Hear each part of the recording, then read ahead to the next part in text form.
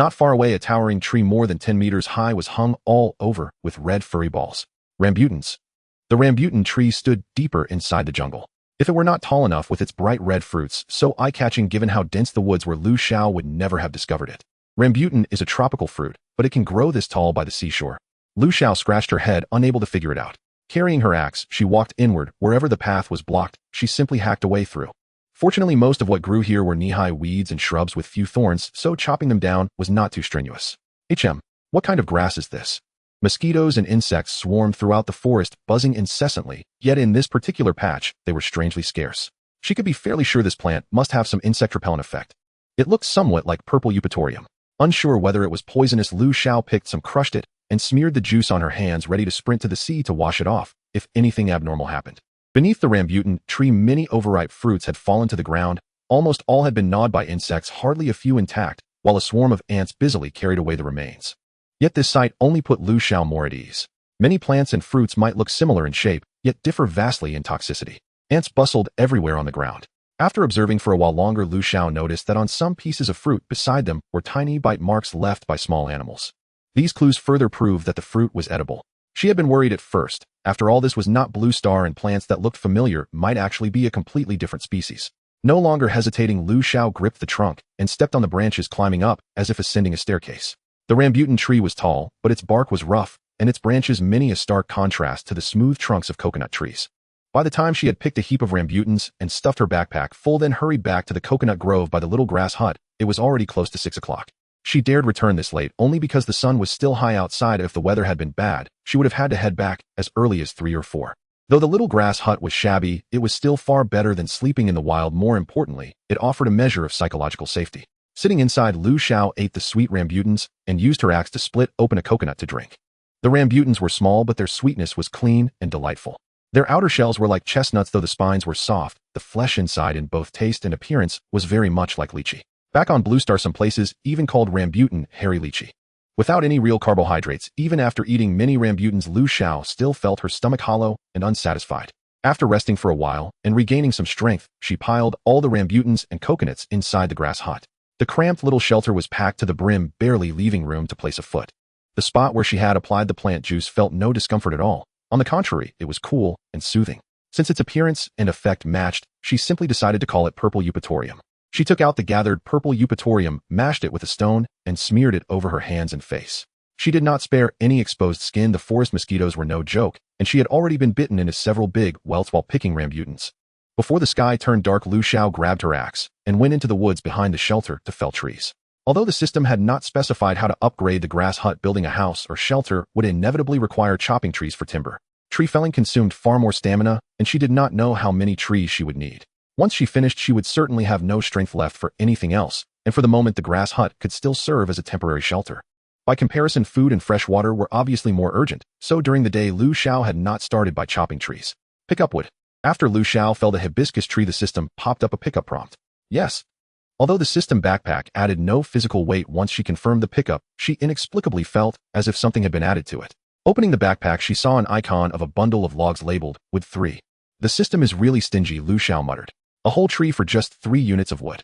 In truth, she understood that once a tree was cut, it had to be air-dried and the useful sections cut out, and a whole tree would shrink considerably once turned into timber. But that did not stop her from complaining about the system. Alone in the wilderness, if she did not talk, the solitude was suffocating. Making some noise at least helped bolster her courage.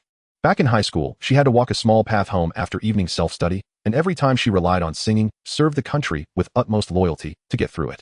Thud, thud, thud. The sound of Lu Xiao chopping trees echoed ceaselessly through this patch of forest. Different sizes of trees yielded different amounts of wood. The larger the tree, the more timber she obtained. Shrubs and weeds once chopped down triggered no pickup prompt at all. By evening the temperature had dropped somewhat, and the forest breeze blew through, so she did not sweat too much as she worked. Wanting to gather as much wood as possible, Lu Xiao could only swing her axe with all her might. By 7 o'clock the sky had already grown noticeably darker. In at most another half hour it would be completely black, so Lu Xiao finally stopped. Dragging her exhausted body, she walked to the edge of the flat ground. Below, the seawater had risen, flooding up to the coastline. The beach was completely submerged. Only rows of coconut trees still stood in the water, like soldiers lined up in formation from afar, eerie, yet strangely magnificent. Maybe I could go comb the shore. Remembering the countless tidal foraging videos she had once seen while surfing the internet, Lu Xiao began planning to try her luck on the beach when the tide receded. This stretch of coastline showed no sign of human activity. For all she knew, she might strike it rich in one go. Having lived inland since birth, Lu Xiao had no idea how to calculate the tides by date, and in this other world Blue Star's methods might not even apply. Still, the ocean's resources were not to be missed. She could only slowly observe and record the timing herself later on.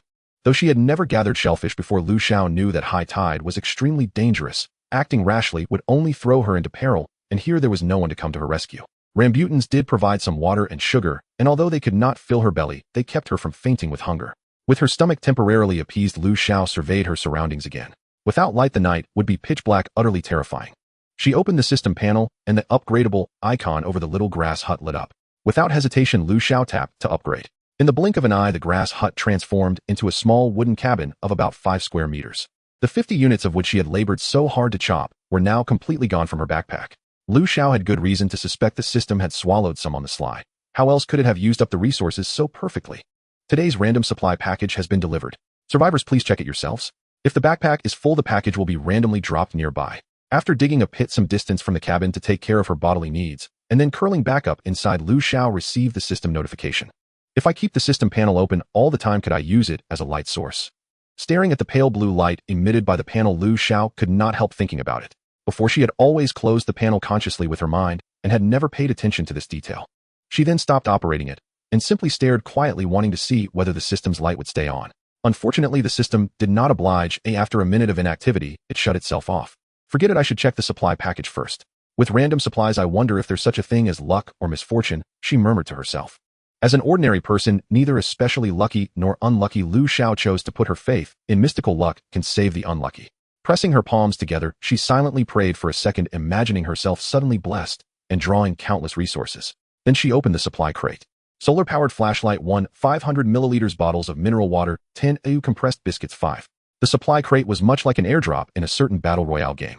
Fortunately, that afternoon she had piled her rambutans, coconuts, and other items beside the wooden hut to make room for wood, so after upgrading to the small cabin, her backpack had been completely emptied. Otherwise, with the airdrop randomly thrown outside in the darkness, she would never have dared go out to pick it up. Ha ha ha, mysticism really works. Thank you, system. Afraid of the dark as she was, she had received a flashlight, solar-powered no less. If only it could fire lasers like in that tower defense game, it would be perfect.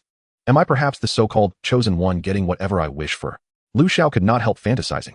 But then she glanced at the 1-cubitor wooden crate holding only this little bit, and thought, was the system not even a little embarrassed? System, I want food, water, and weapons. Lu Xiao silently chanted in her heart, but after a long time, there was no response at all. There was no bed in the cabin, so Lu Xiao spread one down jacket to lie on, and used the other as a quilt, stuffing all her food into the wooden crate behind her before putting it back into the backpack. She kept the axe handle gripped in her hand, ready to defend herself. Though the first 3 days were a safety period, she was still deeply afraid. Only by clutching a weapon could she feel the slightest bit at ease. She turned the flashlight down to its lowest setting. Thankfully, the small cabin was absolutely safe for now. Lu Xiao let out a breath of relief. If she had to worry about danger every second of the night, she would probably collapse. The next day, hiss, that hurts. Turning over in her sleep, without thinking, she woke herself with pain. Checking the time, Lu Xiao saw that it was not yet 5 in the morning. Yesterday's long hours of walking and tree felling had left her body aching all over, and several huge blisters had formed in the centers of both palms. With no band-aids or the like, and still needing to work, she was afraid of infection and did not pierce the blisters. Instead, she took a pair of long socks from a down jacket pocket and wrapped them around her palms. She had rested well through the night. Though her body ached, Lu Xiao's spirits were relatively good. Accepting her fate, she climbed up and walked to the edge of the flat ground. A crimson sun was slowly rising over the distant sea horizon. For a moment, Lu Xiao felt as if she had merely come to the seaside on a trip. The sea, the mountains, and forest, the sun. What here did not also exist on Blue Star? The scene was beautiful, but who could truly appreciate it in her situation? Alone in a foreign world with an empty stomach and a future shrouded in uncertainty. Sighing deeply, Lu Xiao looked around. A large stretch of beach had emerged below, and after observing for a while, she noticed that the distant seawater had clearly retreated further from shore. It should be low tide now, she thought quickly, noting the time. After weighing her real circumstances, Lu Xiao forced herself to abandon for now the idea of combing the shore. The most urgent task now was to make fire. Even if she picked up seafood later, the ones hauled directly from the water would be somewhat cleaner, but anything found on the sand would not be so sanitary. Besides, she had never eaten raw fish in her life. After chewing a few leaves to freshen her mouth, Lu Xiao opened a pack of compressed biscuits, carefully breaking off 1/3 of a piece for breakfast and putting the rest away again. She moved a stone over as a step and climbed onto the cabin roof. There, Lu Xiao placed the flashlight to bask in the sun, thoughtfully covering it with a layer of weeds to conceal it. This is my most important asset. Do I have to hide it well? She muttered. Aside from a few necessities, she left most of her belongings in the cabin. If she carried everything, her backpack would have no room for anything new. In any case, no one else could enter the cabin, so she did not have to worry about being robbed. Her going-out gear remained the same: dagger plus axe. The dagger was too sharp and lacked a sheath. If she was careless, she might hurt herself, so she kept it in her backpack. Today she planned to explore in another direction, searching for fresh water, while also gathering dry wood and grass as materials for friction fire. Walking along the coastline, Lu Xiao occasionally picked up conch shells half buried in the sand, along with a few living starfish. There were plenty of dead crabs scattered about. People said that seafood rotted before it truly died, so she did not dare to touch them. Following this direction for a short while, the blanket of sand gradually thinned. The shoreline turned into a jumble of reefs and boulders, forcing her to tread carefully over the patches of soil wedged between the rocks. The reef was covered in parasitic creatures, with oysters being the most numerous. Their shells were razor sharp. Even the lightest brush of skin could leave a cut that might easily become infected, so she could only take care to avoid them. SSSHH. A faint rustling sound drifted through the air. After walking for about an hour, Lu Xiao finally heard the sound of water. Not the crash of waves, but the rush of falling water. To be precise, it sounded very much like a waterfall. The sound was like wind sighing through a pine forest.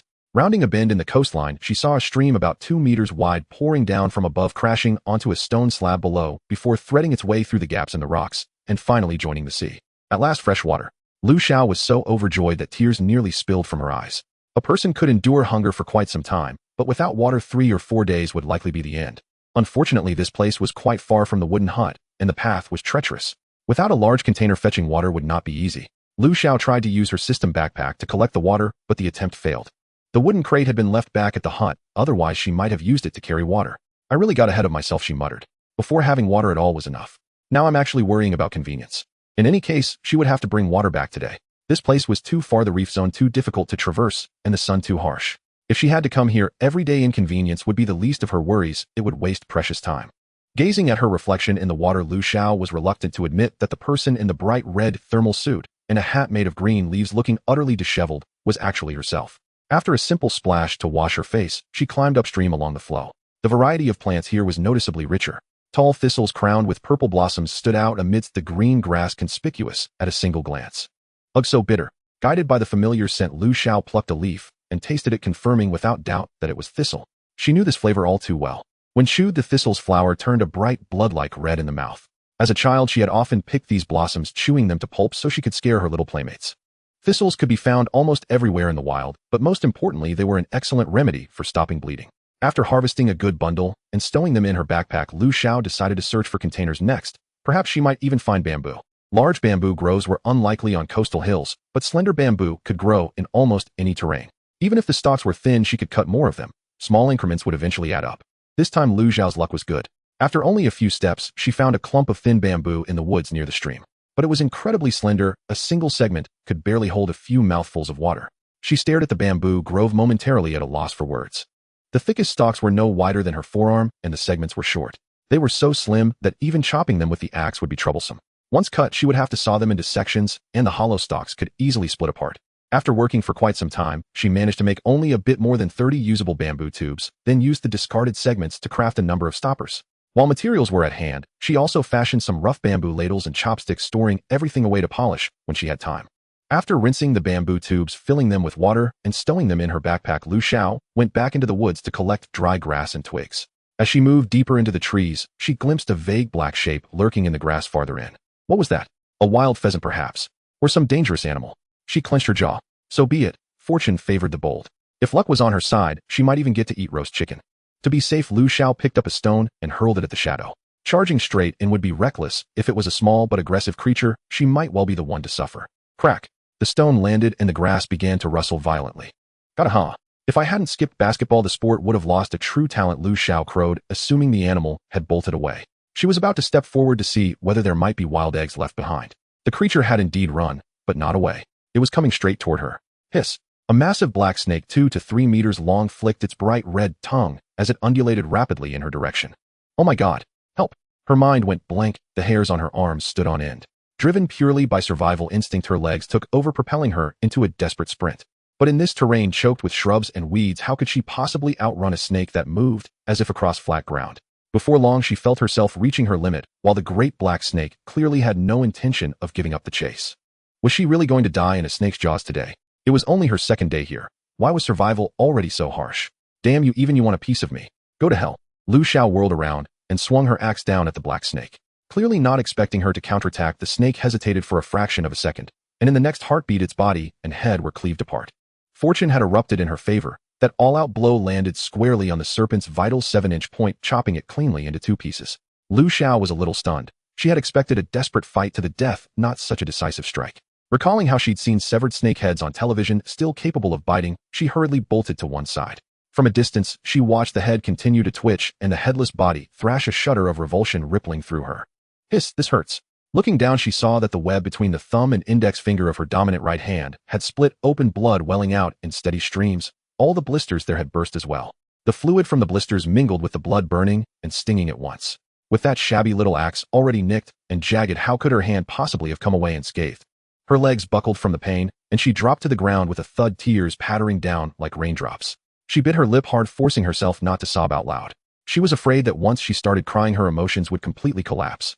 The long stocking wrapped around her palm was soaked together with flesh and blood. Gritting her teeth, Lu Xiao carefully unwound it, then took out the thistles, chewing them into a paste and applying it to the wound before bandaging it again. What on earth is this snake? Can normal snakes really have skin this hard? Don't tell me it's some kind of diamond-scaled serpent. A lingering fear gnawed at her. Fortunately, her strike had been strong enough, otherwise she might already have died from its bite. She had no one to blame but herself. Her own meddling curiosity had brought this on. The incident taught her a harsh lesson. Without strength, she needed to be even more cautious, or she would never know when she had provoked a formidable enemy. That vivid red tongue and pointed head screamed venomous from a single glance. Only after resting for quite a while did Lu Xiao feel a little better. The snake's head had finally stopped moving, but out of caution, she resorted to her old method, testing it with a thrown stone before stepping closer. The massive black snake, dragged out straight, was nearly 3 meters long. It wasn't as thick as a python. At its widest, it was only about as big around as a human calf. Lu Xiao prodded the snake's hide with a wooden stick. It was so tough it felt like poking a suit of armor. Could it be that even the ordinary creatures of this other world are this formidable? Her mood grew heavier. If ordinary creatures were already this difficult to deal with, how terrifying would the monsters mentioned by the system turn out to be? Could she really survive for a whole month? Lu Xiao wondered silently. Though snakes and invertebrates terrified her, she was not reckless enough to discard such hard-won prey. With food in short supply, snake meat could replenish protein and salt. How could she possibly waste it? A system prompt suddenly appeared before her eyes. You have killed a snake. Do you wish to collect the spoils? Yes, no. The sudden system notification gave Lu Xiao such a scare that she nearly screamed just as she was about to stow the snake's body in her backpack. From the moment she had seen the snake, Lu Xiao's nerves had been stretched taut. She hadn't died from a snake bite, but the system's alert had almost frightened her to death instead. Taking a deep breath to calm her racing heart, Lu Xiao chose to collect. Obtain snakeskin gloves 1 snake, meat 1 kilogram 3 Tianyuan crystal coins 10. Snakeskin gloves. So equipment could drop directly, just like in a game. Puzzled, she opened the gloves icon. Snakeskin gloves, special equipment. When worn, grants immunity to all snake venom. Defense 20. Wow. Special equipment. I've struck it rich. A fortune truly does lie in danger. Ancient wisdom never lies. Lu Xiao immediately summoned the gloves and carefully put them on, only to find that they fused seamlessly with her skin. Faint scale-like patterns appeared on the backs of her hands while the rest of her skin looked unchanged. When she touched the wound on her right hand, she realized she could no longer feel any pain. Could the gloves also heal injuries? After taking them off, Lu Xiao had to admit she was overthinking it. The wound was exactly the same. It was merely as if the gloves insulated the injury, though her sense of touch remained normal. When wearing them, the pain had vanished. With a soft metallic clang, she scraped the back of her hand with the dull axe, producing a sound like clashing steel, and felt no pain at all. Wondering if the effect extended elsewhere, she tested another area. It turned out she was overthinking again. A light scrape elsewhere didn't hurt, but the sensation was that of normal skin. Initially, she had planned to discard the section with the snake's head since venom usually concentrated there, and she feared poisoning herself. She still wasn't sure whether this particular snake was poisonous and didn't dare gamble her life. Now, however, the system could collect it directly. Obtain venom sac 1, snake fangs non-venomous 2. And what about the strip of flesh attached beneath the head? Had the system devoured it? As for the rest of the body, it clearly weighed well over 10 gene, yet after collection it amounted to only 6. You heartless system. You put even the stingiest taskmaster to shame. Her resentment nearly burst through the sky. If she could have dragged the system out and given it a thorough beating, she would not have held back in the slightest. For a moment she regretted choosing to collect at all, but the thought flashed by and was quickly dismissed. If she hadn't used the system's loot function, she would probably have received only the snake's body and nothing else. After all, without the system, items couldn't simply appear out of thin air. With the snakeskin gloves in hand and a venom sac acquired, the system didn't seem so bad after all. Considering how tough the hide was, skinning it herself would have been a massive undertaking. With that thought, she genuinely managed to comfort herself, and Lu Xiao's mood brightened again. Wow, so much protein. No, I mean so many snake eggs. Instead of leaving immediately with her spoils, Lu Xiao retraced her steps to where the black snake had once coiled. There a clutch of snow-white eggs, each about the size of a duck egg, lay quietly in a nest, one of them already cracked open by the stone she had thrown. Lu Xiao fell silent. No wonder the snake wouldn't let me go. It was avenging its offspring with a hatred that could never be reconciled. But it was far too late for regrets now. Release was out of the question. Naturally, she would take them all. She didn't spare even the broken egg. With great care, she poured the remains from the shell into a small bamboo tube and stored it away. If she didn't stockpile food now, she might someday find herself eyeing even a worm with ravenous hunger. After a month-long weight loss stint of eating nothing but boiled vegetables, Lu Xiao knew all too well how seeing raw pork could make her mouth water. The great black snake in the end had chased its enemy only to be slaughtered and have its bloodline cut off in one fell swoop. Water benefits all things without contention. Lu Xiao discovered numerous water mint plants near the water source along with several nightshade plants, entirely medicinal, capable of dispersing blood stasis, reducing swelling, clearing heat, and detoxifying. Crucially, their tender leaves were also edible as wild greens. She plucked all the tender nightshade leaves at once. Most notably, she found a jimsonweed plant. Its pristine white blossoms hung downward like delicate trumpets, deceptively serene and beautiful. Yet it bore another far more infamous name, Datura. Datura has been documented in the Compendium of Materia Medica. Every part is toxic, with its seeds being the most potent. Its poison dilates pupils, induces delirium, and may even lead to coma or death. Legend holds it as a principal ingredient in ancient anesthetic powders, such as the famed Menghan powder. When wielded with precision, even poison becomes a formidable weapon. Lu Xiao carefully harvested several tender leaves, wrapped them separately in broad tree leaves, and washed her hands thoroughly, multiple times. After spending considerable time gathering wild edibles and herbs, Lu Xiao returned to her shelter shortly after 3 in the afternoon. For now, food and water were sufficient. Her most urgent priority was kindling fire, a necessity of unparalleled importance for boiling water, roasting food, and deterring wild beasts. She gathered dry grass and dead branches from the surroundings, piling them neatly on level ground before beginning her attempt at fire by friction. Recalling survival segments from short videos she'd once watched, Lu Xiao retrieved the dried twigs and grass she'd collected. Selecting a relatively thick twig, she bored a small hole into its center using her pig slaughtering knife, its sharp tip proving invaluable. Beneath it, she laid dry grass as tinder. Then, plucking a small tuft, she crushed it finely between her fingers and placed it inside the hole as kindling.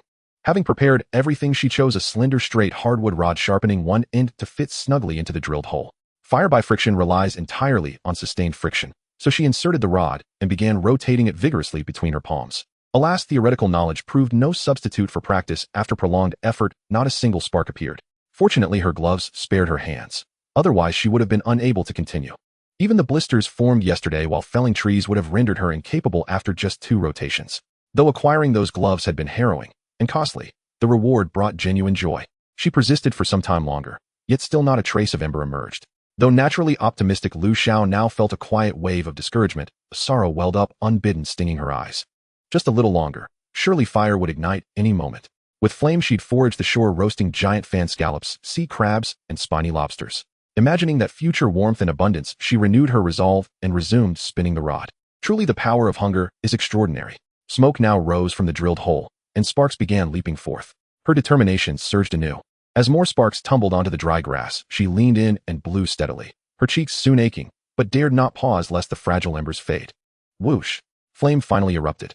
She swiftly added pre-prepared dry wood, arranging it carefully in a square well formation. The fire grew steadily, no longer threatening to die. Yet as she massaged her numb, aching cheeks, tears spilled unbidden from her eyes. Wah, wah, wah. After weeping briefly, she burst into laughter. She was now a woman who could survive entirely on her own. Having accomplished something so arduous, she knew, beyond doubt, she would endure. This triumph ignited immense confidence, filling her with fierce, unwavering vitality. By then, night had fallen. Crouching beside the fire, she ate a few biscuits and several rambutans, indulging luxuriously in several sips of mineral water. Without delaying rest, she withdrew slender bamboo joints from her backpack. Though too narrow to hold even a mouthful of water, these bamboo sections were not discarded. They held promise as raw material for tools, fire starters, or even drinking straws. Her first priority was crafting fire starters, especially fortunate as she'd earlier discovered pitchwood resin. A grove of low black pines grew upstream. Pine trees abound in resin, which serves as a natural adhesive. When a pine dies, its trunk's core gradually transforms over time through prolonged resin saturation, yielding pitchwood, known in some regions of Blue Star simply as Mingzi.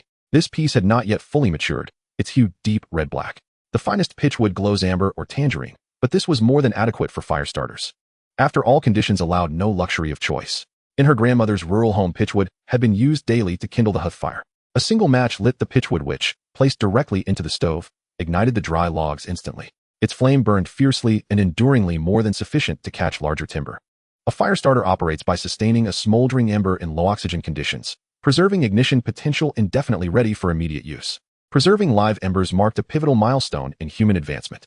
Her axe, now hopelessly dulled, lay useless, so she placed the pig slaughtering knife atop the pitchwood and hammered it down with the axe's blunt back.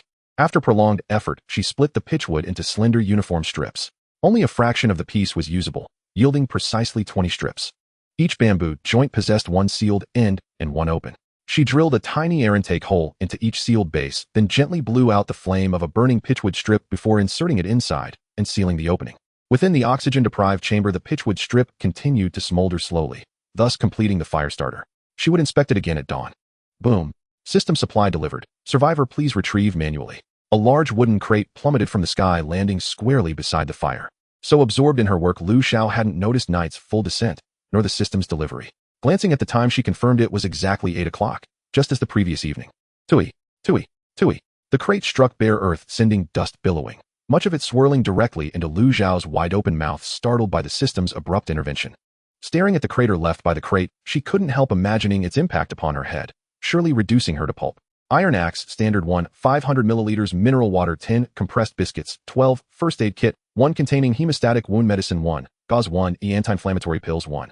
Perfect. Her battered axe was now unusable, and a replacement had arrived. Whether the system had exercised unexpected conscience or mere coincidence, today's supplies aligned precisely with her most pressing needs.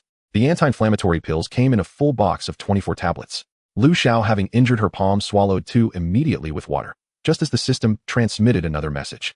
Detected survivor sustained attack from a non-human entity during protection period. System analysis attributes 90 responsibility to the survivor. As part of newcomer safeguard protocol, the following compensation is granted. 1. Attribute card 1. 2. Tianyan crystal coins 100. Lu Xiao readily accepted the 90 liability. She had indeed acted rashly without proper assessment. But what precisely constituted a non-human entity? Hadn't the system stated there were no monsters within 100 kilometers? That massive black serpent's hide gleamed like metal, clearly unnatural. Yet the system offered no clarification. Still, compensation remained a welcome surprise. Opening her personal attributes, she observed plus signs appearing beside strength, speed, and mental capacity. With 1 attribute card granting 3 points, she allocated all 3 to strength. What good was swiftness if there was nowhere to flee? Raw strength enabled direct confrontation, the ultimate principle. Moreover, greater strength made labor infinitely easier. Her strength attribute now read 9, all others remained unchanged. It was late. After switching on her flashlight, Lu Xiao extinguished the fire with soil, ensuring safety as the blaze stood less than 3 meters from her wooden hut, guarding against wind-carried embers. She inventoried her supplies, even packed tightly into a supply crate. They filled less than half its volume. Stowing the crate into her spatial storage would preserve provisions longer. She'd noted this yesterday. The rambutan fuzz remained lush and supple this morning, showing no signs of wilting. Tomorrow she planned to test whether hot water retained heat when sealed inside. She'd also observed another feature: her backpack imposed no item type restrictions. Diverse objects coexisted freely, provided total volume stayed under 1 cubic meter. Unlike conventional video game inventories, where each slot accommodated only 1 item type, her pack offered seamless versatility. Though the flashlight glowed dimly as before, sleep eluded her. Reflecting on the day, she felt fierce sorrow and lingering dread, yet also exhilaration from igniting fire and quiet hope for tomorrow, a complex, bittersweet tapestry of emotion. She grasped now the world's exceptional peril. Her former worldview had shattered. Here only the law of the jungle reigned, the weak became prey. Today's serpent encounter underscored that truth. If her strike had missed, she would already be buried in this alien realm. And should she meet fellow survivors, perhaps even kinship would curdle into lethal rivalry. Her thoughts drifted inevitably toward the darkest possibilities. Before arriving in Tianyun, Lu Xiao had been a 20-year-old third-year university student and a devoted homebody. While insomnia held her awake, she drafted tomorrow's plan in her mind. Food and water remained secure. With the newly acquired iron axe, she would forage the shoreline at dawn, fell timber in the afternoon, and if time permitted, gather stones from coastal reefs. The wooden hut displayed no upgrade requirements, but given its prior construction from timber alone, she suspected new materials would soon be required. Drawing upon intuitive logic, she surmised stone and wood would be essential next. Expanding the structure demanded a solid foundation, and foundations required stone. Tossing and turning like a pancake on a griddle, she remained wide awake. Her body exhausted, yet her mind razor-sharp. The serpent's crimson forked tongue flickered relentlessly behind her closed eyelids. Yet rest was vital. Fatigue would cripple tomorrow's productivity. She needed a reliable method to coax herself into slumber. Found it. Years since studying mathematics, she summoned high school calculus, recalling derivative formulas, pondering monotonicity tests. Mathematics' soporific power undiminished across the years. Early in the morning, Lu Xiao woke to find her palms horribly swollen. After applying the herbal dressing last night, she had not worn gloves, fearing they would slow the wound's healing. Her 10 fingers felt as if they were one. Even the flesh between thumb and finger throbbed. The pain pulsed, and her head began to ache in sympathy. She hurriedly fetched her gloves and put them on. As expected, this special gear was different. Even with her hands so swollen, she could slip them on with ease. Not bad at all, protective and seemingly immune to pain. Lu Xiao guessed the gloves isolated her hands from the outside, so when she gripped something, the force acted on the glove rather than her skin, which explained why she felt nothing. All of it was beyond ordinary understanding. She called it magic and let it be. No point overthinking. If it worked, that was enough. There were no rewards for guessing correctly anyway. She chewed a few mint leaves to freshen her mouth, sipped sparingly from a bottle of mineral water, then ate a small biscuit and a few rambutans, sighing with contentment. Carbohydrates and vitamin C, not a bad breakfast. A little protein would be perfect. Down on the shoreline, the tide had already gone out. Lu Xiao grabbed an empty wooden box and the tools she had made last night and went tide hunting. The so-called tools were nothing more than a length of bamboo split, softened by the fire, and folded into a long clamp. A cord of dry grass twisted into a rope served as the hinge, creating a crude clamp. It looked unimpressive, but still better than pinching things between two sticks. She had also whittled a short spear from wood for skewering fish. Lu Xiao had only seen tide hunting online. This was her first time doing it for real. She scoured the beach slowly. There were many little air holes in the sand that surely concealed something, but digging them up was too much trouble and not worth it. Perhaps this stretch of sea had never been fished. Where water remained, the harvest was plentiful. Before long, she had gathered over 30 scallops and even found a few palm-sized groupers in the shallow pools. What's moving over there? In a larger shallow pool ahead, something seemed to be stirring. She ran to the edge. The water was churned and muddied by its movement, obscuring clear sight, but the ridged spine rippling at the surface suggested a sizable fish.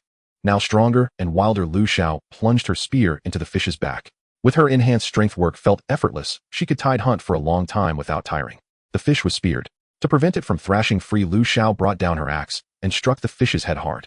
It was so large, she had to exert herself to haul it from the pool. It turned out to be a big grouper, which she stowed in the wooden box in her pack alongside the other catches. After about 2 hours of tide hunting, she pulled back, wary of the incoming tide, and gathered a few coconuts that had been blown ashore overnight. Back at the little hut, her trousers and shoes were soaked through, so she peeled them off and left them to dry nearby. Then she took out the wooden box and inventoried her spoils. There were 10 large sea conches, each weighing 2 or 3 jin, and a massive conch that must have weighed 10 jin or so. Almost everything had been found in the shallows. Such big conches. I hope they're not so old they won't be edible, Lu Xiao said doubtfully. But the shells will be useful once the meat is eaten. They can serve as containers. Scallops were the most numerous. 31 in all, each larger than the palm of her hand, gleaming golden and beautiful. If only I had glass noodles. Scallops with vermicelli would be a divine pairing. Too bad I have neither vermicelli nor garlic paste. Lu Xiao wiped away an imaginary drool and accepted reality. The large grouper and some of the smaller fish lay silently dead. Perhaps the storage space could not sustain living creatures. Aside from a dozen sea urchins, the other catches were odds and ends. Only 1 razor clam, 2 large sea cucumbers, 4 or 5 shrimp, and some small whelks like cat-eye and piglet snails. Shallow water shrimp were scarce. The ones she caught were missing legs and unable to jump. Her tide hunt had been a bountiful success, and her mood visibly lifted. Her large eyes curved into crescent moons, and her smile widened, as if to split, launching in two. She placed the catches back into the backpack storage.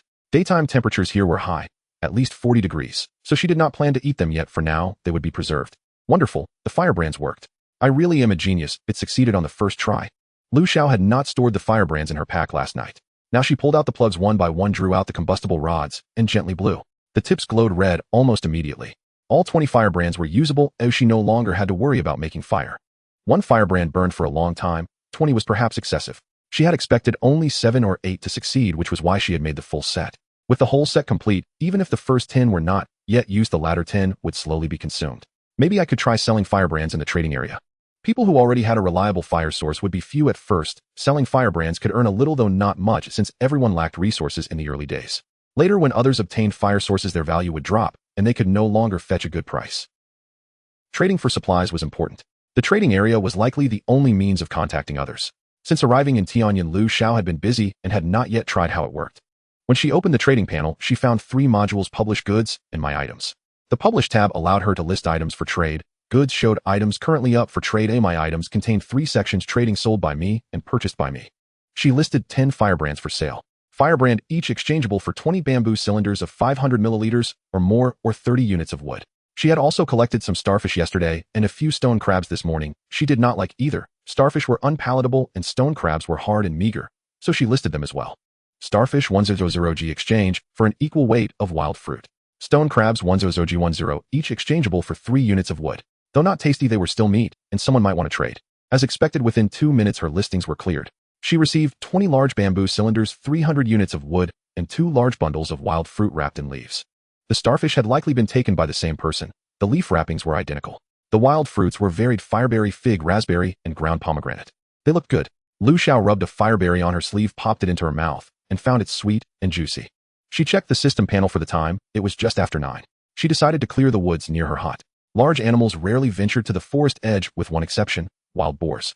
Wild boars loved to root and run about. They traveled in groups and bore terrifying tusks. If one suddenly charged out, Lu Xiao did not feel confident she could face it head-on. Today was the last day of the protection period. Lu Xiao planned to find some poisonous plants in the woods to mix with yesterday's datura and make venom for traps, adding a layer of defense around her hut. When chopping trees, she could clearly feel the effect of her increased strength. After all, it had added half of her initial strength. There were many Brucinicia trees here whose bark could be stripped to make hemp rope and whose leaves could feed pigs. Lu Xiao cut down the whole stand, peeled the bark, and gathered it. These trees were everywhere and need not remain standing. Her task was to clear the forest. If she did not open it up to widen her view, would she wait for beasts or monsters to ambush her from within? Larger trees could be collected as wood through the system when felled. Low shrubs and grasses gave no pickup prompt, but Lu Xiao took them anyway. After chopping a pile, she hauled it to the flat ground by the hut to dry out. Some of it could be used for fuel. Maybe the system won't let you directly pick up items under a certain value because there's no handling fee to deduct, Lu Xiao mused. She had been cutting for nearly 3 hours and finally cleared a stretch of land. The forest was shaded and cooler than the open air. Luckily, the undergrowth was not too dense, otherwise the mosquitoes alone would have been unbearable. Herbal juices for repelling insects had only limited effect. Still, Lu Xiao gathered every mosquito-repelling herb she saw to dry into incense. Medicine carries poison. A prolonged skin contact with herbal juices would surely irritate her skin. As the temperature climbed, she sweated heavily and her stomach began to grumble, so she stopped chopping for the day. Excessive sweating drained salts. She planned to return after sundown. Her pockets now held a little food. The Tidehunt's bounty had eased her anxiety about food for the moment, and after long physical labor, she decided to treat herself at noon. But indulging did not mean gorging. Preparing for the future and stockpiling was a habit ingrained in every Huagua person. With firebrands and a pile of dry twigs and grass, Lu Xiao quickly kindled a fire in the shaded area behind the hut. She placed a few stones beside the flames, wiped them clean with leaves, and rinsed them with seawater. She planned to heat and sterilize the stones beside the fire, then use them to grill seafood. Although conditions were poor, Lu Xiao tried to keep things as clean and sanitary as possible. The tide had come in, making water easy to fetch. Most of the bamboo cylinders she had traded for were open and large, holding more water than coconut shells. She tied them together with grass rope. Without lids, the filled cylinders could not be stored in her pack, but she could carry a string of them at once and pour seawater into coconut shells.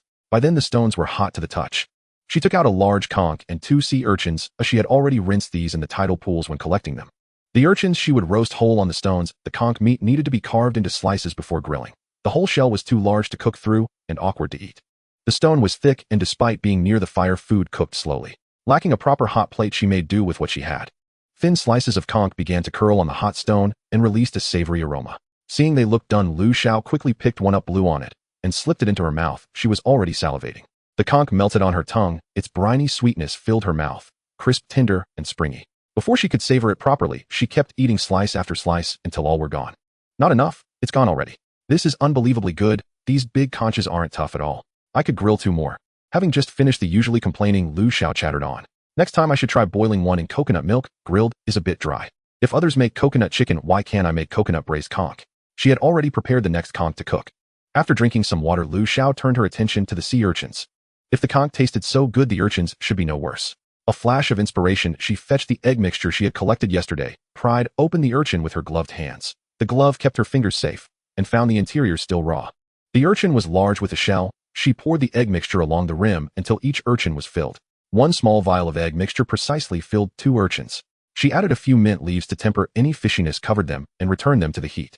Steamed urchin with egg. This will surely be a transcendent delicacy. The bright yellow sea urchin exuded steam accompanied by a faint hint of mint.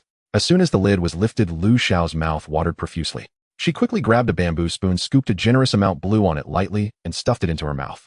The moment it touched her tongue, it was fresh, sweet, tender, and smooth. Unlike the crispness of the snail slices, the baked sea urchin roe was soft, reminiscent of a custard. Before she could savor it, it slipped down her throat. Looking at the remaining sea urchins, tears of happiness streamed from the corners of Lu Xiao's eyes. It was too hot by the fire, so she moved into the small wooden cabin with the baked sea urchins. 1 spoonful, 2 spoonfuls, 3 spoonfuls. Within minutes, Lu Xiao had polished off 2 large sea urchins. A warm sensation enveloped her stomach. Indeed, it's best to eat something hot. It feels so good. Lu Xiao patted her belly and lazily collapsed onto the wooden floor of the small cabin. After a while, the warmth did not dissipate. Instead, it spread throughout her body.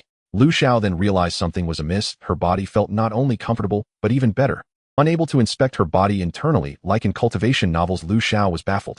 After thinking for a moment, she opened her personal attributes and found that they were different from before. Her speed attribute had increased from 5 to 7, while the others remained unchanged. Can eating this snake egg actually increase attributes? And it was only from less than half a broken egg. Lu Xiao thought about the 8 large snake eggs left in her backpack, her eyes gleaming with a wolf-like green light. Even though it was a good thing, Lu Xiao didn't plan to flaunt them all at once. Too much of a good thing is not good, and she wanted to save some to share with her family when they arrived. 8 eggs just right for 2 each. After satisfying her hunger, it was the hottest part of the day. Lu Xiao gathered some stones to form a small stove, lit a fire underneath, and placed a coconut shell filled with seawater on top. These coconut shells only had holes the size of a baby's fist drilled in them. The coconut flesh was scooped out, wrapped in leaves, and stored in her space for snacks, and could also be used later to make coconut oil, although she currently lacked the means to do so. She took out a small bamboo tube filled with fresh water, which fit perfectly into the coconut shell.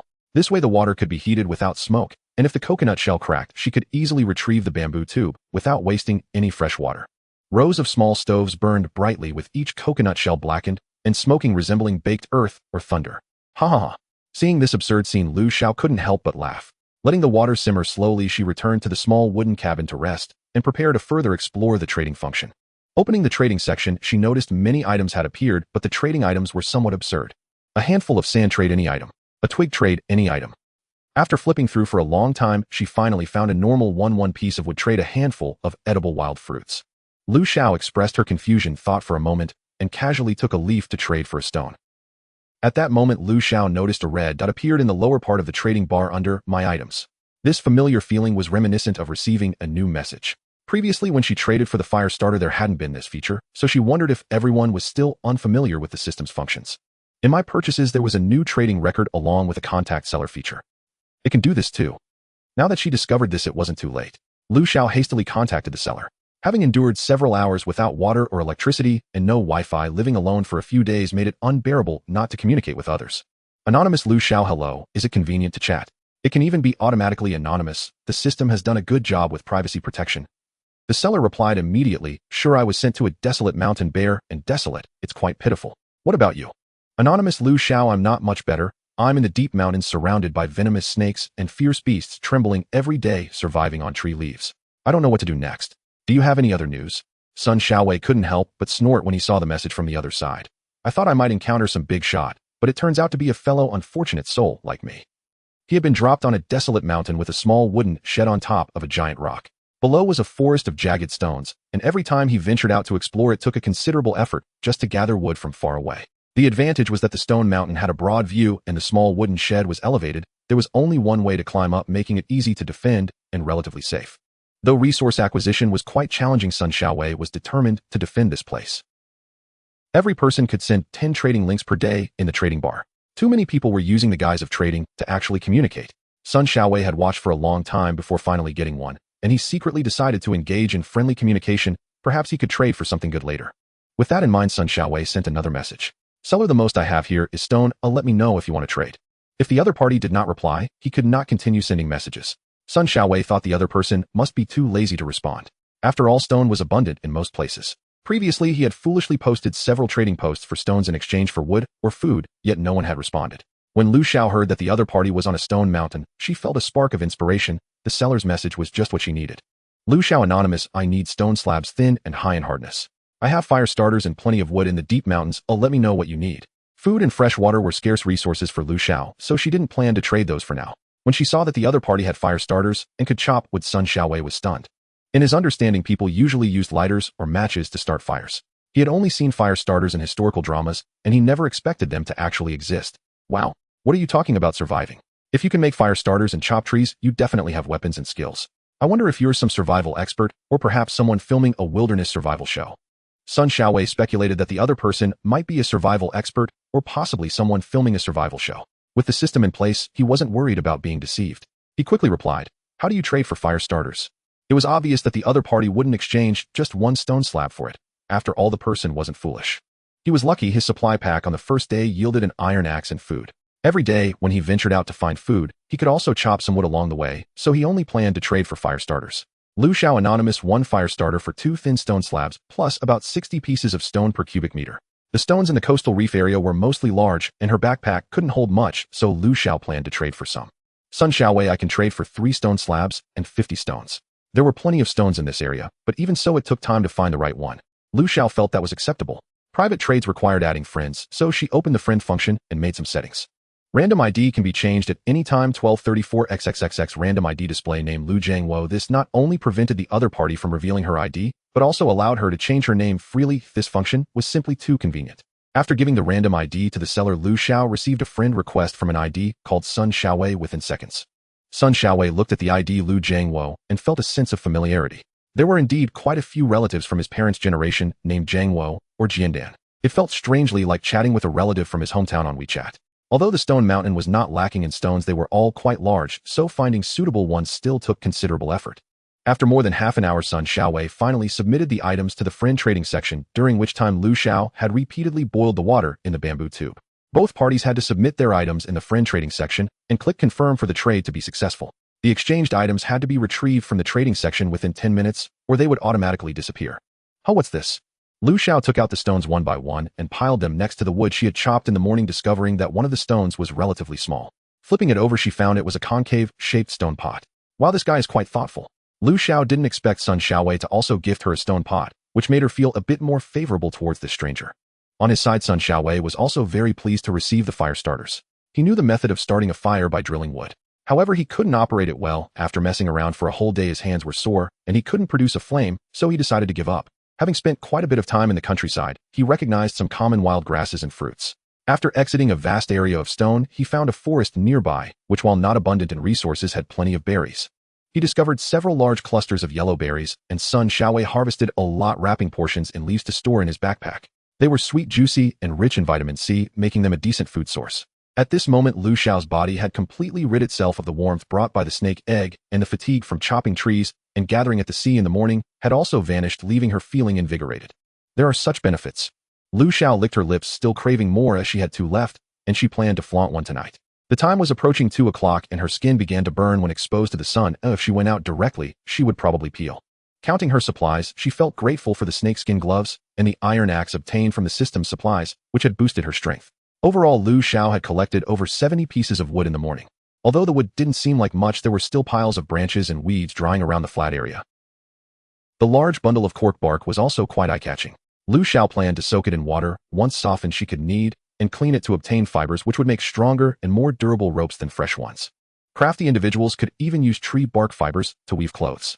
She had come across this in videos online, but she didn't possess that skill.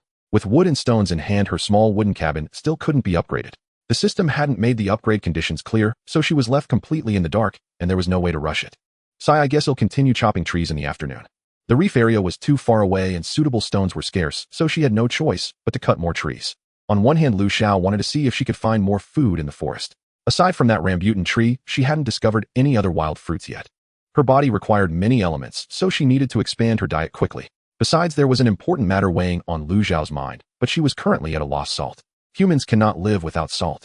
Long-term lack of salt not only causes fatigue, but can also disrupt the body's electrolyte balance, leading to edema. The main component of edible salt, sodium chloride, is also the raw material for the body to produce gastric acid, so a deficiency in sodium chloride can lead to digestive system diseases. Everyone knows about obtaining salt from seawater or through evaporation, but the area required for evaporation is large and time-consuming. Now that she had a large stone pot, she could try boiling salt.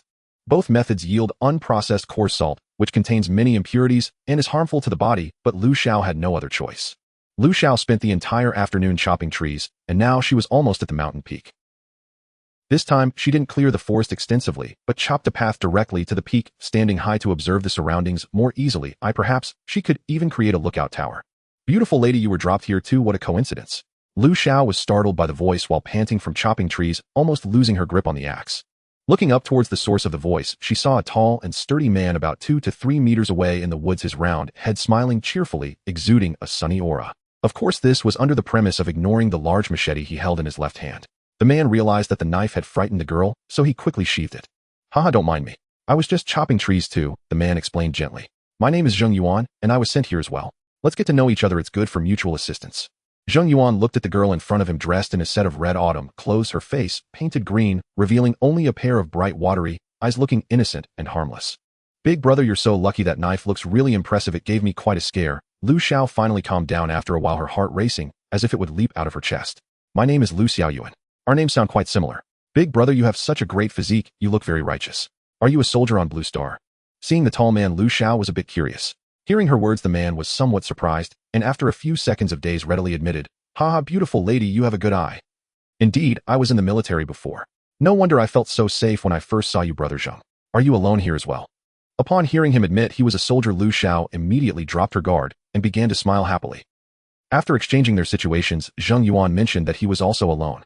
The forest was too dense, and he had only just reached the top when he saw Lu Xiao. Seeing it was a human, he quickly called out to greet her. It's too dangerous to be alone. Why don't you come over to my side? Once the protection period is over, we don't know what dangers might arise. It's better to keep an eye on each other. Unity is strength. After chatting for a while, Zheng Yuan sincerely extended an invitation. Don't worry, I'm a soldier, I won't do anything bad. Besides, it's hard enough to stay alive. I want to cooperate with you for mutual benefit. Perhaps seeing a hint of hesitation on Lu Xiao's face, Zheng Yuan further explained, I have a big river over my side, it's easier to fetch fresh water. Otherwise, I can move over to your place as well. Lu Xiao still hesitated for a moment, thought it over, and then agreed. All right, your side is indeed better. Let's go to my place now and take all our stuff. Oh, I still have a lot of food left in my room. Impressive. You still have food left all alone, truly a woman who doesn't fall behind men. You're even stronger than the guys. Zheng Yuan was a bit surprised to hear that Lu Xiao had food, but it made him even happier. Lu Xiao led the way, chattering away with Zheng Yuan about her experiences of catching a bountiful harvest by the sea, which earned her another round of compliments from him. Zheng Yuan watched the girl in front of him, who was still chattering away, her slender neck covered in medicinal paste, and thought how clever she was to be able to catch seafood. Glancing at the knife in his hand, he couldn't help but curl his lips. Suddenly, a faint whoosh of wind came from behind. Lu Xiao quickly darted to the right and immediately circled behind Zheng Yuan, taking advantage of his momentary unawareness to kick him hard. Ah! A scream loud enough to pierce the eardrums erupted as Zheng Yuan was kicked into a large pit ahead. This pit was located in the middle of the path Lu Xiao had chopped out as she had discovered it while chopping trees in the morning. It was about 2 meters in diameter, quite large, but not deep, only about a meter deep. When Lu Xiao found this pit, she had already planned to use it as a trap, so she had collected shaped branches during the morning and sharpened them during her break at noon. When she came back to chop trees in the afternoon, she conveniently stuck all the branches into the bottom of the pit, planning to finish it in one go. Lu Xiao even covered it with leaves and dry branches for camouflage, but she didn't expect to use it right away. Zheng Yuan fell headlong into the pit, due to Lu Xiao's kick, with branches deeply embedding into his hands and thighs, and his soft belly was no exception, blood gushing out as his cries gradually weakened. To be safe, Lu Xiao directly pulled out a butcher's knife and walked over, stabbing it into Zheng Yuan's back, the sharp knife piercing him through. Recalling the scene of her grandfather slaughtering pigs, Lu Xiao gripped the knife handle and did a 360-degree spin. The white knife went in and the red knife came out. Lu Xiao forcefully pulled out the sharp knife, looking at the bright red blood that continued to drip down. With a shake of her hand, she threw the knife away and couldn't help but lean against a nearby tree trunk to vomit. Ugh! Lu Xiao retched, her eyes rolling back, having digested all the food from lunch, leaving only a stream of sour liquid continuously coming out.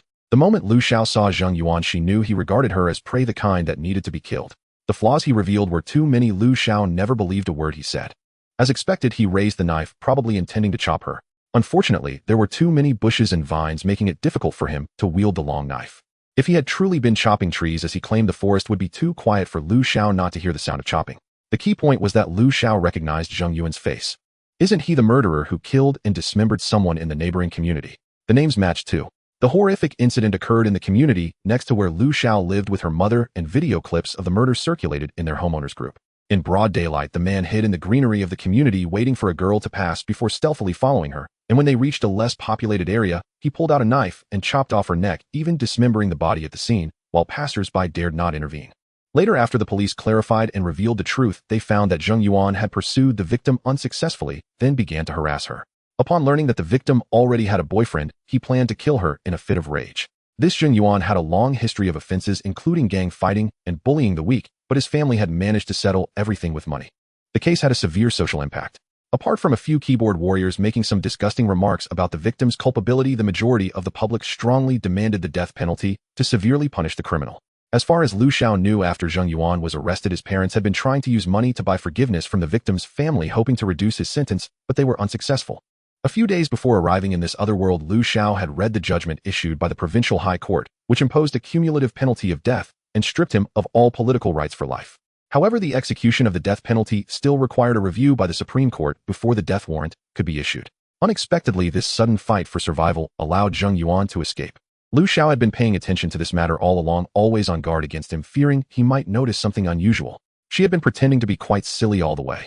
She kept talking partly to alleviate her inner fear. In fact, she was constantly paying attention to Zheng Yuan's every move behind her. Her initial plan was to act first when they reached the edge of the pit before he could make a move. Just as Lu Xiao had guessed, Zheng Yuan indeed intended to kill her at first, but the long knife couldn't be swung freely in the woods, and he had no other effective weapon. Moreover, if Lu Xiao moved a little further, she would have discovered him. Recalling his experience of sneaking up behind someone to kill and dismember them, Zheng Yuan felt a surge of temptation. While listening to Lu Xiao excitedly share her experiences, he noticed she seemed inclined to turn back to converse and decided it was time to act. She must look so beautiful smiling back at him while having her head chopped off right. Zheng Yuan imagined that scene and raised the long knife. The Zheng Yuan in the pit had already gone motionless, forcibly suppressing his nauseating physiological reaction. Just to be safe, Lu Xiao found a long branch to poke at the corpse. As expected, the moment the branch touched Zheng Yuan's body, it was chopped in half with a single strike. Zheng Yuan looked at the severed branch, his eyes widened as he begrudgingly swallowed his last breath. Having been stabbed once and still managing to hold on to life, he truly lived up to being a murderer, quite ruthless. After poking the corpse again to ensure it was completely unresponsive, Lu Xiao finally felt at ease to approach. "Hawk, still calling yourself a soldier? You don't deserve it, you trashy scum. It's a pity you didn't get shot." Born in an era of peace, even though the one who died was a murderer, the act of killing brought Lu Xiao immense shock. Fear was inevitable, so she could only rely on verbal output to alleviate her fear. If others wanted to kill her, she certainly couldn't just present her neck cleanly. Thinking about the possibility of such things happening in the future, Lu Xiao felt a wave of sorrow. "You have killed a survivor. Do you wish to loot?" As Lu Xiao was about to drag the corpse out, she received a system notification. "What are you picking up? It can't be human flesh, right? That's too horrifying. The system shouldn't be that twisted." After a moment of thought, Lu Xiao decided to proceed with the pickup. Ding. Backpack automatically expanded to 4 cubic meters. Congratulations. You have obtained the following supplies: long knife, blue 1, engineer shovel, normal 1, 500 milliliters, bottled water 35, instant noodles bucket 11, first aid kit 3, compressed biscuits 20, steam buns bag 3, men's clothing set 1. Space is sufficient. Supplies automatically stored in the backpack. After the pickup, the corpse vanished without a trace, and the blood on the wooden fork was also completely cleaned. Even the bloodstains on the butcher's knife disappeared. One must admit the system's handling of the situation was truly commendable. Why are there so many items? This is outrageous. Lu Xiao took out the clothing which clearly belonged to Zheng Yuan, the one he had just worn. It felt a bit off-putting, but she still put it away. There were too many items that could be expected if it were a lucky roll, but the clothing was all wrong. Logically speaking, Zheng Yuan should have been wearing a prison uniform unless he had killed others, otherwise which normal person would willingly give their clothes to a convict. To be cautious, Lu Xiao retraced her steps back to the mountaintop, arriving at the spot where Zheng Yuan had appeared earlier. Sure enough, the other party was not chopping trees at all. The side Zheng Yuan came from was the shaded side of the mountain with scarce sunlight and hardly any large trees, just bushes and weeds. If I had already cut my way over here, Zheng Yuan could easily hide in the bushes and turn me into a victim without any effort. Thinking of this, Lu Xiao took out the long knife from her backpack. Long knife, blue, attack 55, ignores defense.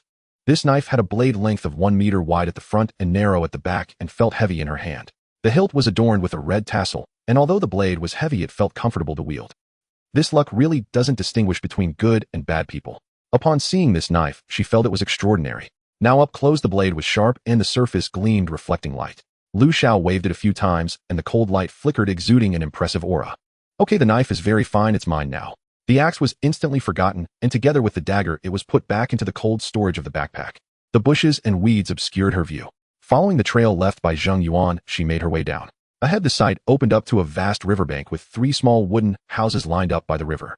The small wooden houses could be easily entered. Lu Xiao guessed that the owners of the other 2 houses must have met with unfortunate ends. Previously, Zheng Yuan's supplies were all stored in supply boxes, and the system had directly transferred everything into her backpack. 1 box contained supplies, while the other 2 were empty boxes, all now in Lu Xiao's possession. Inside the 3 small houses, there were also 3 supply boxes containing 30 pieces of wood, 1 large blanket, and 2 sets of orange winter prison uniforms. Lu Xiao eagerly stored everything in her backpack, knowing that the blanket and clothing could be cleaned and used later. Since the owners were gone, the small houses could be reclaimed. Lu Xiao collected all of them, gaining 90 pieces of wood.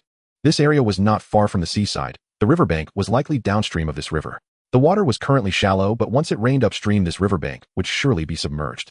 This was evident from the bare riverbank, as only a riverbank that had been long submerged and eroded would be so desolate, devoid of any vegetation. Moreover, the rainfall upstream must be considerable. Although the river was shallow now, it was nearly 10 meters wide. Such a wide river could only be formed by long periods of heavy rainfall upstream. Thanks to Lu Xiao's clearing of the path up the mountain, it took her less than an hour to return from the trap. With this river, the previously found long and difficult path to freshwater could be abandoned. Watching the river water flow gently, the shimmering waves brought a sense of calm to Lu Xiao. The stones here were not large, but abundant. With plenty of space left in her backpack, Lu Xiao decided to use it as a transport tool, continuously moving stones to the shallow water area. The stones formed a series of circles wide at the belly and narrow at the mouth, one after another. This way, when fish swam downstream, they could enter through the mouth, but would be surrounded by stones on the other side. Water could pass, but the fish would be trapped, allowing her to catch them later in the enclosed area. By this time, it was already close to 6 o'clock. Although it wasn't dark yet, Lu Xiao didn't dare linger in the wild and hurried to pack her things and prepare to return. The 3 wooden boxes couldn't fit into her backpack. Lu Xiao was reluctant to recycle them into wood directly, so she took one while the other hand held the knife, leaving the other 2 to be collected tomorrow. Filled with the joy of harvest, Lu Xiao walked briskly back to her small wooden house, arriving just 15 minutes short of 7. She emptied all the wood and stones collected from the riverbank, piling them behind the small wooden house. Now that her backpack had ample space, Lu Xiao stored all her other belongings inside. She dug a small pit in the ground, mixed some seawater with soil to make mud, and evenly wrapped it around the snake eggs that were covered with leaves. With the snake eggs buried, a fire was lit above the pit, completing the preliminary work for the simplified version of the baked snake egg. The seawater had risen, and before it became too dark, Lu Xiao gathered the slate and stone pot into her backpack, pulling some weeds to wash by the shore. Next to her, Lu Xiao built 2 large stone stoves, roasting the slates and stone pots to sterilize them. The morning catch from the sea had to be preserved, so it was kept in her backpack. At the river, Lu Xiao had taken everything out to clean, including the large grouper. Except for the fish belly, all the other entrails were crushed and thrown in the stone circle as bait. Although the entrails had a fishy and bloody smell, soaking in water would not attract large animals. On the other side of the riverbank, there were some banana trees. Now that fresh water was no longer an issue, she didn't cut the banana hearts, but only gathered some banana leaves, washed them, and stored them. The slate was quite large and had heated up. Lu Xiao reduced the fire beneath it and placed scallops, sea urchins, and conchs on top to roast. The sea fish was speared with a branch and slantedly inserted next to the fire to roast. The stone pot continued to boil seawater, replenishing it as needed. Once the food was cooked, Lu Xiao set aside the portion she would eat tonight, packaging the rest with the blanched banana leaves. The storage could retain warmth. The bamboo tube, water boiled at noon, was still steaming hot. Lu Xiao planned to prepare extra food at once to save some time. Moreover, even if the space was filled, it would not compress. It was simply a must-have for home and travel, a dream storage box that kept things hot and cold. The sea fish was sweet and tender. After finishing 2 palm-sized sea fish, she didn't waste the fish bones.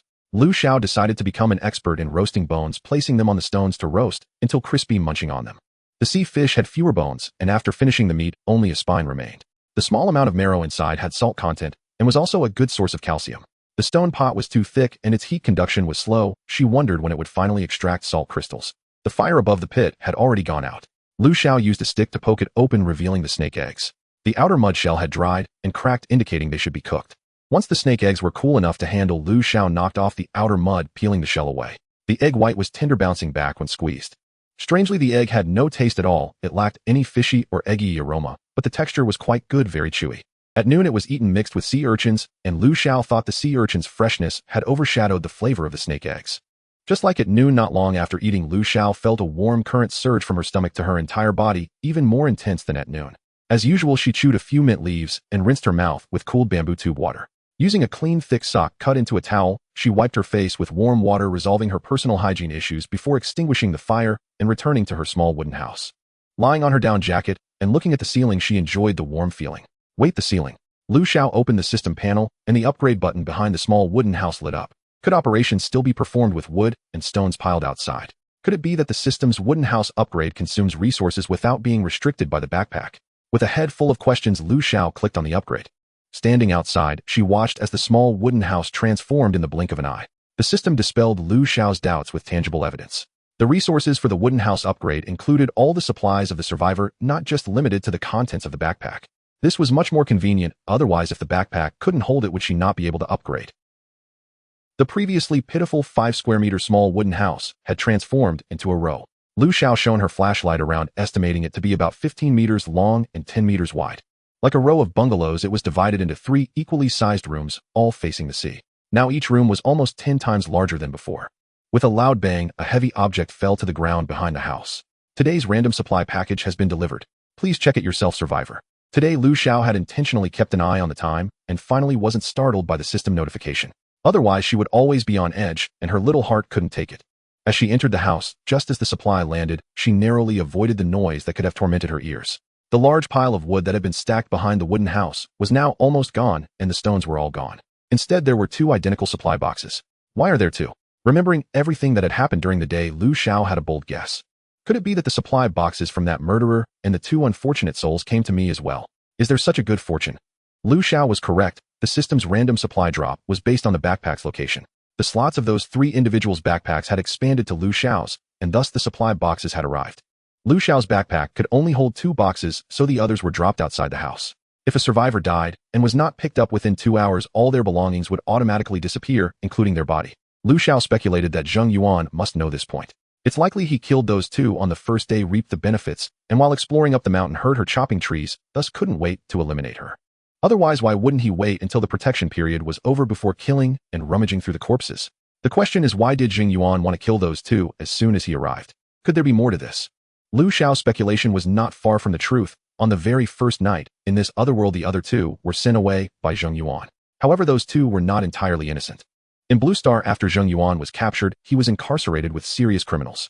Upon entering, he was given a warm welcome, with his cellmates euphemistically calling it a rookie trial. His roommates were ruthless thugs, and he couldn't resist any of them, merely serving as a punching bag at the bottom of the discrimination chain, where anyone could vent their frustrations on him.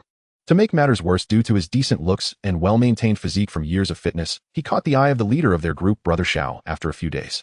Brother Xiao showed him affection frequently, and the other inmates not only did not help, but some even wished to join in. Fortunately, Brother Xiao had no interest in group activities and warned others not to lay a hand on him. Zheng Yuan felt both pain and pleasure. On one hand, he was relieved not to be beaten, while on the other, he was forced to submit to Brother Xiao, losing all dignity. When sentenced to death on the spot, Zheng Yuan even felt a sense of relief, but unexpectedly, this bizarre system sent him to this strange place. Before he could celebrate his narrow escape from death, Zheng Yuan was horrified to find himself transported along with the other 2, one of whom was Brother Xiao. Under the intimidation of Brother Xiao, Zheng Yuan and another person named Jiang Xiangyang were forced to search for wild fruits in the valley all afternoon. They found several types, all unfamiliar, and none dared to taste them, so they went hungry, and both were beaten by Brother Xiao in frustration. While searching for food together during the day, Jiang Xiangyang secretly tried to befriend Zheng Yuan, claiming he had known him before. After Zheng Yuan was imprisoned, he rallied people online to voice their grievances on his behalf, spreading the narrative that the female party got what she deserved. Little did he know that fate would bring him together with Zheng Yuan. After all, he had been angrily typing away at his keyboard, shouting injustice beneath Zheng Yuan's judgment. When the 3 received the supply box that night, Zheng Yuan kept a watchful eye and concealed the part about pulling out a long knife, while the other 2 did not find any weapons and raised no suspicions. With no tools to gather with, the 3's small grass hut remained unimproved. Brother Xiao insisted that the outside was too dangerous and it was best for everyone to stay close together at night. Faced with Brother Xiao, Jiang Xiangyang was as timid as a quail, while Zheng Yuan had other plans and was not ready to defy Brother Xiao for now. Brother Xiao, who could become the leader in a place full of villains, certainly had some real skills. His muscular build alone instilled fear. That night, the 3 squeezed into Brother Xiao's small grass hut, back to front, unable to move. Brother Xiao, unchanged in his nature, watched Jiang Xiangyang with a glimmer of desire, perhaps already eyeing him. Jiang Xiangyang, not knowing whether he was lacking in common sense, showed no intention to resist, instead going along with the flow. Brother Xiao naturally appreciated his submission and even praised his understanding of the situation. By the time night fell, some indescribable actions were fervently taking place right next to Zheng Yuan. The grass hut was dark, small, and cramped. One could feel everyone's positions without seeing. In such a charged atmosphere, most would ignore the sounds from outside, and Brother Xiao was no exception, never considering that Zheng Yuan would dare to oppose him.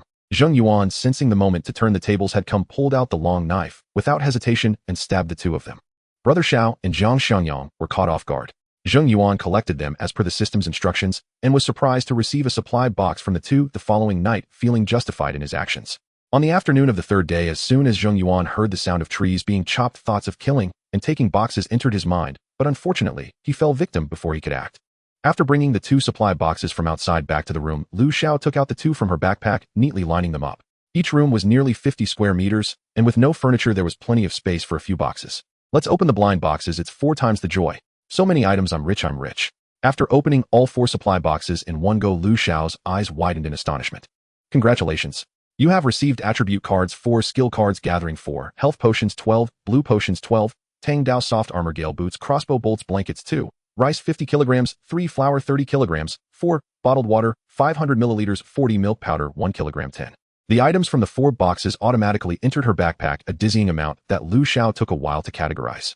The 4 portions of each item were likely evenly distributed by the system, while the rest were probably a matter of luck. Lu Xiao decided to check the weapons first. Tang Dao blue attack 50, with bleeding effect, soft armor blue defense 50, with a 5 chance to reflect attacks, gale boots white speed 10, crossbow bolts, white attack 20. The lightweight, semi-transparent soft armor felt like feathers when worn, almost unnoticeable. Normally the temperature difference by the sea wouldn't be too severe between day and night. However, the system was unpredictable. It was hot as an oven during the day, but only 7 or 8 degrees at night. Now wearing the soft armor, a gentle warmth gradually flowed throughout her body. Can this soft armor also serve as thermal underwear? Lu Xiao didn't dwell on it any longer, as the Tang Dao was clearly more appealing. As she unsheathed the blade, the true form of the Tang Dao emerged, a long, slender silver blade with a dark golden long handle and guard featuring a large blood groove parallel to the spine. The blade was approximately 1 meter long, usable as a one-handed sword or two-handed grip. As a type of military sword in history, the Tang Dao was capable of slashing and chopping with immense lethality. This Tang Dao had smooth lines and an elegant shape, carrying the historical aura of a well-known powerful dynasty, making Lu Xiao grow fonder the more she looked at it. Now with a close-range weapon and crossbow bolts for long-range attacks, Lu Xiao was ready for battle. Each attribute card had 3 points to allocate, usable within 3 hours, or they would expire. All the skill cards were for gathering, and Lu Xiao decided to use one, leaving the rest for her family. After eating a snake egg, her speed attribute increased by 6 points, so Lu Xiao invested all her attribute cards into strength and spirit. Now her personal attributes had undergone a qualitative change from her initial state. Personal attributes: Survivor Lu Xiao, Talent none, Skill Gathering Beginner, Strength 15, Monster System Compensation 3, Attribute Card 6, Speed 13, 2 Snake Eggs 8, Spirit 97, Attribute Card 6. So much had happened in one day, and fearing her mind would wander, Lu Xiao kept herself busy. Even so, the terrifying visage of Zheng Yuan's death still occasionally flashed before her eyes. Having personally dealt with one of her kind, no normal person could take it lightly. The system did not provide any indication that the protection period had ended. It calculated the protection period based on the time when the survivor arrived at Tianyun rather than simply counting days from dawn to dusk. This was fine. Lu Xiao was now exhausted and just wanted to lie down and enjoy the last peaceful night. The next day, Lu Xiao reluctantly got out of bed, her eyes resembling those of a panda, and the floor was clean since she had laid the comforter down last night. Unfortunately, the fluffy comforter did not grant her a sweeter sleep. She spent the entire night plagued by nightmares where Zheng Yuan, covered in blood, relentlessly pursued her with a long knife, shouting for her to pay with her life and threatening to tear her apart. Lu Xiao knocked on her heavy head, quickly washed up, and with the warm water saved in her backpack, she consumed half a pack of compressed biscuits, feeling a bit more alive. No matter how hard life gets, one must keep moving forward. Oh, what's truly sad is having no one to confide in. Why does it feel like I've overlooked something? Shaking off her chaotic thoughts, Lu Xiao put on her boots and set off for the beach with her tools. The sea at this moment resembled a selfless philanthropist taking away the dangerous tides and leaving behind countless gifts on the shore. Lu Xiao now had more than double her previous strength.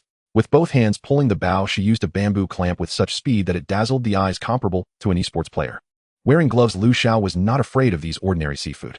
Spotting 2 fierce moray eels, her hands moved like lightning, or before the eels could react, she had grasped their heads and stowed them in her backpack. She couldn't help but think of the eel rice the uncle ate in XX's Gourmet.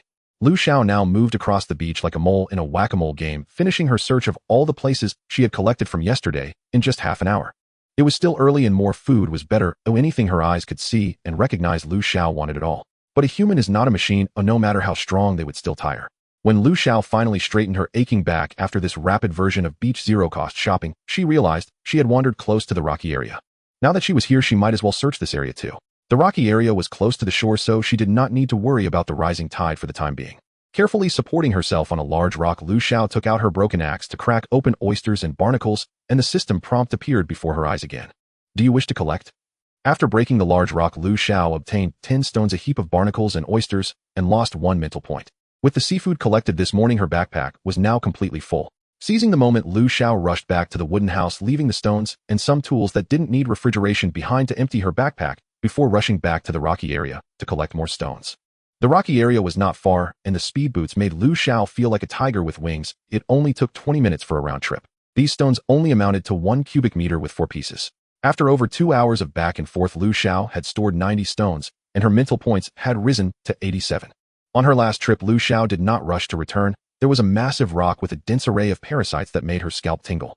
Behind the rock was a large water hole, and the scorched stone blocked the light, making it impossible to see what was beneath the water.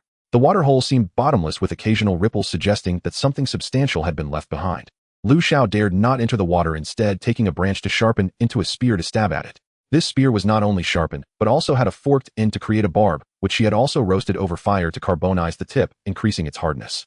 The water hole was vast. Lu Xiao stabbed several times without success, but giving up midway was not her style. She relentlessly jabbed at the areas with ripples, sweating profusely and panting, but refusing to quit. Practice makes perfect. Finally, as a large creature swam close, Lu Xiao seized the opportunity, and her spear pierced its body. Upon hitting it, Lu Xiao immediately released the spear, as this creature's size meant it was beyond her control once it struggled. Moreover, she had tied several long grass ropes to the spear, so she was not worried about not being able to haul it up. The creature in pain rolled and struggled in the water hole, its body bobbing up and down on the surface. With a gray patterned skin, a flattened body, a triangular snout, wings spread wide, and a tail like a thin whip, it was unmistakably a large stingray. The stingray, also known as a devilfish, has a wide distribution. Whether in tropical waters or near the Arctic and shallow seas and depths below 2,000 meters, they can be found. After a full quarter of an hour, the stingray finally calmed down. Pulling the grass rope, slowly Lu Xiao gritted her teeth, firmly grasped one end of the spear, and after much effort finally managed to haul the fish out. Fortunately, the spear was sturdy. If it had fallen back halfway, she would have been furious. It lay on the ground like a laid-out blanket. It weighed at least 150 pounds. Lu Xiao quickly found a smaller waterhole nearby to clean the big and small fish she had caught this morning. After collecting the fish, heads and bellies would disappear, and she couldn't collect the small fish yet, so she did everything by hand. The stingray was cut into small pieces for easy storage and use. The stingray is a cartilaginous fish, delicious whether grilled or stewed. The fish was so large that the meat filled a whole box. The spoils from her zero-cost shopping also filled an entire box, not counting the small abalone and oysters collected from the rocks. With no fields to till, the granaries empty, and with no sea to chase, looking at the 2 large boxes full of food, Lu Xiao beamed with satisfaction, overwhelmed with a sense of accomplishment. The fish entrails, except for the bellies and the liver of the stingray, were all crushed and thrown into the large waterhole as bait.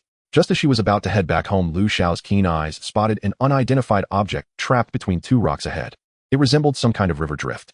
Lu Xiao observed for a while from a distance. The area was open with hardly any hiding spots, and to eliminate the possibility of a trap, she picked up a stone and threw it over. There was no reaction.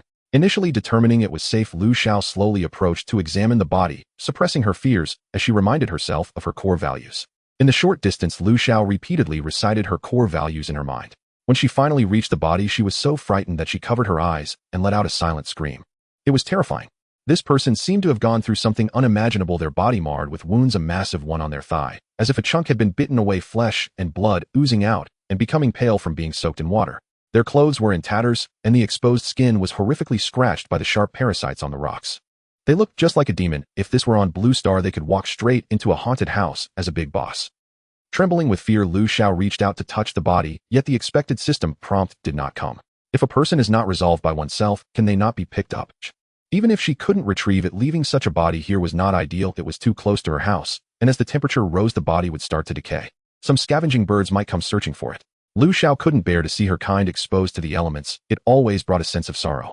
It would be better to find a pit to burn and bury it. Although they died in a foreign land, they would at least be at rest.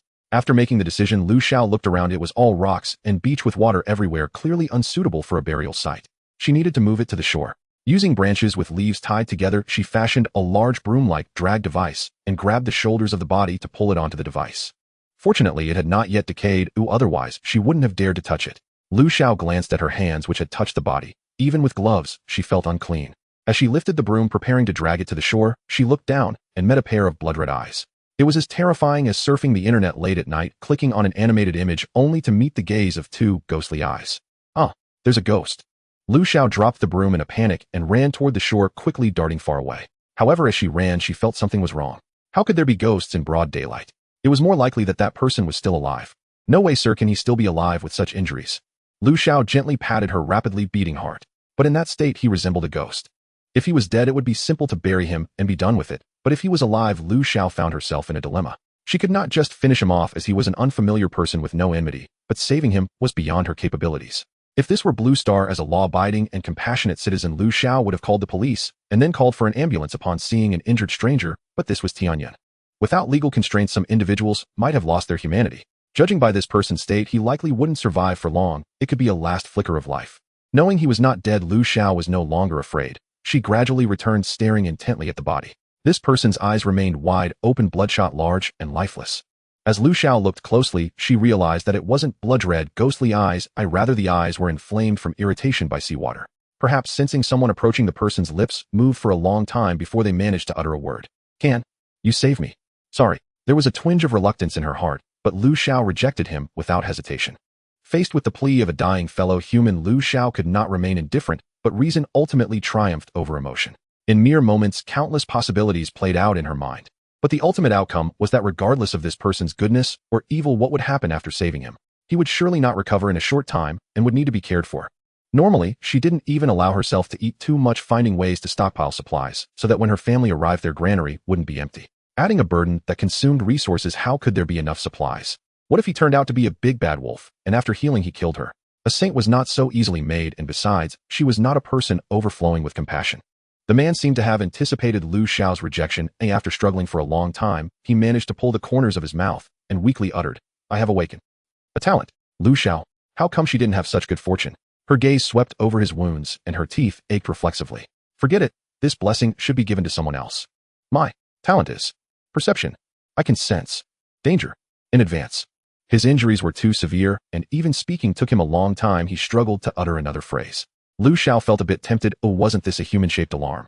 However, having awakened a talent meant this person's danger level was heightened, requiring her to be more cautious. Lu Xiao silently watched him, saying nothing, continuing to observe what other bargaining chips he could present to persuade her. "As long as I draw near your sanctuary, I can be hard by you." With those words, he slipped entirely into unconsciousness. Lu Xiao did not fully grasp what hiring entailed, yet she was genuinely impressed by this man's innate talent. How could anyone resist a living alarm system? If he dared deceive her, she would simply cast him back once he came, to fend for himself or perish. Fearing she might jostle away his last remaining breath, Lu Xiao abandoned the broom and plank stretcher and instead lifted the injured man horizontally into her arms to carry him home. His body was icy cold, his breathing faint and irregular. So faint, in fact, that even at close proximity, it was nearly impossible to discern he was still alive. Though she hurried as best she could, carrying a person inevitably slowed her down far more than running unburdened. "Shall this individual be permitted entry into your sanctuary?" Lu Xiao carried him into the central empty chamber and laid him gently upon the floor. The system delivered another prompt. "Shall you hire personnel currently within your sanctuary? Upon hiring, neither party may harm the other. The hired party may not betray their employer during the term of employment. The duration of employment is determined solely by the employer and may be terminated at any time." Without hesitation, Lu Xiao sharply pinched the man's philtrum until he stirred awake. The man on the floor knew this was his sole chance at survival, and without pause he confirmed the hiring before collapsing once more into unconsciousness. Hiring successful. You may now view the individual's personal attributes. Personal attributes. Survivor Li Ruoshi. Innate talent perception basic. Skill forging basic. Strength 16 base, strength 13. Agility 12. Mental resilience 130. Base strength of 13. So like me, he must have allocated all attribute points to strength. Why is his mental resilience so extraordinarily high? It made sense. Despite such grievous wounds, he had clung tenaciously to consciousness through sheer willpower alone. That feat alone surpassed the limits of ordinary mortals. Lu Xiao knew without doubt that she herself could never have done the same. With betrayal prohibited during the employment term, her misgivings dissolved, yet saving his life remained urgent. But how? She was no physician. Desperate measures for desperate times. She retrieved 2 anti-inflammatory tablets, firmly gripped his jaw to open his mouth, dissolved the pills in warm water, and administered them carefully. His wounds had been irritated by seawater and contaminated with debris. Cleaning them thoroughly was imperative before applying any medicine. It was nearly noon. Lu Xiao had gone titapooling at 5 a.m., and now under the blazing sun her stomach growled with hunger. She devoured a few portions of preserved cooked seafood to stave off hunger while the stone blocks remained stacked behind the house. Then she gathered wooden crates and set off toward the river beyond the mountain. The supply crate provided by the system was exquisitely crafted and perfectly sealed. She had tested it during her first titapooling excursion, but previously her backpack's limited capacity allowed only 1 crate. If filled with water, no space remained for anything else. Under this scorching weather, seafood left outdoors would spoil within hours. Food was hard-won. Lu Xiao cherished every morsel. Yesterday afternoon she had dismantled another wooden hut by the riverside, gathering an abundant pile of timber. Yet still she had refrained from using crates to carry water, filling only hollow bamboo tubes instead. With relative safety prevailing outside, Lu Xiao wasted no time. Clearing space for 2 crates in her backpack, she swiftly headed for the river behind the mountain, her pace now swift and sure, moving across the slopes as effortlessly as on level ground. At the riverside, she briskly rinsed the 2 crates she'd left there the previous day, filled them with clear water, stored them in her backpack, and departed just as quickly. The stream murmured softly, its waters crystal clear. Within the fish enclosure she'd constructed yesterday, silhouettes of prey already darted beneath the surface. Yet pressing matters demanded her immediate attention, so she left them undisturbed, for now. She lit the fire and brought water to boil. While waiting, she sliced several thick socks into strips and tossed them into the pot to sterilize alongside the water.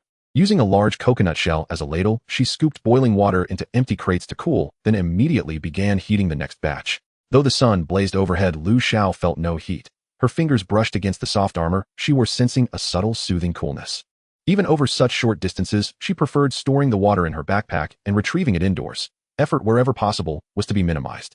At last, there's finally a trace of human presence here. She reached out and touched Li Ruoshi's forehead. Its temperature had risen slightly, no longer the unnerving chill it had been before. His clothes were already tattered beyond repair, so Lu Xiao felt no embarrassment as she stripped him completely bare. Fine sand clung to his skin and lodged deep within his wounds. Yet remarkably, no blood flowed. He must have already consumed the system's hemostatic elixir. Only after boiling and replacing the water twice did she succeed in cleaning him thoroughly. Once cleansed, his wounds appeared even more horrifying, the white gleam of exposed femur bone stark against torn flesh. Lu Xiao retrieved her first aid kit, sprinkled golden wound healing powder over the injuries, and tightly bandaged the thigh with gauze. She treated his other wounds similarly, but omitted bandaging them, reserving precious gauze for the most severe injury, the compound fracture of his thigh, which would require frequent redressing. Altogether, he bore over 20 wounds, not counting minor abrasions. By the time she finished attending to each one, Lu Xiao stood breathless and exhausted. After all, they were strangers who had met by pure chance. Even under formal employment, he had yet conferred no tangible benefit upon her. To Lu Xiao, this level of care marked the very limit of compassion. Whether he lived or died now rested entirely in his own hands. After such relentless exertion, even her soft armor offered scant relief. Sweat soaked her brow, and she wiped it away with the hem of her tunic. Ugh! The stench rising from her own body made her gag.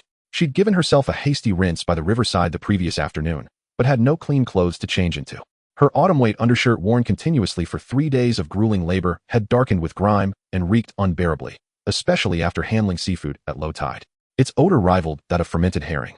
Returning to her own chamber, Lu Xiao opened the system's message log. A new notification had arrived earlier, while she was meticulously cleansing Li Ruoshi's wounds. Glancing briefly, she saw nothing life-threatening and dismissed it. Now seated at last, she could read it properly. Congratulations, you have survived for 3 full days. The system will upgrade to its complete version in 1 hour. The upgrade process will take 30 minutes, during which all system-related functions will be unavailable. Please prepare accordingly. The system had manifested in this world at noon on June 1 ST.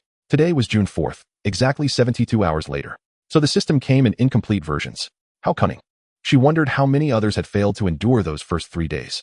With the upgrade imminent, and the outdoor fire still burning, she placed stone slabs over the embers and flipped several small fish caught earlier that morning to roast. Seafood was contraindicated for healing, so she could not feed it to Li Ruoshi. She still had leftover serpent meat from before. Carefully cutting a tiny portion, she minced it finely. She selected the 3 largest bamboo tubes, rinsed them thoroughly, added rice and minced serpent meat, poured in water, sealed them tightly, and suspended them inside coconut shells for gentle double boiling. Lu Xiao's long-delayed lunch consisted of sea urchins steamed with serpent eggs, a meal she devoured eagerly, knowing it was her only known path toward rapid cultivation advancement. On the second day, Lu Xiao had gathered mugwort near a freshwater source in the rocky coastal zone. She tossed several handfuls into her stone pot, preparing an aromatic mugwort infusion for her long-overdue bath. She could bear the filth no longer. Wood ash could also serve for bathing and hair washing, but required careful filtration and dilution. Uncertain of the proper ratio, Lu Xiao dared not risk it too weak, and it would prove useless, too concentrated, and its alkalinity could cause severe scalp damage, even hair loss. Fortunately, having found winter washing inconvenient, she had cut her hair short, making hygiene management somewhat easier now. Running her fingers through her hair, she stared at the greasy residue coating her palm, her lips twitching involuntarily. How utterly wretched. 2 crates held nearly 2 metric tons of water, and much still remained. Her initial protection period had expired, yet Lu Xiao sensed, intuitively, that danger would not strike today. Come what may, she would bathe before nightfall. Ah, what blissful comfort! Immersed in steaming water, enveloped by the fragrant warmth of mugwort, her entire being relaxed, just as though she floated in a spacious, luxurious bathroom tub. Serpent eggs conferred more than mere stat enhancement. They also dispelled negative conditions. Lu Xiao's morning fatigue evaporated like mist beneath morning sun. She scrubbed her clothes in the bathwater, then rinsed them thoroughly in cold water before hanging them to dry. Before bathing, she had fashioned a simple clothesline, two forked branches driven into the ground bridged by a single horizontal pole. At this temperature her garments would dry in under 2 hours. With no spare clothing available, and the other occupant of the house still deeply unconscious, Lu Xiao moved about the room unclothed. Her coral fleece sleepwear lay nearby ready to slip on at a moment's notice. She needed to acquire proper attire soon. Her current wardrobe consisted entirely of heavy winter garments which would induce heatstroke in this climate. Most critically, she required undergarments. Personal hygiene was non-negotiable. System upgrade completed. Survivor is advised to review changes independently. Unnoticed, the upgrade had already concluded. Lu Xiao raised a curious eyebrow, eager to discover what enhancements the complete system offered. The upgraded system introduced 2 new functions: appraisal and map, along with a public communication hub. The original interface templates had also undergone subtle refinements. Personal attributes. Survivor Lu Xiao. Vitality 100 base. Attack 45. Defense 70, soft armor 50, gloves 20. Strength 15, monster system compensation 3, attribute card 6. Agility 15, 3 serpent eggs cumulatively 10. Mental resilience 97, attribute card 6, resting state 10 per hour. Innate talent none. Life skill forging basic. Special skill none. Appraisal a system function consuming mental resilience, cost varies depending on the target. Map a dynamic 3D map automatically generated from all areas explored by the survivor. Using the map consumes no mental resilience. Communication hub, each survivor may post up to 5 messages per day. Dwelling wooden hut upgrade recycle, upgrade button displays required materials for next tier. Trading and friend list functions remain unchanged. Agility increased by only 2 points. If only I'd consumed half the egg and saved the rest, I wouldn't have wasted such a rare resource. Lu Xiao felt a pang of disappointment upon realizing serpent eggs possessed diminishing returns. The entire serpent egg she'd eaten at noon conferred no greater benefit than the fragmented portion she'd consumed on her first day. Alas, knowledge came too late. Nor were the effects instantaneous. True stat progression would unfold gradually over time. Regret, however, was futile now. What if I eat another? Will it yield no further gains at all? She opened the map. Only her own dwelling appeared surrounded by vast impenetrable darkness. Upon opening the communication hub, a torrent of messages scrolled ceaselessly, like a game's global chat channel. Each new line instantly pushing the prior one from view before it could be fully read.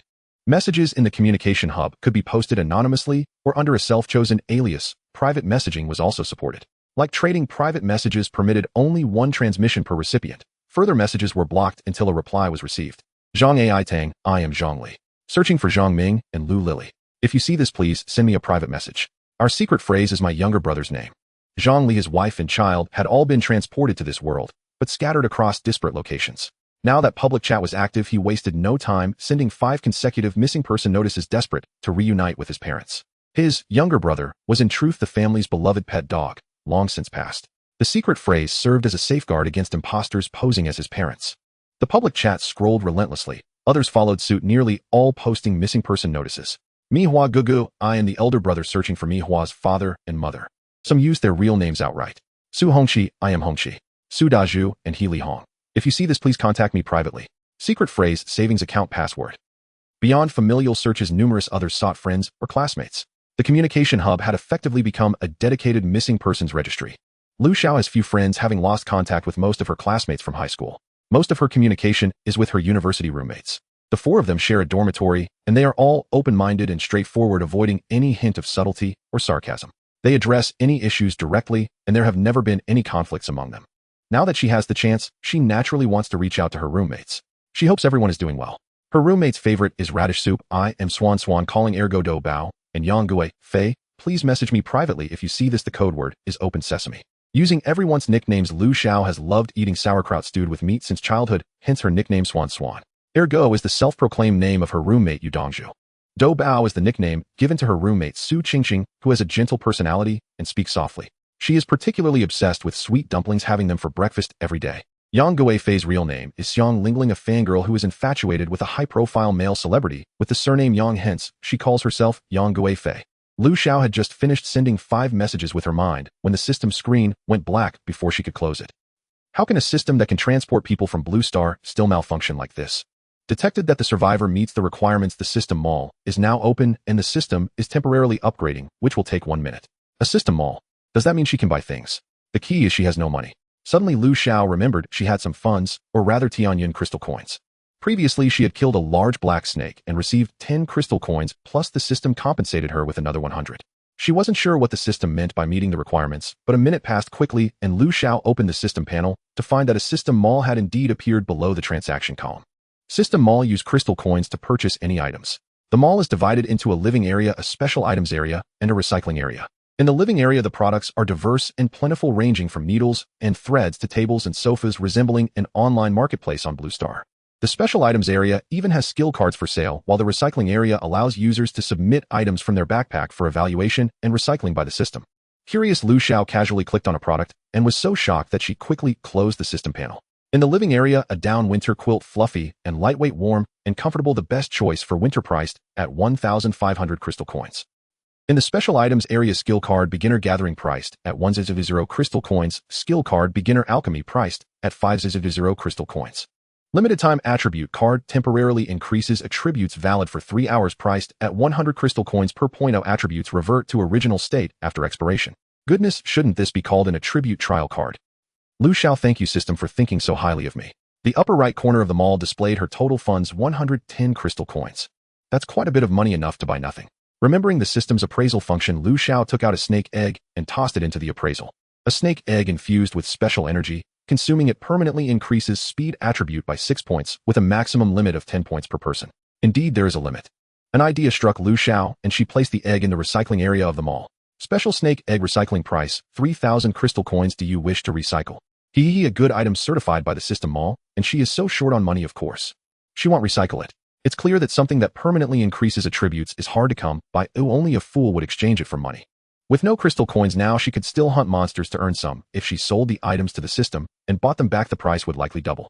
The system isn't a charity after all. The wooden house is not very secure, and having collected quite a bit of stone in the morning, Lu Xiao prepared to upgrade it. Wooden house upgrade requires materials: stone 300, glass 12. Please place materials in the upgrade column to proceed. The upgrade function for the wooden house is more comprehensive. It doesn't automatically deduct materials, but requires active input.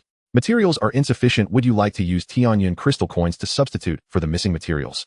Lu Xiao took a look and saw she only had 90 stones and would need to pay 500 crystal coins to upgrade. Lu Xiao, turns out I am unworthy. Ding dong. Lu Xiao was startled by the system's messages several times before realizing she could mute them, but she didn't turn off the sound to receive messages promptly. It was a private message. Strong and brave you, ergo Omega. Woo woo swan swan, it's ergo, I finally found the group. Lu Xiao's heart jolted. She had not held out much hope when posting on the public screen. After all, there were so many messages, and she couldn't keep an eye on the chat area all the time. The chance of seeing her message was slim. She didn't expect that a roommate had indeed seen the message. The school had installed smart locks in the girls' dorms, and the passwords were set by the students themselves. Initially, they had used card swipes, but when that malfunctioned, the school generously replaced them directly. That said, Yu Dongzhu had not seen the message herself. She was with her younger brother and mother while their father stayed at home to take care of their grandparents. Before coming, they had tied the three of them together with rope and were fortunate to be transported to the same location. The system had just completed its update, and the three of them were browsing the chat area. Having not communicated with outsiders for several days, they felt as if they were becoming wild. Yu Dong's younger brother Yu Qiuqing had sharp eyes and noticed Lu Xiao's message. His sister often mentioned the odd names Swan Swan and Yang Gui Fei, making him sensitive to those words. After being reminded by his brother, Yu Dongzhu was so excited that she couldn't speak. There were so many messages that it took her a while to find Lu Xiao's, and upon confirming it was correct, she immediately sent a private message. After receiving the message, Lu Xiao set a temporary ID to send to Yu Dongzhu, using her real name this time, as they were all familiar with each other and there was no need for disguise. Lu Xiao and Yu Dongzhu exchanged information about their situations. Yu Dongzhu and her family were both lucky and unfortunate. They were grateful to be together, but it was unfortunate that the location they were transported to was harsh, being in a desert. The desert stretched endlessly with no hint of green. During the day, the sun beat down relentlessly on the vast yellow sands and the surface temperature soared. At night, the desert rapidly cooled after the scorching day, truly embodying the saying daytime in the sun, nighttime by the stove. Unfortunately, they had no stove at night, only cold winds and sandstorms. They weren't the type to sit and wait for death. Whenever the temperature was bearable in the morning and evening, they would venture out to find food. After several days, they had only managed to catch 3 sand snakes and 2 sand rats. With no fire, they dared not eat raw, so they exchanged the animals for wood in the transaction area to upgrade their makeshift grass hut into a wooden house. The grass hut was too shabby, leaking wind from all sides, and the three of them had to huddle together at night to keep warm, barely surviving for 2 days. Initially, they planned to keep the snakes and rats for trading water resources, but a sandstorm in the afternoon of June 3rd disrupted their plan. In that moment, they all realized one undeniable fact: if they didn't upgrade the grass hut, the next sandstorm would take their lives. They traded the snakes and rats for wood, upgrading the grass hut. The wooden house may not be large, but its security had increased significantly, capable of sheltering them tightly. Yu Dong's family had been quite lucky. In 3 supply boxes they received water and food, as well as a large machete with attack capabilities and a regular axe, and they utilized their attribute points in gathering cards. The problem was that the desert was incredibly barren with no resources and no help. They couldn't survive or escape. So for the past few days their spirits had been very low, even bordering on despair. At this time Yu Dongju contacted an acquaintance, bringing some emotional comfort to the 3 of them. At least they wouldn't die unnoticed. As for seeking help, none of them had thought of that. Everyone was struggling. They couldn't even ensure their own survival, let alone support others. A girl trying to survive alone in the woods might be in even greater danger than them. Yu Dongju didn't want to play the victim, but Lu Xiao knew that her situation wasn't optimistic either. However, she truly had no capacity to do anything at the moment. If she could find a suitable container, she could provide some water. There was a river beyond the mountains, and Lu Xiao had ample freshwater resources. Alright, there are supply boxes. The 3 of them have 9 supply boxes. They could directly use the boxes to carry water. Ergo, bring an empty box over. I have a river here. I can't help with anything else, but there's no shortage of water. Earlier, Lu Xiao had considered selling water in the transaction area, but she had never found a container, leading to the idea of being abandoned. When Yu Dongju received the message, she was somewhat incredulous, rubbing her eyes vigorously to confirm it wasn't an illusion. She licked her lips, which had dried and cracked, and couldn't help but choke up. On Blue Star, water flows freely from the tap, and water resources are easily accessible. Perhaps many people have never considered that a lack of water could happen to them. Water is even more precious in the desert. Since their arrival, they have never experienced a moment without thirst. Their throats felt like they were on fire, and they only dared to hold a mouthful of water in their mouths to moisten their lips. Friends can trade and also give gifts. Yu Dongju sent an empty box over. There was still boiling water in the stone pot, and considering her roommate's situation, Lu Xiao decided to share half. After disinfecting the box with boiling water, Lu Xiao filled a quarter of the box with water and sent it to Yu Dongju. The water is boiled and can be drunk directly. I'll be careful, it's hot. On the other end, after receiving the water, Yu Dongju was so happy, she jumped up and down on the ground. Her mother nearly thought her daughter had gone mad. Mom Xiaocheng, we have water to drink now, and it's hot water. Once upon a time, drink more hot water was a teasing phrase. Now it has become a luxury. The 2 of them stared eyes wide with disbelief as Yu Dongju truly produced water. They stood motionless, dumbfounded, watching her scoop it up as if the sight could not be real. Hey, come back to your senses. It's really water, I'm not mad.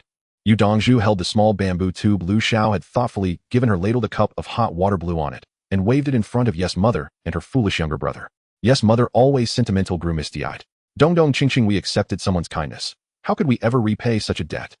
Lu Xiao's water was like a life-saving boon to them. Mother, don't worry. We have nothing now. When we come into good things, we'll send some to Xiao, they reassured her. The most important thing is to survive well. Yu Dongju waved her hand. She would keep Xiao's kindness in her heart, but survival had to come first if there was ever a chance to repay it. With Lu Xiao's water, they did not guzzle wildly. Each drank a ladle to wet their mouths, let it cool, and poured it into the empty mineral water bottles for storage. Lu Xiao had never expected Yu Dongju to return the favor.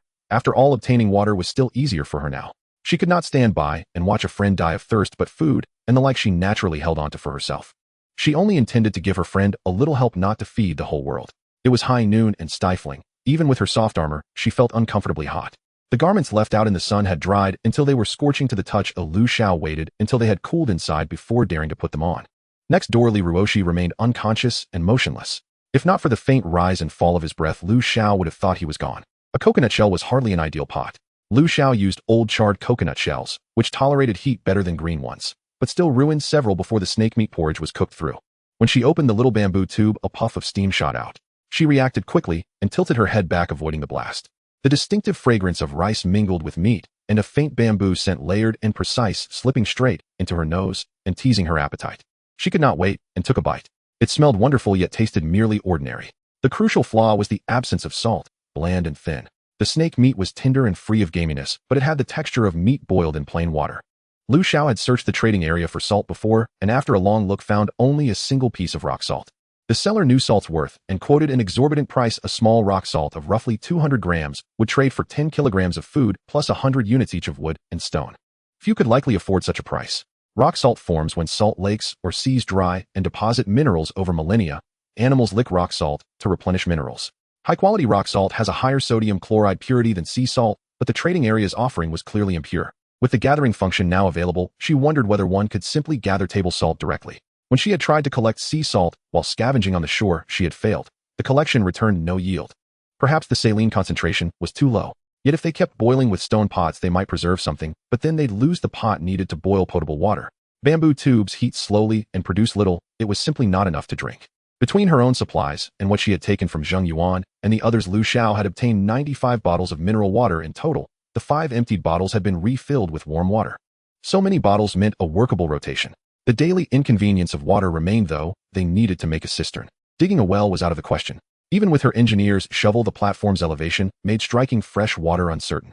Being so close to the sea, any underground water they found would likely be as salty as seawater. For now, she did not plan to go out to work. Lu Xiao roasted small fish slowly over a low flame, sitting at Li Ruoshi's doorway, and only occasionally turning the fish while glancing at his condition. Every now and then she gave him some hot water. If he died, the medicines, the anti-inflammatories and wound salves, would be wasted. What a pity that would be. Her fresh water was gone, so she had just hauled up a crate of seawater and kept the stone pot boiling it. She hoped today to extract some salt.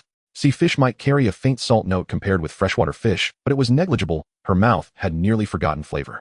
Long-term salt deprivation worried her for its potential irreversible health effects. The sun burned like fire with not a breath of wind. Sitting inside, softened by her armor, offered a little relief. After a ladle of snake porridge, her attributes showed no change. Oh, perhaps the essence lay in the eggs. The wound at her tiger's mouth had begun to itch unbearably, as if dozens of ants were gnawing at it. An agonizing, maddening itch. Lu Xiao grew restless, wanting to scratch, but afraid to risk reopening the wound, so she sought ways to distract herself. She opened the system marketplace to see prices and cool her mind. The more she browsed, the more addictive it became, like window shopping on some online bazaar. Yet she could not afford anything. After much searching, she discovered one practical, affordable item: a large black iron pot. Hand-cast, double-handled iron pot, diameter 50 cm, depth 20 cm, only 99 crystal coins. She closed her eyes, gritted her teeth, and bought it. The pot looked impressive on the market page, and even larger in the flesh. It came with a matching wooden lid and a mortisian and wooden steaming rack. It was like the big iron pot used on her grandmother's wood stove, deep-bellied with wooden-edged handles to prevent burns. The surface bore a tortoiseshell pattern, proof of hand-casting. Could the system have forged it itself? She pictured the system as a little blacksmith dwarf thrashing at a hammer many times its size, and laughed aloud at the absurd image. Fortunately, no one was around, or her strange merriment might have earned her the reputation of a madwoman. To use an iron pot, well, it needed proper seasoning, but she lacked the conditions to do that now. Still, she had to build a decent stove to match the pot, otherwise it would feel wasted. Beneath the stone pot, a fierce flame burned, and a thin layer of white crystals slowly appeared on the pot bottom and walls. A bittersweet sense of satisfaction welled up. She boiled down and added water repeatedly, and sweat drenched her. It was already past 3 o'clock, and she had obtained only a little salt crystal. Lu Xiao used her gathering skill on the salt crystals. The system identified the result: a pinch of iodized edible salt, an item essential for human survival. She looked calmly at the small pinch of snow-white salt in her palm. It outwardly composed. Her inner self was cheering with delight. Unable to help herself, she extended her tongue and licked the salt from her palm. So salty, so delicious. She carefully wrapped the hard-won pinch in a leaf. A message pinged from Yudongzhu Xiao Xiao. I found salt, lots of it. Bring a clean box to pack it. Lu Xiao stared at the message, and then at the leaf-wrapped salt in her palm, speechless at the irony of it all. Her inner cheerer shed comic long-faced tears. Before long, Yudongzhu sent over a huge box packed full of salt. Yes, a full crate of gleaming white crystals. She used the system's identification function: low-sodium, edible salt, iodine-free. Long-term consumption should be supplemented with iodine-rich foods. Being by the sea, Lu Xiao would not lack iodine. Seaweeds such as wakame nori and kelp are famously rich in iodine, living on rocks between 1 and 4 meters below the low tide line. Even if she could not gather them, her backpack still held plenty of sea produce. Most marine foods are high in iodine. After receiving water, Yudongzhu's family expanded their range of activity. Previously, they dared not venture far for fear of wasting water and energy. Their wooden house sat on a leeward slope. A sand dune blocked some wind and shade, so staying inside during the day was far more comfortable than outside. With water in hand, they climbed several sand dunes to a vast plain and saw a distant white expanse, thinking it a lake like an oasis. Closer inspection revealed not water, but a dried salt lake, its surface crusted with thick, blinding white salt crystals. They used axes to pry the salt into chunks, gathered and filled 3 large boxes to carry home. The salt crystals were enormous. A single box could not hold many lumps. Collecting salt drained considerable mental energy and left them exhausted. Salt was precious and in demand everywhere. Yes, Mother asked Yudongzhu to send a box to Lu Xiao. Yudongzhu complied without hesitation. Lu Xiao was surprised to receive such a large box, but accepted. Who would refuse vital supplies? She had no patience for false politeness. The truth was, the gift was too generous to refuse. Reading Yudongzhu's message, Lu Xiao felt a pang of sympathy and astonishment at how fortune and misfortune were entwined for that family. The desert was barren, yet they had found salt. With it they could trade for food and wood. Yu Dongzhu had the same thought, but lacked packaging to list the salt in the trade market. The three could not contact other relatives and had no other option but to ask Lu Xiao for help. She tore off a bundle of leaves and rinsed them in seawater, added a generous handful of tough dry grass and a tinderbox, and sent the lot to Yu Dongzhu. Dongzhu, the leaves and dry grass are for packing the salt. There's also a tinderbox. Strike or blow it to ignite, and it will work, Lu Xiao thoughtfully annotated. She had not seen tinderboxes in the marketplace, so she sent one with access to fire. A household's living standard could improve in more ways than one. As for firewood, they would have to barter for that themselves. Only after finishing everything did Lu Xiao recall the tiger mouth wound she had long ignored. The maddening itch that had plagued her earlier had vanished completely. Lu Xiao gently removed her glove. The wound on her tiger mouth had disappeared, replaced by tender pink new flesh starkly contrasting with the surrounding skin. Snake meat even accelerated wound healing. Wasn't this just like the miraculous elixir from those period dramas, capable of expelling necrosis and regenerating healthy tissue? Lu Xiao couldn't help but grow even more curious about Dehay's origins. The therapeutic effect of this snake meat kanji is so extraordinary. I can't even bear to feed it to him. Lu Xiao glanced sideways at the motionless man lying on the floor. A low groan rose as the man slowly opened his eyes. His clothes, torn beyond wear, had been stripped away by Lu Xiao while he remained unconscious. She had cleaned and medicated his wounds, then draped him in a jacket taken from Zheng Yuan. It was sweltering, but fortunately the jacket was lightweight, covering only his vital areas to prevent infection from excessive sweating and heat retention. Lu Xiao felt no embarrassment. After all, they were both adults, and surely everyone had taken basic physiology classes. Besides, the man was covered head to toe in injuries. His face was lacerated beyond recognition, though his height was impressive. His frame, however, was unnervingly gaunt, like that of a scrawny chick. After watching him for a while, she realized he still hadn't spoken. Instead, something else struck her. His large reddened eyes remained wide open, vacant, unfocused, as if lost in a daze. Could it be? Had she really brought home a blind man? Lu Xiao harbored no prejudice against the visually impaired, but even in peaceful societies, life for the blind was arduous. Here it would be infinitely harder. A faint flicker of reluctance stirred within her, yet it was too late now to regret bringing him in. Watching his mouth open and close repeatedly without uttering a single word, Lu Xiao finally realized he must be parched beyond speech. While unconscious, he'd been difficult to hydrate. She'd only managed tiny sips, each time barely enough to moisten his lips. In the scorching heat, bedding would have caused profuse sweating, so she'd simply laid him directly on the floor, not because she feared soiling the blankets. Now awake, Lu Xiao carefully lifted him by the waist and settled him upright against the wall, cushioning his back with a cotton prison uniform, ensuring at least some comfort. She unscrewed a bottle of lukewarm water and held it before him. He reacted, yet his eyes remained unfocused. His hand rose slowly, trembling, and fell limp before ever reaching the bottle. So he truly couldn't see. Though conscious, he seemed utterly drained of strength. With a sigh, Lu Xiao gently cradled his head and patiently guided the water into his mouth. She'd hoped to find a useful ally. Instead, she'd become his reluctant nursemaid. How exasperating. If once healed he proved useless, she wouldn't hesitate to cast him aside. She wasn't a savior. Gurgle, gurgle. No sooner had he finished drinking than his stomach growled loudly, an involuntary symphony of emptiness. Embarrassment flushed his cheeks anew. For others, blushing signified shyness or charm. For him, it was unsettling. His face was already marred by deep gashes. Turning crimson only intensified the grotesque effect. Though the snake meat kanji possessed unique restorative properties, it had been prepared expressly for human consumption. Lu Xiao saw no reason to hoard it. She retrieved a small portion without hesitation. Open your mouth, eat something. Obediently, he parted his lips slightly. This kanji has special effects, she explained, accelerating wound recovery. You may feel discomfort, endure it. As she fed him spoonful by spoonful with a bamboo ladle, her gentle instructions lingered in the air. Why treat a stranger with such tenderness? Hearing the girl's soft voice, Li Ruosher's heart trembled deeply, unstilled for a long while. In his brief 15 years, he had already weathered the harshest cruelties of humanity. Now a single drop of kindness grazed his heart's surface, strange electric tingling and faintly numbing. Lu Xiao moved with mechanical detachment, feeding him 2 portions of kanji, then handing him 2 wooden sticks before striding out confidently, her step light, almost buoyant. Wooden sticks. Did they serve some hidden purpose? Li Ruosher was utterly baffled. His body remained leaden, every movement an ordeal. He concluded he'd encountered genuine kindness. This girl, who had saved him, had not interrogated him upon waking. Instead, she offered food and drink, tended to him with quiet care, easing his guardedness ever so slightly. When he plunged into the sea, his first thought was certain death. At the cliff's edge, he had slain 2 enemies. Then his sixth sense screamed danger. Though he dodged frantically, he failed to evade the blow. A beast's fangs pierced his right thigh, tearing away a massive chunk of flesh. Agony and weightlessness struck simultaneously. Icy seawater swallowed him whole. A blind man adrift in the boundless ocean. His very being screamed one silent, desperate message: come devour me. Before losing his sight, he'd learned to swim. Gritting his teeth against searing pain, he fought his way to the surface, and swallowed every drop of blood-restoring potion from his system-supplied rations. The bleeding ceased, but the pain remained unrelenting. At least he wouldn't bleed out, or attract predatory fish eager to feast on his frail form. Surrounded entirely by water, he had no bearings, no clue where land lay nor which direction offered salvation. Driven solely by instinct, he dragged his broken body forward stroke by agonizing stroke.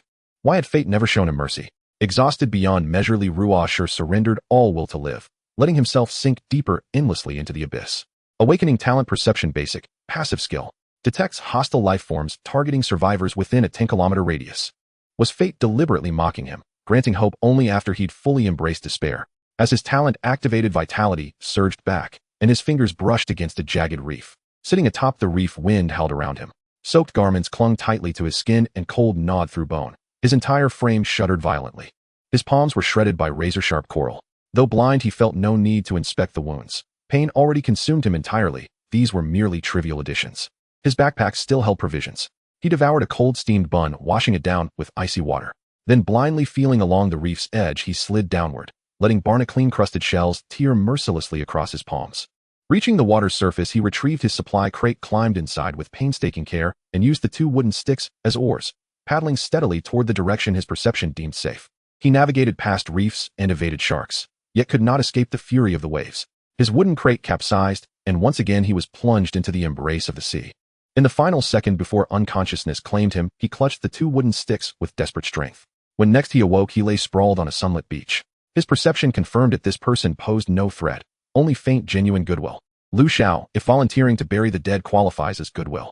An intensifying itch tugged Li Ruosher back to awareness. A guttural groan echoed, just as Lu Xiao reached the doorway. Had it begun? Inside, the man lay rigid. Eyes sealed shut, brows knotted in anguish, fists clenched white-knuckled around the wooden sticks, his entire body trembling faintly as sweat poured from his brow. Li Ruosher now understood instinctively the purpose of those sticks. He felt like rotting carrion, swarming with writhing maggots and ants ceaselessly devouring him from within. Were he able, he would have rolled violently across the floor, anything to escape this unbearable torment. The terror of going blind had been paralyzing, the agony of his thigh wound overwhelming, but neither compared to this. There was no pain, only numbness and an infinite maddening itch. He longed to collapse into unconsciousness, yet his mind remained terrifyingly lucid. Were someone to end this sensation, he would lick their boots without hesitation. Seeing his pitiful, helpless suffering stirred a sliver of compassion in Lu Xiao. She'd originally come to watch, curious to witness how much agony he could endure, given even her own minor wound had been unbearable. She'd expected to observe stoic endurance. But seeing him, now her voyeuristic amusement dissolved. A pale yellow stain spread slowly beneath him, vivid against the smooth, polished floorboards. How pitiful. Would the day come when she too lay broken, infected, tormented, slipping silently into death amid unending agony? This torment lasted for 2 hours before it gradually subsided. During this time, Li Ruoshi even broke the wooden stick he was holding, barely suppressing the urge to scratch at his wound. His subconscious warned him that scratching would have serious consequences. As the physical discomfort faded, Li Ruoshi's mind also regained clarity. Reflexively, he touched the wound on his thigh, only to find it had already healed. He raised his hand to wipe the sweat off his face, only then realizing that he was drenched. A careful sniff revealed a lingering stench in the air. A shocking truth struck him: he had lost control of his bladder. In the house of a strange woman who had saved him, he had lost control of his bladder. His dignity felt like it was being dragged across the ground. Li Ruoshi was so embarrassed he wished he could disappear. Just the thought of the other person discovering his accident made him want to find a crack in the ground to hide in. Lu Xiaoshuang had long noticed that Li Ruoshi was healed, as she had been sitting at the door the whole time. Considering the safety of the tool person, she stayed indoors and spent the afternoon cooking. Lu Xiaoshuang had been stockpiling unopened bottled water, biscuits, and rice in her room, using her backpack to carry seafood and stone materials instead. The days spent gathering seafood provided Lu Xiaoshuang with plenty of food. A full box of small fish, sea snails, and oysters filled her haul, with oysters making up the majority. The oysters she collected were large and plump, and Lu Xiaoshuang grilled them all. Lu Zhaishuang's backpack now had a capacity of 4 cubic meters, yet she still felt it was insufficient. Previously, she had stored most items at home, tossing the harvested oysters on the ground to free up some space. Seafood could be taken out for a short time, but frequent withdrawals were impractical. She couldn't possibly keep retrieving items every time, but she had no idea how to expand her backpack. In an effort to increase the chance of being seen by her roommate, Lu Xiaoshuang had already used up her speaking opportunities in the communication area today, leaving her with no place to ask. However, the communication area had not mentioned any relevant topics. After grilling in the morning, Lu Xiaoshuang now had a half box of cooked food and another half box of fresh seafood, including a box full of stingray meat. Not one to hesitate, Lu Xiaoshuang grilled half a box of stingray, keeping fresh and cooked food in separate boxes to save space and maintain cleanliness. The stingrays were skewered on branches and placed beside the fire pit to slowly cook. Though this method was slow, it allowed for even heating, preventing burning. More importantly, it didn't require frequent flipping, otherwise Lu Xiaoshuang only had 2 hands to handle over 30 skewers of stingray meat. After finishing the grilling, she noticed that the person in the room had stopped making noise. Stepping inside, she saw him with his head hung low as if he wanted to bury it in the ground. Lu Xiaoshuang was too indifferent to care about his thoughts. She wouldn't embarrass someone openly, but she wasn't eager to act as a warm-hearted psychological counselor either. The large wound from the morning had vanished, and the new flesh that had grown was tender and pink, easily distinguishable. After hiring, only basic information could be seen. The specifics of the talent remained hidden, and Lu Xiaoshuang was quite curious about that talent. Are you feeling better now? Do you have the strength to talk? Let's get to know each other better, Lu Xiaoshuang said, looking at the dark head in front of her. With his head nearly buried in his lap, all she could see was the back of his head. A cold, distant voice came from above, causing Li Ruoshi to shiver nervously. After a moment's pause, he finally gathered the courage to speak. Am Li Ruoshi. Thank you for saving me. Feel free to ask me anything. Lu Xiaoshuang noticed his nervous demeanor, but didn't take it to heart. If she were in a similar embarrassing situation, she would probably be too shy to speak. This person had decent mental fortitude. Seeing this, Lu Xiaoshuang decided not to beat around the bush. I can see your basic information. Can you tell me about the specifics? The awakening process of your talent, its exact effects, and so on. I fell into the sea while on an island and awakened my talent just before drowning. Li Ruoshi had sweated a lot, feeling dry and thirsty. He swallowed and continued speaking. I used the box given by the system as a small boat, trying to paddle to safety, but a giant wave overturned me. I woke up when you found me. This explanation sounded reasonable, but there were many omissions, such as how he accidentally fell into the sea. Lu Xiaoshuang was too lazy to probe deeper. Oh, everyone had their little secrets, and digging too deep wasn't a good idea. Moreover, he posed no threat to her for now. My talent is a passive skill that allows me to sense any malicious creatures within a 10-kilometer radius. Before Lu Xiaoshuang could ask, Li Ruoshi spoke up again. It's a passive skill. Does it consume mental energy? It only consumes a little mental energy every hour. Li Ruoshi answered diligently, like a well-behaved student. That's not much. There shouldn't be any danger now, right? It was still daylight, and Lu Xiaoshuang wanted to fetch some water. However, she felt uneasy leaving a recently healed blind person at home. Knowing there was no danger for now, they added each other as friends. After instructing him to wait in the house for her return, Lu Xiaoshuang hurriedly left to fetch water. The person had not lifted his head during their conversation, and she worried that if she lingered, his neck might get sore. Following the familiar path to the riverbank, Lu Xiaoshuang walked upstream to a deeper area. She filled 2 boxes with water and another for Yudongju. The system notified her that she only needed to use her thoughts, so she told Yudongju to prepare wooden boxes on the way. Time was tight, as she still hadn't collected the fish from the fish pen. Rushing back to the wooden house, the sky had begun to darken.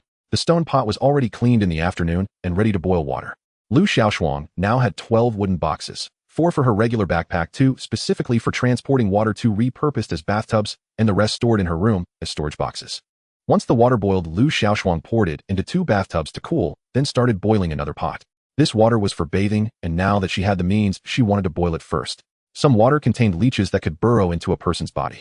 Lu Xiaoshuang had heard from her grandmother about a person who drank water from a mountain stream only to have a leech burrow into his nose, leading to a bloody nose before he realized it. Whether this story was true or not, it certainly frightened Lu Xiaoshuang. Only when it was completely dark did Lu Xiaoshuang finish preparing the bathing water, which was still mugwort infused. She moved a bathtub into the central room, where the firelight vaguely illuminated the interior of the house.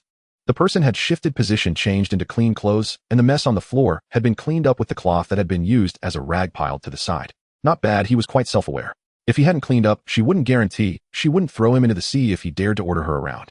Lu Xiaoshuang's impression of this stranger was still quite good. I've boiled some hot water for you. You can wash up first, and then we'll eat. Lu Xiaoshuang placed the bathtub next to him and said before leaving the room, kindly closing the door behind her.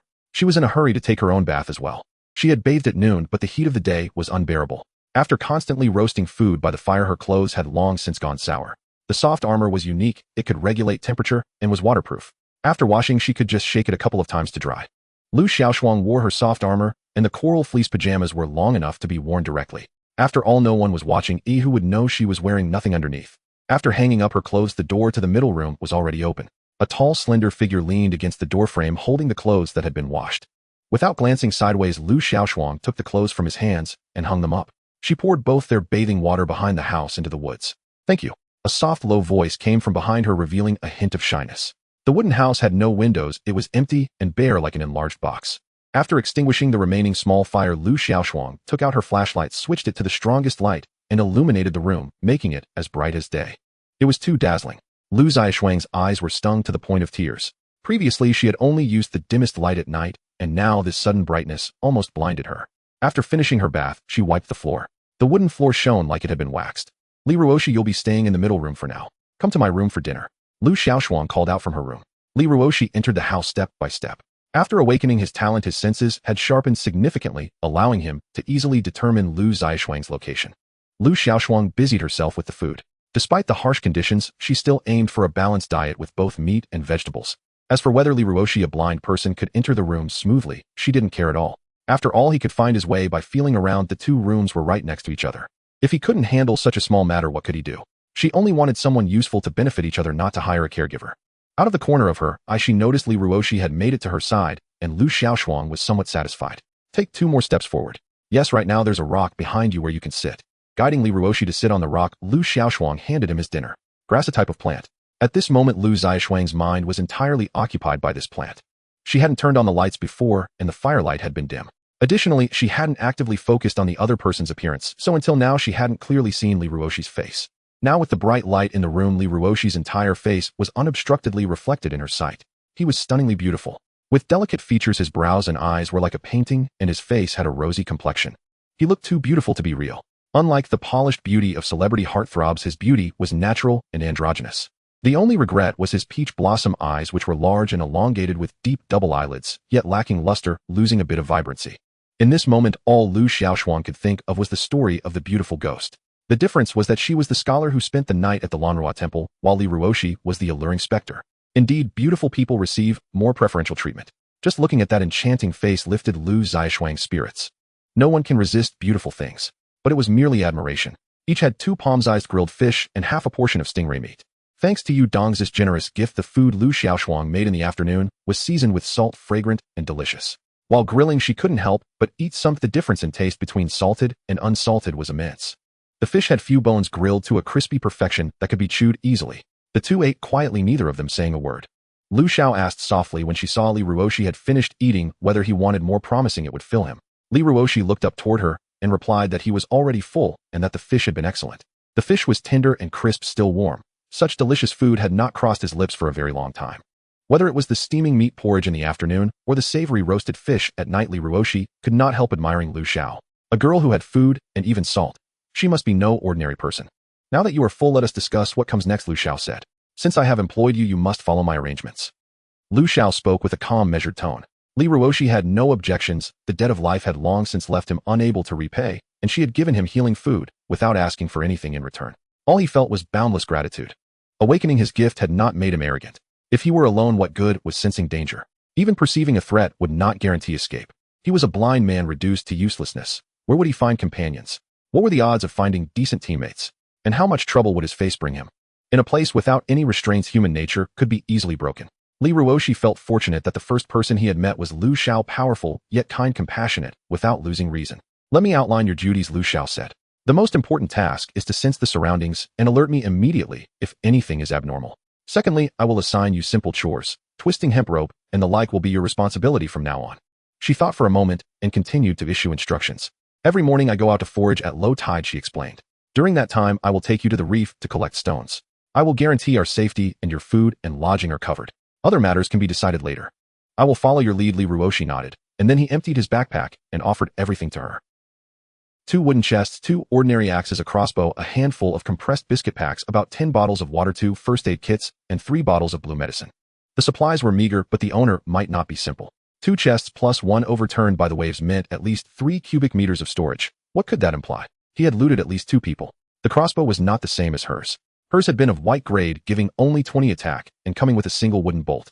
Using her appraisal, she determined the find to be a blue-grade weapon, finely made, granting 50 attack and a 10% chance to ignore defense. The accompanying quiver could store up to 30 bolts. A built-in quiver.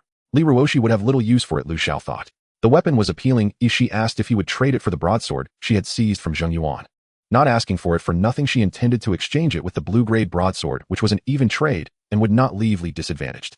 Having obtained the crossbow, she admired it more and more, itching to find a target and test her aim. As a child, her favorite pastime had been using a slingshot to knock down glass bottles, competing with friends for accuracy. She had been the small champion for many years, even if only a handful ever entered those contests. Taking Lee Ruoshi to the pit to handle his needs made the idea of building a proper latrine all the more pressing. Digging holes all the time was no way to live. That night the two stayed in Lu Xiao's room. She instructed Lee Ruoshi to peel the bark into fine strands and twist them into hemp rope. She would use the rope to weave a fishing net. If one day the tide did not retreat, and they could not go out to forage, they could not simply sit idle and starve. A crossbow differs from a bow. Drawing the string and releasing the bolt can be independent actions. You can cock and load it in advance, then aim and fire when needed. The blue-grade crossbow was compact yet substantial. It could hold 5 bolts at once. The arrow groove on its limb already contained 5 gleaming iron bolts. Bolts would not regenerate on their own, so Lu Xiao planned to fashion wooden arrows. Tieli wood was the most suitable material she had discovered on the far bank of the river.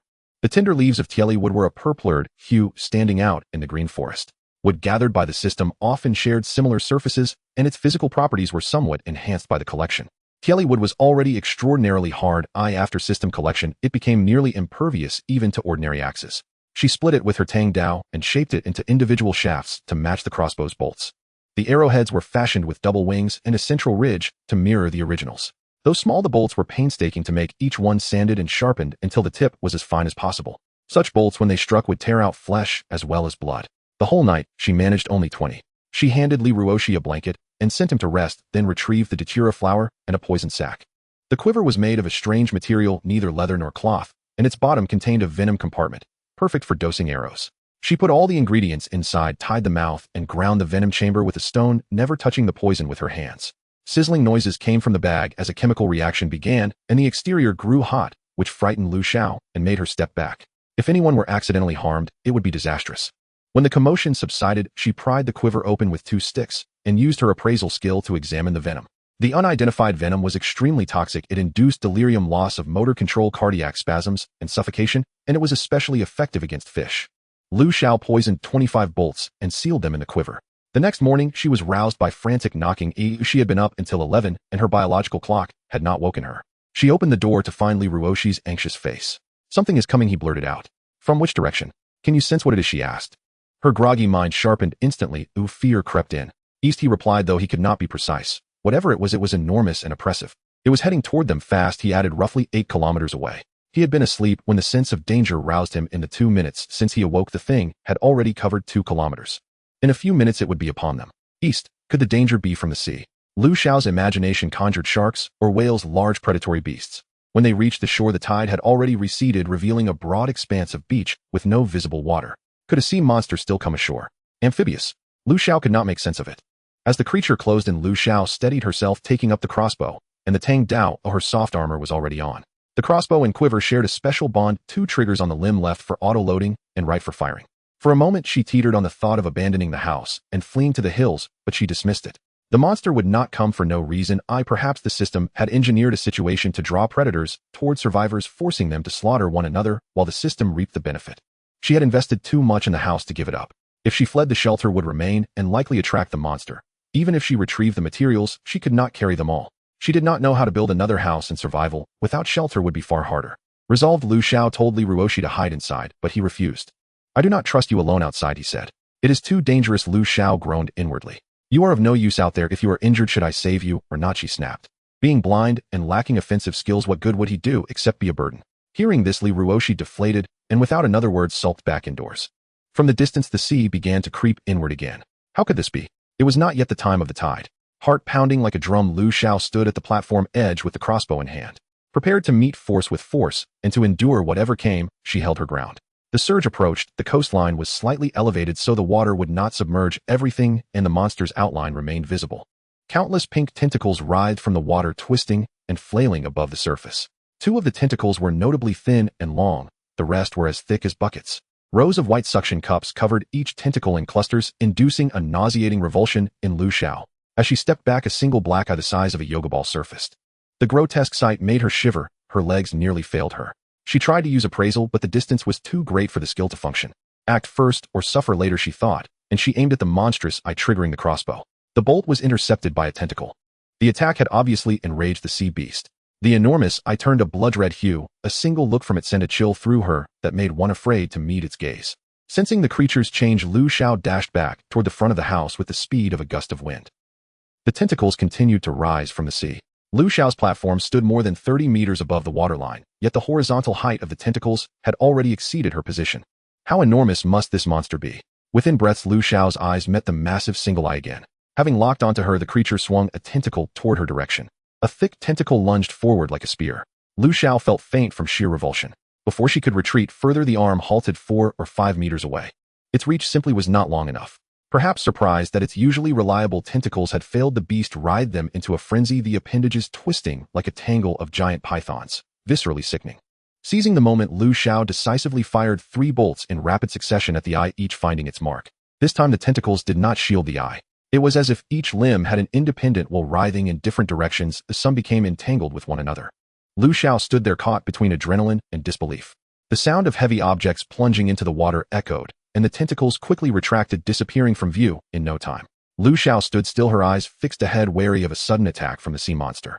The water below seemed tumultuous, as if a sea monster was thrashing about, creating splashes everywhere. Lu Xiao suppressed her curiosity and refrained from investigating. It could be a cunning trap set by a creature. What if this was a ploy to lure her in? She wouldn't fall for it. As time ticked by, the commotion gradually faded. If the enemy remains still, then so shall I. Lu Xiao remained vigilant. With a creak, the door in the middle opened, and Lu Xiao looked at Li Ruoshi, puzzled about why he had come out. The sense of danger has vanished. Those bright red lips moved in speech. I understood every word, yet couldn't grasp the meaning when they were put together. Lu Xiao tilted her head, clearly still processing the information. Li Ruoshi, not receiving a response, was unsure of what Lu Xiao meant and hesitated to speak. After nearly a minute of tense silence, Lu Xiao finally snapped back to reality. No danger means the sea monster is dead. Just like that. Running to the shore, she was stunned to see the water rapidly receding. Countless tentacles lay sprawled across the beach, motionless, and the monster's body was fully revealed. Its form resembled a colossal fish or thunder, strangely adorned with tentacles at both ends, with an overwhelming number of tentacles above its eyes. On the other end, there were only 2 tentacles, one of which was several times thicker than the others above and longer as well. From above, it looked like a gigantic pink chrysanthemum had bloomed on the beach. Ugh, Lu Xiao dry heaved twice, but couldn't bring herself to vomit. It seemed her mental fortitude had grown stronger. You stay here while I go take a look. Walking slowly onto the beach, the visual impact was even greater up close, and Lu Xiao couldn't hold back any longer and vomited. Why did such a disgusting creature even exist? The rows of suction cups were each palm-sized, clustered together, making her eyes sting. She used her identification skill on the sea monster, losing 30 points of mental energy. Mutated Squid King Red. Health 01000. Attack 400. Defense 200. Skill Water Control. Remarks: a mutated creature dwelling in the deep sea. Suppressing her revulsion, Lu Xiao poked the nearest tentacle. It was soft and surprisingly elastic. Congratulations, you have poisoned a sea monster. Would you like to collect? Yes.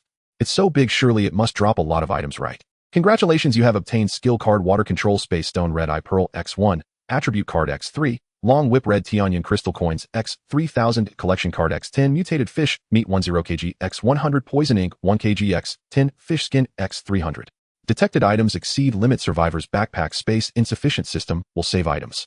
Please designate a storage location within 10 minutes. The system has finally shown some conscience.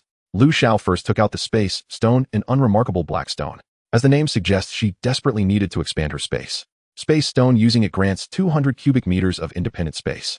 Please confirm the usage location. This location is not usable.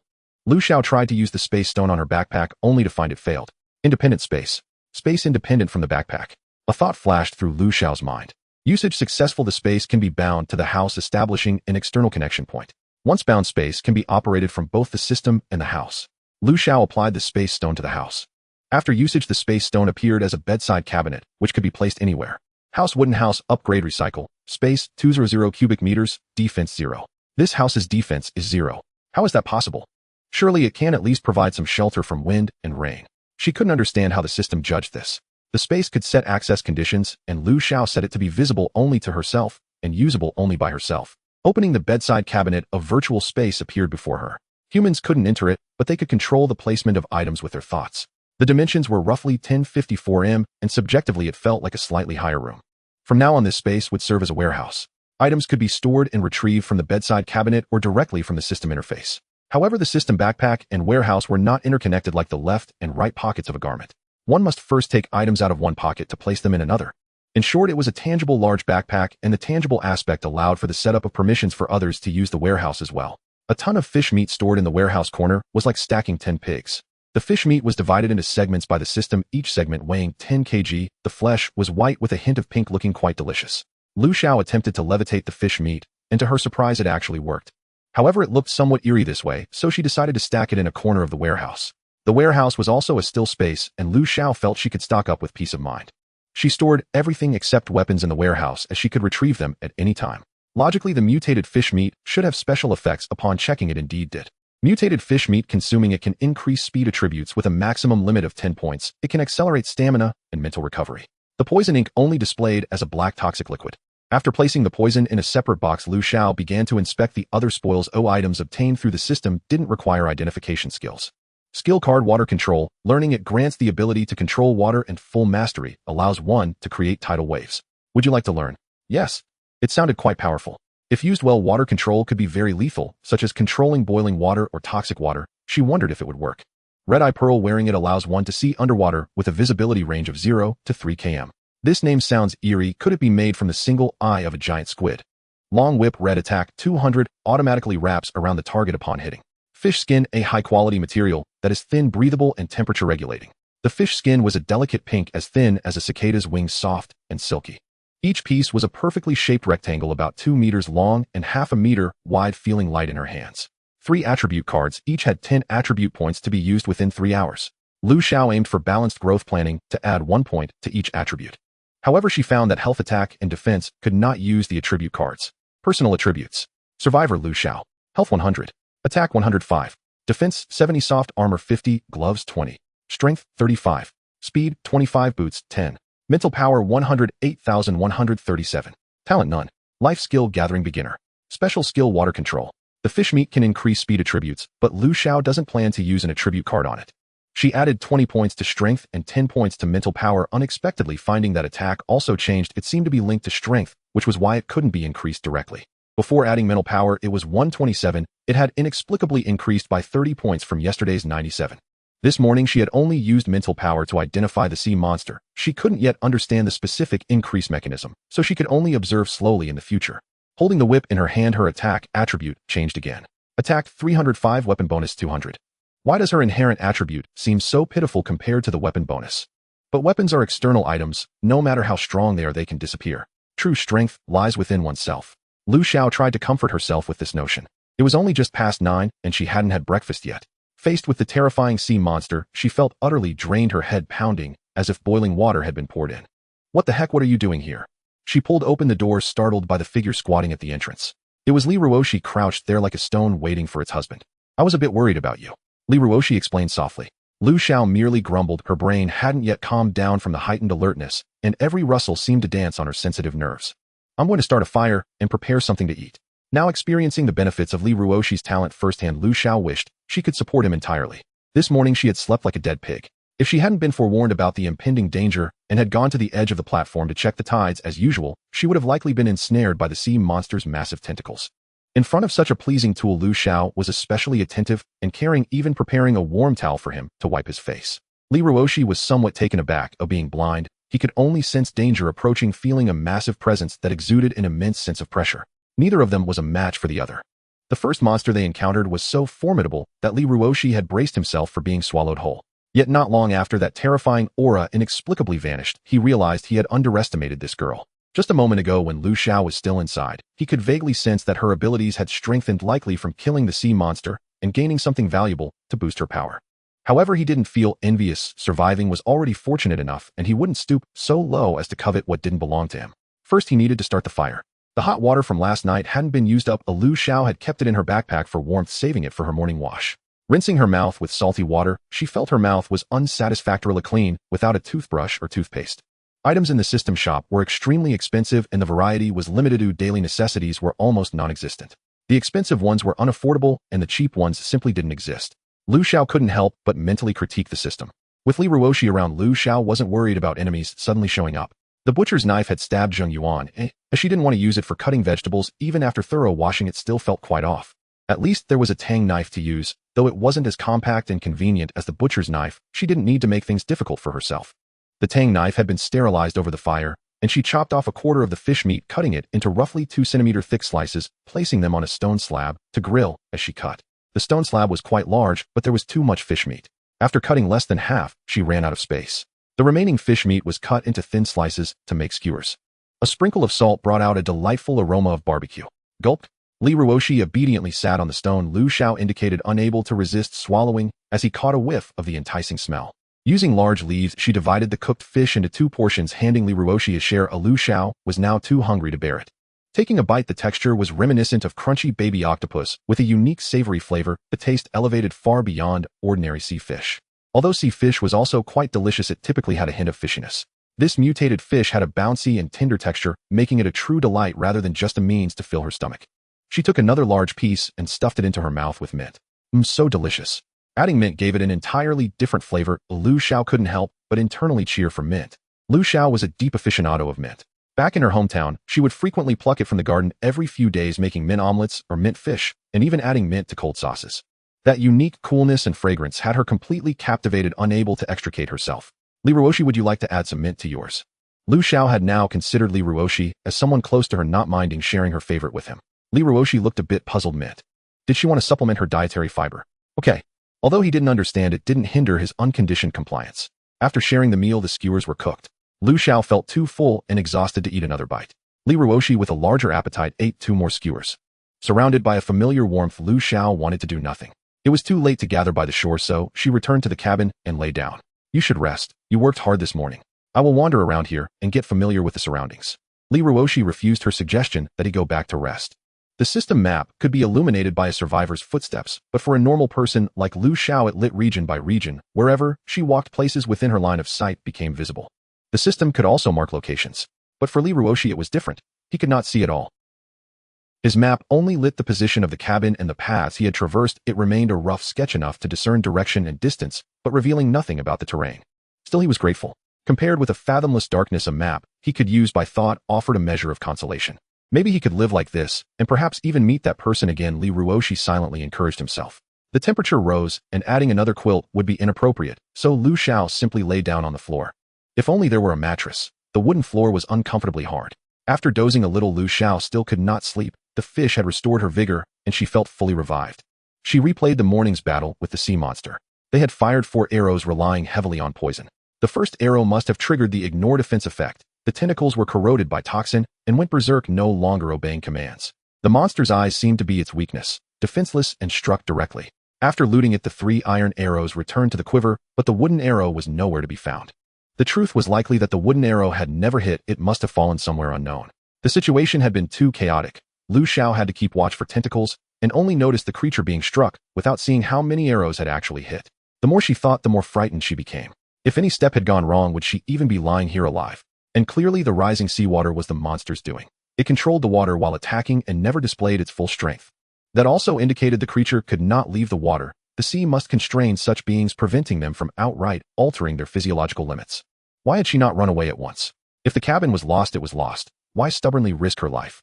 She reflected deeply on her impulsive bravado and found sleep even more elusive. A certain god's oft-quoted line replayed in her mind. At your age, can you even sleep?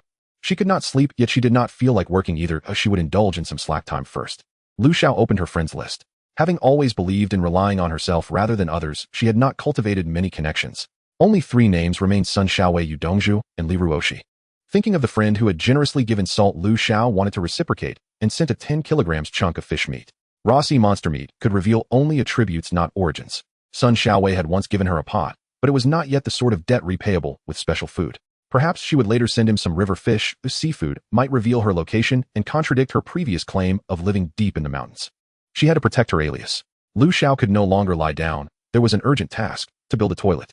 She went out to discuss with Li Ruoshi and decided to erect a temporary latrine at the northeast edge of the cabin's platform, a bit distant so odors would not waft back. The slope from the platform down to the shore was gentle, formerly covered with wild grass and low shrubs. In a few short days, Lu Xiao had already beaten a trail through it. Time was tight. There was no leisure to let Li Ruoshi fumble his way. Lu Xiao took his arm and led him. They were headed to the reef area to quarry stone. The coast below was far easier to traverse, all sand. After eating the fish, Lu Xiao's speed reached 35, while Li Ruoshi, although slower, managed 22. Along the way, Lu Xiao cleared away dead branches and stones. Soon Li Ruoshi would need to quarry on his own. She could not have him tumble and injure himself, for injuries required treatment and made no sense to risk. Li Ruoshi felt her guiding his arm. Although he could not see, he sensed her movements and inferred she was clearing the path, which warmed his heart. How could such a kind girl not mind that he was blind, feed him, and care for him so attentively? It felt like a mother's warmth, tender and affectionate. Lu Xiao thought wryly that being a mother without pain was strangely gratifying. At the reef, she found a stick for Li Ruoshi to probe with and let him wander at his own pace. Lu Xiao did not rush to gather yet. She produced the 10 gathering cards obtained that morning and used them one by 108, went by with no response. On the 9th card, her gathering skill upgraded to intermediate. She had guessed right. Intermediate gathering consumed less mental energy when harvesting stone. Previously, collecting 10 stones cost 1 unit of mental power. Now she cheerfully harvested 100 and only lost a sliver. Lu Xiao worked breathlessly, as if failing to collect would be a loss. The stone she collected was of better quality and gathered more rapidly. The reef area was vast. Lu Xiao filled her storage, but the landscape remained unchanged. Clusters of rocks of varying heights and shapes. Not stopping halfway, she quarried the entire small patch and laid the stones on the ground. Many byproducts accumulated, leaving only a single large reef beside the deep pool, standing lonely and unmined. She remembered placing viscera in the pit as bait yesterday and wondered if any fish had been caught. The reef by the deep pool formed a kind of cliff shape, its top partially overhanging. The rock was large like a small hill, and the deep pool beneath was heavily sheltered, dimly lit. She tossed a stone in, whatever lay within startled and sent up splashes. It seemed some things had been left behind. After observing a while with no sign of anything valuable and lacking the right tools, she left it alone for the moment. Li Ruoshi continued collecting stones nearer the shore, and many lay piled on the ground. She told him she would return with the stone, and first went to store the gathered rock behind the cabin as before. With a warehouse now, 2 trips sufficed to move everything. The tide was still rising and had submerged parts of the reef. They had enough stone for now and stopped quarrying. The upgrade key for the wooden house remained locked, so Lu Xiao opened the upgrade conditions. There were actually several house types to choose from. Advanced stone house, medium stone X 3000, glass X 100, wood X 500, iron or X 300, crystal coins X 50. Lu Xiao instantly fell for this little stone house, a 3-story villa with a wall and yard, the very dream home she had often fantasized about. The key problem was where to obtain iron ore and glass. Even if one knew how to make glass, who in this place would have the time to smelt it? Not necessarily. In a vast country, talent abounded, and someone might have discovered the opportunity. She searched the trade board for a while and found nothing. The trade board, however, had grown more abundant with items, various food, stone, and wood. Then a weapon for food listing appeared. Dagger, common, attack 10, exchangeable for any 5 kilograms of food. The seller was either starving poor or so rich they spurned common gear. Either way, Lu Xiao was tempted. She needed a cutting tool, and the dagger would be perfect if it had not been used before. She hesitated for only a few seconds, and someone else bought it. Missing the chance, Lu Xiao could only laugh bitterly. She should have known equipment would be snatched up quickly. Hesitation breeds defeat. Iron ore did appear on the trade board, but the prices were exorbitant. Everyone seemed to realize it was essential for house upgrades, and the market was booming. 1 piece of iron ore traded for 1 pound of food at a uniform rate. Lu Xiao did not know the difficulty of mining iron ore or its mental cost. Whether the price was reasonable, she could not judge, but she was reluctant to exchange for it. 300 iron ore would drain her savings. She decided to wait and thought of Sun Xiaowei. Did he not live on the stone mountain? Perhaps he had iron ore. Still, she felt awkward approaching him since she had not repaid his kindness of the pot. Walking with practiced ease to the riverbank, Lu Xiao planned to try her water control skill. As soon as her hand entered the river, she sensed a unique connection, as if she had been born in water, nourished, enveloped, and warmed by it. She savored the sensation and activated the skill, trying to part the water. Success. The river split to either side, but the palm of her hand, a small hollow formed like a slice of water, was held apart by her palm. Lu Xiao joked that her hand outdid any blade. It was like opening a new world. The feeling was exquisite. She could not swim and had long been afraid of water, always imagining monsters in deep pools. Delighted, Lu Xiao repeated the water parting motion until she grew adept, finally splitting the entire river to create a 1-meter wide path with ease. It could only last half a minute. The river here was shallow and slow. Upstream in a different stretch, it might be impossible. She could also move water, simply steering it like irrigation into wooden boxes. Lu Xiao was like a child with a new toy, repeatedly filling boxes and returning their water to the river, happy as a contented plump cat. Her 4 boxes were not enough, so she messaged Li Ruoshi to send his 2 empty boxes. Thinking she wanted more water, he agreed without hesitation. She could control 2 boxes at once for now, not yet reaching her limit. Carrying 6 boxes upstream to a deeper spot, she filled them and tried to control the water from all 6 back into the river at once. Failure again, and again she persisted until exhausted, sweating and nearly fainting, yet finally a smile crossed her face. Yes, she succeeded. Checking her stats, she saw her mental energy had dropped below 20. She had practiced for over 3 hours without lunch. Her stomach loudly protested. She had become so absorbed in honing the skill that she neglected everything else, truly lost in her practice. Since she's already here, Lu Xiao plans to deal with the fish in the fish pen today, as leaving them there makes her feel inexplicably restless. After eating some grilled fish skewers to replenish her energy, Lu Xiao uses her skills to separate the water around the fish pen and draw the water out. With the water emptied, the fish in the pen are revealed jumping lively on the bottom. Most of them are tilapia with a few crucian carp and some loaches. All the fish are about the size of a palm, with a few larger ones weighing around a pound. The loaches resemble catfish but have whiskers. Lu Xiao doesn't know their scientific name, but they seem to belong to the catfish family. The several fish pens are completely cleaned out, totaling 22 fish. Is that all? I wonder if there will be more upstream. Lu Xiao mutters to herself. She cleans the fish on the spot, discarding the entrails back into the fish pen. After picking some banana leaves, she fills a box with water for Yu Dongzhu, and it's almost 5 o'clock by the time she heads back. As she climbs to the top of the mountain and heads toward the house, a familiar figure is probing the way with a stick, groping his way up the mountain. Lu Xiao can't help but feel a bit anxious. Fortunately, he is walking slowly and hasn't reached the trap yet, where it would be disastrous if he fell. When she came, she had stuffed a few tree branches with poison from the trap into her quiver, the kind that kills sea monsters. Lu Xiao multitasks, speeding down while messaging Li Ruoshi to stop going up. Didn't I tell you to stay home? Why are you daring to go up the mountain? There's a poison trap I set up ahead. What if you fall in? Lu Xiao feels a bit angry. If he really fell in, wouldn't she be the one to blame? After receiving Lu Xiao's message, Li Ruoshi stops moving and obediently waits by the roadside. I was worried because you haven't returned and you didn't reply to my messages. I thought something might have happened to you, so I came looking for you. Hearing Li Ruoshi's words, Lu Xiao realizes she has indeed received messages. Opening the panel, she sees 5 or 6 messages from Li Ruoshi and a dozen from Yu Dongzhu. She ignored them all. I was catching fish and my messages were muted. I won't do that next time. A thank you for your concern. Feeling a bit guilty since she was at fault first, Lu Xiao has gotten used to being alone these days and feels somewhat uncomfortable with someone caring for her. The mountain path was cleared by Lu Xiao, but it's a shoddy job hastily done. Going up is easy, but coming down is difficult. Worried that Li Ruoshi might fall, Lu Xiao takes his arm and guides him down slowly. Having caught a lot of good things today, Lu Xiao decides to indulge a little and takes out 2 buckets of instant noodles. The fish fillets are thin, almost translucent when lifted, and are placed directly into the noodle buckets. A few mint leaves are tossed in and boiling water is poured over them, creating a delicious dinner rich in carbohydrates and protein. Both of them haven't had instant noodles for a long time. Once cooked, they dive in without caring about the heat, devouring them rapidly, finishing everything including the broth. After eating, Lu Xiao prepares to wash the noodle buckets for storage, but they disappear much like the plastic wrapping of compressed biscuits. It seems they were recycled by the system. Will she still be able to use a mineral water bottle to hold water if she doesn't finish it? Lu Xiao takes out some previously grilled seafood and divides half of it to give to Li Ruoshi. Next time you get hungry, just eat this without waiting for me, Lu Xiao says. Okay. Li Ruoshi replies without hesitation, accepting the food. As the sky gradually darkens and the temperature drops, the two of them can still work together and chat, spending the night in Lu Xiao's room.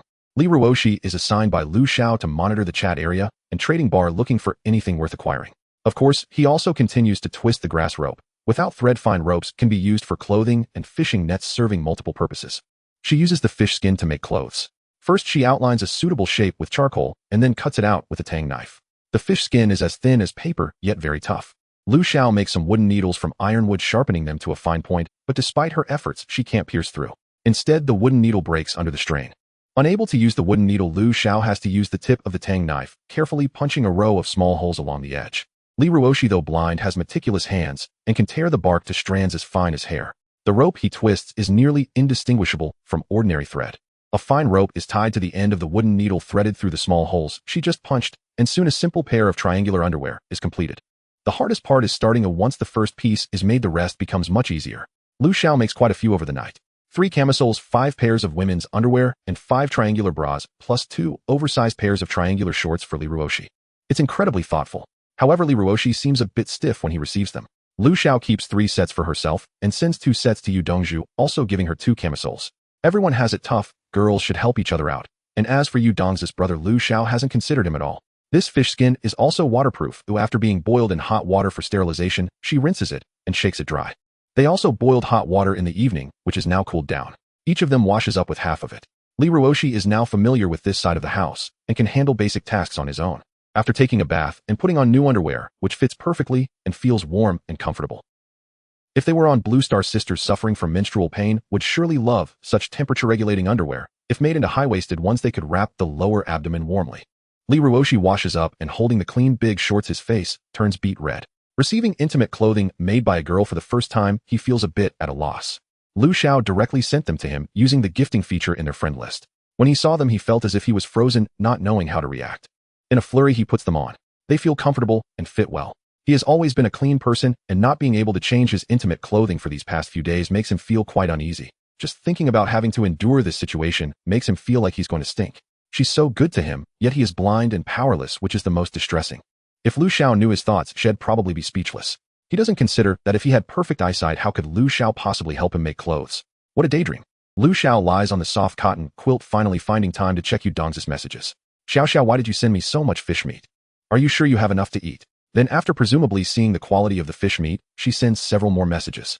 Whoa, this is the first time I've seen food that can enhance attributes. Is this monster meat? Xiao Xiao, were you attacked by a monster? Are you hurt? Following this, she sends 2 first aid kits. Xiao Xiao, why aren't you replying to my messages? Is something wrong? Yu Dongzhu has been busy collecting salt and trading for supplies with no time to contact Lu Xiao. Suddenly receiving food from Lu Xiao, it's clear it isn't of ordinary quality. After identifying it, she realizes that this meat can enhance attributes, and the whole family is thrilled. Salt is a necessity, but supplies are currently scarce. Everyone only trades small amounts, mostly using wild fruits, and wood and meat cannot be traded at all. The 3 are in the desert where life is rare, and they haven't encountered any monsters. This is the first time they have received something that can enhance attributes apart from the attribute cards provided by the system.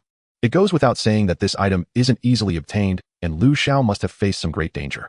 However, since she can still send them meat, it seems the danger has been resolved. It's just uncertain whether she was injured. Considering this possibility is quite high, Yu Dongzhu quickly sends the first aid kits to Lu Xiao. Now Yu Dong's family is too concerned about whether Lu Xiao is hurt to care about the joy of having enhanced attributes, urging Yu Dongzhu to message her and confirm her condition. As a result, the messages sink into silence, and Yu Dongzhu, anxious as an ant on a hot pan, paces back and forth in the house, glancing at the messages every couple of seconds. In the end, it was Yes Mother who comforted her, saying that Lu Xiao might just be too tired from fighting the monster and went to rest. Later, a few hours later, Lu Xiao asks her about the wooden box for water. At that time, Lu Xiao was so focused on her skills that she skimmed through the messages, not taking them to heart, and thought she had already replied. This must be the mysterious illusion of seeing and replying immediately. Lu Xiao does feel a little guilty for making someone worry for no reason. However, she doesn't want to disclose her skills, only mentioning that she indeed encountered a monster, but was fortunate enough to resolve it. After explaining everything to Yu Dongzhu, clarifying that she wasn't hurt, just didn't notice the messages due to other matters, she returns the first aid kit. Xiao Xiao, these underwear and shorts are really comfortable. You're truly my thoughtful little treasure. You have no idea how I've been surviving these past few days. No water to wash, and the temperature was so high, I've been completely pickled. Yu Dongzhu shares the clothes with her mother, and since their body sizes aren't very different, they can all wear them. Moreover, having new clean clothes is incredibly fortunate. Who would have the face to complain about whether they fit or not? Xiao Xiao, you're so nice. You even helped us make these. Love you. Yu Dongzhu knows Lu Xiao's character. Beautiful and kind-hearted, yet rational, only treating her close ones well, and never being overly compassionate. She wants to repay Lu Xiao, but being as poor as she is, the only valuable thing she can offer is salt, which unfortunately Lu Xiao likely doesn't lack. That said, Yu Dongzhu decides to prepare a box of salt for Lu Xiao tomorrow. Today's batch has already been traded away. Even if Lu Xiao doesn't need it, it can be exchanged for something else. Yu Qiuqing sees his sister and mother wearing the new camisoles and is quite envious, thinking his sister must have traded salt for them, and he shouts for her to get him one as well. He even states that he wouldn't mind if it were a skirt. However, upon learning that they were obtained from Lu Xiao, he loses interest immediately. Lu Xiao has already helped them a lot. He doesn't have the cheek to ask for more. After finishing her conversation with Yu Dongzhu, Lu Xiao doesn't forget about Sun Xiaowei. Politeness is never out of place. Lu Xiao sent Sun Xiaowei 5 fish and a small packet of salt weighing around 200 grams. Brother Sun, thank you for the stone pot last time. I got some salt yesterday, so I'm sharing a bit with you. Lu Xiao sent a message to Sun Xiaowei under her alias Lu Jiangwo. Sun Xiaowei was in need of salt, especially since new supplies of edible salt had been snatched up crazily in the trading section these past few days. Each person can only send out 10 trading links per day, but each link can accommodate multiple trades. For example, one link could be for 500 grams of edible salt, allowing for exchanges of any food for every 50 grams up to 500 grams, meaning one person could trade and the next could still participate. However, there were simply too many people, and Sun Xiaowei could never keep up. This Lu Jiangwo was truly a lifesaver, especially with the added fish. But Sun Xiaowei did not have any iron ore. He only had ordinary stones, and he had been mining rocks to trade for resources, but he had only managed to obtain various wild fruits. He was quite satisfied with this, as eating yellow bubbles every day was not ideal. Now he cringed at the sight of them. Brother, can you still fish? Sun Xiaowei had a river nearby as well. Lu Xiao shared her experience of encircling fish without holding back. After all, it wasn't a technical task, and a little thought could lead to solutions. Just after she finished speaking, she received a flurry of thanks from Sun Xiaowei. Since she didn't hear any news about iron ore from him, Lu Xiao had to search for other options. The only valuable item she had on hand was the mutated fish meat, abundant in quantity and delicious with special effects. Lu Xiao took a 5 kilograms piece of fish meat the system can recognize weight and listed it in the trading section. Item: mutated fish meat, delicious in flavor, consuming 500 grams, increases speed by 10 points while eliminating fatigue and accelerating mental recovery. Trade: 200 units of iron ore for every 500 grams. The item description was provided by the system, but she filled in the trading details herself. Lu Xiao didn't think she was being unreasonable. The last time the system provided supplies, it was just a measly 3 attribute points. This was a one-time increase of 10 points, but speed attributes would surely be less popular than strength. Such an item could only be traded in large quantities, and most people couldn't afford it. However, if divided into smaller portions, they could still manage to acquire it. Iron ore should be something that could be collected directly. Indeed, it wasn't long before someone purchased a portion, and the buyer sent a private message. Anonymous: hello, can we make a trade? Lu Xiao: what do you mean? I want to exchange for another portion of fish meat, but I don't have enough iron ore. Can you reserve a portion for me? Let's add each other as friends. I'll give you 230 iron ore before tomorrow night. How does that sound? The buyer's name was Li Dongdong, and he was with his twin brother Li Sisi, who had been placed on a desolate mountain. The entire mountain looked as if it had been scorched by wildfire. The rocks were dark red. The vegetation was sparse, and at a glance one could hardly see a few blades of wild grass. The two brothers were high school students, having grown up in the city. Although they saw a few clusters of ripe berries at the foot of the mountain, they were wary of eating anything unfamiliar. For these past few days, they had been living off the supplies provided by the system. Some people are just born lucky. After the newbie period ended yesterday, the system added an identification feature. Out of curiosity, brother Li Sisi picked up a stone to identify it, and it turned out to be iron ore. As for those clusters of bright red berries, the identification results showed they were poisonous. Good thing they didn't eat any. The two felt as if they had been blessed and quickly gathered a lot of iron ore to trade. After days of hunger, the two fully understood the importance of food and were desperate to trade for it. The trading link Lu Xiao had seen earlier, where 1 iron ore could be exchanged for a pound of food, was posted by these two. Though they were high school students, they were not naive. Mining iron ore consumes more mental energy than ordinary stones, and iron must be worth more than regular rocks. They didn't limit the types of food, they wanted anything edible. In the evening, after eating, the brothers Li Dongdong were bored and treated the trading section like an online shopping platform. While browsing happily, they spotted Lu Xiao's trading link. Without a second thought, they jumped at the chance to trade, but the iron ore they had was only enough for one portion. Sharing good things is always better, so Li Dongdong suggested adding more ore and asking the seller to reserve a portion. Lu Xiao naturally agreed, as she still had plenty left. After all, this was a big player with ore, and it was beneficial to form a good relationship, as she would surely need the other party later. Besides, this person was quite sensible. If they didn't increase the price and still wanted her to reserve it, she wouldn't necessarily oblige. In no time, all the fish meat was traded, and Lu Xiao gained 2,000 iron ore. In modern society, she had never seen real iron ore before.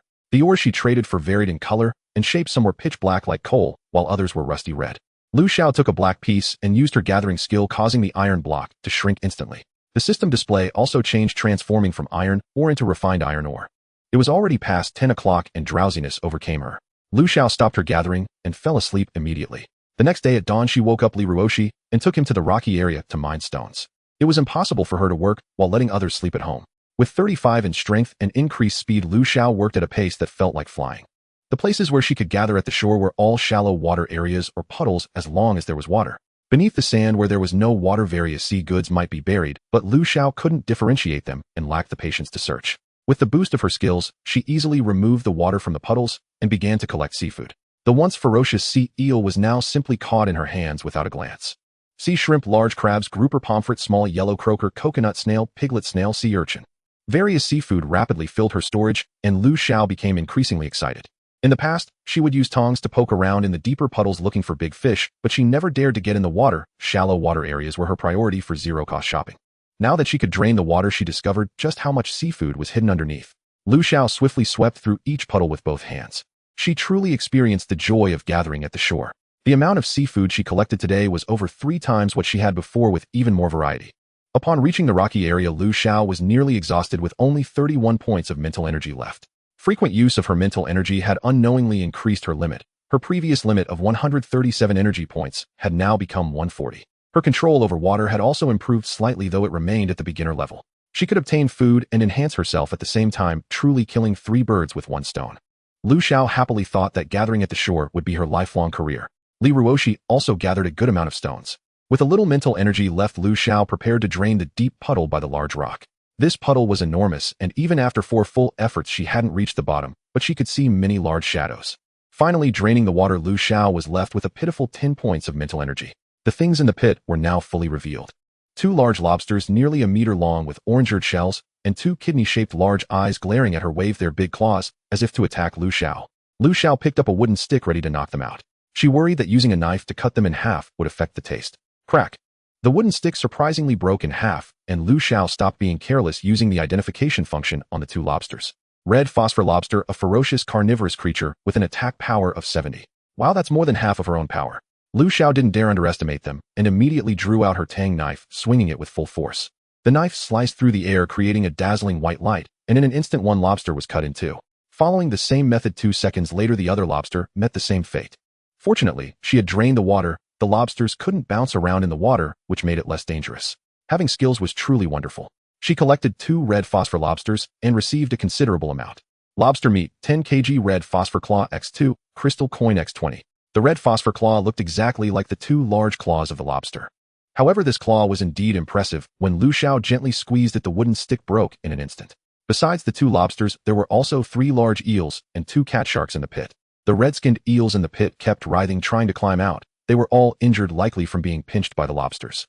Apart from that, there were only some fish remains torn into small pieces, most of which had already been eaten, leaving only the harder parts like heads.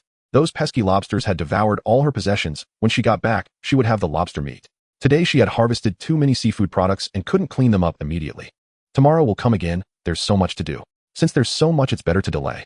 She decided not to clean up and just keep them in her storage. She opened the eels and cat sharks, discarding the entrails in the pit, hoping there would be more lobsters to eat tomorrow. On the side, Li Ruoshi had already gathered quite a bit of stone materials. Lu Xiao collected what she could, but it still wasn't enough to reach 3,000, so she joined in the gathering. Now that she didn't have to worry about food spoiling, she planned to harvest all the rambutans, as they were a rare and delicious fruit. The rambutans had matured again, their bright red hue gleaming. She could use her gathering skill right under the tree. Lu Xiao instructed Li Ruoshi to collect there while she took a stroll in the forest, as this area of the map was still unlit. As Lu Xiao walked, she paid attention to the surrounding plants, hoping to find some wild scallions or garlic for seasoning. Eating the same unadulterated food every day was becoming a bit tiresome. Along the way, she discovered several pieces of decayed wood, some of which were covered with fuzzy mushrooms, while others resembled pleurotus. The system identified them as edible, so Lu Xiao unceremoniously collected them all. After gathering the mushrooms, she didn't spare the decayed wood either. After all, only children would make choices. Adults take everything. The woods behind the house were similar to this environment, so leaving them there for future collection was convenient. After exploring this area, she found no other food. Li Ruoshi had already finished harvesting all the ripe rambutans from that tree and laid them all out on the ground, so Lu Xiao went over to collect them. The stone pot was now used specifically for boiling herbal water, while the large iron pot was used for boiling water after being cleaned with wood ash. The iron pot heated up quickly, and it didn't take long to bring a pot of water to a boil. Having already indulged in instant noodles last night, she planned to make do for lunch without starting a fire, just eating the grilled seafood stored in her backpack. What Lu Xiao wanted most now was to upgrade her house. Although the wooden cabin was nice, being close to the sea raised concerns about potential typhoons, and she didn't dare to gamble with her safety. The trading section still showed no sign of glass, and the communication area had many people inquiring as well, but they all sought glass. With no options outside, she had to work from within. Iron ore was the raw material, but could the raw materials for glass be used instead? The main component of glass is silicon dioxide, which also seems to be a common component of sand. Lu Xiao didn't care whether it was right or wrong, and directly went to the beach to collect some sand. Ordinary sand couldn't be gathered, so she looked for some coarser milky white sand, and by sheer luck, after gathering it, she ended up with quartz sand. In Lu Xiao's impression, quartz sand was used for making glass, so she hurriedly collected a pile, but her spiritual energy, which had just increased a little, was nearly depleted. She placed the stones, wood, iron, ore, and crystal coins into the upgrade section of the cabin and put all the quartz sand she had gathered inside. The upgrade button still didn't light up. Could it truly be ineffective? Recalling the system's stinginess, where even picking up snake meat would incur a deduction, she tried adding 5 more crystal coins to see if that would work. There was no reaction. She added another 5, but still no response. This time Lu Xiao directly put in 10 more, which was her limit. Adding any more would be excessive. This time the upgrade button finally lit up. Oh, you truly are a stingy system. Lu Xiao cursed inwardly. After pressing the upgrade button, she and Li Ruoshi were directly transported to the edge of the platform. The ground trembled, and soon after a brand new stone villa appeared in the place of the former wooden cabin. Did an earthquake just happen? How did we suddenly come out? Li Ruoshi still didn't understand what had happened, but Lu Xiao was now fixated on the new house and had no time to answer him. Now most of the platform was surrounded by 3-meter-high stone walls, and from their position, they could only see above the second floor. She hurriedly pulled Li Ruoshi into the yard. The house before them had 3 floors. The overall exterior was a bluish-gray color resembling a cement wall that hadn't been painted white, dull and unremarkable, but the bright glass windows elevated its quality significantly. Crossing the stone path from the courtyard to the main door, they climbed the stairs to the first floor. Besides the large door in the middle, both sides were lined with large floor-to-ceiling windows allowing ample light and a clear view of the interior furnishings. The exterior walls were made of stone, while the interior surprisingly featured wood with a different color. The floor was laid with grayish-blue patterned wooden flooring, and the inner walls and ceiling were beige wooden surfaces. The first floor was divided into two parts. The large living room was in the front left behind, which was a large bedroom, and next to the bedroom was a small space the size of a bathroom, though it was empty inside. On the other side were the kitchen and dining area. The large kitchen at the back right also had a basement storage room, and there was a simple square table with 4 chairs in the kitchen. The system's blueprint displayed all sorts of tables, chairs, and sofas. The kitchen also had a stove, a conventional wood-burning stove, which was just right for decorating the large iron pot, and there were even 2 tall storage cabinets and a long preparation table, though the combination was a bit odd. The staircase was located against the right wall of the dining area, consisting of ordinary stone steps laid with wooden boards complete with wooden handrails. The second floor had 3 bedrooms, each spacious and equipped with desks, chairs, wardrobes, dressing tables, and wooden double beds. In front of each room was a public semicircular protruding balcony fully made of floor-to-ceiling windows, with sunlight pouring in unobstructed. The first floor had a sufficient height, so the suspended balcony did not block the light below. Each room had its own independent balcony resembling a suite with its own small living room and bathroom. The third floor contained 2 massive storage rooms, and the rooftop was flat with a small attic at the staircase entrance. The rooftop was surrounded by stone walls with drainage openings in every corner, making it an excellent spot for drying bedding. The main body of the stone villa occupied about 300 square meters with an additional yard nearly 300 square meters. The entire platform was just over an acre, and this house nearly occupied the entire platform. The doors were all wooden, but the main door and yard gate were made of a very unique material resembling neither wood nor iron. The door could be locked from the inside, but pushing it open was quite difficult. Lu Xiao struck it hard with a broken axe, and the door showed no damage at all, leaving no trace, while her wrist felt a bit numb from the impact. She hadn't noticed when she entered, but now she saw there was a row of backward-facing rooms on both sides of the yard gate. On the left side by the corner was a pair of toilets structured like public restrooms, with one toilet having 2 separate squat positions inside, complete with a hand-pulled water tank. The building on the right side of the yard gate was empty, suitable for raising poultry or storing firewood. This made things easier. Just yesterday she was thinking about building a toilet, and now it was all set. In the middle of the yard, aside from a narrow stone path, the rest was land, which was just right for a vegetable garden. Lu Xiao looked at the yard before her with delight, never expecting to own her first villa in this other world. Giving the system a few extra crystal coins was truly worth it. A look at that thick glass, it must be bulletproof. A few steps beyond the yard gate was the edge of the platform. The place where Lu Xiao had previously cooked was now enclosed by the yard, and the small stone stove had disappeared. However, now that there was a kitchen, these were no longer a concern. Lu Xiao chose the leftmost room on the second floor, initially thinking it would be too troublesome for Li Ruoshi to go up and down the stairs since he couldn't see. Yet he insisted on having the room next to Lu Xiao, reasoning that living nearby would allow for quicker responses in case of danger. It sounded quite reasonable. The tall walls of the large house provided a strong sense of security. Lu Xiao found some wooden sticks and tied leaves and grass onto them to make a few dummies, placing them in the yard to practice her chopping skills. She had never formally learned self-defense techniques, so she could only practice haphazardly. A day quickly passed, and just before bed Lu Xiao received a message from Li Dongdong revealing that he had encountered monsters in the afternoon, which was why he hadn't managed to gather enough ore.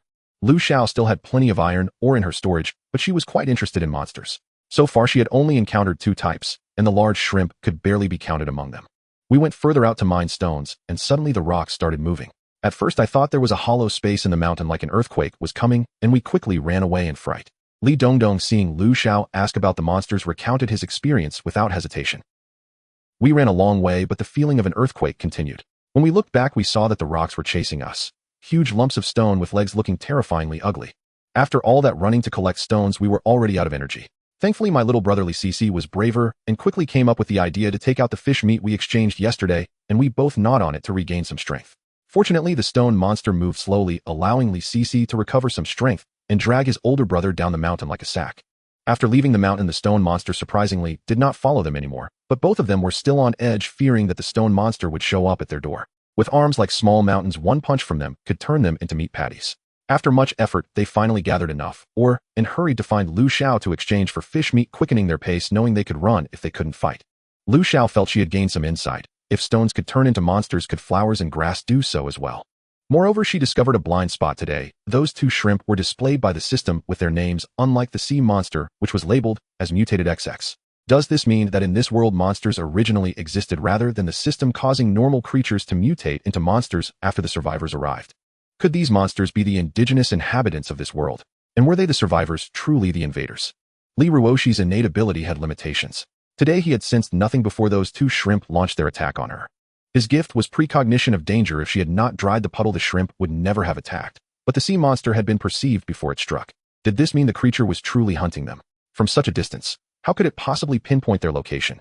Why go to such extraordinary lengths just to reach them? Might other monsters already be converging, perhaps even far more formidable beings?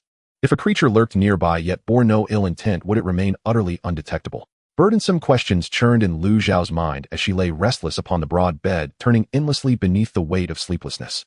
These uncertainties hung like a great blade suspended above her neck, suspended by a single trembling thread. It seemed that the moment her vigilance wavered, the blade would fall without mercy. At dawn the next day, Lu Xiao sprang from bed with unnatural vigor and resigned herself to tide gathering. Fortunately, no monsters appeared along the shore today.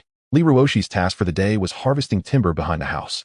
Thanks to his acquisition ability, trees no longer needed felling. Mere touch sufficed. It was swift, effortless, and required no tools. After gathering from the tides, Lu Xiao walked upstream along the riverbank to a deep, quiet stretch where she practiced her water manipulation technique. When fatigue set in, she kindled a fire beside the water. She skewered a strip of raw sea monster flesh and held it over the flames. A rich, savory aroma rose into the air, and something subtle, imperceptible, began shifting within. Sensing a disturbance, Lu Xiao lifted her gaze, but all remained still, ordinary. The uncanny sensation dissolved like mist, leaving only silence. The forest stood hushed, new leaves hung motionless. Only the gentle murmur of flowing water confirmed her hearing was intact. The grilled sea monster meat failed the test. She repeated the process with shrimp, same result. Careful observation revealed no anomaly. The shrimp passed. If neither sea monster flesh nor shrimp met the criteria, what else remained uniquely different? Lu Xiao reviewed every detail of the past few days, then remembered the great black serpent. She retrieved the leftover segment of serpent meat from last time. So, it could no longer restrain itself. Across the woods, a towering, grotesque tree extended its long branches toward her, trembling with uncontrolled urgency. It seemed desperate to seize the food from her hands, yet halted inches away, rigid with restraint. For Lu Xiao had raised a blazing torch. Ha! Watching the creature's frustrated hesitation, the agonizing gap between longing and fear, Lu Xiao burst into merciless laughter. The tree, humiliated, sent forth a slender tendril and flicked her left forearm, just once light as a feather's tickle, then recoiled instantly, as if fleeing for its life. Lu Xiao had noticed the anomaly from the start. Though the trees across the river were tall, none were thick or ancient. Yet now stood one so colossal it demanded 4 people to encircle its trunk, a sight impossible to overlook even for the most oblivious soul. Still Lu Xiao feigned ignorance. Lee Ruoshi had sent no warning, suggesting at least tentatively that this monstrous tree harbored no hostile intent. Indeed, while Lu Xiao secretly honed her hydrokinetic arts, the tree had inched ever closer to the riverbank. When she wasn't looking, it even stretched a branch into the drained riverbed, as though probing whether the water truly vanished or merely hid. This tree clearly surpassed the shrimp in sophistication. Its actions betrayed unmistakable volition, a conscious will. She wished to test whether something about her drew monsters, so she stirred no alarm, instead lighting the fire. First, fire was instinctively feared by Flora. Perhaps monsters retained that primordial aversion. Second, she sought to determine whether items that enhanced survivors' attributes might likewise allure creatures. As expected, the treant reacted to both mutated fish and shrimp, but remained within manageable bounds. The moment Lu Xiao glanced its way, it froze completely, playing dead. But your branches are that long. Every twitch is glaringly obvious. Do you possess even a shred of awareness? The serpent meat, however, astonished her. It shattered the tree's pretense entirely, triggering an uncontrollable urge to rush forward and seize it, yet still with no sign of aggression toward her. Do you want this piece? Lu Xiao waved the serpent meat toward the treant. Its branches trembled violently up and down, as if comprehending her words. In the next instant she withdrew it. Deprived of sight, the branches drooped in dejection. The entire tree slumped, transforming in spirit into a weeping willow found in any public park. This tree seemed endearingly dim-witted. Lu Xiao decided against further teasing. If you want the meat, you must offer something in exchange. A sentient tree surely possessed treasures worth bartering. Free handouts were out of the question. This time the treant faltered, gently swaying, its branches radiating an inexplicable aura reminiscent of a golden retriever. With no alternative, Lu Xiao staged an impromptu pantomime, playing both sides. You give me something, I give you something in return. This time the treant understood. It unfurled its branches and gently tapped her palm. A sudden flash of intuition. Lu Xiao opened her palm, and the tip of a branch slid softly into her waiting hand. A fragrance unique to ancient wood drifted past. Then slowly tender buds emerged along the branch, swelling swiftly into tight ivory-white flower buds. before unfurling into a luminous double-petaled bloom pure, yet hauntingly seductive. Lu Xiao held her breath, afraid even a sigh might disturb the blossom's delicate unfolding. It bloomed fully in her palm, then in the same breath withered and fruited. Like a night blooming cereus, it vanished before her eyes blinked, gone in an instant. She cursed inwardly. Why did she lack a phone to capture that miracle? She'd watch it hundreds of times. Within mere heartbeats, the fruit swelled from pea-sized to full maturity, shifting from green to translucent white, then glowing crimson, radiant and jewel-like. Gently the branch deposited the exquisite fruit into her open palm. Good heavens, this was breathtakingly romantic. Her heart soared. The fruit was small, shaped like a heart-shaped apple, crimson overall, yet its flesh gleamed crystal clear like a jade heart fruit, exuding a faint honeyed sweetness. Lu Xiao admired it for precisely 3 seconds, then snapped back to reality, eager to identify it. Fruit grants 100 plant affinity, 100 vitality, 50 strength, 50 spiritual energy, and restores both spiritual energy and physical stamina. An involuntary shriek escaped her, pure unfiltered astonishment. Truly fortune did rain from the heavens. Dazed, almost giddy, she nearly broke into song on the spot. Good fortune arrives, already echoed triumphantly through her mind, on the verge of spilling aloud, until she caught herself. Her singing voice, after all, wielded destructive power, rivaling her martial prowess. The branch waited, then growing impatient, lightly poked Lu Xiao's cheek. It felt springy, unexpectedly delightful, so it tapped again. Startled back to focus, Lu Xiao hurriedly handed over the serpent meat, fearing accusations of deceit. What if the little treant turned vengeful? Instantly a branch pierced the meat, and within moments it vanished entirely. So it truly was carnivorous. Serpent flesh conferred no attribute bonuses, yet proved far more desirable than the attribute-enhancing fish. What hidden truth lay behind this paradox? Then came the serpent eggs. Impulse flared, Lu Xiao produced one. Suddenly, a vast shadow fell over her. Goodness, the tree was moving toward her. All its branches spiraled around her like dancers in a sacred rite. Water posed no barrier. Lu Xiao watched transfixed as the treant strode across the river, roots taking firm hold beside her. Now she stood wholly enveloped in its vast dappled shade, yet sensed no threat. Instead, its hunger for the serpent egg burned so fiercely it seemed almost tangible. Lu Xiao indulged it not. With mischievous glee she flaunted the egg, then snatched it away. This time the treant grew clever. It mimicked her gesture, blooming another fruit. But Lu Xiao refused to accept it. Its craving for the egg dwarfed even its desire for the meat. Want a trade? Yes, but this demands a higher price. She shook her head. One fruit would not suffice. Undeterred, the treant placed the fruit in her palm, then without pause produced a second, a third, 5 fruits in total resting in her hands. Exchanging serpent meat had felt effortless, but now beneath the treant's immense canopy, its form visibly shrank by half. Only its basal trunk remained thick. Lu Xiao felt she could almost wrap her arms around the rest. 6 fruits exchanged in total. Lu Xiao couldn't help but suspect she possessed a natural aptitude for commerce. This time, rather than absorbing the egg directly, the treant coiled it carefully into its crown, where it seemed a concealed spatial storage chamber resided. She'd intended to resume practice, but the fruit's presence overwhelmed her senses, demanding immediate consumption. Better now than later. Why delay? She took one fruit, then hesitated. Its beauty paralyzed her. To bite into it felt like desecrating perfection. Unable to bear watching such loveliness consumed, she squeezed her eyes shut and sank her teeth deeply into it. Sweet, crisp. The moment it touched her tongue, it dissolved, not chewed, but melted instantly into nectar, cascading warmly into her stomach. 2 bites, and it was gone. She hadn't even savored it. Truly like Zhu Beiji devouring a ginseng fruit. Unlike the gentle warmth of serpent eggs or flesh, or the icy shock of some other elixir, this fruit induced euphoric levitation. She felt herself transform into a young sapling swaying in the breeze. Wind swept through the forest, caressing her limbs as she instinctively stretched her branches wide, dancing freely in the gust. A profound sense of serenity washed over her, mind cleared, senses sharpened. Yet this sublime state faded as quickly as it arrived. Lu Xiao eagerly opened the system panel. Personal attributes. Survivor Lu Xiao. Health 200. Attack 255. Defense 70. Soft armor 50. Gloves 20. Strength 85. Speed 35. Boots 10. Mental power 190,190. Talent none. Living skills gathering intermediate. Special skills water control intermediate. How did water control become intermediate? Lu Xiao carefully read each word, not missing the change in her skills. However, she had no time to delve into it now. After eating the fruit, her affinity with plants was not reflected on her personal panel. But with a casual glance at a small tree across the river, she naturally sensed its condition and habits in her mind. It was even more detailed than the system's assessment, which only provided the name and edibility. Lu Xiao affectionately referred to this ability as her little farming assistant. Thinking back to when she was planting flowers and vegetables, knowing at a glance what her plants needed and how they were doing was akin to being possessed by the spirit of Shenong. The tree monster felt Lu Xiao's stillness and playfully brushed its branches lightly over her head. Lu Xiao, honestly am crying, it doesn't even mind my greasy hair. After gaining affinity, Lu Xiao began to understand the tree monster's intentions, just as she had some questions she wanted to ask. Does this snake egg have any other uses for you? Why aren't you eating it now? The tree monster waved its branches, indicating that eating the snake egg would allow it to upgrade, but its current strength was insufficient, and it wasn't the right time to absorb the egg until its strength was restored. Insufficient strength. It must be because there are too many fruits. Why did you appear here? Is it a coincidence? Lu Xiao continued to ask, feeling that the tree monster had come for her, yet it bore no ill will, which was quite perplexing. As expected, the tree monster indeed came for her, or more precisely for her snake egg. The snake egg contained a special energy that was like a celestial elixir appearing before them after decades of seeking immortality.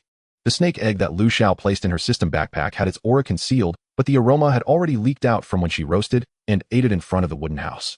That day, eating the snake meat further confirmed Lu Xiao's position in the eyes of the tree monster. However, the tree monster did not know what energy resided within the snake egg. The tree monster's explanation reinforced Lu Xiao's suspicions. In the eyes of the normal natives, mutated creatures were also considered monsters, and the two sides were certainly not of the same stance. However, the natives might not necessarily be friendly towards survivors.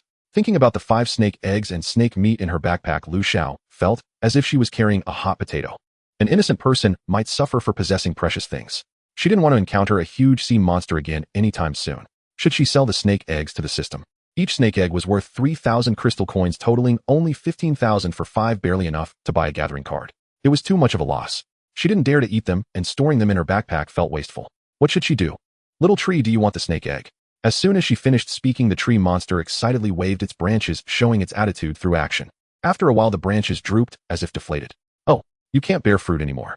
What should we do? I plan to cook the snake egg and eat it tonight. Lu Xiao had a grasp on the fact that the tree monster wouldn't attack her, and she cunningly played with it. The tree monster's branches shook, and Lu Xiao surprisingly saw a hint of grievance in it. Why don't you think of something else that can be exchanged? The tree monster remained still, with its branches drooping. It seemed truly unable to offer anything, but Lu Xiao got another idea. Can you go anywhere? The tree monster lightly swayed its branches in agreement. It was not restricted by various natural factors like ordinary trees. This made things easier. Lu Xiao's real intention was to bring the tree monster back. The stone house was cooler than the wooden one, but the woods behind it had been heavily cut down by her, and now Li Ruoshi was still over there gathering wood. The house was currently basking in sunlight from all angles, making it quite hot during the day. Bringing this tree back would help shade it from the sun. Mainly, she was tempted by its fruits. However, this was just a momentary thought. The specifics of how to operate this still needed to be considered, as the tree monster could also pose a potential danger. Do you want to come back with me? I can give you fish meat. Afraid the tree monster wouldn't understand, Lu Xiao specifically took out a skewer of grilled fish made from sea monster meat. The tree monster was somewhat tempted, but what it desired most was still the snake egg. Unfortunately, it could no longer bear fruit, and it was uncertain whether this small bipedal creature would really eat the snake egg entirely. The two of them, one person and one tree, silently held their ground for a long time, but ultimately the little tree monster yielded. Has sent you a hiring request, do you agree? The system message, though delayed, finally arrived. Transaction details: hiring period is 10 years. Both parties can terminate at any time. Hiring fee is 2 snake eggs. During the duration of the hiring agreement, both parties are constrained by the system and cannot take actions that harm each other's interests. The tree monster's trade request was actually conveyed through the system and would be supervised and restricted by it. Lu Xiao determined that there must be a deep relationship between the system and the natives. Moreover, it was very likely that the system was on the side of the natives. Suppressing her suspicions, Lu Xiao agreed without hesitation. Although the snake egg could also enhance attributes, it could only add a maximum of 6 points, which was less than the sea monster meat. It was better to maximize benefits by binding the tree monster to herself, in case of encountering the natives it might provide an opportunity for friendly exchange. Of course, Lu Xiao was still afraid the tree monster would slip away if it couldn't get the snake egg. She wanted to continue reaping benefits. If the tree monster bore more fruit, she had 3 more eggs to exchange. The identification content of the fruits did not mention any attribute enhancement limit. After agreeing to the request, a little seedling symbol unexpectedly appeared beside Lu Xiao's personal attributes on the system panel. It was of the two-leaf kind, swaying cutely, making one want to reach out and play with it. It resembled the little sprout on the head of the slow sheep village chief. Now Lu Xiao could communicate with the tree monster without barriers. After all, the tree monster was still rooted in the soil, and just by looking at its size one could tell how developed its root system was, so it was undoubtedly familiar with the surrounding environment. Little tree, do you know where there is clay nearby? Lu Xiao clearly described the characteristics of the clay. As soon as she mentioned it, the tree monster understood, not even moving, and directly pointed to a spot with its branches. It was a place washed by the water on the river, indeed grayish-white clay that might have been washed down from elsewhere and accumulated here. Using intermediate gathering on the clay, she obtained high-quality clay that was free of impurities. This saved her a lot of effort. If it were ordinary clay, she would have had to sundry and wash it to remove impurities. The clay she gathered was very fine, almost devoid of air pockets, so there was no need to knead it to remove air. She directly stored the clay in her warehouse and asked the tree monster to take her to find some spices. She initially assessed that this area should be in a tropical or subtropical climate, but surrounded by mountains and forests, Lu Xiao couldn't be sure if she was on a coastal area or a large island. In her barren ocean of knowledge, ginger, turmeric, fennel, lemongrass, and coriander were all heat-loving plants. The local flora resembled that of Blue Star, so these spices should also be present. Describing a long list of spices left the tree monster a bit confused. It usually did not pay attention to such things and could only rely on its developed roots to sense them slowly. After searching for a long time, it only found a clump of lemongrass and several bunches of wild onions. Lu Xiao was not picky and directly uprooted them, planning to plant them in her yard. However, not far from where Lu Xiao was by the water, she discovered two good things: fish mint and peppermint. In June's weather, a large area of fish mint was blooming with small white flowers, completely unaware of its impending fate. Lu Xiao would eat fish mint. She felt neither disdain nor preference for it, but now that there were no vegetables to eat, she couldn't afford to be picky. She also uprooted a lot of peppermint. After all, this plant was easy to care for. Just cut it and place it in water, and it would sprout roots in a few days. It was getting late, and Lu Xiao planned to fetch water before heading back, only to remember the intermediate skill she had forgotten for a long time. Now she could draw water out and suspend it in the air, using her mind to control the water and continue drawing from the river until the water hanging in the air almost formed a small pond. Suddenly inspired, Lu Xiao moved the water in front of her, then divided the pond-like water into a spherical space and walked through it. This artificial pond was very close to the ground, suspended about 20 centimeters above, so only her legs were wrapped in the sphere as she walked forward while controlling it. It was like controlling a large bubble while walking in the water. Unfortunately, the river's water was still insufficient. Lu Xiao decided to finish gathering sea materials tomorrow and try making a large bubble in the big puddle. She wondered if this would cause suffocation. On a sudden whim, Lu Xiao walked to the water's edge, carefully feeling the damp air, her spiritual power radiating outward as if she had entered a mysterious realm. Every water molecule in the air was laid bare under her gaze, obediently gathering around her as per her intent. As her spiritual power gathered at her fingertips, Lu Xiao surprisingly formed a stream of water. Now her fingers resembled a tap. With just a thought, she could turn on the flow. Wow, I truly am quite clever, Lu Xiao mumbled proudly. Congratulations on mastering a special skill, water condensation technique. As the first survivor to comprehend a skill, the system rewards you with 1000 crystal coins.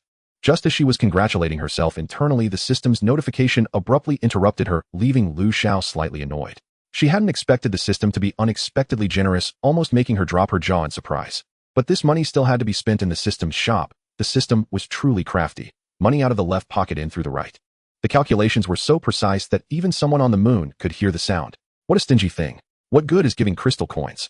Why not provide some skill cards? Condensed, do a special skill that creates formless water. Consuming it can restore a certain amount of stamina and spiritual power with effects varying randomly.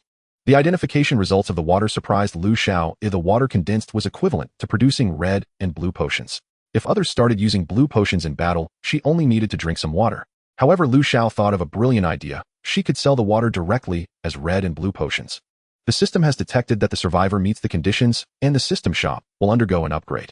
During the upgrade, system-related functions will be unavailable for 60 minutes. Please prepare accordingly. With 3 minutes left to prepare, Lu Xiao habitually prepared water for herself and Yu Dongzhu. Although Yu Dongzhu could exchange salt for water, it was on her way, and fetching water was free. A little help wouldn't hurt. After all, she couldn't do much more. Hurrying back with the tree monster. To be precise, it was the tree monster that was carrying her, because it moved much faster than she did. Since trees could move, Lu Xiao was no longer surprised by the speed. The tree monster still found her too slow. After getting her consent, it wrapped her up with its branches and placed her atop its crown, where it formed a large bird's nest with the branches, making it just right for Lu Xiao to nestle inside. Even after shrinking, the tree monster was still quite tall. Sitting atop it, Lu Xiao looked down upon the land, enjoying a magnificent view akin to an empress surveying her realm from a throne. Returning to the stone house, she instructed the tree monster to root itself behind the house and to shape its branches into a 7 shape, ensuring it wouldn't block the sunlight in the front yard while providing natural shade. To her surprise, the tree monster obediently complied. After introducing the tree monster's situation to Li Ruoshi, she transported a pile of wood collected by Li Ruoshi back to the storage of the overturned house, instructing Li Ruoshi to trade some suitable containers with the miscellaneous fish in the trading area. The shop upgrade has been completed. As system functions are now available for normal use. Opening the system shop, the modules inside remained as before, but each area had increased its products. Rows of products ranging from needles and threads to weapons and equipment were dazzling and abundant. Especially in the weapon section of the special area, from white quality to purple quality, the appearance varied from plain to ornate, and the prices soared with the purple item zeros being too numerous to count. This time the system seemed to have heard Lu Xiao's complaints and surprisingly added some reasonably priced products. A bottle of ordinary cooking oil was 50 crystal coins, while special cooking oil cost 500 crystal coins. She only dropped 20 coins after killing 2 large shrimp, which obviously couldn't be compared to sea monsters. So was this special cooking oil made from gold pumpkin seeds or golden beans? With crystal coins, Lu Xiao also wanted to spend a little. Relying on saving crystal coins to buy special skill cards was not as effective as relying on monster drops. Previously, she had been fond of the alchemy skill, but now it was self-sufficient, making it unnecessary to purchase. She bought a bucket of ordinary cooking oil and only purchased ginger powder and pepper for seasoning. This system truly missed no opportunity to make money. Ginger powder was only 5 crystal coins for 100 grams, while 100 grams of raw ginger cost 50 crystal coins, and the same went for pepper. After hesitating for a few seconds, Lu Xiao still spent 100 crystal coins to buy some ginger. You get what you pay for. This ginger had many branches, each bearing sprouts clearly meant for planting, which explained its higher price. After breaking off the sprouts, she handed them along with lemongrass, wild onion roots, and mint to Li Ruoshi, giving him a shovel to find a spot in the yard to plant them well. Having eaten too much seafood, Lu Xiao was also worried about high uric acid. Although her physique had clearly improved, the awareness of health ingrained in her genes still persisted. She decided to make fish soup noodles for dinner. After cleaning the iron pot, she scooped out 2 pounds of flour and directly kneaded it into a dough in the pot. After filling the stove with dry wood, she heated the pot with cold oil, sprinkling a bit of salt to prevent sticking. Lu Xiao placed the cleaned crucian carp into the pot, frying it until both sides turned golden, then poured in hot water, bringing it to a boil, creating a milky white and enticing fish soup. Unfortunately, there was no slotted spoon, otherwise she could have smashed the fish after frying it and boiled it to strain out the solids, leaving just the broth. The noodles were shaved into the pot with a dough knife. Just as she finished shaving, Lu Xiao attempted to stir the pot with a spatula, but the noodles appeared to be cooked already. A taste confirmed it was indeed so. She had just put them in. The iron pot produced by the system seemed to accelerate the cooking process of the ingredients. However, continuing to cook did not seem to burn the soup, maintaining the best texture of the ingredients. Wouldn't this mean even kitchen disasters could make delicious food? Lu Xiao muttered to herself. She added a generous handful of mint seasoning with salt, ginger powder, and pepper, and a pot of delicious fish soup noodles was ready. Before cooking, Lu Xiao bought 2 large bowls and a ladle from the system shop for 15 crystal coins, which had already been scalded with boiling water. Each of them had a large bowl of noodles. 2 pounds of flour could yield just under 3 pounds of noodles, and with plenty left in the pot, Lu Xiao intentionally made extra, planning to give some to Yu Dong's family to taste. Yu Dong's family was quite generous today. They sent her a box of salt, allowing her to trade for some supplies. People are like this, there's give and take, and feelings deepen over time. Whenever there's something good, they can't help but share. Yu Dongzhu was a bit puzzled as to why Lu Xiao suddenly asked her for bowls, but she didn't think much of it, assuming that Lu Xiao just needed bowls. She immediately sent 5 new large bamboo bowls to Lu Xiao. She traded salt for some bamboo tubes and had her brother polish the larger ones into bowls. Recalling how Lu Xiao had thoughtfully gifted her a small bamboo tube for drinking water, she thought that since Lu Xiao was still in the woods, she surely wouldn't lack bamboo, so she didn't give her any of the bamboo tubes. Lu Xiao, I'm lacking very much so. Yu Dongzhu received 3 bamboo tubes. Was 5 too many? It seemed Lu Xiao had indeed mentioned needing 3 bowls, but who would complain about having extras? As soon as the heavy bamboo tubes were taken out, the aroma wafted uncontrollably throughout the house. What's that smell? Why is it so fragrant? Outside, Yu Qiuqing sniffed the air while working. It's the aroma of food. Did my sister trade for something delicious? Without a second thought, he pulled his mother into the house. Sister, what did you trade for? I could smell it from outside. It smells so good. Before they even entered, Yu Dongzhu could already hear her brother's booming voice, nearly deafening her ears. Inside, a simple table made of stones and wooden planks was set up with 3 bamboo bowls quietly placed on top, steam rising from the bowls, and a delightful fragrance filling the air. Each person had a bowl, snowy white noodles, milky broth, and green mint leaves with a palm-sized fish resting on top of each serving. Surprisingly, the 3 of them hesitated to take a bite. If they were still on Earth, this would just be an ordinary bowl of noodles. But in the 7 days of this other world, it felt as if they had endured 7 months. The steaming hearty meal seemed like something from deep in their memories. Yu Qiuqing almost wanted to directly acknowledge Lu Xiao as his sister. Meanwhile, Lu Xiao began eating alongside Li Ruoshi. The kitchen had tables and chairs with each sitting at opposite ends, creating quite a sense of ceremony. The tree monster's branches stealthily reached in, poking at the table, protesting that it hadn't received any food. The crying child gets candy. The protest resulted in a skewer of grilled fish, and the branches happily rolled away with the fish skewer. Lu Xiao needed to prepare some things for tomorrow. With the clay ready, the next step was making pottery. If burned directly with firewood, the quality would be hard to control, so Lu Xiao planned to first make charcoal. Containers were on sale in the shop, but the prices were too steep and crystal coins couldn't just flow out without replenishment. Finding ways to save and earn was the long-term strategy. A slab of stone lay on the ground, serving as a ready-made workbench. Lu Xiao took out the clay and divided it into smaller portions. 2 planks were laid parallel on the stone. She placed a lump of clay between them and rolled it flat with a wooden rod like a rolling pin until it became an even rectangular slab. Where conditions were lacking, she made them. Lu Xiao inverted a large bowl over the clay and pressed it down as a mold, producing a round base. She repeated the method, stamping out 20 identical bases in succession. The bowl's mouth was wide, so the bases became the size of soup bowls or small containers. For smaller pieces, Lu Xiao used bamboo tubes as molds. By adjusting the spacing of the planks, she could obtain rectangular slabs of varying widths. Stacking planks altered thickness. She cut off as much as she needed. Following the method, she remembered, Lu Xiao affixed the rectangular slabs to the bases, wetting the joints to join them, then smoothed the seams with a wooden scraper made of ironwood. She coaxed the belly outward. One by one, large jars slowly took shape beneath Lu Xiao's hands, and she thoughtfully added handles to each. Without a potter's wheel, the jars were uneven through the middle like round gourds, one side a little fuller, the other a little smaller. Li Ruoshi was not idle either. Lu Xiao set him to coiling clay strips. The coiling method produced vessels more refined than those shaped by hand alone, at least compared to a novice like Lu Xiao. By night, Lu Xiao had made 20 large lidded jars and 10 small ones. Li Ruoshi produced bowls and dishes. Though blind, his work surprisingly looked much neater than Lu Xiao's. They left all the finished pieces outside to air dry, then went to wash and rest. The next day, after tidal foraging, Lu Xiao found a suitable spot on the back mountain. The first task was to dig a kiln cave. There would be a large wood entrance below and a smaller fire portal. Between them ran a smoke channel just the size of a fist. The roof of the kiln still needed a vent. The cave was neither large nor small. The main advantage was Lu Xiao's strength, and that she could drink water condensed by her own technique to recover her energy. Even so, she toiled and dug with steady exertion. 2 hours of hard work were needed to finish the kiln. Next came the larger job, felling trees. System collected dry wood would not do, it would burn to ash in a fierce fire.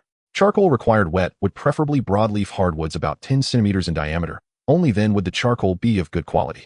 There were many koju and ironwood trees here, nearly uniform in size, and Lu Xiao felled many of them.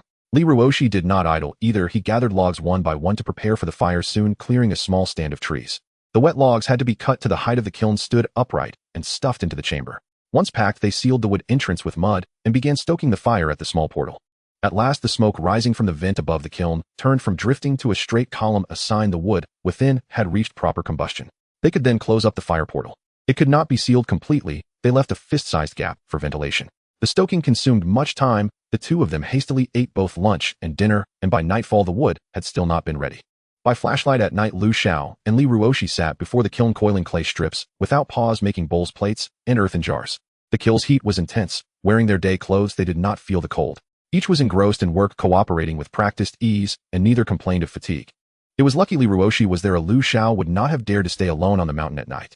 These days living together had noticeably steadied her mood. She no longer drifted into reckless fantasies. Back on Blue Star, Lu Xiao had been reclusive too, but she still had family around.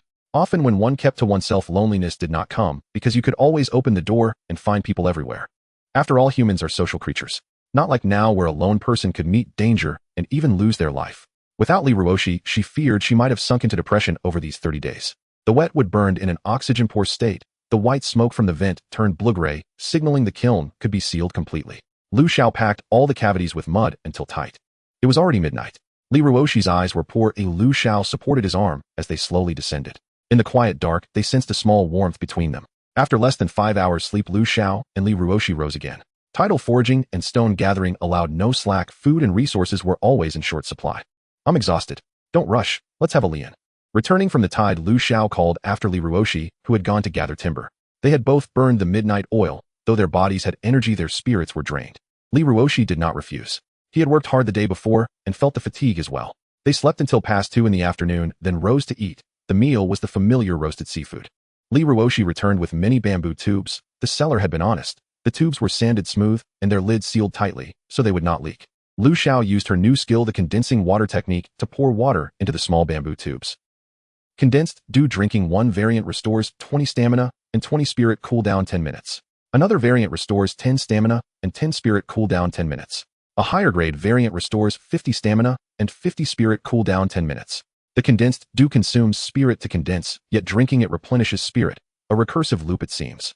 Stamina was not displayed in the attributes, but one could still sense it. Though the system claimed the effects were random, Lu Xiao discerned some patterns. When she focused completely and expended all her effort, the water she condensed was of higher quality, but it cost her more spiritual energy to produce. There was another benefit: producing higher quality water trained her spirit. After condensing 4 tubes, just now her maximum spirit increased slightly. Condensing water drained her spirit. She was nearly spent and had produced only 110 tubes in total, most of them low quality with fewer of the higher tiers. She could drink condensed dew to restore spirit and continue condensing, but she had other tasks to attend to, and she had not yet gauged the market value of the dew. Only 10 tubes were high quality. Lu Xiao kept them, splitting them evenly with Li Ruoxi. She gave 10 low-grade tubes to him and 10 to Yu Dongzhu. The rest she listed in the trading post for crystal coins and iron ore. Lu Xiao had hoped to trade for other items, but there was nothing appealing on the trading board. The charcoal they had made yesterday had cooled, naturally cut into segments, black and glossy and hard in texture. Not bad. This really is good charcoal. Online praise did not deceive me. Lu Xiao had not expected the charcoal to succeed so well. Though she had seemed confident the day before, she had never actually made charcoal before. She had only watched a few videos on small platforms. Her kiln was not small, but could hold about 1,200 jin of wood, and the charcoal yield reached as high as 50%. She was grateful to the internet for teaching her all sorts of traditional techniques. After gathering all the charcoal, Lu Xiao set to make a simple bellows and told Li Ruoxi to fetch mud. She planned to build a larger kiln for firing pottery big enough to fire dozens of pieces at a time. By the time they finished building the kiln, it was afternoon. The clay pots made the day before had dried and turned out well without cracks. Loading the kiln and keeping the fire going meant constantly pumping the bellows to feed the charcoal flames. Firing pottery was only the first step. Her true aim was smelting iron or to make weapons. While others stored grain, she would stock arms. Neighbors might be customers rather than granaries. She would not literally turn neighbors into granaries, but she could certainly see them as customers who would refuse a local weapon supplier. Li Ruoxi pumped the bellows while Lu Xiao continued cutting wet wood to make charcoal. It was not that she loved the environment. If she could, she would level the whole mountain. The pottery kiln was sealed, and Lu Xiao could not see inside. Pottery firing took roughly 4 to 8 hours. Lacking experience, she chose a middle value and fired for 6 hours. They worked until after 10 o'clock. The kiln had long since gone out, and neither of them had the energy to open it. They ate to fill their stomachs, washed briefly, and collapsed into bed. All the condensed dew produced that day sold. Very few people were willing to trade crystal coins. Instead, she received a mound of iron ore. This was within Lu Xiao's expectations.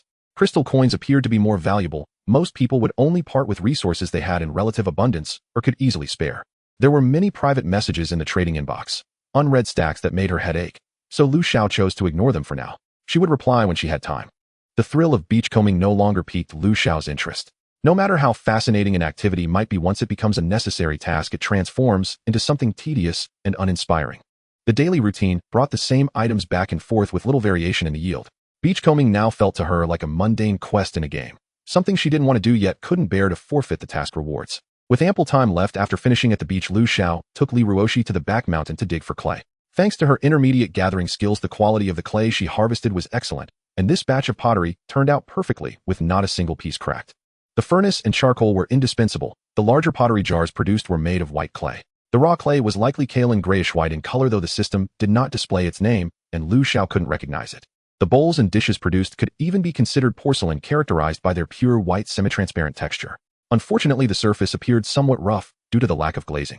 However, Lu Xiao was quite satisfied. She had no knowledge of glazing techniques and did not pursue creating exquisite crafts. Her material needs had yet to be met, leaving her no room to seek spiritual satisfaction. With the charcoal kiln temporarily out of commission, Lu Xiao had no time to chop wood. She had more pressing matters at hand. The pottery kiln could be slightly modified to serve as a smelting furnace. She had already crafted molds from clay in advance, limited to 3 types of vegetable knife, a dagger, and a cleaver, all very basic designs. Lu Xiao produced a large hard stone slab specifically meant to serve as her workbench. The iron ore she had exchanged for had been recollected and transformed into gleaming silver iron ore, which made a crisp clang sound when struck together. Charcoal itself serves as fuel for smelting steel, possessing reductive properties that can reduce iron ore. Li Ruoxi squatted by the furnace, his long legs awkwardly bent, arching his back as he pumped the bellows resembling a large lobster.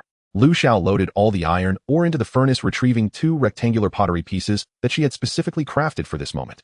One mold contained dew water intended for the vegetable knife, while the other was infused with poison meant for tempering the weapons. After killing a sea monster, she had obtained 10 kilograms of venom, from which she extracted 100 G, adding some datura and a pinch of snake venom, then diluting it with water. Pausing for a moment, she pondered, then added some of her own condensed water, treating it like a dark culinary experiment, wanting to include a bit of everything. Are you conducting a chemistry experiment? The familiar sizzling sound startled Li Ruoxi. Lu Xiao chuckled softly, not providing a direct answer, as she was unsure what would result from her concoction. Using a large pair of tongs, she extracted the mold. The molten iron glowed red, instantly taking shape. Strike while the iron is hot. This was the moment. She placed the red-hot iron onto the workbench. The iron axe provided by the system was heavy, so she turned it over to use as a hammer, continuously striking until its shape stabilized. Lu Xiao started with the vegetable knife. After quick forging, the iron piece remained red-hot. Lacking a ruthless iron grip, she could only use tongs to carefully transfer the handle to the water tank for tempering. After tempering, it needed to go back into the furnace for reheating, followed by more forging and tempering again. This cycle would repeat several times. The forged weapons had to be immersed in the mysterious liquid she had created. The scalding iron piece entered the water, emitting a sharp sound that was both jarring and beautiful. As the saying goes, there are 3 hardships in life: rowing boats, forging iron, and grinding tofu. Even with a strength value of 85, Lu Xiao could match 7 or 8 big men. Throughout this, she continually sipped dew water, having forged iron for 3 straight hours, leaving her utterly exhausted. Not long ago, she had been a frail homebody, but now she had transformed into a capable blacksmith. She had vividly become her ideal image of a strong man, unsure whether to feel joy or sorrow. The first 5 daggers were all crafted with care, having undergone repeated forging and tempering. The final products, though still unsharpened, already bore an undeniable aura of impending sharpness. After a brief rest, the two enjoyed some grilled fish skewers to replenish their energy. Li Ruoshi had not rested all afternoon, yet he showed no signs of complaint. Not daring to stay up late, they returned home by around 8. The next day, Lu Xiao did not plan to continue smelting iron. She intended to sharpen the daggers and cleavers made yesterday, aiming to convert them into crystal coins. Without currency, she lacked motivation to work. Sharpening involved grinding the blade on a whetstone to thin and sharpen the edge. The whetstone was picked up by Lu Xiao by the riverbank. After a long search, she found 4 usable ones.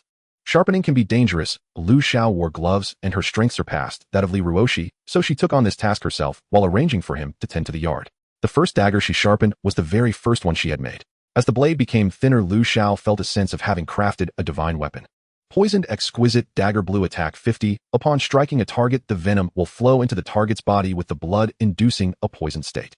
Consuming dew water can cure it. Durability 200. If durability runs out, the venom becomes ineffective and the dagger disappears. This is irreversible. Special items crafted by survivors display durability. Those produced by the system do not. So does that mean the system's products are more valuable than hers? And they don't even display durability. Lu Xiao couldn't help but mutter in her heart. Congratulations. You are the first to craft an item with attributes. The system rewards you with 100 crystal coins. Thank you, system. Finally, with 2 firsts, she could afford a few quilts. Lu Xiao silently expressed her gratitude to the system. Yet the system remained as cold and indifferent as ever, showing no response to her sarcastic remarks. Completing the sharpening of the last cleaver had led to the deterioration of 2 whetstones. Besides the first 5 daggers being blue quality, the other daggers, cleavers, and vegetable knives were all white quality, with durability only reaching 100. Both blue and white daggers are poisoned, while the vegetable knife had a strange effect. It could enhance the quality of vegetables to a certain extent. Congratulations. You have successfully crafted 100 attribute items alone, with a success rate of 100. Talent, awaken crafting. How did the system formulate these cold, hard words? Looking at the message sent by the system, Lu Xiao felt not jubilant, but rather as if she had been doused with a bucket of ice water in the middle of winter. Lu Xiao. She had envisioned countless times awakening a powerful battle talent, leading her family to slay monsters and wreak havoc, only to be told that she awakened a crafting talent. Looking up at the sky, Lu Xiao shed sorrowful tears like wide noodles. After a long silence, she convinced herself to accept reality. Just as she was about to open the panel to check her talent, the system went into upgrade mode. It wouldn't be functional for another 12 hours. Why not just go climb a mountain? Always upgrading it would be better to simply restart the whole thing. Omitting 1,000 words of grievances, the disparity in Lu Xiao's heart lingered, refusing to settle. Previously, Lu Xiao had subtly probed Li Ruoshi, confirming that he did not possess a system shop. She had thought she was the protagonist of a grand narrative favored by the system, yet here she was. Indeed, one must always beware of assumptions. Exhausted, she resigned herself. As the sky gradually darkened, Li Ruoshi managed to tend to the yard by himself, even going into the woods to dig for much humus to lay over it. Unfortunately, without vegetable seeds, they couldn't plant anything directly. After several days of intense labor, Lu Xiao felt physically drained despite the dew water. Surely it was fatigue, not discouragement, over her less than ideal talent. Only delicious food could soothe her wounded spirit. With system functions unavailable, Lu Xiao headed to her room to access the storage, retrieving a piece of sea monster meat and a bowl of rice. She planned to prepare a rice dish. Li Ruoshi, covered in dirt from a day of digging, resembled a pearl covered in dust. Lu Xiao quickly boiled a pot of hot water for him to take a bath. She sanitized and cleaned the vegetable knife that she had just sharpened in hot water, ready to put it to good use. The sea monster meat was diced into small cubes and fried until fragrant. With a base of oil left in the pot, she added the cleaned raw rice, stirring in the fried sea monster meat until the rice turned golden. Then she poured in an adequate amount of boiling water. Once the rice was cooked, she mixed in some wild onion. A large bowl of rice and a plate of grilled oysters made for a splendid dinner for the two. As Lu Xiao savored the fragrant rice, the taste was so delightful that tears nearly welled in her eyes. Woo food truly can heal everything. Aside from that small bowl of bland snake meat porridge, this was the first time she genuinely enjoyed rice since arriving in this other world. Li Ruoshi also buried his head in the bowl, devouring it eagerly. The oysters were plump, tender, and sweet. Lu Xiao had grilled them beforehand, and they were still steaming and exuding the charred aroma from the grill. While Li Ruoshi washed the dishes, Lu Xiao took a hot water bath.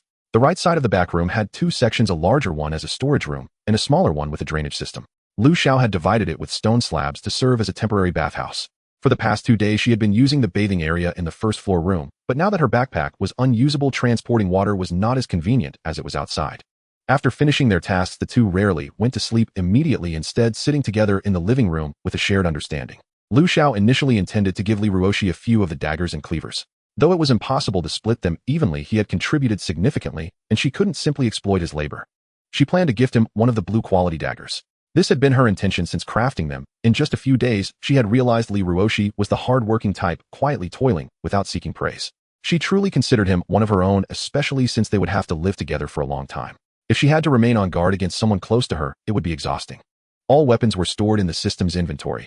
Lu Xiao couldn't retrieve them even if she wanted to, so she simply omitted the matter entirely. As for her innate aptitudes, she herself remained uncertain and thus had nothing to offer. Let's gather more red mangosteens tomorrow. They're likely ripe again by then, Lu Xiao declared, adhering steadfastly to the principle of harvesting every last fruit from a single tree. Li Ruoshi nodded, gently murmuring a soft assent. His voice was always hushed, youthful, tender, yet perpetually laced with quiet trepidation.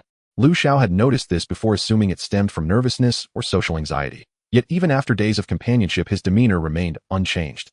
Why do you always speak so softly? I thought you were just shy, she quipped, lightly feigning casual curiosity. Li Ruoshi listened to her voice, paused in silence for a moment, then replied slowly, I'm afraid. You despise me.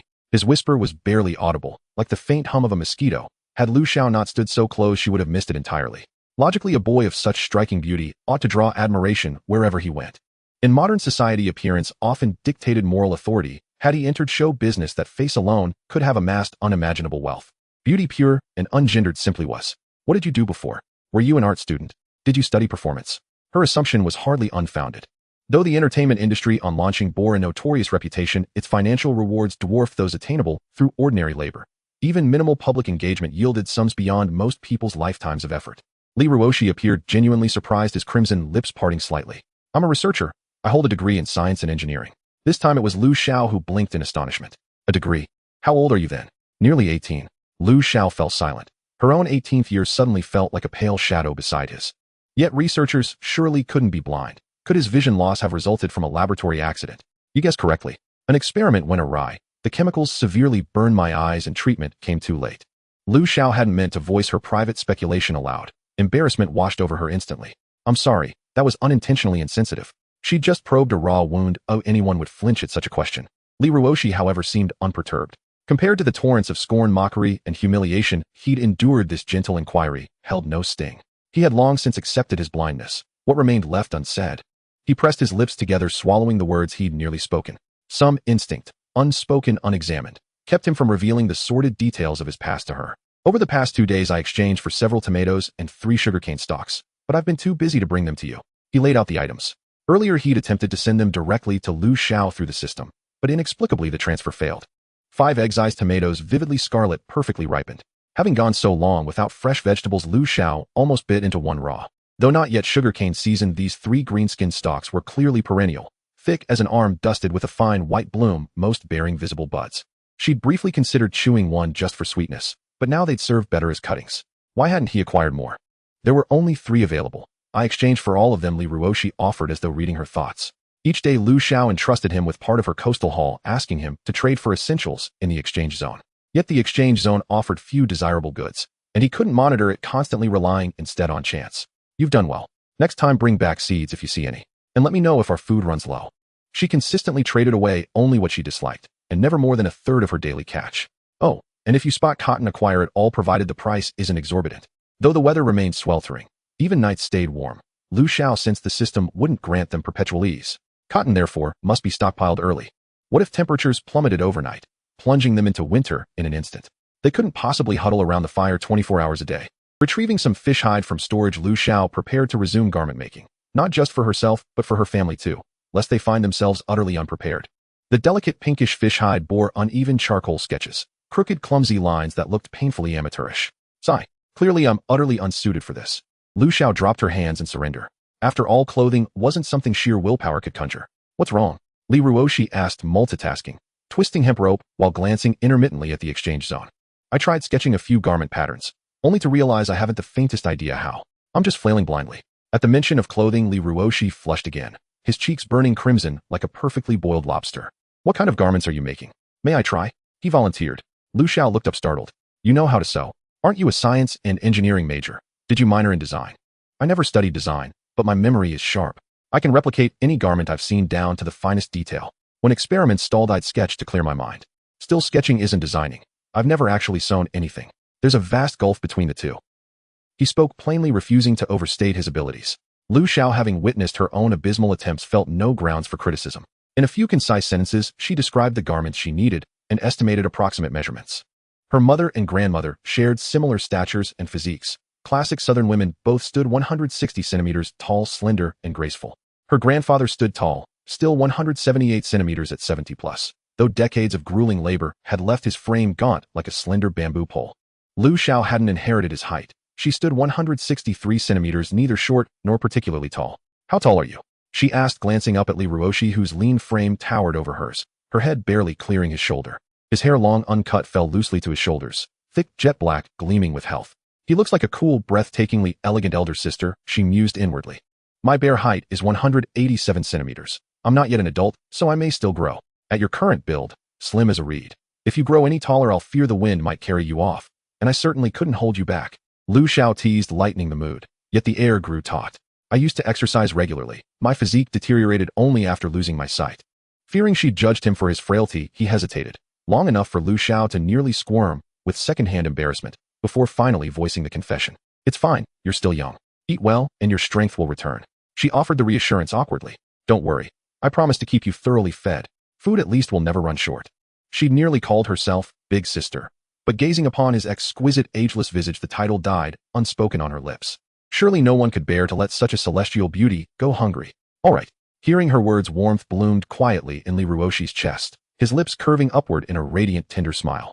Alas, he kept his head bowed, so Lu Xiao missed the chance to behold earthly perfection. He ran his fingers carefully over the fish hide, familiarizing himself with its texture, then sketched 4 simple templates at her instruction. Once cut and assembled, front and back joint sleeves added, they formed rudimentary garments. After tasting sea monster flesh, ordinary seafood no longer tasted exceptional. Especially devil rays. Devil rays excreted urine through their skin. If left unskinned, they carried a pungent urinous odor, especially when seasoned poorly, and skinning them was tedious work. Lu Xiao traded only small fish and tiny sea snails. Though devil rays lacked flavor, their generous meat yield made them too valuable to part with. Food remained fiercely coveted. Everyday pleas for sustenance flooded the exchange forum, but Lu Xiao ignored them all, rarely even visiting the forum. She was, after all, just an ordinary person, unversed in hardship. Witnessing others' suffering stirred sorrow within her. Prolonged exposure would erode her emotional resilience. Better to remain deaf, mute, and blind, to look away. She sliced the bud-bearing sections from the sugarcane and retrieved the large trough previously used to temper her vegetable knife. The system had upgraded, but her skills remained functional, albeit stripped of visible attribute data. Would dew-water accelerate sprouting more effectively? She wondered. Laying the sugarcane cuttings flat in the trough, she condensed moisture until the water submerged every bud. The budless sections were shared between them, surprisingly sweet, with a clean, refreshing sweetness distinct from the honeyed richness of purple-skinned fruit sugarcane. Then again, she suspected her palate, deprived of sweetness for so long, might be embellishing reality with a 100-meter filter. The little tree spirit had rested quietly these past days, making no appearance. Had it not been for the faint lingering bond in her mind, she might have feared it had vanished without a trace. The next day, halfway through gathering by the tide, the system pinged that an upgrade had finished, but Lu Xiao was still racing to grab zero-cost deals and had no time to check it. By the time she finished at the shore, Li Ruoshi's rambutans had already been harvested. Since they were by the sea, Lu Xiao had not felled the nearby trees. Fearing danger in the woods, she told him to finish collecting and wait where he was and not to wander off. Now he obediently sat on the ground, his long legs awkwardly folded like a large dog abandoned by its master. As soon as she returned home, Lu Xiao eagerly opened the system panel. Talent crafting operable. After clicking to operate, the system panel refreshed, and a separate new page appeared. The page had 4 sections: blueprints, materials, start crafting, and storage. Clicking blueprints allowed selection of blueprints from the backpack. Of course, she had none, so that option remained grayed out. She could also design her own blueprints. The function resembled common drawing software controlled by thought alone. Where would one obtain ready-made blueprints, she wondered. She sketched an abstract long-sleeved white tee, set the parameters, and placed a piece of fish skin and a coil of fine hemp cord, but the craft button stayed dark. Disappointed, she swapped the white for pink. This time she could begin crafting. Staring unblinkingly at the crafting page, in less than 2 seconds Lu Xiao received the completion notice. So fast. Lu Xiao widened her eyes in shock. The storage only accepted crafted items and had no limit. 3 pink long-sleeved shirts lay there quietly. The shirt in her hand matched her drawing exactly, exquisitely made stitches so fine they were invisible, the thread much thinner, clearly refined once more. Wonderful.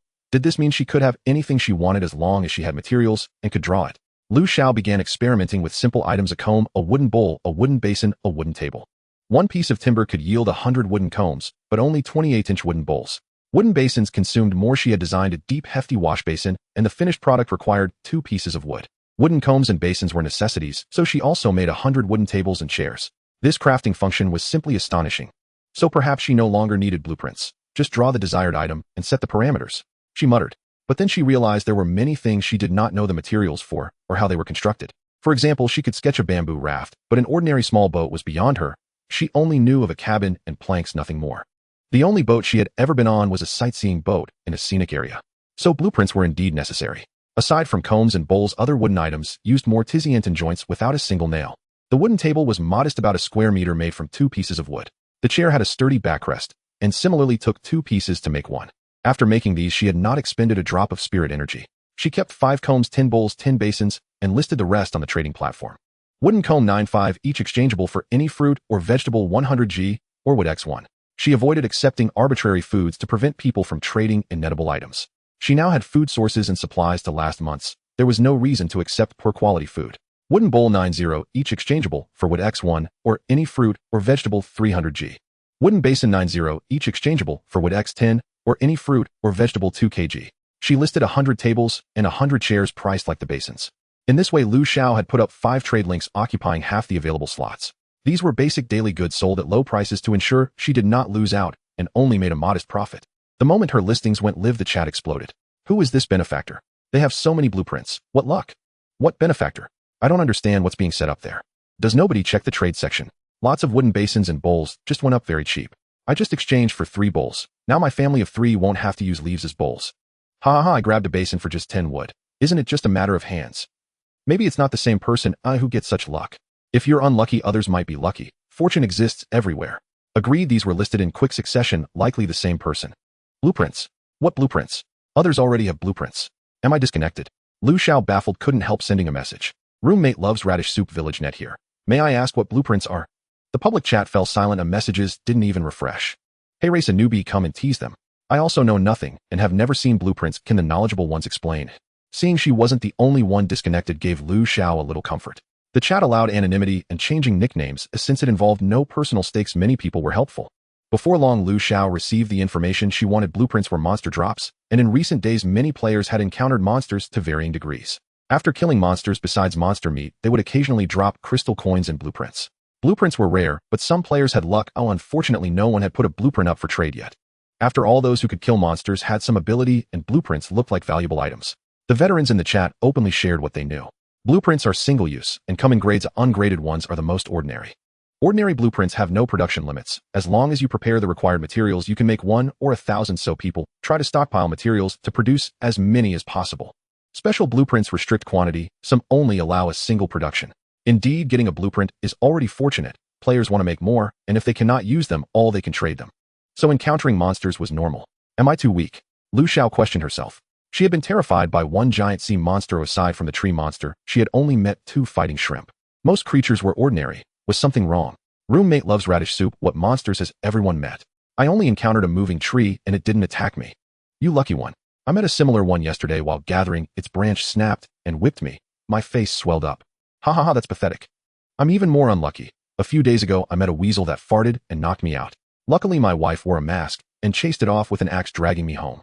Everyone in the chat was sharing absurd experiences. Without inspecting the content closely, it felt much like browsing the web.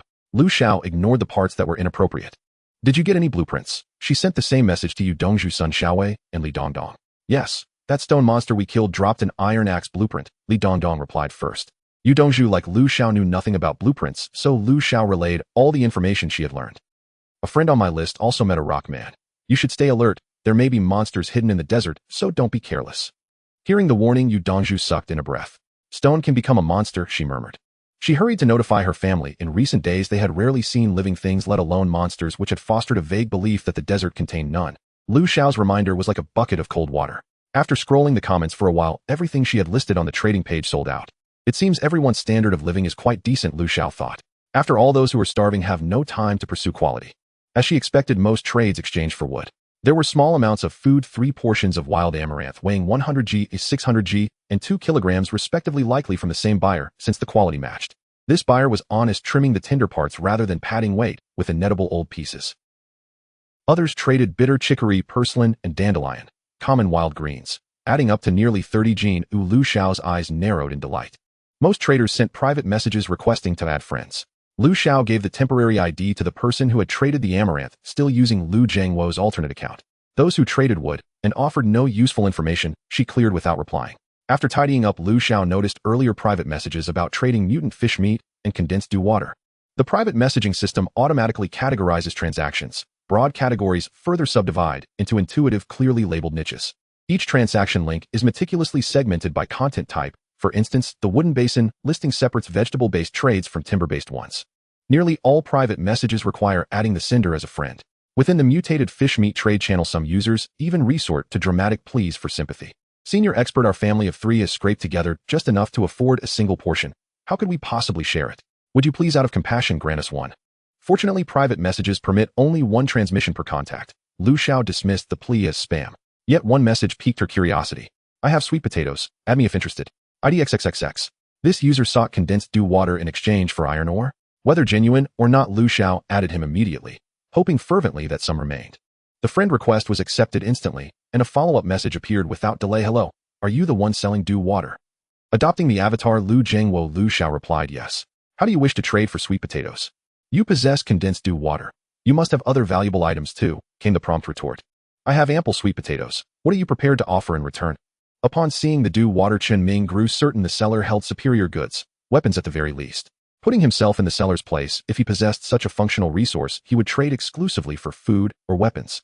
That this seller demanded iron or implied neither was lacking. State plainly what you seek, Lu Xiao said, weary of circumlocution. Seeing her directness, Chen Ming abandoned pretense, eager not to tarnish his impression on this formidable figure. Do you have weapons, high-quality ones? A connoisseur unburdened by hunger would not crave sweet potatoes for sustenance, though filling they induced gastric acidity when overconsumed. Hardly ideal staple fare. More likely the expert had already attained modest prosperity and intended these tubers solely for propagation. Thus Chen Ming reasoned he'd need to secure more than a mere handful. By the 4th day, his family of 3 had located a patch of sweet potatoes. They carefully harvested all vines, preserving them for cuttings. His parents, both professors of agricultural science, possessed deep expertise in cultivation. They retained most of the harvest, offering only a modest portion for trade. Though immature, every tuber dug up belonged irrevocably to them. The moment it entered their pouch, it became theirs. Without hesitation, they excavated every last root. Regarding weapons, Lu Xiao indeed possessed an abundance. She placed a white-tire blade into the trade interface. Poison common dagger, white 20 attack. On impact, venom courses through the target's bloodstream, inducing poisoning. Curable only with condensed dew water. Durability 100. The trade interface allowed item previews, exchanges finalized only upon mutual confirmation. Gazing at the dagger's lethal edge and its insidious poison, Chen Ming's pulse quickened. So dew water neutralized toxins. A symbiotic supply chain then. 1 gene of sweet potatoes per dagger. Placing his produce into the trade slot, Chen Ming subtly probed the expert's true standing. Lu Xiao, are you mocking me? 10 gene per dagger. Take it or leave it. Ordinary daggers had sold for 10 gene of food in seconds. This one commanded far greater value. Moreover, these sweet potatoes were exceptional. Not large, yet uniformly shaped with abundant, vibrant eyes. Chen Ming accepted, instantly depositing 50 gene into the friend trade interface. He nearly offered to withdraw some. Yet before his thought completed, 5 daggers already gleamed in the counter's lot. Truly a master. White-tire gear held no allure for him, he dispensed them so effortlessly. After concluding the trade, Lu Xiao sent Li Ruoshi a blue-tier dagger, 20 white-tire daggers and machetes. He had returned to harvesting timber, relentless, tireless like a draft animal harnessed to perpetual labor. The blue-tier dagger is specially reserved for you. Each family member receives one. The white-tire blades are your compensation. Use them as you see fit. Trade, gift, or keep. Made especially for me. Am I truly family now? Li Ruoshi murmured, gazing at Lu Xiao's message.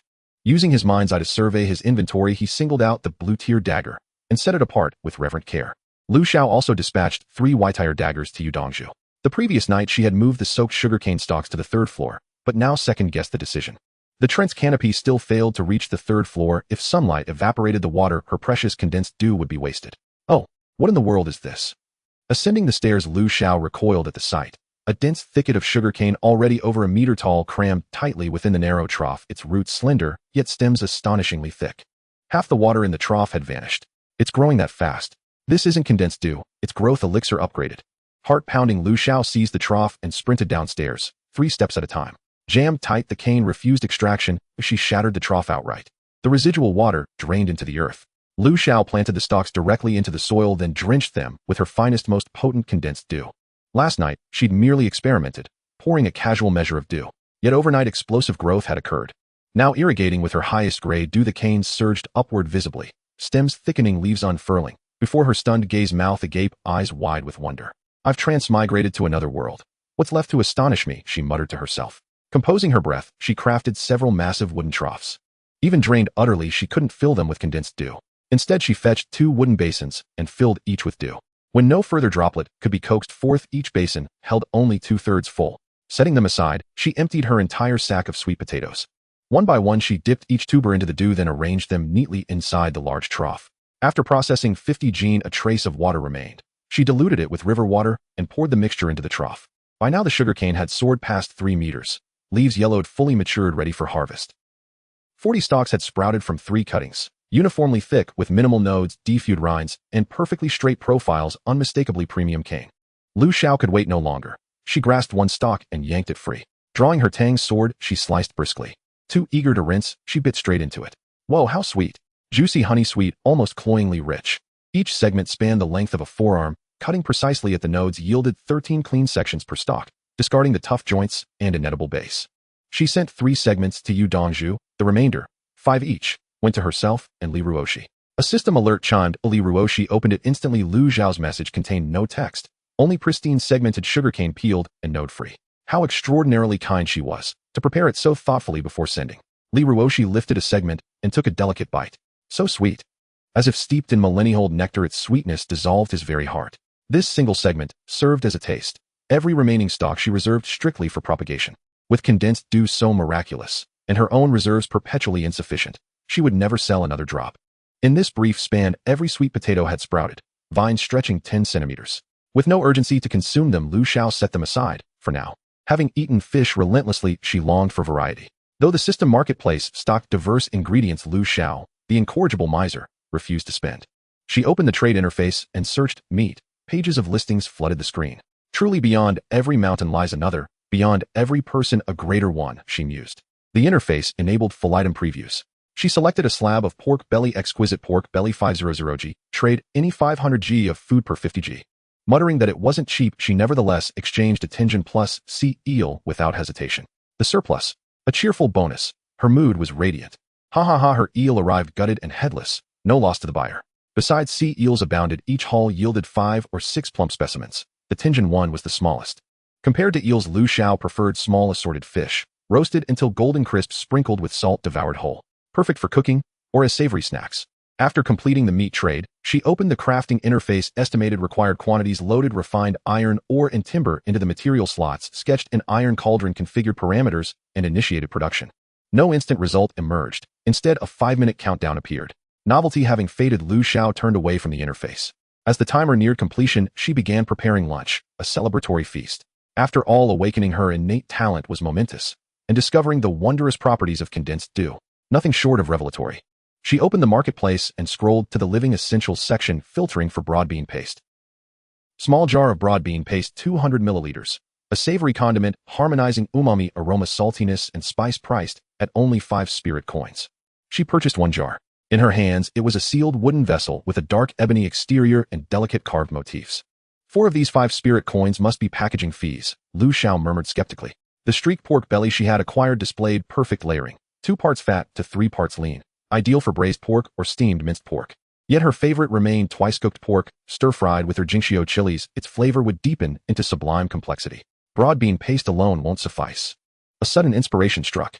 Lu Xiao dashed into the courtyard and sprinkled dew concentrate, previously stored in a bamboo tube, onto the wild scallions. The scallions shot upward with audible crispness, growing plump and lush, far more vigorous than any wild variety, even surpassing those sold in premium fresh markets. With decisive efficiency, Lu Xiao pinched off all the green leaves, leaving the roots intact, so they could regenerate swiftly. She placed the whole slab of pork belly into cold water, added half a spoonful of salt and a tied bundle of scallions, then simmered it gently over low heat until thoroughly cooked. This cut, clearly procured via the system, yielded no scum whatsoever. Lifting the lid released only an intoxicating rich aroma of pure pork. After removing the scallion bundle and transferring the meat to cool, she kept the broth warm in the pot, while measuring 1 gin of flour into a wooden basin and kneading it with cool boiled water. That evening, she made hand-rolled noodles. Her technique was refined. The dough supple and resilient, and now, with a proper cleaver, she sliced each strand with uniform thickness, yielding an appetizing rustic elegance. She added cleaned oyster mushrooms to the simmering broth, waited for it to reach a full boil, then dropped in the noodles. The old adage, 3 boils for dumplings, 2 for noodles, held no sway here within the system-forged iron wok. As soon as the pot returned to a vigorous boil after adding the noodles, they reached their peak tenderness and flavor. Using communal chopsticks, she lifted the cooked noodles into bowls, scattered finely minced scallions atop, and poured over steaming broth. Ivory strands cradled in emerald flecks crowned with a delicate glistening film of golden oil. In that instant, the wild oyster mushrooms' earthy fragrance, the wheat noodles' mellow sweetness, the scallions' pungent zest, and the broth's deep savory richness rose together in a single irresistible wave, layered yet perfectly harmonized. Before preparing the side dishes, she stowed both bowls into her spatial storage to prevent the noodles from clumping. She blanched purslane, plunged it into chilled water, squeezed out excess moisture, then scooped the crimson chili oil from the broad bean paste and mixed it evenly, yielding a vibrant, refreshing cold dish. Once fully cooled, the pork belly was sliced paper thin, each translucent sliver cut with meticulous precision. She heated oil in the wok, added 2 spoons of broad bean paste and a sliver of lemongrass, stirring until the spices bloomed with fragrance. Then she tossed in the pork slices, stir-frying them over high heat until sizzling and curling. Just before removing from the wok, she showered in a generous handful of fresh mint leaves and tossed everything swiftly to infuse the dish with cool, aromatic brightness. Arranged on a wooden platter, the delicate pork slices curled tightly under the fierce heat, forming elegant lantern-shaped hollows. Pity there's no garlic sprouts. Lu Xiao sighed wistfully. Just as she finished setting the table, Li Ruoshi appeared in the kitchen doorway. You've arrived neither too early nor too late, just as the meal is ready. Lu Xiao smiled warmly. I could smell it all the way from the rear mountains, Li Ruoshi replied, candidly unbothered by her teasing. He had been gathering timber there, not far at all, yet the aroma proved irresistibly potent, surging toward him in relentless fragrant waves. Within moments, the lavish lunch vanished beneath the diligent efforts of the 2 voracious eaters. Even the scarlet chili oil pooled at the bottom of the twice-cooked pork dish was scraped up and swirled into Li Ruoshi's noodles. Afterward, Li Ruoshi volunteered to wash the dishes, using wood ash instead of detergent, yet achieving spotless cleanliness. Meanwhile, Lu Xiao's system interface displayed completion. 3 massive iron woks rested silently in her inventory.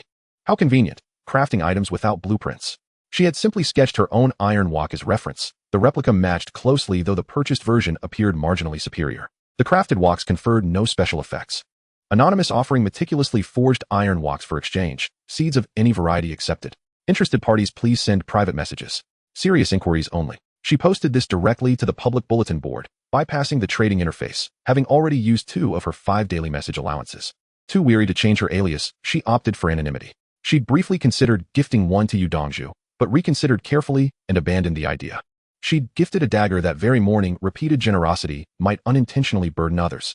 Moreover, she'd claimed earlier she lacked blueprints. She refused to lie, yet dared not reveal her secret. Anonymous, another prodigy emerges. My spirit is utterly shattered. I haven't even glimpsed a blueprint, yet someone's already forging iron woks. I am your elder brother up there. Don't speak of blueprints. I can't even barter for a lump of iron ore. Anonymous brother upstairs. Where were you banished? So impoverished. Anonymous, don't believe you're poor. Prove it. Send me some food privately. Anonymous 1 to disbelief. San Mao 2. Lu Xiao ignored the banter. Her private inbox had erupted, pinging incessantly. Sucking in lucky chi, I have 5 apple seeds. Will 2 woks suffice? What kind of seeds? Surely not the pits from your half-eaten apples, she typed, skeptical. Haha, precisely right. If you decline, I'll offer them elsewhere. He replied instantly. Seriously? What audacity? Ordinary apple seeds yield true-seed saplings. Uncertain whether they'll bear fruit at all, and if they do, the apples would likely be sour, astringent, and diminutive. Her maternal grandfather once planted such seedlings. 15 strong trees flowering faithfully each spring for 4 or 5 years, yet never yielding a single fruit. Eventually, her grandmother chopped them down for firewood. Take them elsewhere, Lu Xiao retorted, exasperated. This person, likely desperate, had probably listed the seeds repeatedly on the trading board with no takers, seizing her announcement like a blind man grasping at a dead rat. Her intuition proved accurate. The man, Zhu Mingming, had eaten an apple provided by the system, saved every seed, and painstakingly extracted them. He'd hoped to trade them for sustenance. Perhaps someone would take pity. But no one did. Why would they?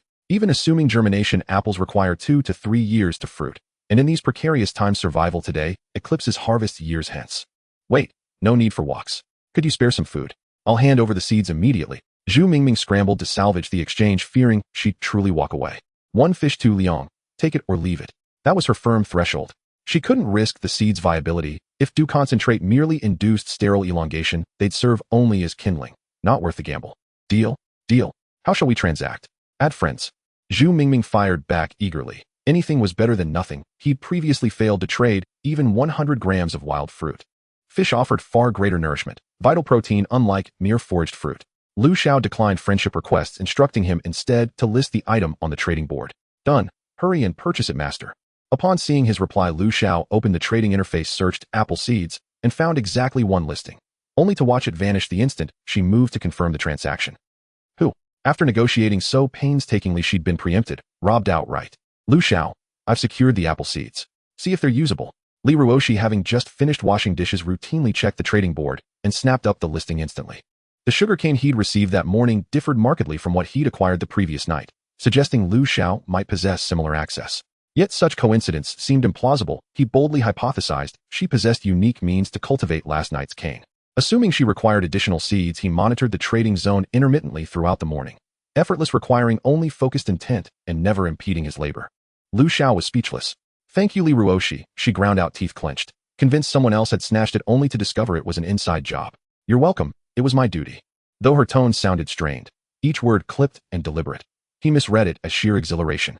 Had he witnessed her trademark serene smile, rigid, unwavering, and utterly devoid of warmth, he might have thought otherwise. Currently, Lu Xiao's maximum mental strength is 195, with 5 points added from the last time she used the dew water.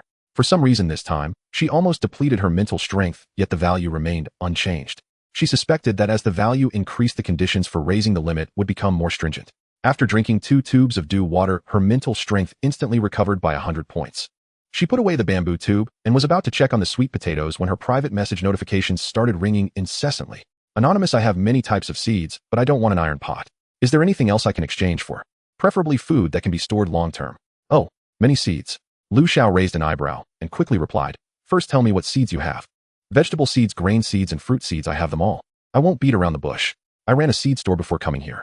At that time I was in a hurry, so I brought some seeds with me, thinking that since Huagua people can't live without farming, seeds must have a market. Lu Xiao looked at the message from the other side and couldn't help but exclaim. No wonder some people become rich and become bosses. When she came, she only remembered to bring food and clothing, unlike the other person who had such foresight. However, today she was really lucky, as she directly encountered a seed seller. Let's add each other as friends and discuss the details. She couldn't let this opportunity slip away, so Lu Xiao took the initiative to add a stranger. Jiahe Seed Industry, 1 pound of grain seeds can be exchanged for 50 pounds of food, and it's the kind that can be stored. Rubbing her eyes, Lu Xiao was afraid she had misread it. 50 pounds, and it's also storable. That's too expensive. I can't afford it. It's too expensive. I can't afford it, boss. Can you lower the price? Who has so much food right now? Using the alias of Lu Zhengwo, Lu Xiao attempted to bargain with the seller. If you don't want it, I can keep the seeds. There will always be someone who needs them later. Zhou Jia, and his family have been in the grain seed business for generations. He was originally an outdoor sports enthusiast, and his life in Tianyuan over the past few days has been pretty good. Mainly because his parents, wife, and children have not come over. The food for the few of them relies on him to save up, so he has to prepare in advance. How about this? He'll give you a portion of seeds in one transaction, and you'll give me 20 pounds of food. After they grow, you can exchange 1 pound of seeds back to me, and then we can exchange the next portion of seeds. You're starting to invest now? The seeds will eventually return to you, and you get an extra 20 pounds of food for free. Lu Xiao pouted, muttering to herself. She was feeling a bit hesitant now. I shouldn't have put the seed exchange on the table. Now the demand is firmly in the other party's hands, and I'm at their mercy for the price. Lu Xiao mumbled softly. But if she didn't lay it all out, she wouldn't encounter such a seed magnate again. The seeds used for modern planting are mostly high-quality varieties obtained after countless rounds of breeding and selection, with yields and flavors far surpassing those of wild types. I don't want much except for rice seeds, or I want a little of each. How do we trade? If she could obtain small amounts of each type and cultivate them herself, she wouldn't be at anyone's mercy. Deal? But I only have 2 pounds of rice seeds in total. What else do you want? The weights of vegetable and fruit seeds are relatively light, so we can't trade them pound for pound. How about this? Besides the 2 pounds of rice seeds, you give me 10 seeds of each kind of other seeds. Lu Xiao replied, immediately intending to take more rice seeds back. In the future, she might even become a grain merchant herself. Zhou Jia naturally agreed to this proposal. I can do that, but I want 50 pounds of food. The seeds are lightweight, and he brought a bit of each type. He could also find others to trade with later. After all, good things sell well everywhere, and there wouldn't be a shortage of people willing to invest with long-term vision. The seeds were stored in the backpack, and he could control their retrieval with his thoughts. Zhou Jia, he quickly sorted it out, otherwise with so many varieties it would take ages. However, he didn't cheat or cut corners, he added seeds of each type. According to his father's saying, integrity is the foundation. I can give you meat which is much more filling and nutritious than wild vegetables and fruits, but I can only give you 15 pounds at most. After saying this, Lu Xiao placed 15 pounds of devil fish in the friend transaction bar. This fish is meaty, and its bones are all soft, making it filling. Zhou Jia, he agreed happily after looking at it. After all, gnawing on 3 pounds of wild vegetables can't compare to 1 pound of meat. After seeing what the other party submitted to the transaction bar, Lu Xiao verified it and clicked confirm, and the two happily completed the transaction. The seeds she exchanged were plentiful, including common vegetable seeds like cabbage, spinach, and lettuce, as well as chili seeds, all lumped together without labels, making it hard for Lu Xiao to distinguish them. There was one that should be strawberry seeds, but they were so small that she had to squint to see them clearly. In addition, there were seeds for wheat, corn, and soybeans. In total, there were probably 50 to 60 types. Lu Xiao planned to utilize her yard and rooftop terrace completely, making some racks to use vertical space for planting. The first step was to make seedling boxes, as she couldn't directly mature the plants every time as there wasn't enough dew water. It was better to dilute it a bit to speed up maturation. Of course, the seeds still had to be cultivated as soon as possible. The crafting bar can add 3 blueprints at a time, and Lu Xiao directly drew 3 different planting boxes. One was the kind she had seen on some online store layered, and Lu Xiao drew 5 large layers, each with dimensions of 210. For M, which is used for planting vegetables or strawberries. To prevent blocking sunlight, the spacing between each layer is quite large, and a little extra height is fine. Worst case, she could use a ladder. One was a single compartment 110. 3M used for nurturing seedlings. Finally, there was a single layer large planting box measuring 551 m used for planting grains or taller plants like sugarcane. Vegetables consume less, so she only made 3 multi-layer planting boxes, while the seedling trays were made in abundance with a total of 100. She made 10 large planting boxes mainly because the rooftop space is only about 300 square meters, and this was about enough. Things were quickly made, and Lu Xiao's stored wood was completely used up. By adding refined iron ore and the last few pieces of ironwood, Lu Xiao made a hoe, a shovel, and a rake, commonly known as the gardening trio. Having crafted quite a few items, Lu Xiao also discovered a pattern. Previously, when she created special equipment, it was mainly due to the venom's influence. Now the items she was making were all ordinary. Things requiring deep processing would consume more time, and making special equipment might even require mental strength. Ever since she put on the fish skin clothes, she could barely endure the daytime temperature. Lu Xiao suddenly remembered something: toilet paper. She had been relying on leaves for cleaning these days and could no longer tolerate it. However, toilet paper is quite soft, and the raw materials need to include softeners. She didn't understand the components at all. Even if she did, she wouldn't be able to make it. These should all be chemical products. Never mind, when she was young, she even used crumpled draft paper to wipe her bottom. Let's make some thin paper first. Lu Xiao knew nothing about the paper-making process, so she directly placed the mulberry bark into the crafting bar, set the parameters, and found that she couldn't produce it at all. With no other options, Lu Xiao had no choice but to post a message in the trading channel. Anonymous, looking for a blueprint for a roll of toilet paper, please private message if you have one.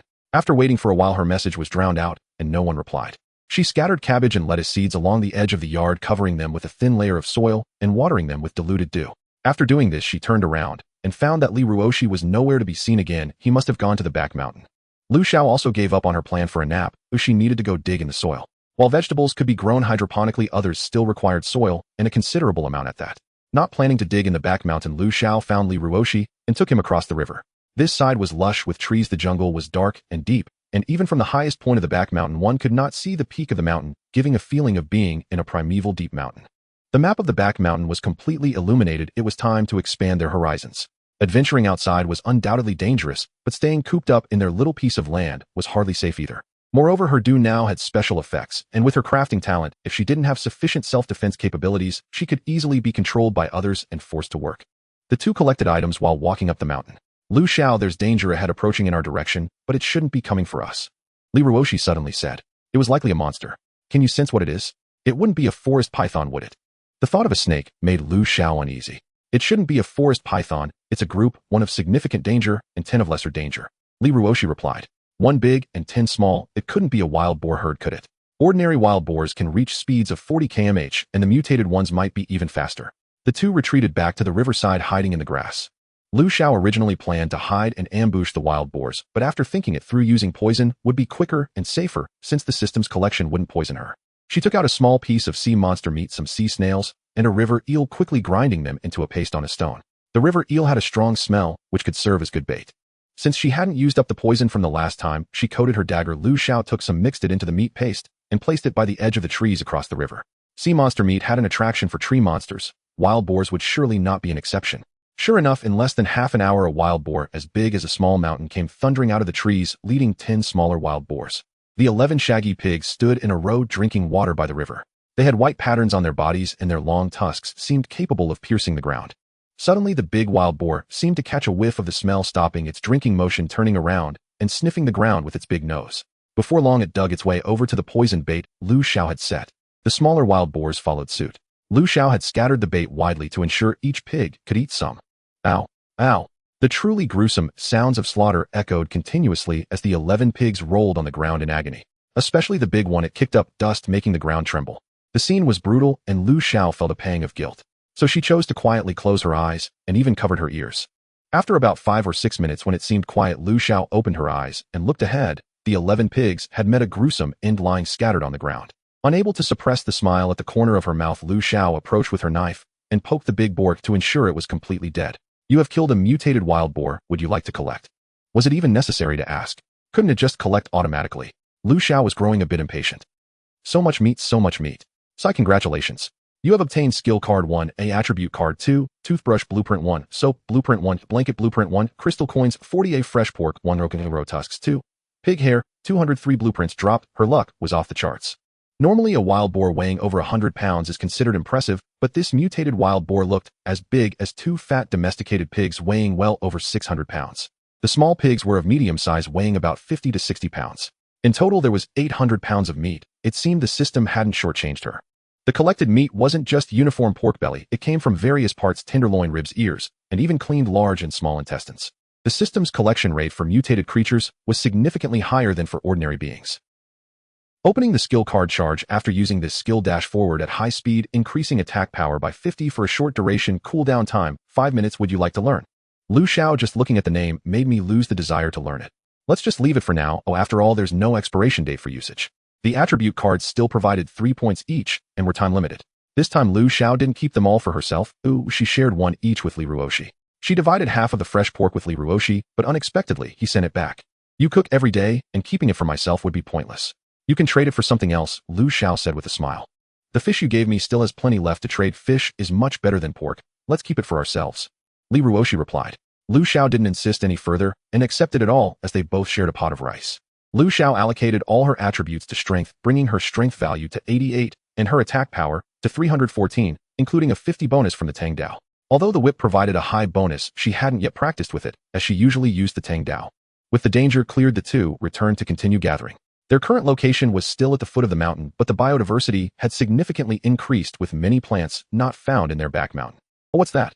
Lu Xiao discovered a nest of wild chicken eggs. There weren't many, only 6, and they still had some warmth.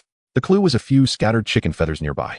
With an idea in mind, Lu Xiao and Li Ruoshi used their old tricks, hiding in some nearby bushes while she climbed a tree next to the chicken nest. She crafted a large bird trap, tying it securely with strong grass ropes to a branch. Then she took some rice, added a bit of dew to moisten it, and sprinkled it under the bird trap. With everything prepared, Lu Xiao lay in wait on the tree, holding the Tang Dao. As soon as a chicken came to eat the rice, she would immediately cut the grass rope. After a long wait of nearly an hour, a flock of chickens finally ambled back. Indeed, a flock. The leading rooster was nearly a meter tall, strutting proudly. With a bright red comb, fiery feathers, and a tail over a meter long, it shimmered in gold and red. 6 hens followed closely behind. Upon seeing the rice, the rooster surprisingly did not eat. Instead, it signaled the hens to come forward. After a hen pecked a few grains with no adverse reaction, the beautiful rooster finally lowered its noble head to peck at the rice. Swish! Lu Xiao took the opportunity to cut the rope, and the bird trap fell with a thud. All 7 chickens were covered inside. Duck! Duck! Duck! Just as Lu Xiao slid down the tree, she saw that the rooster had already pecked a small hole in the bird trap. Lu Xiao. Are you a chicken raised by Ji Xiaolan? Lu Xiao tiptoed over to the side of the trap, quietly taking out her whip, waiting for the rooster to continue pecking. Finally, after pecking out a half-meter-high hole, just as the rooster stepped out, with 1 foot, Lu Xiao's whip locked around its throat. Whoa, whoa, whoa, let me go.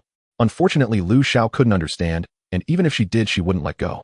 Directly blocking the hole with her backside, Lu Xiao quickly fashioned a simple metal cage with a door and wooden wheels. She had drawn the blueprint while waiting for the chickens, initially planning to make a wooden cage and adjust the size according to the number of chickens. Now she directly switched to a metal cage.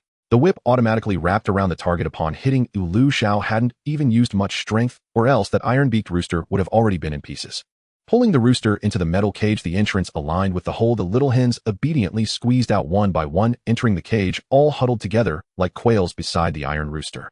Lu Xiao, are chickens also so infatuated with love? Closing the chicken coop, Lu Xiao called Li Ruoshi over. The person squatted obediently in the grass, motionless, with several mosquito bites on their hands and face, which stood out against their snow-white skin, making Lu Xiao's heart ache. Fortunately, it wasn't her who got bitten. She took out a few sprigs of mugwort and a small wooden bowl, added a few drops of dew, and crushed the mugwort to mix it evenly. Apply this to the mosquito bites, it should relieve the itching. Li Ruoshi reached out to take the wooden bowl, but hesitated to act. Lu Xiao, I can't see. Can you help me? A familiar, clear male voice. What does he want to do? If you can't see, just feel for it yourself. This was something he could easily do himself, as she had already helped by making the medicine. You can shovel some soil over here while I strip some mulberry bark. After saying that, Lu Xiao walked away. She still hadn't given up on making paper. Who knows when she might be able to exchange it for blueprints. She needed to prepare the materials first. Fortunately, the items in her space were independently contained like invisible bubbles wrapping around different objects without any sense mingling together. Mulberry trees were everywhere. She was stripping bark from a tree nearby, taking a third of the bark from each tree so that they could still live and continue to grow. Continuing upward, Lu Xiao spotted a large patch of slender-stemmed oval-leaved plants about 2 meters high, wild rami. Not feeling assured, Lu Xiao further identified it. High-quality rami tinder leaves can feed silkworms. Stem bark can be made into summer cloth. Indeed, this could not be missed. These rami plants had not yet produced seeds, so Lu Xiao dared not cut them all down at once. She gathered them all, leaving a small patch for seeds. She collected 500 units of high-quality rami. Time was not late, and Lu Xiao joined the soil digging action. To her surprise, she found several more nests not far from the original chicken coop, bringing her total to 20 eggs. The two returned home while it was still early, just past 4 o'clock. The chicken coop was carried back by Li Ruoshi. Today had been fruitful, and Lu Xiao didn't know where to start with the cleanup. In the large water tank, the sweet potato vines had grown over 1 meter long with lush green leaves and thick, vibrant petioles, creating a verdant expanse. Lu Xiao flipped through them. Perhaps due to sufficient nutrients, there were many side branches, and she didn't even need to pinch them to encourage sprouting. She could directly cut and transplant them enough to fill the yard. To avoid blocking the way, the chicken coop was placed under the wall. She poured some diluted high-grade dew into a wooden bowl and placed it in the coop, hoping they would eat and drink well and lay eggs soon. The stubborn rooster surprisingly changed from its previous desperate state and leisurely moved to the wooden bowl, happily drinking water. It smelled really good. Lu Xiao placed all the soil she had dug in the crafting area, added 3 scoops of dew and a large pile of plant ash, and drew a lump of black soil in the blueprint area. It actually worked. I really am a little clever girl, Lu Xiao thought. She directly controlled the black soil to spread it out in the yard, but after only laying down about 30 centimeters deep, the soil was all used up. She didn't care about whether to create raised beds or not, as she simply used a hoe to divide the land into sections for easier passage. The sweet potato vines were cut and planted into the soil and soon began to take root and sprout. The 300 square meters of yard were nearly filled with sweet potatoes, but since there were still sweet potato seedlings left, Lu Xiao cut some more to prepare a dish for dinner. The cabbage and lettuce planted before she left at noon were already flowering. The cabbage was enormous, about 1 meter tall, and the lettuce had grown as large as ordinary cabbage. The outermost leaves looked fresh. Lu Xiao peeled off a large cabbage leaf and took a smaller leaf from each of the 5 lettuce plants. The toothbrush blueprint resembled a scroll with only 2 toothbrush models, adult and children's, made from pig hair and wood. The adult version required double the hair, while the child's needed half. The blueprint was disposable for others, but Lu Xiao's crafting area could retain blueprints, allowing for permanent use after recording. Lu Xiao speculated that the blueprint was a one-time crafting scroll containing special energy. After use, the energy for crafting items would be depleted, rendering the scroll ineffective. However, her crafting skills could create items on their own, so there was no need to consume the power of the blueprint. She recorded the toothbrush crafting blueprint in the crafting area. With all 200 units of pig hair used up and an additional piece of wood, she could begin crafting specifically an adult toothbrush. So far, she hadn't seen anyone in the exchange area with children or elderly. Pig hair needed to be processed before it could be used. It couldn't be made into a finished product immediately. The crafting time was 10 minutes, and she could use it by evening. She could make 3 different items at once, so Lu Xiao checked the soap blueprint. Ingredients: animal fats, plant oils. Lye slowly appeared. What use was this blueprint? Didn't she know the ingredients for soap? She hadn't even returned the saponification reaction from high school chemistry to the teacher yet. Soap made only from animal fats was quite hard and might stick when rubbed on clothes, while soap made solely from plant oils was soft and shapeless, so it was generally a mixture. Various essential oils and flower petals could also be added to make scented soap. It seemed that pig pancreas could also be used to make soap. Lu Xiao planned to skip the blueprint and directly make soap. If it worked, she would sell the blueprint. The meat from the porcupine contained some lard, not much, just about 40 pounds, which she could use a bit of if she didn't have any plant oil for now. However, Lu Xiao wasn't lacking in materials for plant oil. That large patch of coconut trees below was a ready-made ingredient. Coconut oil could not only be edible, but also used as hair oil, and importantly, it had a strong coconut fragrance which would be great for making soap and could cover the smell of lard. When she first arrived, Lu Xiao had thought about extracting coconut oil, but after getting a pot and a house, she forgot about it. Mainly, she initially planned to use coconut oil as cooking oil, but didn't expect to get a system store and bought a bottle directly from it. Without hesitation, Lu Xiao tossed a dozen or so old coconuts into the crafting area. Not knowing how to draw the blueprint as there were no adjustable parameters, but it couldn't be left blank, she drew a drop of white water and named it coconut oil. The system operated entirely on thought, otherwise with her clumsy hands, she wouldn't even be able to draw a heart without it being crooked. It really works. Lu Xiao couldn't help but exclaim. If she were to extract it herself, she would have to remove the coconut meat. How troublesome. What's wrong? Hearing Lu Xiao's cheerly Ruoshi couldn't help but turn his head. I can extract oil now. Lu Xiao didn't explain much. Li Ruoshi had some guesses, but since Lu Xiao didn't take the initiative to mention it, he wouldn't ask. The coconut oil took 10 minutes to make. Taking advantage of this time, Lu Xiao filled a ceramic jar with some plant ash mixed in some of the porous dew and added an appropriate amount of clean water, placing it in the last crafting area. This time she didn't draw anything and simply filled in lye. She believed the system would work. At noon she had a delicious meal, but for dinner Lu Xiao kept it simple, preparing braised devil fish and stir-fried cabbage. The fish filled a large bowl, and there was a generous plate of cabbage. There were no staple foods. Until the crops were harvested, she wouldn't indulge in anything extravagant. Just after finishing her meal, Lu Xiao had completed all the work in the crafting area and took out a toothbrush. With a brown wooden handle and soft fine bristles, Lu Xiao brushed the palm of her hand with it, feeling very comfortable with no prickliness at all. The coconut oil was also ready. The oil extracted from a dozen coconuts was not much, stored in a small jar that Lu Xiao had prepared in advance, only a layer high enough to reach her knuckles. The oil was clear and transparent, wafting the unique fragrance of coconut, making one want to take a sip. The lye solution also showed that it was complete. Lu Xiao couldn't wait to make soap. Her hair had never been properly washed. Even after air drying, it still felt damp and clumped together. Sometimes she even thought about shaving her head. The coconut oil was too little. Previously, it was just an experiment to see if it could work. Now Lu Xiao needed to continue making coconut oil. Even if she couldn't make soap, it would be useful for cooking. She reluctantly cut a small strip of pig lard, adding the lye and the coconut oil from the jar, and without a blueprint, Lu Xiao directly drew a bone-shaped soap. The crafting time was 3 minutes. Lu Xiao didn't just wait idly. She was using the condensation technique to gather dew, storing it in a large jar for planting later. Soon the soap was ready.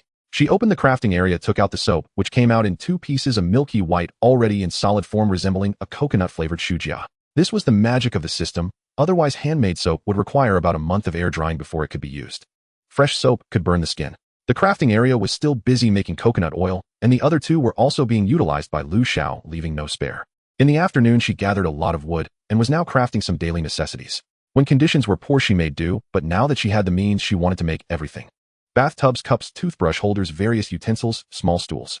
These didn't take much time or mental effort, and she made everything she could think of. She even thought about bringing back some bamboo for baskets, frames, and other items.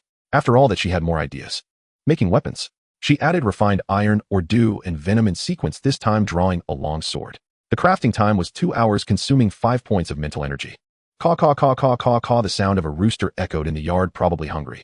Lu Xiao took out some sea oysters and mini sea snails, which were byproducts of gathering from the reef, tasteless, yet too good to waste. Following the principle of more is better, she collected them as they were still food.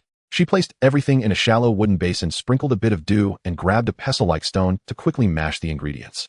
Holding the food bowl, she opened the iron cage, and the rooster rushed over to peck at Lu Xiao. Luckily, she was prepared and kicked it away. She placed the food bowl inside the chicken coop, and with a loud bang, she ruthlessly locked the iron cage.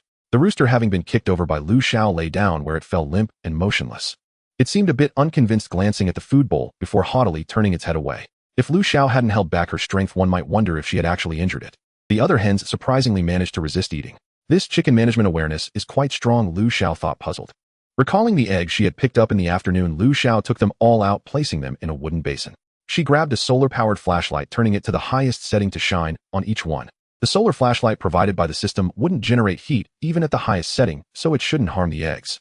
After shining for a while, each egg had been checked 3 times, and surprisingly not a single one had a dark spot. Unable to help herself, Lu Xiao rolled her eyes at the rooster in the cage. What a useless chicken, she scolded. The rooster seemed to understand, turning its green beady eyes to glance at Lu Xiao before turning its back to her. Lu Xiao, can't I even speak the truth? However, it could also be due to the short time since fertilization, meaning the embryo had not yet developed, which was why there were no signs. In any case, these eggs couldn't be eaten for now. Ding dong. Just as she was about to check on the cabbage, a message from Yu Dongzhu interrupted her steps. Xiao Xiao, thanks to the dagger you gave me this morning, otherwise you might never hear from me again. Wu. Yu Dong's family hadn't gone to gather salt that morning. The salt lake wasn't large, and they probably wouldn't be able to collect much anymore. The dangers of the desert were no less than those outside. The power of nature was something humans could not contend with, especially since there were only 3 of them. The sandstorm from a few days ago still haunted their minds. Thus, in addition to gathering salt these days, they actively explored the distance, hoping to find a way out of the desert. Surprisingly, they indeed found an oasis in the desert this morning, surrounded by tall cacti, many of which bore red fruits. A patch of green in the endless yellow sand looked like a mirage, beautiful yet unreal. The oasis wasn't large, only about the size of half a football field, with a small pond in the center, which should be called a waterhole. The 3 of them looked around, but found no traces of animals. Just when they were about to collect water, danger suddenly struck. Those cacti, towering like small hills, turned out to be monsters. When they entered the oasis, the monsters remained still, disguising themselves as normal, but once they moved in, they quietly shifted their bodies surrounding them. The cacti weren't fast, but they blocked off all paths, forming a dense wall, and they were the spiky kind. In about 10 minutes, the cacti would be upon them.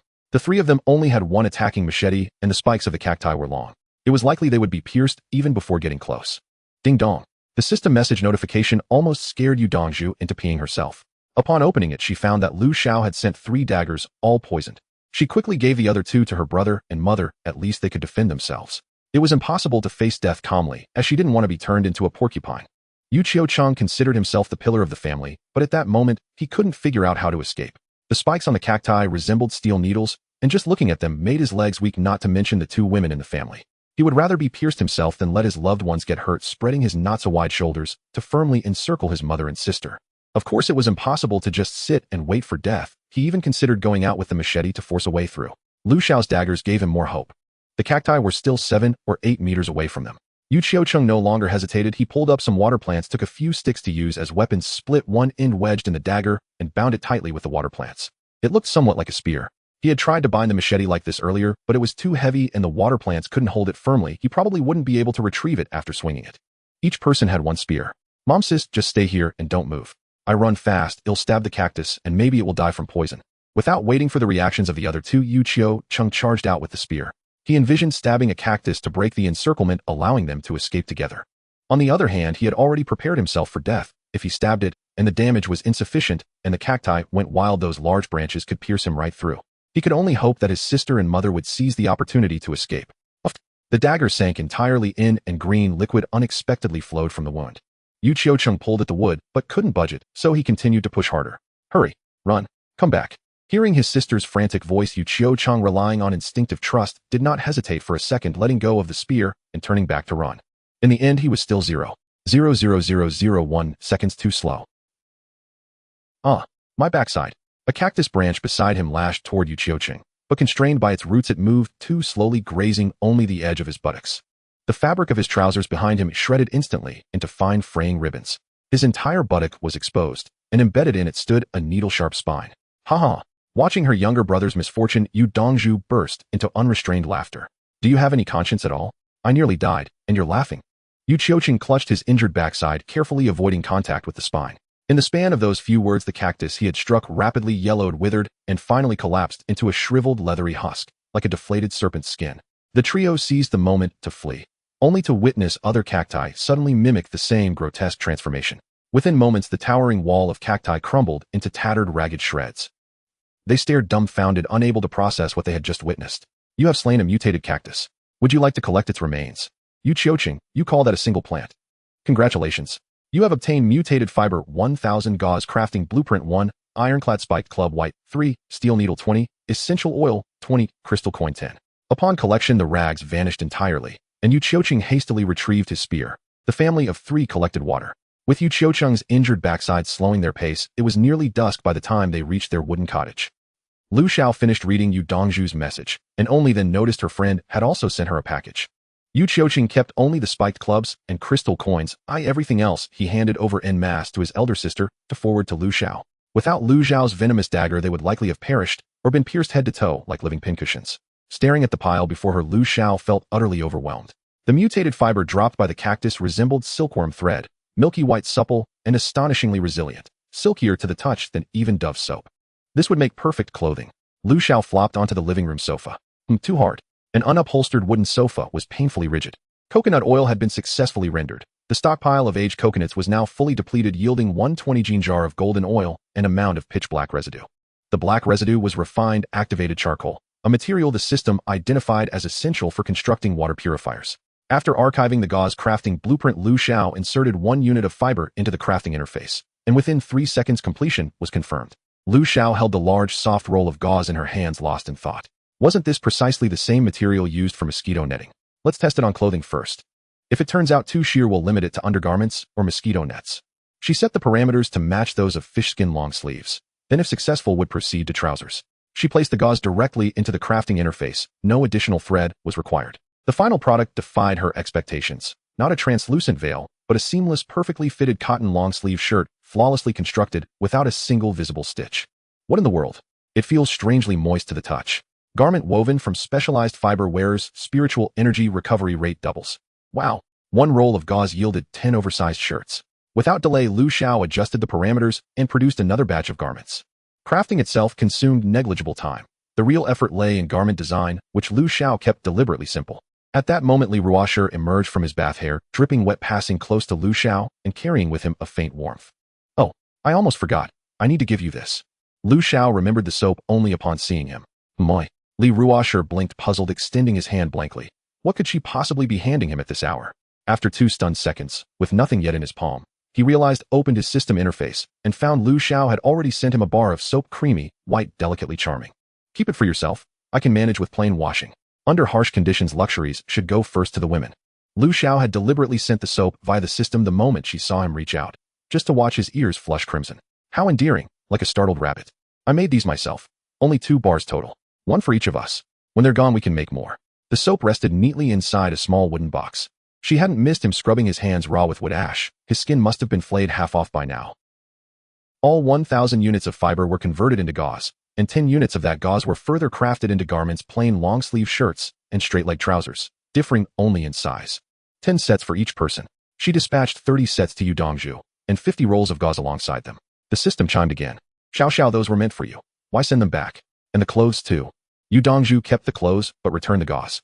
The dagger was always intended for you. The timing simply aligned with the battle. Courage still belonged to you both. I'll accept half. That's more than generous. Don't treat this like holiday gift exchanges with distant relatives. This time Yu Dongzhu accepted.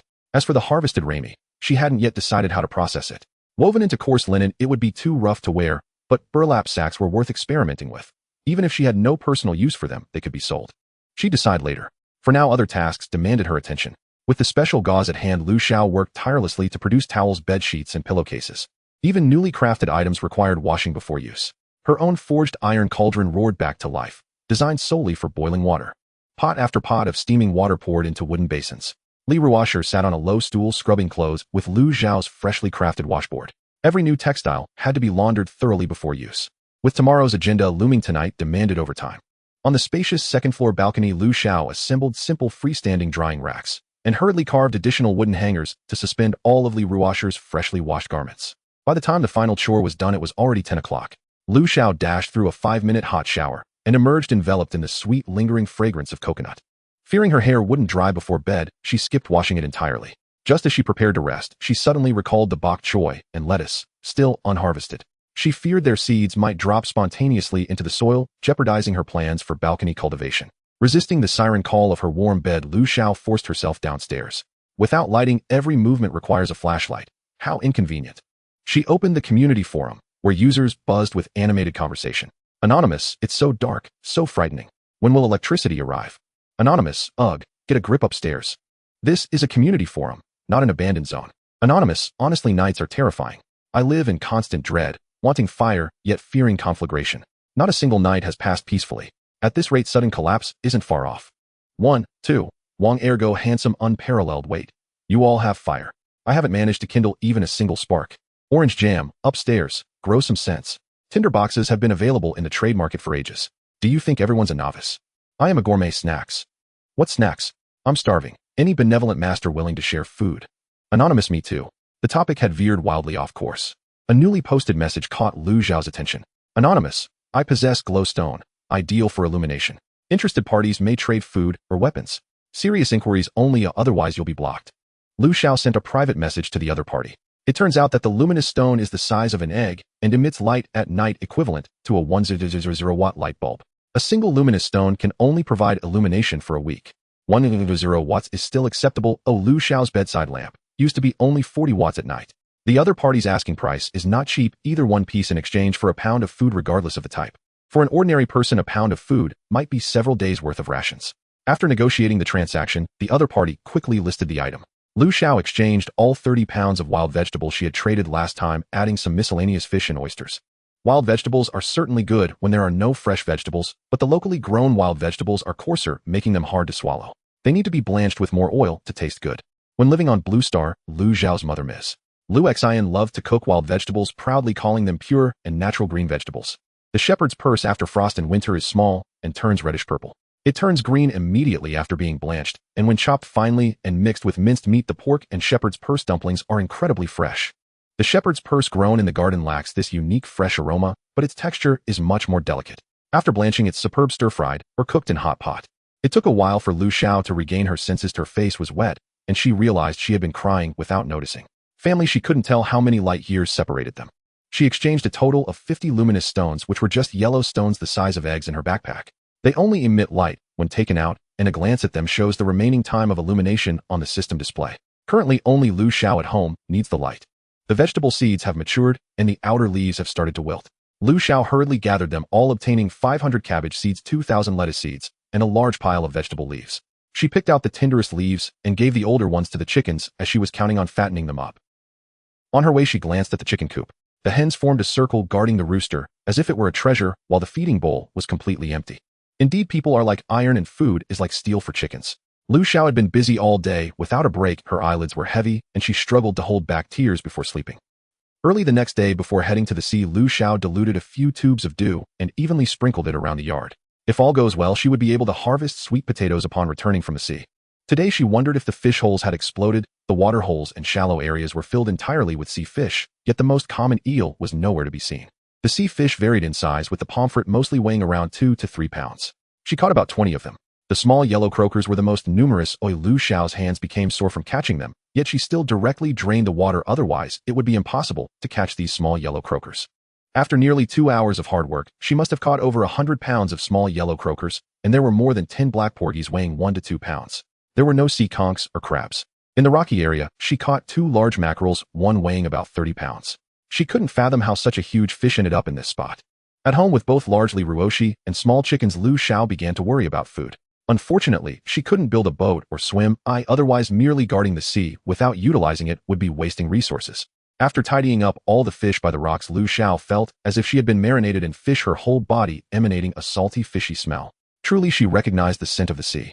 She sniffed herself and immediately gagged. What the hell is this? Upon returning home, she opened the heavy yard door and was faced with a scene that made her wish to poke her eyes out. The sweet potatoes in the yard were planted too densely.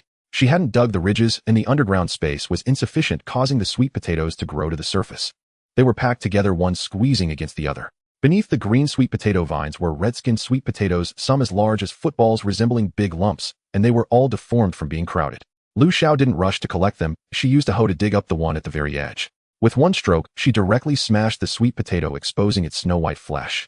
There were even more sweet potatoes underground, leaving no space at all. It was no wonder they were growing upwards. She collected 2,000 kilograms of sweet potato 1, 500 kilograms of sweet potato 2, and 200 kilograms of sweet potato leaves. With a mountain of sweet potatoes, the warehouse was filled up. It was then Lu Xiao remembered the long-forgotten basement. When she upgraded the house, before she only took a cursory glance. Now she realized the basement was even larger than the area of the stone house, very deep, and it took a while just to walk down the stone steps. Hiss, it's so deep, will seawater seep in. The basement was very cold, and Lu Xiao couldn't help but shiver. The sweet potatoes can be stored for a long time, so Lu Xiao piled them all into the basement. There are 2 types of sweet potatoes. Sweet potato 1 is large, red-skinned with white flesh, and has a high starch content, being very hard. Sweet potato 2 is slightly smaller, grows very uniformly, has smooth skin, red skin with yellow flesh, and is sweet, making it a larger version of sandy honey sweet potato. All these sweet potatoes have been allocated. She certainly wouldn't use them all for seeds. The starchy sweet potatoes will be washed and made into vermicelli. Some honey sweet potatoes will be roasted into sweet potato chips, while some will be kept for steaming or roasting. The collected sweet potato leaves are all fresh, and Lu Xiao stored them in the warehouse for easy access. The yard soil became empty again, still dark as ever with no decrease in fertility. However, she didn't plan to plant sweet potatoes anymore for the time being. The backyard would be reserved for fruits and vegetables, while the rooftop would mainly be for grains. She didn't want to see this glaring sight again today. She took a small handful of rice seeds. These seeds were large and plump golden in color. Lu Xiao counted them 70 grains. She put back 20 grains, leaving only 50 grains for this time. This portion is for experimentation, so it doesn't require too many. She soaked the rice seeds in a large tank filled with diluted dew, then carried the tank to the windowsill, closed the door tightly, and left the house. Now she needs to go to the back mountain to find Li Ruoshi and transport the soil he dug up. Soil can also be collected, but Lu Xiao specifically wanted the surface humus soil, so she could only dig slowly and mix it with the collected soil. Upon reaching the riverbank, she saw Li Ruoshi diligently digging with a shovel.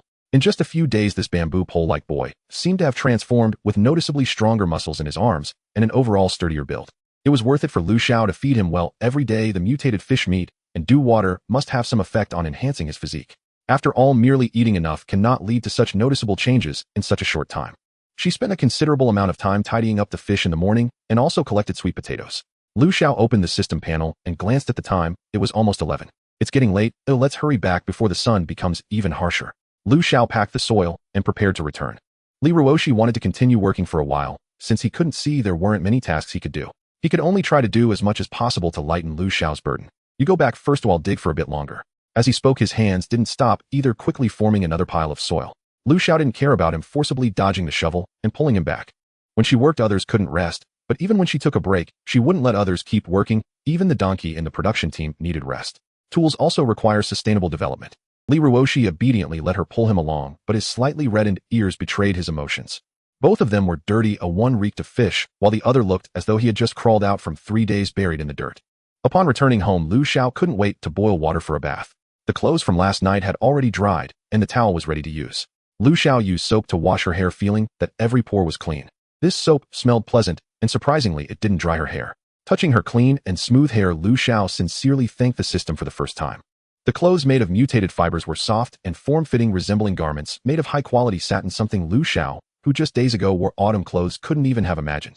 After finishing her bath, Li Ruoshi was sitting in the living room. Looking at the clothes that closely resembled her own, Lu Xiaoshu felt a bit complicated.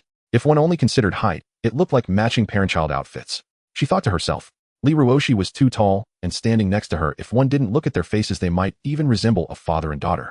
It was time to prepare lunch. Lu Xiaoshu took a few sweet potatoes and after a moment of thought sent some to Yu Dongzhu.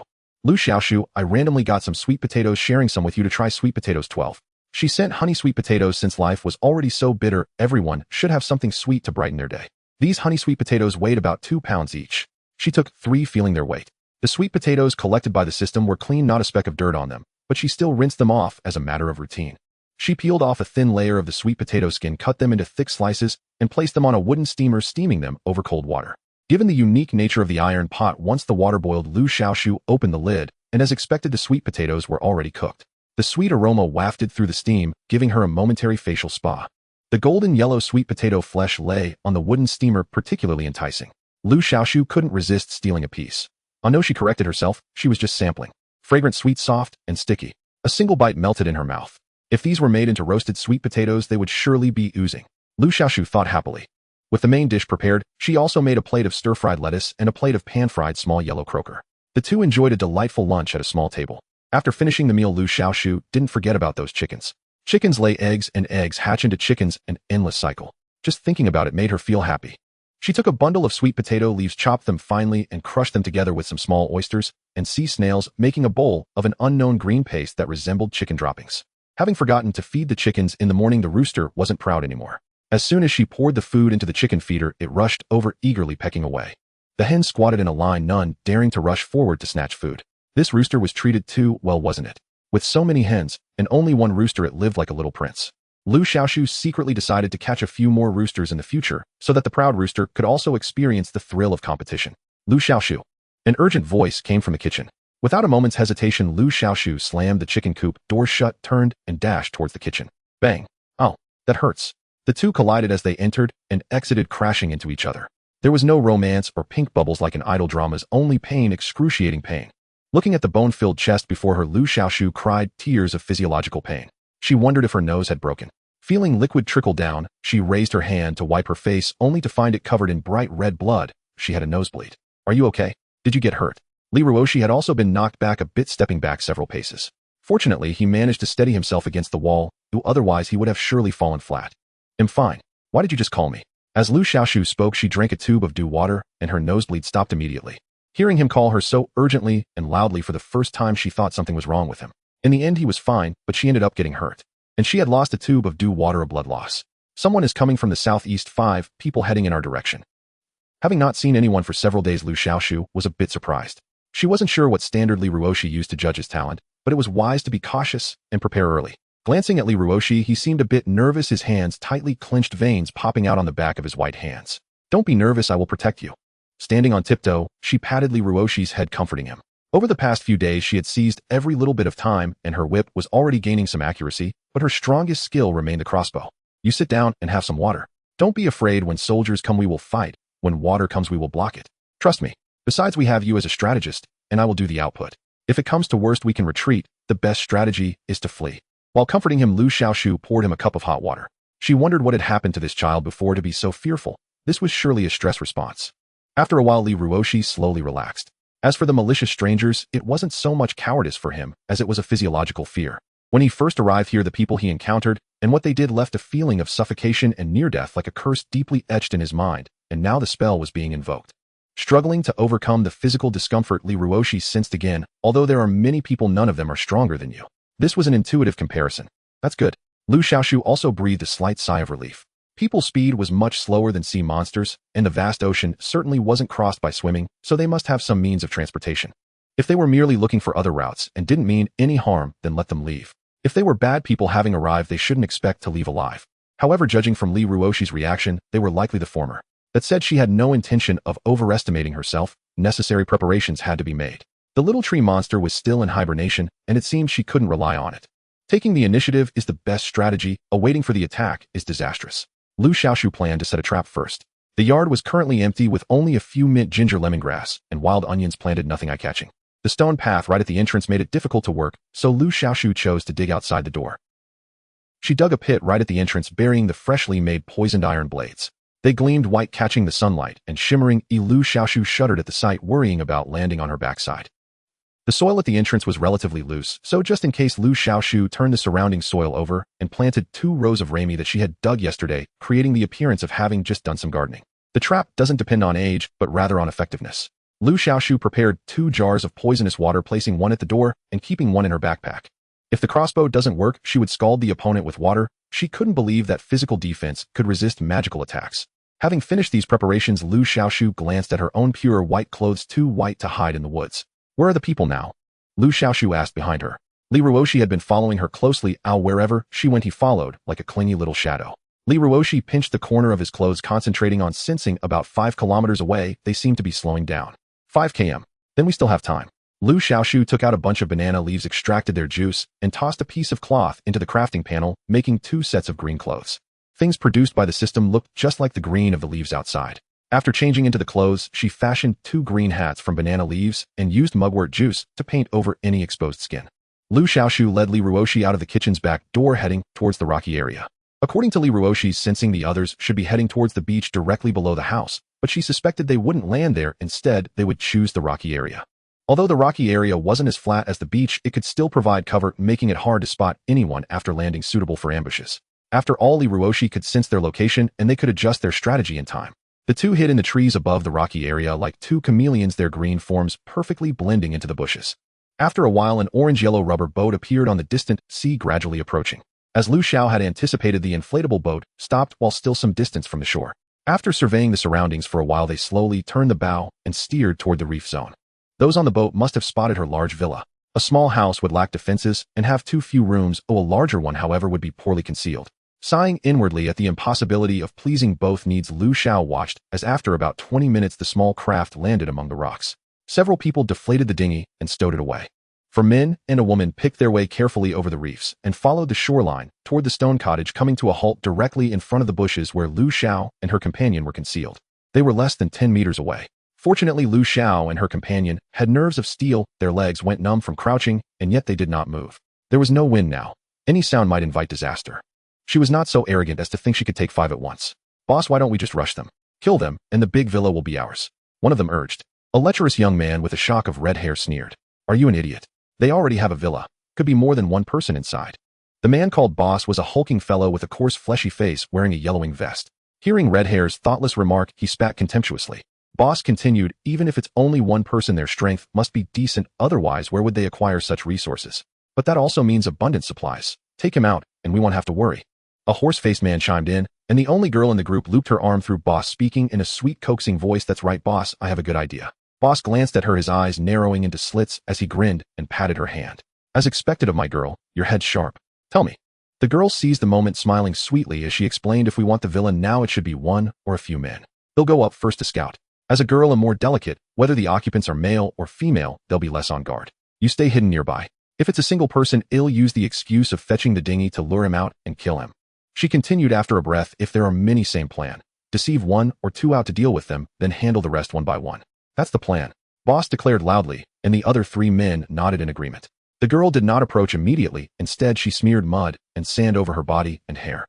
The once tidy girl was instantly transformed into a pitiable beggar. Lu Xiao thought to herself, why must women make things hard for other women? These people were no paragons of virtue. Lu Xiao decided to let the mantis catch the cicada while a cuckoo waits behind. Let them turn on one another. The 4 stood there and watched the girl walk away. She had planned to seize the opportunity to ambush, but the men moved like they had restless energy, pacing back and forth. With bushes obstructing the front, Lu Xiao could not find a clear opening. After the girl walked away and vanished from sight, the men muttered among themselves for a while and agreed to lie in ambush nearby. No amount of foresight had prepared Lu Xiao for their decision to ambush right there. The woods are so big. Couldn't they have picked another spot? Watching the men draw closer, her heart leapt into her throat. Her right hand was already coiled to strike. If they closed another step and crossed the 5-meter safety line, the bolt she gripped would fly. Every step they took felt like a tread across the very tip of her heart. Boss, let's hide here. It's harder to get out if we go further in. If the others discover us and harm my woman, that won't be good, Red Hair said with a leering tone. Boss pretended to ponder, hesitated for a few seconds, then replied slowly, fine. You little fool, think like me, hide here. At that moment, even the garish Red Hair seemed slightly more bearable to Lu Xiao. The men squatted in a line 5 meters ahead of her, their backsides turned toward her. Boss' bulky haunches looked like a great pumpkin. After I strike them, we run. Don't resist. Lu Xiao sent a message to Li Ruoshi. The system's voice could be heard only by her, so there was no fear of revealing their position. Regardless of whether he replied, Lu Xiao quietly raised her crossbow, and without a sound loosed 4 bolts in rapid succession. The slicing whoosh of the arrows lasted no more than 2 seconds in total.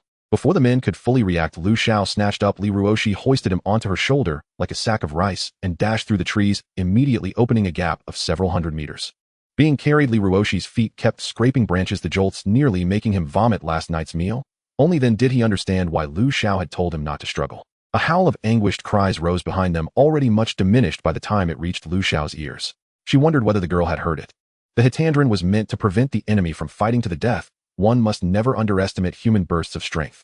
Unfortunately, Lu Xiao had overestimated those 4. After a while, their howling ceased, and they lay prone like dead hogs. Lu Xiao carried Li Ruoshi back. She dared not leave him alone in case the girl launched a counterattack. As a precaution, she at a distance loosed another arrow. No response. She stepped forward, drew a long whip, and cracked it against the nearest man. A system prompt sounded. You have killed a survivor. Do you wish to loot? The long whip had that effect. Could she retrieve spoils without touching them directly? Or did all weapons possess this function? Lu Xiao set Li Ruoshi down, stowed the whip, drew her tang dao, and jabbed another man. The pickup prompt appeared again. Great, she thought, I don't have to touch these corpses with my hands. Though she wore gloves, the revulsion remained. The snakeskin gloves felt so real as to be almost indistinguishable from her own skin. Killing monsters could be done without remorse. They were otherworldly, and apart from fear, there was little moral residue. But to swing a blade at a human, even a villain, left Lu Xiao deeply uneasy. After all, she was not a murderer. Few sane people could accept calmly the act of personally killing another of their kind. Back on launching, when faced with violent criminals and truly evil men, people longed for swift justice and the law's punishment. But hardly anyone wished to be the executioner themselves. Here, with no national or familial vengeance between the parties, decent people still had to raise the slaughtering knife to protect their own lives. Poisoning could avoid confronting the bloody scene and thus lessen psychological impact to some degree. The venom dropped by the sea monster was perfectly to Lu Xiao's taste. The experience of killing Zheng Yuan had indeed left her shaken, as she believed that so long as she remained human, she would never grow accustomed to taking life. At the same time, she would never meekly offer her neck to another slaughterer. Self-defense was the baseline, strength was the guarantee, killing was only a last resort. After comforting herself inwardly, Lu Xiao calmly looted all the bodies. As the 4 corpses vanished, her backpack expanded once more. Not bothering to inspect the dropped items, yet Lu Xiao and Li Ruoshi prepared to go back and find the girl. Since the others had not returned, they would have to take the initiative. This girl by Momo indeed did not hear her companion's screams. She was once a popular internet celebrity with millions of fans. Now stranded on an isolated island with these few men, she quickly came to terms with the reality. With her outstanding beauty, she immediately aligned herself with the leader of the group, as it was evident that 2 fists were no match for 4 hands. If they encountered a righteous person, it might have been fine, but these men clearly weren't good people. Even if she did not take the initiative, the predatory gazes they cast upon her would eventually devour her. Fortunately, the men were all part of the same faction on launching, and here they obeyed the orders of the so-called leader. Otherwise, if she had encountered 4 strangers, she wouldn't know what kind of life she would have to endure. Although it was cruel, this was the norm in this place. Without powerful strength to protect her beautiful appearance, she would simply become someone else's plaything regardless of gender. Momo was well aware that men were unreliable. For the past few days, she had been thinking about how to kill these men and claim the island for herself. However, the island was too small, barely 200 square meters. Turning around meant others could see her, so she had not yet found an opportunity to strike. Every day, she had to pretend to show affection for the leader. Behind his back, she wished she could drain him dry. In this state of almost being split in personality, she unexpectedly awakened her talent. The talent she awakened was precognition. By concentrating on the questions she needed to ask, she could receive guidance from her skill, but it could only be used once a day. On the first day of her awakening, she thought about how to kill the 4 men, but the talent did not speak. It merely indicated that the opportunity to resolve her predicament was not on the island. In the beginning, they relied on supplies from the system. After their resources were nearly exhausted, they began searching for food on the island. The result was that they found nothing. The island was nothing but trees and grass, with not a single wild fruit. On the 10th day, the opportunity finally arrived, when a stranger paddled a rubber boat near their island only to be killed by the group as soon as he landed. It was the first time they had attacked since arriving, unaware that they could collect supplies after touching someone. The red-haired man even suggested keeping the person alive to cook him, but thankfully, the leader, rummaging through the corpse, discovered the ability to collect. The man had plenty of food, and for now they were free from the food crisis. However, Momo still felt that leaving the island was urgent, otherwise if the food ran out, these men might just devour her as well. Moreover, the island was too poor. Even if she found an opportunity to kill these men later, it would be difficult for her to survive alone. It was better to use their strength to leave the island first, and then make further plans. In just a few days, her acting skills had reached perfection. She feigned fainting, and upon waking performed as if she had just awakened her talent, successfully deceiving the 4 men. That night, Momo easily convinced the leader to go out to sea. The next day marked the 11th day since arriving in this other world. The group packed up, reclaimed the 4 small wooden houses, and took as much wood as they could carry, loading everything into their backpacks to reduce their load. The next day, just before dawn, they set off. The rubber boat was designed for 4, making it a bit cramped for 5, but they managed to squeeze in. The 4 men rowed together, heading in the direction Momo had foreseen. The rubber boat also had a gasoline engine, and with their considerable strength, rowing was effortless. The boat sped across the sea like a yacht. Having set off before 5 in the morning, they finally spotted distant mountains and a strikingly large villa by early afternoon. Leader, we're here. Let's row over quickly. The red-haired man fantasized about living in the villa surrounded by beautiful women, wishing he could fly directly into the villa from the sea. Idiot, that would make us easily discoverable. What if there are a lot of people there? We'd be walking into a trap. Another man couldn't help but scold the red-haired one. Ultimately, following Momo's suggestion, they stopped in the rocky area, quietly landing under the cover of the rocks. Little did they know their every move had long been under the watch of Lu Xiao and her companion. Is anyone there? I came here alone by rowing from the sea, and am starving after rowing for a day and a night. Please help me. Is anyone there? Unlike the 4 men, Momo was highly alert. After approaching the stone house, she did not enter, but stood in front of it, calling out to the inside. No one responded, and she did not dare to approach recklessly. Instead, she continued to call out intermittently. Listening to her weak voice, if Lu Xiao had not been watching everything, she would have almost believed the girl hadn't eaten for days. She quietly circled to the back of the house, with Li Ruoshi pretending to have just come down from the mountain. She did not shoot an arrow from behind, not out of mercy, but because she wanted to capture the girl and interrogate her about where she came from.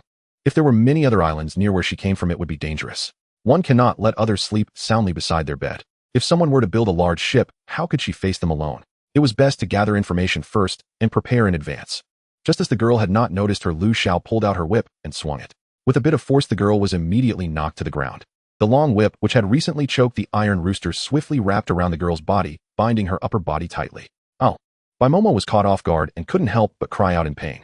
Before she could react, she was already bound by a pink soft whip. Looking up at the person holding one end of the soft whip, Momo concealed the malice in her eyes, pretending to be pitiful and aggrieved. Miss, you misunderstand.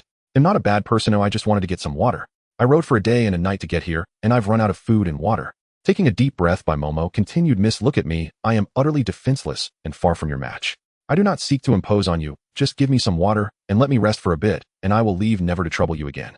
Watching this woman whose acting skills rivaled those of an award-winning actress, Lu Xiao frowned, pretending to ponder.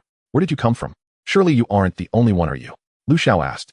Her face suddenly turned pained. Her hands began to tremble slightly, and by Momo stuttered, at first, I was put on an isolated island with 2 others surrounded by nothing but vast sea, and there was no food on the island. They not only forced me, but also wanted to cook and eat me. I had no choice but to push them into the sea when they were not on guard. Before she could finish, she began to cry. Then where did your boat come from? Lu Xiao remained unmoved by her performance, the whip still tightly wrapped around her. A few days ago, a person rode to our island. His direction happened to be opposite to our house's position, making him very conspicuous. He was spotted from afar, and as soon as he landed, the other 2 hid in the grass and ambushed him. That person had weapons and fought back fiercely.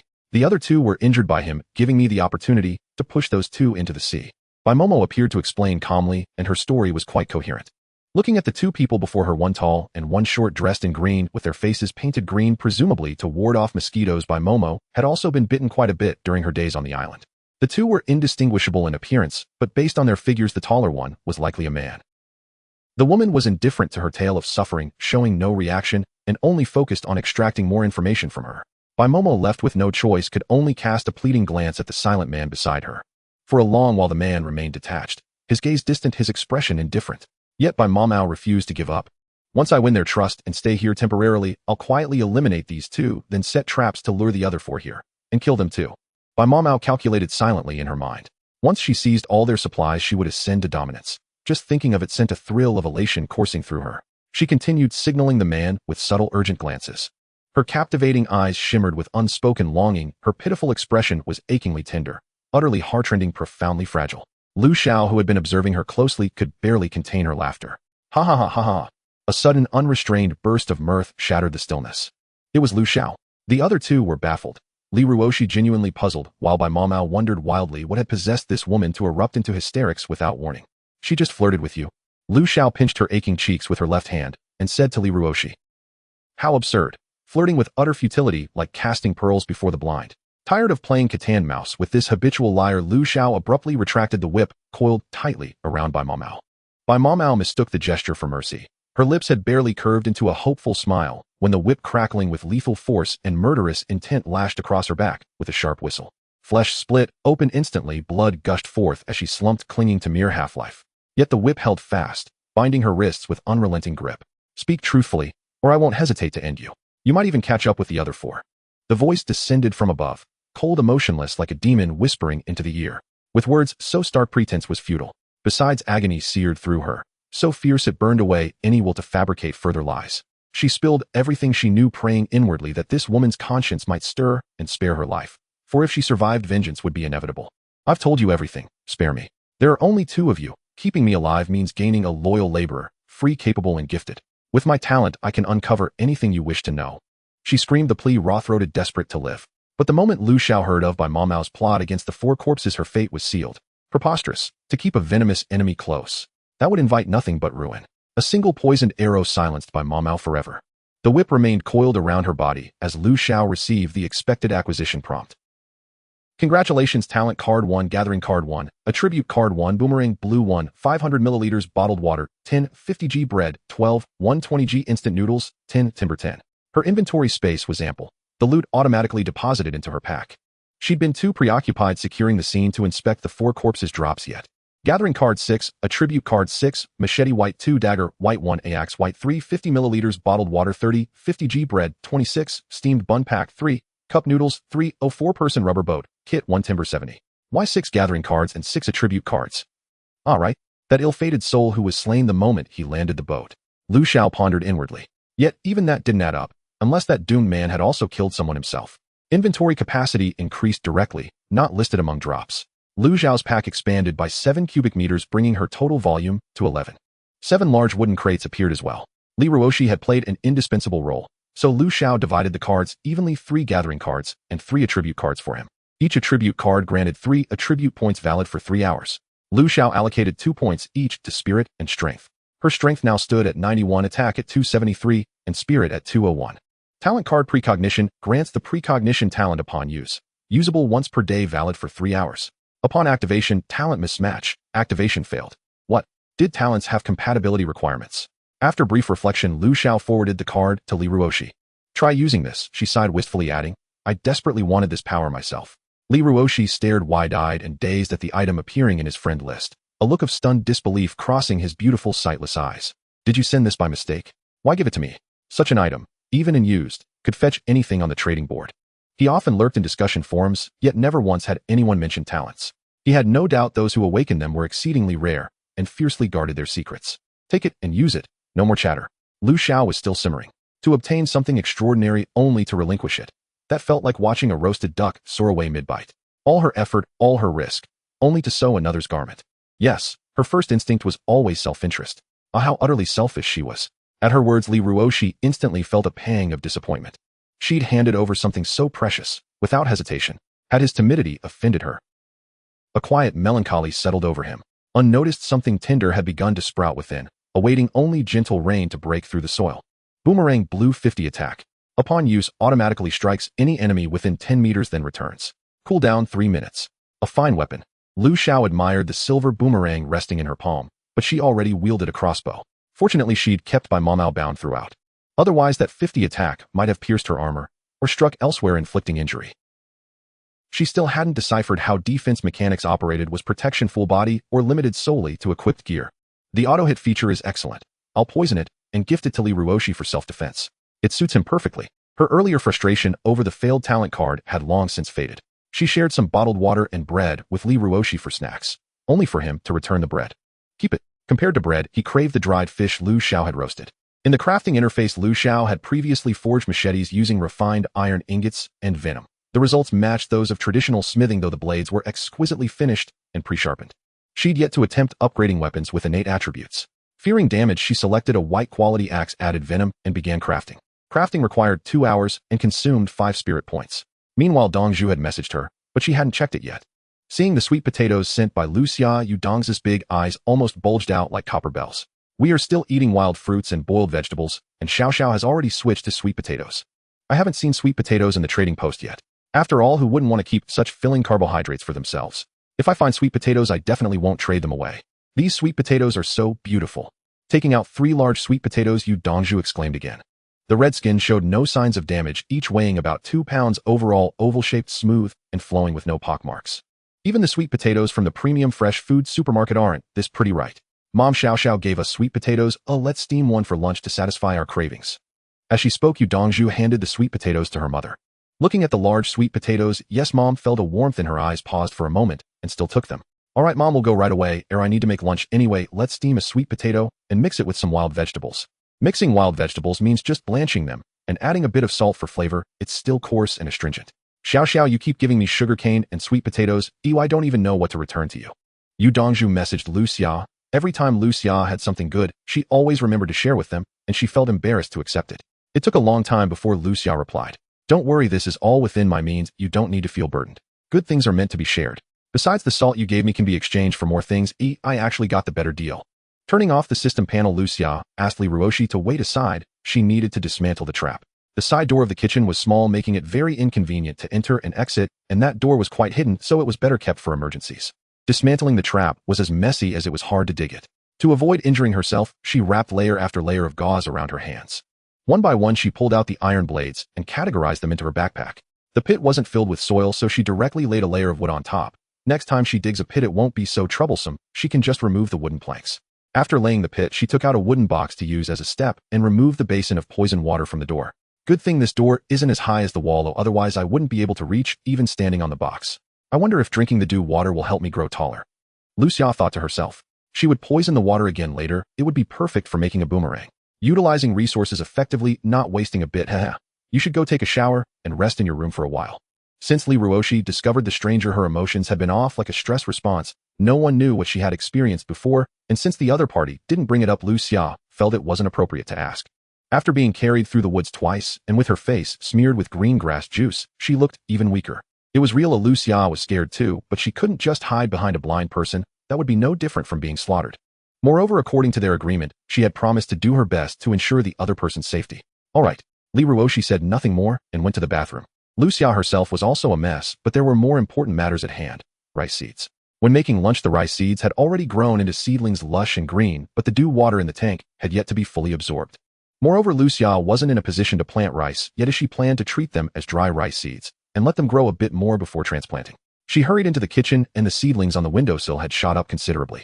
They were almost at Lu Xia's knees, and the color had changed from grass green to a rich verdant green.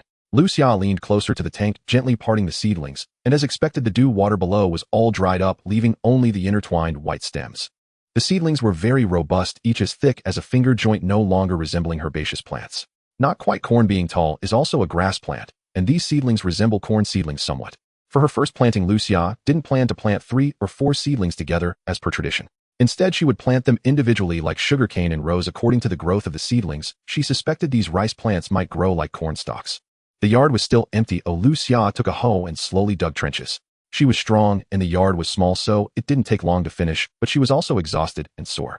Occasionally planting some flowers, herbs, or vegetables on the balcony is to cultivate one's sentiments and enjoy life. Truly treating farming as a means of survival would wear a person out. Where's the beauty in that? Real farmers who farm for a living, don't they all face the soil and turn their backs to the sky? After a day of work, all that's left is the sour smell of sweat and a back that can't straighten up. Previously, watching farming bloggers work seemed like a leisurely and tranquil life, but now that she was doing it herself, she realized how tough it was. As she hurriedly planted each seedling into the soil, Lu Xia couldn't wait to see how the seedlings would grow. Ignoring the mud all over her body, she focused her thoughts and took out the canisters of dew water she had prepared in her backpack. Thanks to her diligent practice of water control techniques, every day her ability to control water had improved significantly. With one motion, she was able to direct different dew waters to the roots of the seedlings. Lu Xia divided the rice seeds into 5 groups, 10 plants each, and irrigated them with different qualities of dew water. She didn't set a blank control group with ordinary river water for irrigation, as she didn't have the time to wait slowly, and furthermore, she would likely use diluted dew water for future planting. Just after watering, the group that received the highest quality dew water was already shooting up rapidly, while the growth rates of the others decreased in order of quality from high to low.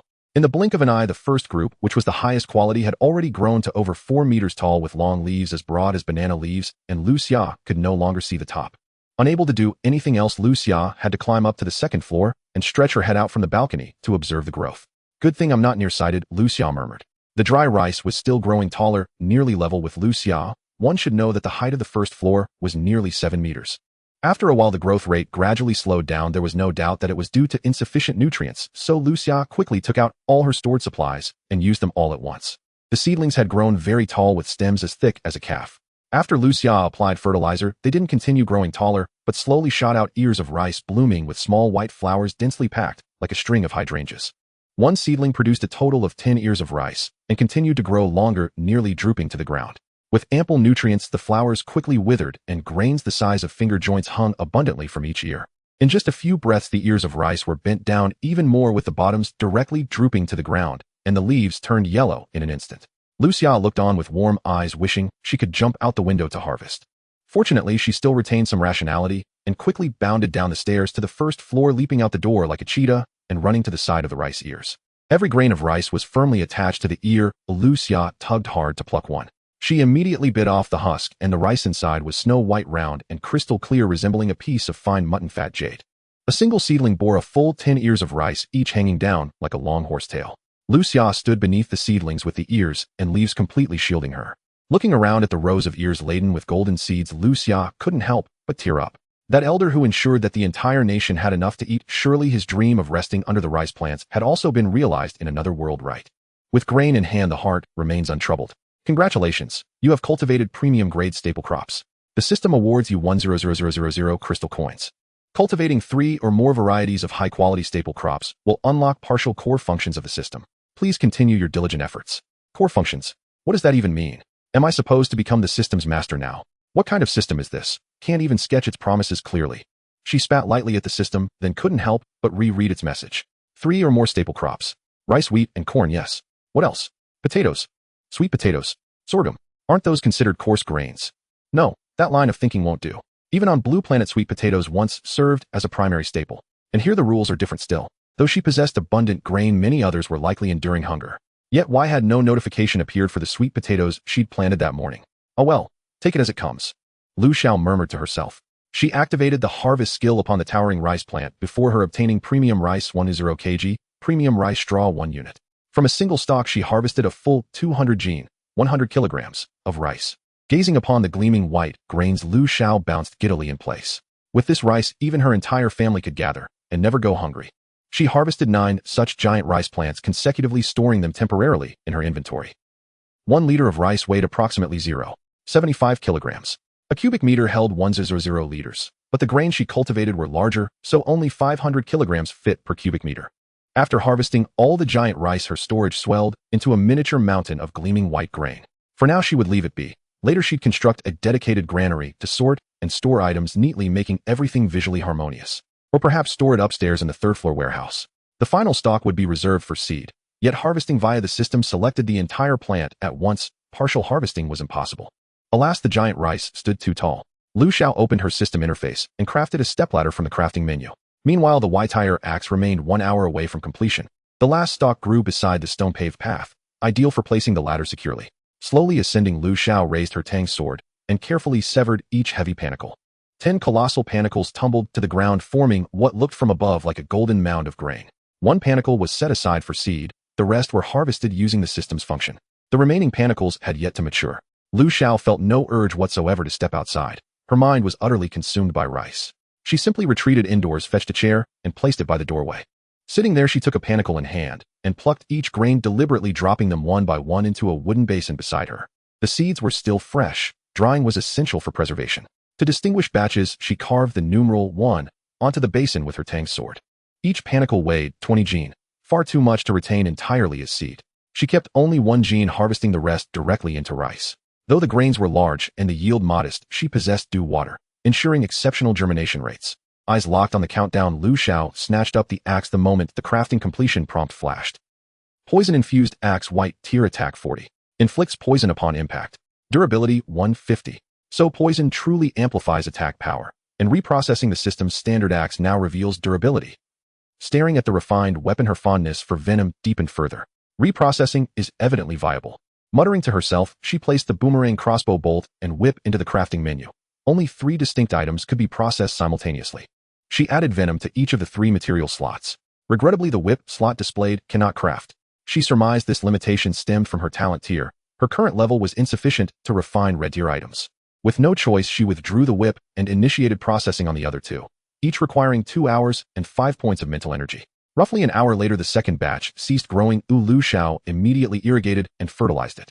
The mature plants of batch 2 were virtually indistinguishable from those of batch 1. The seeds must have been altered during soaking. Subsequent irrigation with different dew water only affects growth speed.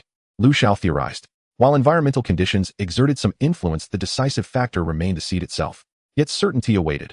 Only after all 5 batches matured would preliminary conclusions emerge. After harvesting batch 2, she gathered the reserve panicles and inscribed their batch number onto the basin as before. It was nearing 6 o'clock. The crafting menu emptied. Lu Xiao placed fluorite, timber, gauze, and quartz sand into the material slots and drew a lamppost. Insufficient materials. As expected, deeply familiar with the system's nature, she withdrew 20 crystal coins and deposited them into the material slot. Crafting commenced successfully. This pricing isn't half bad. 10 lampposts for just 20 coins. Clearly, having just received 100 crystal coins from the system, she'd forgotten how mere days earlier she'd grumbled and haggled over spending those same 20 coins to upgrade her dwelling. Opening item storage, 10 exquisitely crafted lampposts rested serenely within. She'd modeled them after hexagonal palace lanterns glimpsed in historical dramas, a simplified version, yet breathtakingly elegant. A timber pole supported the lantern, suspended near its apex. Intricate Mortisiantan wood carvings formed the outer shell, seamlessly fused with transparent glass. Timber and glass merged flawlessly. A fist-sized fluorite nestled inside the glass, radiating a warm amber glow. A delicate layer of translucent gauze veiled the exterior glass, softening the light into gentle, inviting warmth. The lampost's cap echoed the hexagonal shape, resembling a miniature pavilion roof, sheltering the lantern beneath, shielding it from wind and rain. Minimalist retro lamppost, an energy-infused luminary that automatically illuminates in dim light, manually switchable, and absorbs ambient light to recharge its internal energy reserves when illumination is ample. Ah, I see. A solar-powered lamp. Such was the power of premium currency, absorbing light without photovoltaic panels or even wiring. How exactly does this energy conversion work? It defies all logic. We're in another world now. What's logic got to do with it? Lu Xiao shook her head, chuckling wryly at herself. Like solar flashlights. Equally inexplicable, utterly illogical. Don't ask. Just accept it's powered by unique energy. The lampost's base branched into claw-like feet anchoring it firmly, utterly stable, not a tremor. She placed one at the main entrance, one in the living room, one in the dining area, two along the stone-paved path, and two each in the restroom and bathroom. The last one in her own bedroom. Still insufficient. More were needed for the staircase and second-floor corridor. She crafted 10 additional units. Time was drawing near for dinner. Cooking every meal punctually wasn't merely about sustenance. It affirmed her continued existence within the rhythms of human civilization. Lu Xiao cherished deeply this fragrance of earthly life, the smoke, the sizzle, the warmth. How much finer it would be, she mused, if someone else prepared her 3 daily meals, allowing her to dwell beyond worldly concerns while savoring all its finest delicacies. For dinner she cooked rice from her own harvest, each grain flawless, almost too perfect to consume. Gazing at the immaculate lustrous grains, she tearfully scooped 3 generous bowls. After rinsing, the rice was steamed. Soon fragrant steam rose, filling the air with the rich, comforting aroma of freshly cooked rice. It swelled magnificently. 3 bowls yielded an entire basin, snow-white and glistening with natural oiliness. Just this rice, no side dishes needed. I could devour 3 bowls in one sitting. Lu Xiao inhaled deeply, sighing in awe. The pork she'd seized en masse remained uneaten. Tonight, she'd prepare fragrant braised pork belly. Braised pork belly with steamed rice. Surely a feast worthy of devouring an entire bowl at once. A piece of 5-flavored pork weighing 4 pounds was placed into cold water and heated to set. The 5-flavored pork collected by the system was exceptionally fresh, requiring no blanching to remove any fishy odor. Once the water boiled, the pork was taken out and cut into uniformly sized cubes. The meat broth was set aside for later use. A little oil was added to the pan and the pork was slowly pan-fried over low heat. Lu Xiao preferred pork that was not too greasy, so she stir-fried it briefly to expel the excess fat for better flavor. As the fat continuously flowed out, the pork was fried to a golden brown, then removed and placed on a plate, filling the room with a rich meat aroma. A portion of the oil was scooped out and stored in a jar while the remaining oil was left in the pan. Opening the system panel, Lu Xiao spent 10 crystal coins to purchase a bag of rock sugar. Indeed, the system's items were expensive, but the quality was excellent.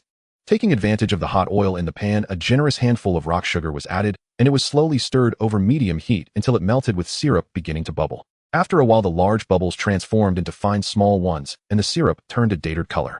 Lu Xiao knew that the sugar color was just right now. She picked up the pot lid as a shield to protect her face and hurriedly poured the pork into the pan, quickly flipping it with a spatula. The oil splattered everywhere with a sizzling sound, all blocked securely by the large pot lid. Once the commotion in the pan quieted down, Lu Xiao dared to lift the lid. The sugar color evenly coated each piece of pork, shining golden and reflective. She didn't add any spices like star anise, mainly because she didn't have any and didn't want to buy them. She simply tossed a green onion knot into the pan, stir-fried it a couple of times, and then poured in the broth from cooking the meat. Transforming the original broth into a dish, not a single drop was wasted. Salt was added for seasoning, the lid was put on, and once it boiled, the meat was done, but she still needed to reduce the sauce, so she turned up the heat again. When only a little sauce remained, Lu Xiao took out 2 large plates and filled them with braised pork. Then she poured the thickened sauce over it and sprinkled some chopped green onions on top. The 2 plates of braised pork were a vibrant red color, fragrant with the aroma of meat, adorned with green onion sprinkles, showcasing both color and flavor. Not wanting to wash the pan, Lu Xiao simply added a bit of lard and stir-fried 2 large plates of lettuce. The lettuce was from the leaves she had stripped off last night. 1 head was enough to stir-fry 2 large portions. Lu Xiao, let's eat something delicious. Attached rice 3, braised pork 1, a lettuce 1. Seeing Lu Xiao's message, Yu Dongzhu, who was eating wild vegetables at a small wooden table, was so surprised that she dropped her chopsticks. No way, sis, we just had sweet potatoes for lunch. You can't possibly be tired of wild vegetables this soon, right? Yu Qiuqing looked at her dazed older sister, thinking she was complaining about the wild vegetables. Indeed, compared to the delicate sweet and soft sweet potatoes, the wild vegetables, with just a bit of salt, seemed coarse and hard to swallow. It's easy to fall into luxury from frugality, but hard to return to frugality from luxury. He sighed dramatically. That's not. Yu Dongzhu hadn't recovered yet, and spoke absent-mindedly. Yu Mama gently patted her elder daughter's head, reminding her to eat quickly. What do you mean not? Hurry up and eat. Sweet potatoes can only be eaten again after a few days. Braised pork. Rice. Yu Dongzhu muttered. Swallowing the wild vegetables in her mouth with great effort, Yu Qiuqing rolled his eyes dramatically. Sis, it's still not dark outside, and you're already dreaming. You can't just draw water from a well like this, right? At this moment, Yu Dongzhu also reacted, unceremoniously stepping on her brother's foot and pulling out a large plate of braised pork. Looking at her brother's astonished expression, she magically pulled out rice and lettuce. Sis, when did you learn to do magic? To be honest, it looks so real. Even the taste is exactly the same, but it's so fragrant that it feels a bit fake. Taking a deep breath of the aroma, Yu Qiuqing stuffed another mouthful of wild vegetables into his mouth and began to chew with his eyes closed. To be honest, this fragrance makes the wild vegetables taste better by a few degrees. He was still enjoying the flavor with his eyes closed, but he received no response from his two family members. Hey, why aren't you guys paying attention to me? Opening his eyes in frustration, he saw his mother and sister each holding a bowl of rice eating braised pork. Can this magically appear food be eaten? Yu Qiuqing asked in confusion. Glancing at her foolish brother, Yu Dongzhu swallowed the meat in her mouth. It can't be eaten. Eating it will make you dumb. With your brain, if you eat it, you'll be done for. After saying that, she picked up another piece of meat. The foolish brother finally understood this wasn't magic, it was real. The two didn't even remind him and just started eating. He hurriedly tossed aside the bowl of wild vegetables in his hand, picked up the last bowl of rice, and began to eat with a piece of braised pork alternating between meat and rice. Smack, smack. For a moment no one spoke, and the room was filled only with the sound of chewing food. You have one piece, I have one piece, and in no time only half of the braised pork remained. The few of them looked at each other, and no one reached for more. How about we save this half for next time? Yu Mama suggested, weakly, receiving unanimous approval from her children. By the way, why is this rice so big? Yu Qiuqing looked at his elder sister and asked. The other party blinked her big eyes, looked at the rice in the bowl, and showed a puzzled expression. No way are you only noticing this now. Am I stupid or are you stupid? Hee hee, Yu Dongzhu chuckled awkwardly. I was just too hungry, well, I didn't notice. It was given by Xiao Xiao. Sis, my dear sister, can you give me Lu Xiao's contact information? I want to recognize her as my sister. Yu Qiuqing looked at her with pleading puppy eyes. Get lost. You want to steal my opportunity to be pampered. Dream on. Yu Dongzhu was not moved, as she felt as though she was being spoiled by a rich lady, a feeling that was simply too comfortable. She couldn't help but flaunt a bit on the public screen. Being spoiled by a rich lady, just had a plate of braised pork. It was truly delicious, but eating too much made it a bit greasy.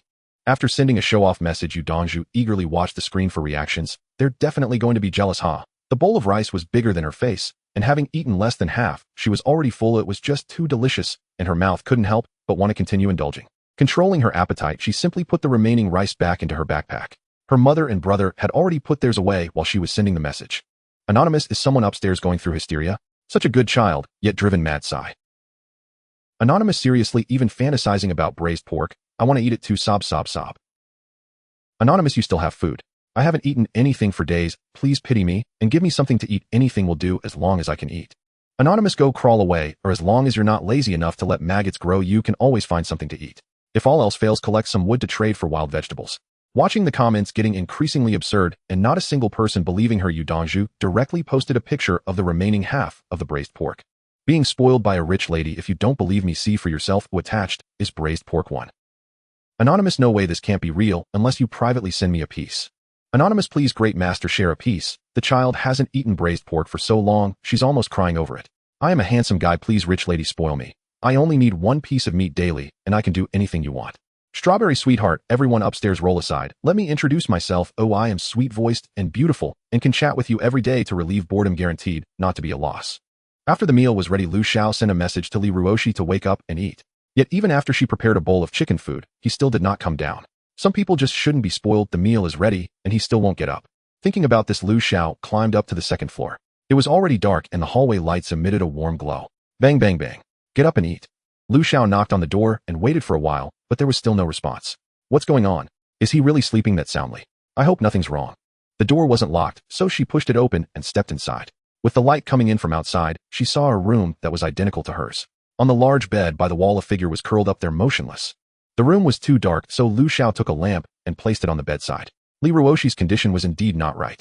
His hair was a mess, looking like a bird's nest. The bangs on his forehead were already drenched in sweat sticking to his forehead, his face flushed, and his brows tightly knitted. What's wrong with you? She approached and shook his shoulder, but there was still no reaction. Why is his head so hot? Feeling Li Ruoshi's head, Lu Xiao quickly withdrew her hand due to the heat. Such a high temperature wouldn't turn him into an idiot, would it? He appeared to be burning up to the point of losing consciousness, unable to be awakened. The anti-inflammatory medicine probably won't bring down the fever, right? Lu Xiao murmured. During the day, they had wiped out a wave of enemies and collected 4 first aid kits, all of which were with her. Lu Xiao took one out, grabbed 2 anti-inflammatory pills, and mixed them with high-grade healing water to give him. He was actually wrapped in a comforter while sleeping in the afternoon, making him feel like he was suffocating. It's not good to wrap up and sweat when one has a fever. The air must remain circulating. Lu Xiao, with her strength, quickly pulled his hands away from the comforter and tossed it aside. She wrinkled her nose and took a piece of gauze to cover him up, as it was quite an eyesore.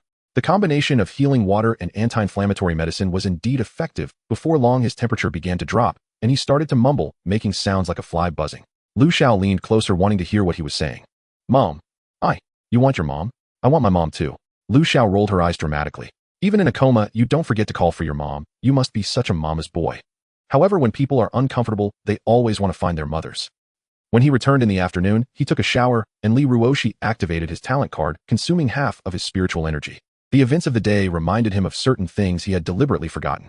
Life had been so beautiful and peaceful these past few days, and he was being protected, making him almost forget this was a world where the weak were prey for the strong. Suddenly, he felt utterly drained, devoid of spirit, and after lying down for a while he developed a high fever, which caused him to lose consciousness. In the haze it felt as if someone was gently cradling his heavy head, with a strong arm feeding him sweet, clear spring water. His mind became a bit clearer, yet he fell back into a dream. In the dream, he was like an observer watching a pair of vibrant young lovers fall in love, get married, and have children, giving birth to a lovely baby. But as the scene shifted, the young couple had grown old, their hair now gray, and wrinkles quietly crept across their faces. Lee Ruoshi watched them pass by him, repeatedly holding up a wooden sign, their expressions numb, deaf to everything around them. He wanted to reach out and grab them, but could never catch up. He opened his mouth to call out to them, but didn't know what to say until he exhausted all his strength and let out a small whimper like a beast. Mom, I'm here. To make him more comfortable, Lu Xiao prepared a basin of hot water and wiped his face and neck with a towel. Having done all she could, Lu Xiao's stomach had been growling for a while. Feeling uneasy, she moved the table and chairs into his room and started eating under the light. The rice was distinct and firm, each grain having expanded to more than double its size after steaming. Using chopsticks, she picked up the rice grain by grain, chewing slowly. Isn't this just counting grains of rice while eating? Haha, Lu Xiao couldn't help but laugh out loud. Food brought not only sustenance, but also spiritual joy and happiness. She had saved half of the braised pork and lettuce in her space, devouring the rice and meat heartily. It was so satisfying. With so much physical activity every day, there was no need to worry about gaining weight. With this thought, she picked up another piece of meat. The braised pork had thin skin, tender meat, rich flavor, and melted in the mouth, perfectly complementing the rice. The lettuce was also delicious. Simply stir-fried, it was crisp and tasty with a rich vegetable sweetness. It would probably make a great wrap or barbecue as well. Towards the end, Lu Xiao simply mashed the pork with a wooden spoon, poured the rice into the bowl, and mixed it with the leftover soup, shoveling it into her mouth.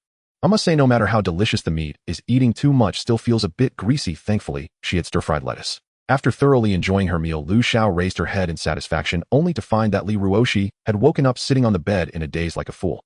Oh no, he can't have burned his brain out already, right? Lu Xiao thought to herself. Fortunately, that was not the case. Lee Ruoshi had just woken up, his mind still foggy, as if he had been spun around a few hundred times. Do you want to get up? Want to eat? Okay. His voice was weak and lacking energy. After staring for a while at the unmoving person on the bed, Lu Xiao finally realized that he was still in the nude, and here, she was a living person, just standing there. How could he feel comfortable getting up? She quickly tidied up her things and thoughtfully closed the door. After sitting quietly for a moment, Lee Ruoshi gradually came to his senses, feeling the gauze blanket on his body. His fairy-like face flushed deeply. Why was he always letting her see his vulnerable side? In her eyes, he probably had no difference from being useless, pitiful, and cowardly. With a bitter smile, Lee Ruoshi got up and changed into clean clothes, slowly making his way down the stairs. When Lu Xiao wasn't paying attention, he was already familiar with every wall and inch of the house. Now there was no need to fumble around. He knew where to turn and where to lift his feet, as his body had formed a muscle memory. Come sit down quickly, you'll bring the food to you. Looking at the pale beauty with a weak expression, Lu Xiao's sympathy surged, and she brought all the food over. Of course, it was still the same meal. There was no way she would make a special meal for a patient.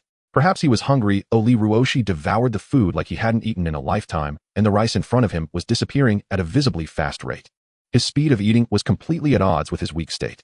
Your cooking is really delicious, Lee Ruoshi said with an empty plate, complimenting Lu Xiao. The rice was delicious, and the vegetables were good too. It was the taste of home. If only it could always be like this, living together forever. After finishing the meal, Lee Ruoshi returned to his usual duty, washing the dishes. Lu Xiao's dishes were also piled up on the stove. She hated washing dishes the most. She would rather let them pile up until tomorrow and wait for Lee Ruoshi to recover before washing them than wash a few bowls herself. Watching Lee Ruoshi diligently washing the dishes, Lu Xiao couldn't help but open her mouth to share some good news. I grew rice. What you just ate was from it. We will never run out of food again. Her voice couldn't hide her joy. This happiness also spread to Lee Ruoshi, and his red lips curved slightly. That's great, he said softly. Ah, how beautiful you are. Lu Xiao was stunned. The originally weak and delicate person smiled, adding a touch of tenderness like a pearl covered in dust, gently brushed off to reveal its dazzling luster. Sure enough, he is a masterpiece meticulously crafted by the goddess Nuwa, while I am merely a random lump of clay thrown out. Lu Xiao felt an overwhelming sense of envy. The flock of chickens seemed to have come to terms with reality, and even the rooster obediently ate, no longer glaring at Lu Xiao with its green bean-like eyes. This chicken coop is a bit small. Lu Xiao realized this belatedly. The rooster's tail couldn't even spread out, and feeling guilty, she decided to build a larger chicken coop. Now the iron coop kept the roosters separately, while the newly built wooden coop housed the hens. For the time being, she didn't plan to let them roam free as the yard was too small, and she had planted rice fearing the chickens would mess it up. Each chicken coop was equipped with a food bowl, a water trough, and a soil trough, the latter being a small wooden trough covered with a layer of soil. Next time, do your business here. Lu Xiao pointed at the soil trough and then at the chicken droppings on the bottom of the coop, addressing the iron rooster. Looking at its beady eyes, she added, if you dare to mess around again, I'll pluck all your feathers and turn you into a bald chicken. Just take care of yourself. After saying this, Lu Xiao added a bit of low-grade dew. The chicken drank better than a human, but it needed to be well fed to get used to it. After that, could it still run away? Thinking of those eggs, Lu Xiao made 6 suitable wooden bowls, lined them with hay, and placed them in the chicken coop as nests, putting an egg in each nest. She didn't dare to put in more. What if the hens didn't incubate the eggs, and instead ate them? The rooster stared at the hen's nest with wide eyes, fluttering to the edge of the coop. Coo, coo, coo. What? You want a nest too? Coo, coo, coo. Yes, I want one.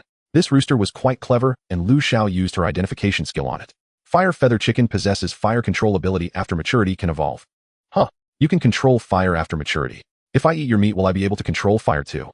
Lu Xiao looked at the iron rooster, her eyes filled with desire. Coo, coo, coo. Don't eat me. The iron rooster squawked and instantly retracted its neck, burying its head in its feathers, retreating to the farthest corner of the coop, resembling a turtle withdrawing its head. After a while, noticing Lu Xiao wasn't making any moves, it cautiously poked its head out. However, it saw Lu Xiao staring intently at it and shuddered, the feathers on its neck standing on end. Ha ha ha, cowardly chicken. Putting away her teasing thoughts, Lu Xiao made a nest for the rooster that was comparable in size to a bathtub. When placed in the iron coop, it took up half the space. In the yard, the third batch of rice had matured, and the harvest results were nearly indistinguishable from the first and second batches, but Lu Xiao still reserved some for seeds. Today, a total of 3 batches of giant rice were harvested, yielding nearly 3,000 kilograms of rice, just a little shy, missing 3 gene of rice seeds. With 5 family members, 2 gene of rice per person per day was enough to last over a year. The other 2 batches should be ready for harvest tomorrow. In order to plant rice, Lu Xiao used up all the dew she had collected over the past few days and continued to gather more before going to bed. Focusing intently to produce the best water possible, it wasn't until her head felt like it was being pricked with needles that Lu Xiao realized her mental energy was nearly depleted. A sense of danger from exhausting her mental energy flashed through her mind, prompting her to quickly drink a mouthful of the water she had produced. Her heavy soul felt as if it had been extracted and washed with detergent, and her whole body became a bit lighter. Lu Xiao looked in surprise at the water she had just gathered. Condensed dew high-quality energy water restores 500 mental energy. When consumed, alleviates most negative states. She had been concentrating her mental energy on gathering water and hadn't even noticed how much she had produced. Now, upon inspection, she realized it hadn't even filled a cup, probably only about 200 ml. However, the small sip she had just taken was effective, meaning that 20 milliliters was the effective dose, which she would need to observe more precisely. Lu Xiao's mental energy limit had now increased to 231, and it was at full capacity. This meant that the higher quality water she had just produced had increased her mental energy limit by 30 points. She hadn't gained any for the past few days, but now it had come in a big way. Carefully storing this cup of water, Lu Xiao took a new cup and continued to gather water. However, no matter how hard she tried this time, she could only produce high-grade dew water, the kind that restored 50 points of mental energy. The amount of water gathered had also increased. Previously, she could only gather 110 tubes of 20 ml, most of which were of lower grade. Now, apart from the crystal dew which she couldn't gather, she could directly control the gathering of water of several other qualities with her mind, producing whatever she wanted, and the mental energy consumption was also lower. For the high-grade dew water, gathering around 20 milliliters consumed 2 points of mental energy. She produced 100 portions at once, took another small sip of the crystal dew, and her mental energy was instantly restored to full. She successfully reduced the effective dose of the crystal dew to around 10 ml. However, too much of a good thing can be counterproductive. Lu Xiao sharply noticed that after gathering the dew for the second time and drinking the crystal dew, although her mental energy was restored, the mental fatigue had not completely dissipated. It was not the same feeling as when she first drank it, where the fatigue disappeared in an instant. It felt as if she had developed a resistance to it. The lamp was placed on the independent balcony of the room, its light partially blocked, casting a hazy glow that was as gentle as moonlight. Moonlight? Lu Xiao exclaimed in surprise. Since coming here, she hadn't seen the moonlight at all. Could there be some cliché plot about creatures mutating under moonlight? With this question in mind, Lu Xiao drowsily fell asleep. The next day, Lu Xiao woke up early again as dictated by her biological clock. She simply brushed her teeth with a toothbrush dipped in salt and washed her face with warm water, completing her personal hygiene.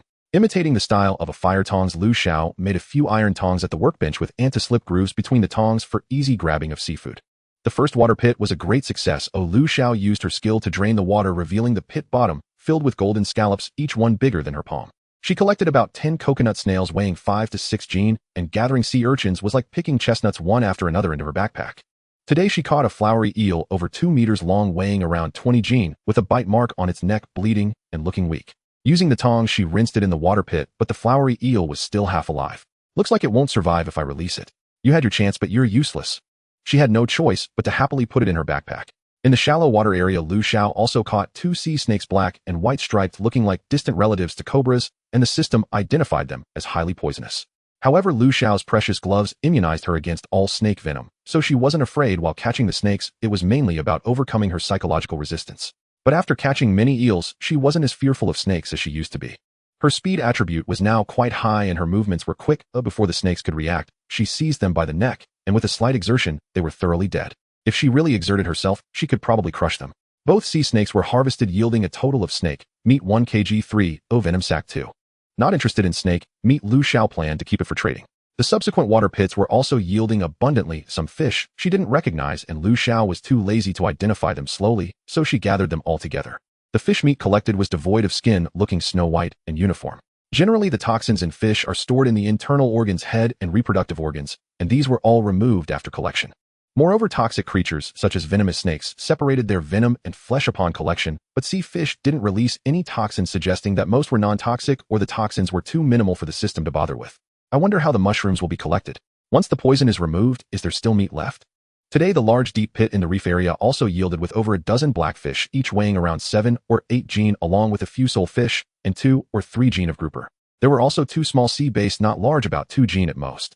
She searched for the last water pit, draining the water into the air, multitasking as she controlled the water while sweeping all the small fish and crabs in the pit. After returning the water, Lu Xiao pulled out a slab of stone and cleaned all the large seafood at the edge of the pit. She recognized all of these, and using the system to collect them would be too wasteful, so Lu Xiao preferred to process them manually. The internal organs were still handled the old way, thrown into the deep pit, although there was no water in it now. What is that? Plastic wrap. Just as she was about to head back, Lu Xiao noticed a layer of greenish substance covering the nearby rocks. Wow, so that's what it is. A pile of seaweed was haphazardly wrapped around the top of the reef, giving it a healthy colored hat. Standing below the reef, Lu Xiao couldn't reach it at all.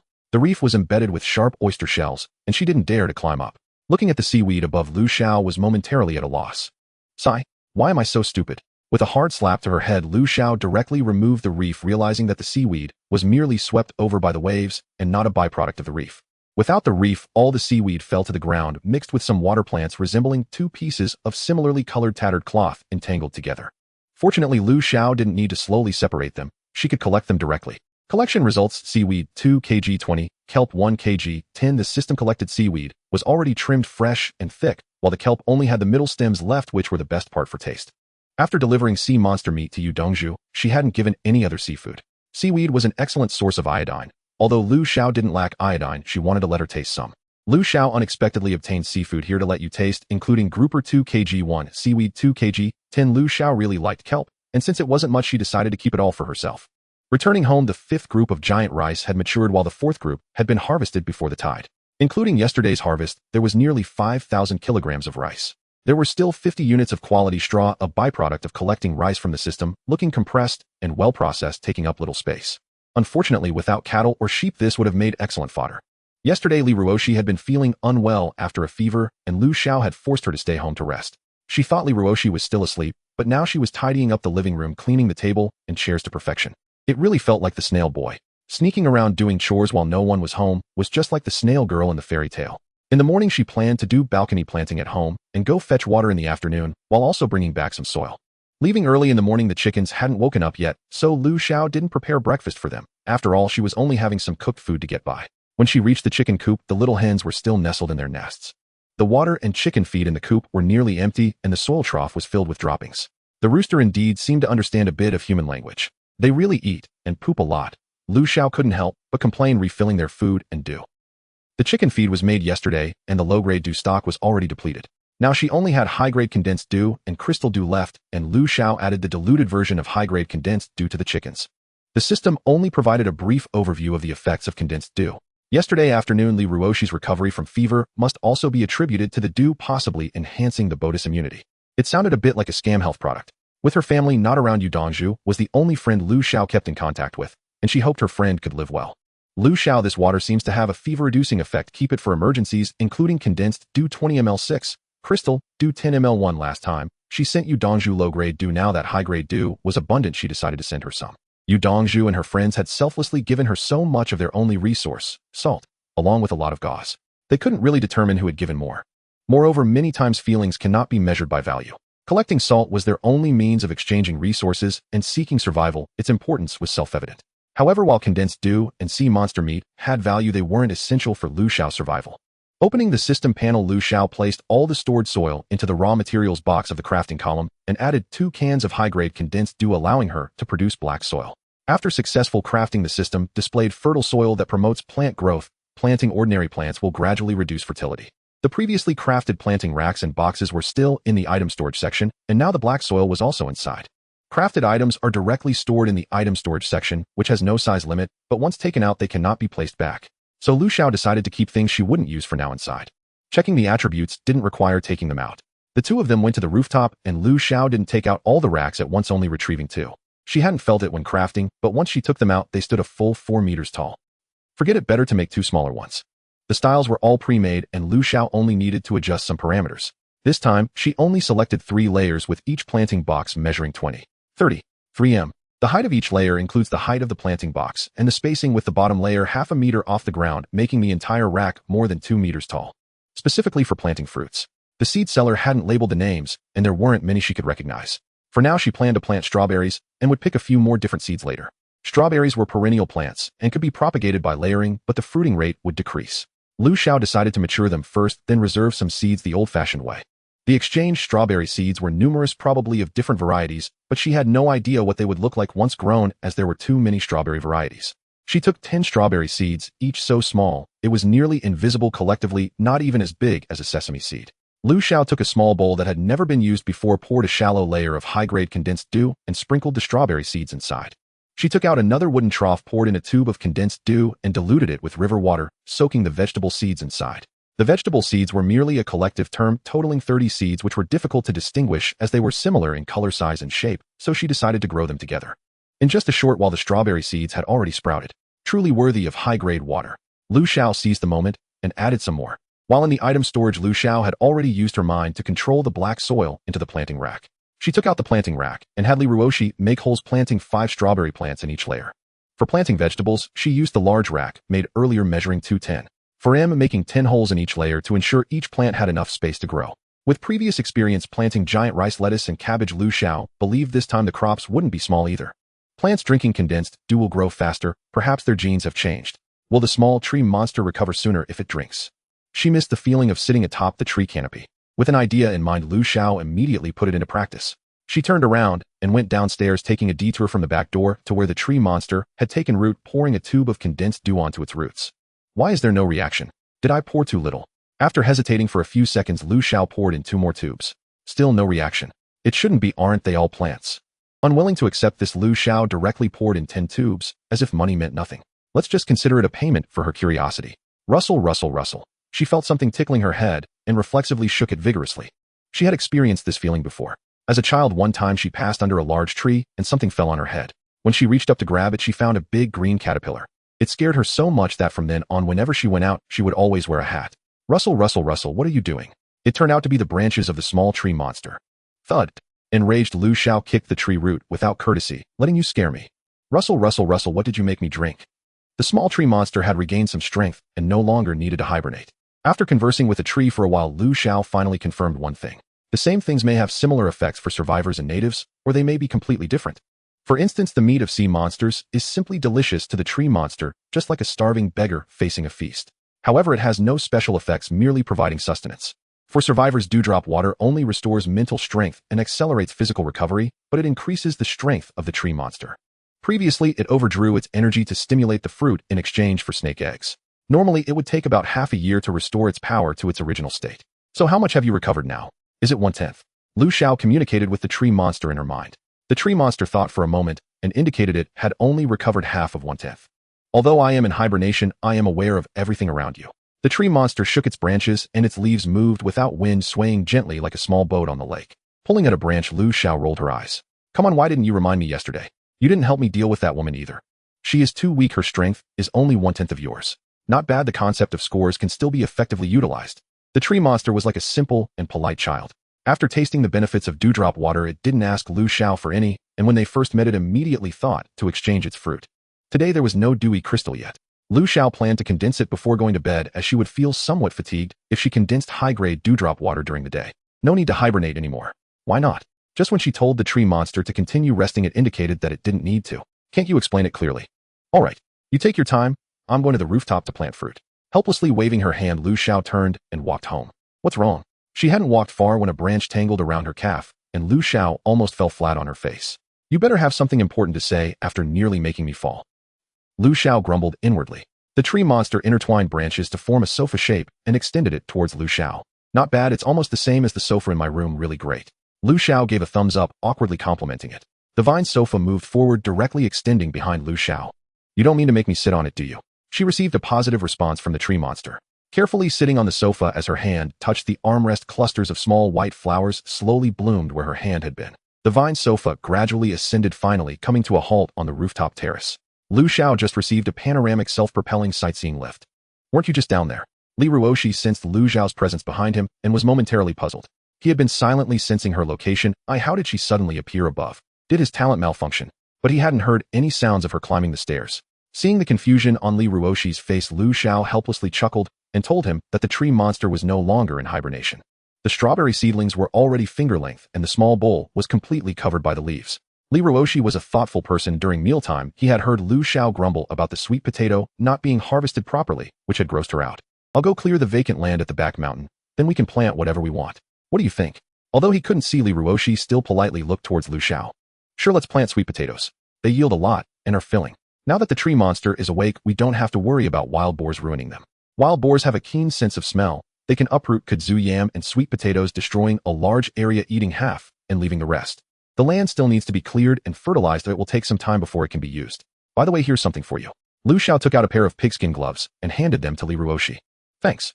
Without saying much, Li Ruoshi accepted them directly and turned to go downstairs, where tools like hoes were stored in the back room. As the tall and thin figure vanished, Lu Xiao also came back to her senses. What are you staring at? What's so interesting? She slapped her forehead, feeling disdain for her own behavior of staring blankly at others. But to be honest, it really was beautiful. The 30 vegetable seeds were also cultivated with high-grade dewdrop water, growing to the size of chicken feathers. The leaves were slightly different, but Lu Xiao still couldn't tell them apart. Just enough to fill another rack. To eat strawberries quickly, Lu Xiao didn't want to let them grow naturally, so she poured a tube of high-grade dewdrop water on each plant. One tube of dewdrop water was barely 20 ml, poured directly at the roots without even soaking the soil. After 40 tubes of dewdrop water were used, Lu Xiao utilized a water control skill, which didn't require watering each plant individually. She quite enjoyed the feeling of planting and harvesting, just standing by and watching the strawberries and vegetables grow rapidly. This doesn't seem like a vegetable, does it? One variety had long, thin stalks and was very hard, clearly not a vegetable, otherwise who could chew it? Lu Jiangwo, you have a seed that looks like a vegetable, but how did it grow into a hard stalk? For after-sales issues, contact the seller. The other two varieties were obvious, namely hairy cabbage and small green vegetables. After soaking in dewdrop water for improvement, the hairy cabbage grew like a barrel tall and large. The small green vegetables were short and fat with deep green leaves, thick and smooth leaf flesh. While they were fresh, Lu Xiao peeled off all the outer leaves, leaving only the center to let it slowly seed. In total, she harvested 100 pounds of hairy cabbage and 50 pounds of chicken feather vegetables. The process from seedling to edible plant only took a little time, but aging would be slower. After seeding, it would accelerate. The advantage of this is that there won't be a rush to harvest, leading to vegetables wilting and wasting. Jia Seed Industry has the boss already planted so quickly. Check if the leaves are serrated and slightly pale. If so, it could be rapeseed. Jia Seed Industry, does the boss have vegetables? Would you mind trading a little? She spent some time peeling the vegetable leaves, and the rapeseed was already flowering with a patch of yellow. What else could she not recognize? However, the rapeseed was rather tall, and the lower layer had already reached the ceiling of the upper layer. Quickly, she took out 5 large single-layer planting boxes, filled them with soil, and transplanted 10 rapeseeds into them. Although she was very careful, the rapeseed grew too fast, and many golden petals fell to the ground. I wonder if this will affect pollination. Lu Xiao murmured. With rapeseed, perhaps she wouldn't need to buy oil from the system anymore. A small bottle of 2L oil costs 50 crystal coins in the system store. And toilet paper, Lu Xiao still hadn't obtained the blueprint, and didn't want to spend money each time, so she had left it aside.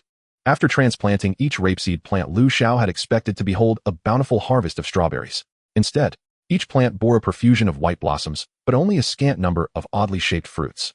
What had gone wrong? Lu Xiao had never cultivated strawberries before. She had only grown cherry tomatoes in the courtyard, which yielded by the thousands with generous water and fertilizer, more than one could eat. She felt clueless about the current predicament. Could it be the seeds? She would have to consult the seller. Lu Jiangwo messaged, "Brother, why do your strawberries only bloom and not set fruit? Only a few formed, and they are malformed." Seeing the message, Zhou Jiahe scratched his head and sighed. This fellow who alternated between planting rapeseed and strawberries certainly had bravado, even if his experience seemed lacking. He really did seem inexperienced. Jiahe seed industry advised strawberries are hermaphroditic but require pollination. In greenhouses, beekeeping is used for pollination, which also yields honey. If you plant only a few, manual pollination is best, or malformed, and few fruits will result. The crucial problem was that Lu Xiao did not know how to hand pollinate. What she had learned from biology class had long faded from memory. A new message chimed. The seller was surprisingly reliable and sent instructions on pollination. The ideal tools were a brush or cotton swab, but Lu Xiao had used up all the pig bristles making toothbrushes last time. "So one should always keep a reserve," she muttered despondently. Soon she thought of a clever substitute: her coral fleece pajamas. The fleece was far softer than pig bristles. She went to her room, plucked the fur from the rabbit ears on the hood of her oversized sleepwear, and fashioned 2 small brushes at the crafting bench. The finished brushes mounted the soft fur onto wooden handles. They were supple and indistinguishable from proper brushes. Apparently, having a blueprint made a difference. The toothbrush bristles had undergone extra processing. Previously, Lu Xiao had not pollinated properly and had used condensed dew, which accelerated growth. Now, without wind, natural pollination had likely been hindered as well. She leaned close to the strawberry petals. The pistils were pale yellow. Around the outer ring stood the taller stamens. The inner, shorter circle were the pistils.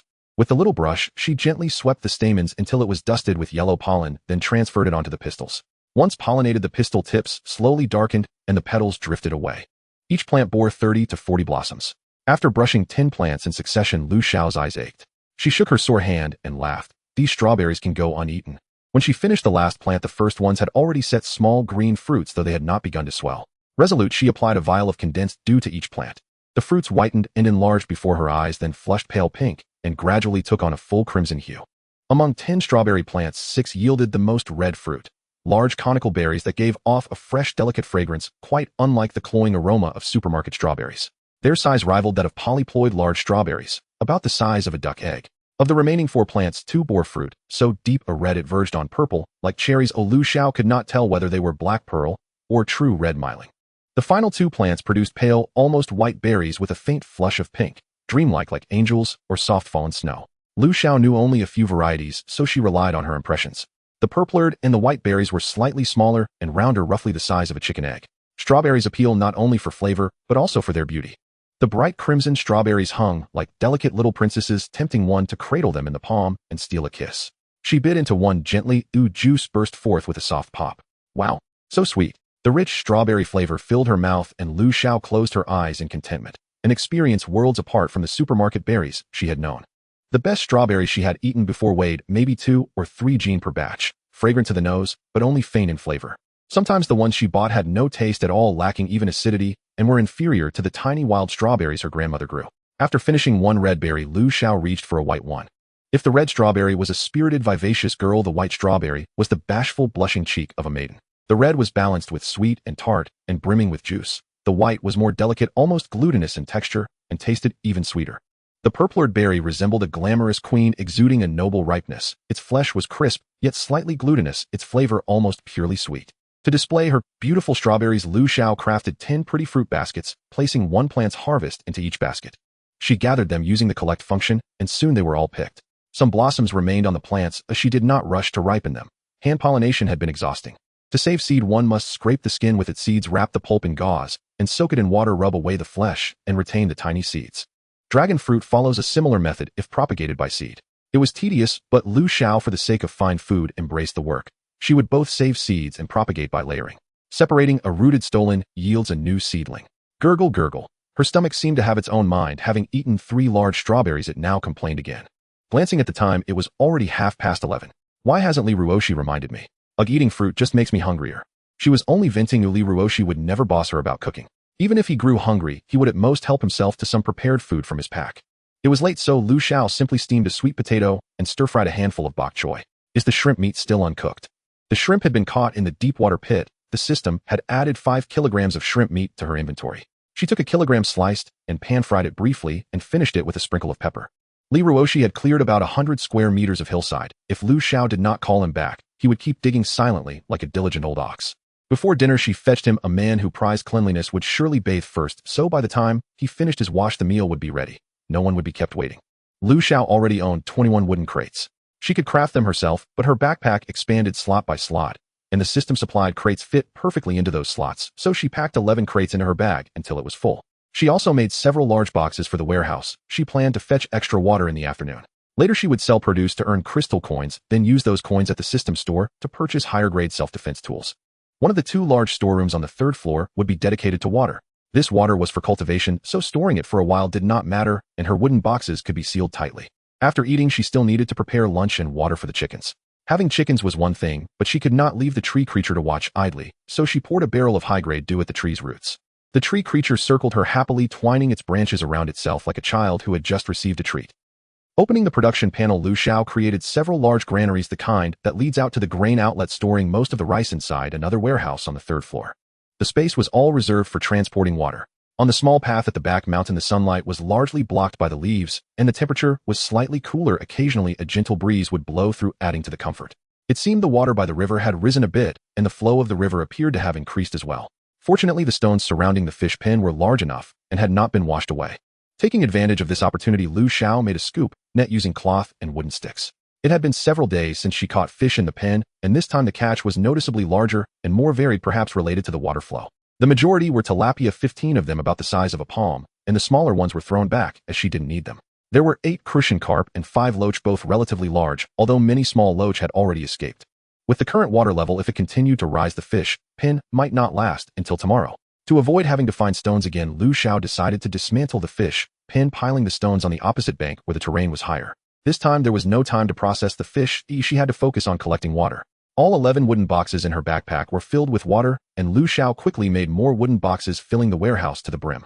Splash, splash, splash. Placing the large wooden boxes by the shore, Lu Xiao controlled the river water to flow into the boxes as if an invisible pipe was constraining the water. Not a single drop fell to the ground.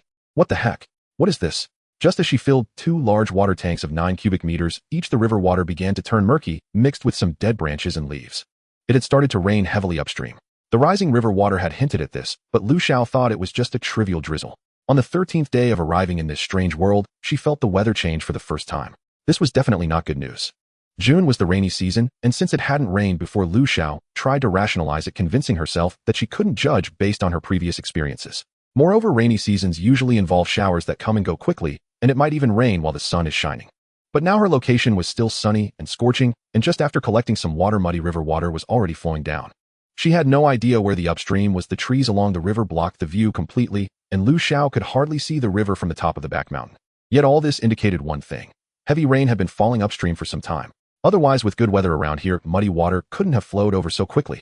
If this rain spreads over, she wouldn't be able to go to the sea, and her planting would also be affected. Now she was incredibly grateful that she had come to collect water in the afternoon, instead of postponing it to tomorrow or the day after. She just didn't know if this rain was local or widespread. With that question in mind, Lu Xiao hurried back as the river water was already muddy and could not be collected anymore. Li Ruoshi was still clearing land at the back mountain. In a rush, Lu Xiao ran to the little tree monster and voiced her concerns. "Little tree, do you know if it will rain here?" The branches swayed, and Lu Xiao explained to the little tree monster what rain was. "So water falling down means it's raining. Does that mean it rains every day?" Lu Xiao restrained her anxiety and continued to ask the little tree monster, "Does it rain every day of the year?" "No, every 4 months there's 1 month that has rain every day. We call it the energy month." Hearing this, Lu Xiao felt a bad premonition rising in her heart. "Is there energy in the rain?" The little tree monster replied affirmatively, "But some things turn into monsters after absorbing the energy. It seems the rain here is blocked outside, but it should rain soon. Hula hula, I will recover faster by absorbing energy." The whole tree shook happily, its branches rustling continuously. Unfortunately, Lu Xiao couldn't share in its joy at the moment. Her bad premonition had come true. This rain definitely had more harm than good for them. More seriously, it was very likely to rain universally. Thinking about encountering Dong Zhu in the desert where water was already scarce if the water became contaminated. No, she had to remind her to store water quickly. "Lu Xiao, Dong Zhu, it might rain here, and it's not normal rainwater. Water prices will definitely rise. You need to store water quickly." Attachment wooden boxes 3, oi iron pot 1. After that, Lu Xiao added, "And food and dry firewood, hurry up, but I can't be sure if it will rain in the desert. You decide for yourself." Upon seeing Lu Xiao's message, Yu Dongzhu had no doubts. She had to store as much food and water as possible, and now that the situation was urgent, other resources could wait. Moreover, she wasn't foolish. Lu Xiao's living conditions were much better than hers, and her strength was definitely far greater than her own. Lu Xiao must have some confidence to remind her. Sticking with the skilled person, even if there's no meat, she could still get some soup. Glancing at the communication area, she saw no one discussing this topic, so she quickly posted a link to exchange salt for wood, dry firewood, and food. Their space was limited, and it was impossible to fill it entirely with water. They could only boil hot water and store it, leaving the remaining cold water outside as a backup. Cold water left outside for too long would breed a lot of bacteria, but it was definitely fine for washing.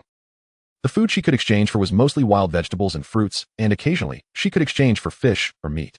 Yumama was initially a bit skeptical, but upon hearing it was Lu Xiao's reminder, she immediately went to start a fire. Fortunately, it was noon, and the temperature in the desert was too high, so they were all at home.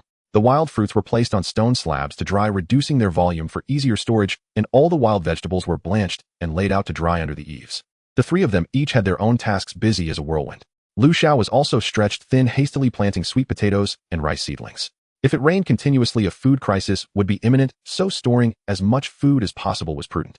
Soaking the rice seeds and sweet potatoes in a large tank filled with dew, Lu Xiao transported all the water to the third floor and then took the water tank to the rocky area. Due to the unpleasant memories of the big black snake, Lu Xiao had not gone there to fetch water, but now she had no choice. If it started to rain everywhere, perhaps she could earn a bit from selling water.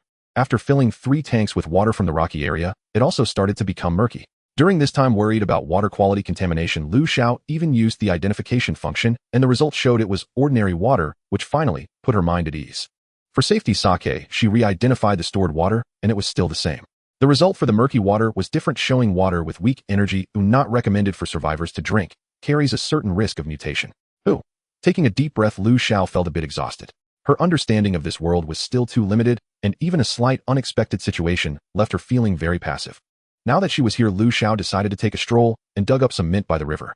The nightshade she had previously harvested had grown new tender leaves, and she mercilessly stripped it bare once again. She did not spare the mandrake either, collecting all its flowers, even the ones that were wilting and about to wither. In no time, a large area of plants by the water had visibly been stripped bare. It can't be much different from plucking feathers from a goose, Lu Xiao self-deprecatingly remarked. The further she walked up, the denser the vegetation became and visibility decreased.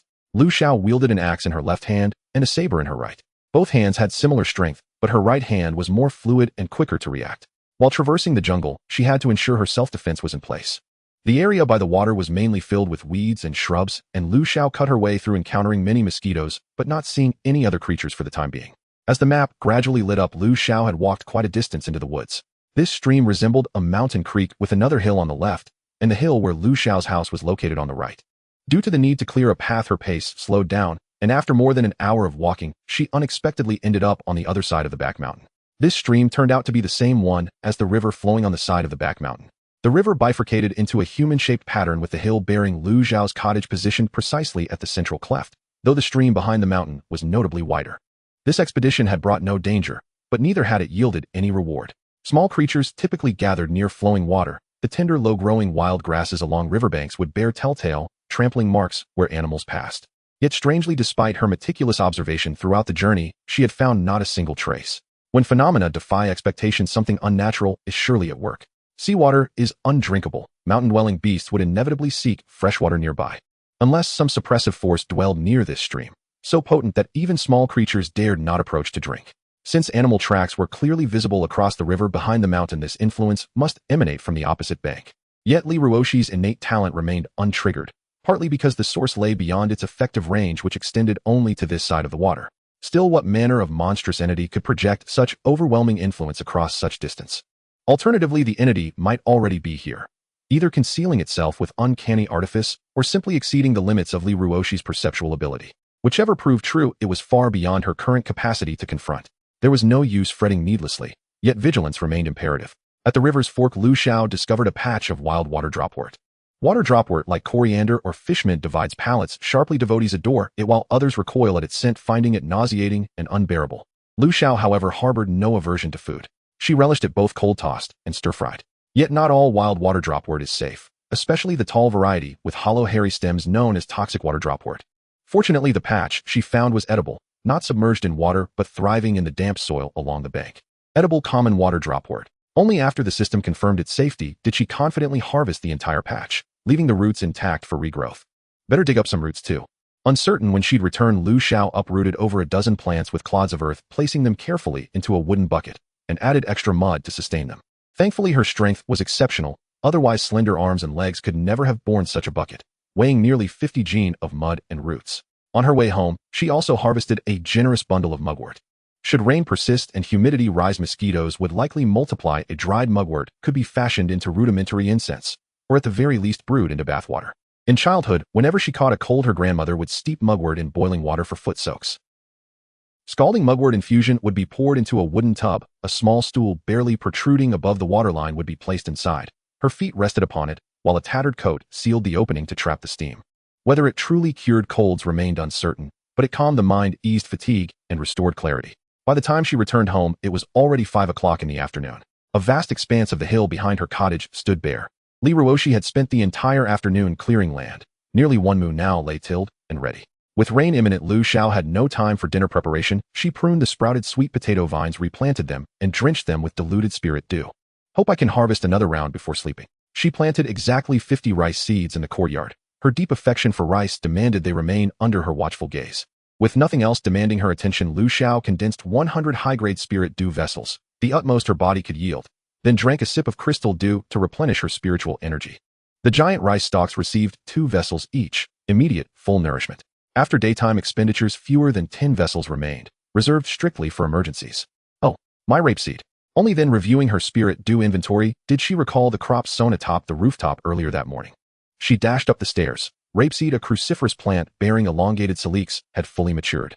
Yet hers grew astonishingly large, each calyx rivaling the size of a yard-long bean. Each plant formed a dense thicket. Its stem had whitened, its calyx ripened, some even beginning to split open. Harvesting one plant first, she obtained premium rapeseed 50 kilograms, a single plant yielding 100 gene of seed. Since harvesting yielded only seed, she proceeded confidently, gathering all 50 plants totaling 500 kilograms. Her crafting space stood empty. Drawing on prior experience refining coconut oil, she loaded the rapeseed and initiated oil extraction without delay. Wooden buckets won't hold oil, will they? Realizing this, she hastily crafted 2 large iron barrels, depleting her last reserves of iron ore. The strawberries remained unchanged, blooming anew with numerous flowers, but bore no fruit. Lu Xiao withheld further fertilization.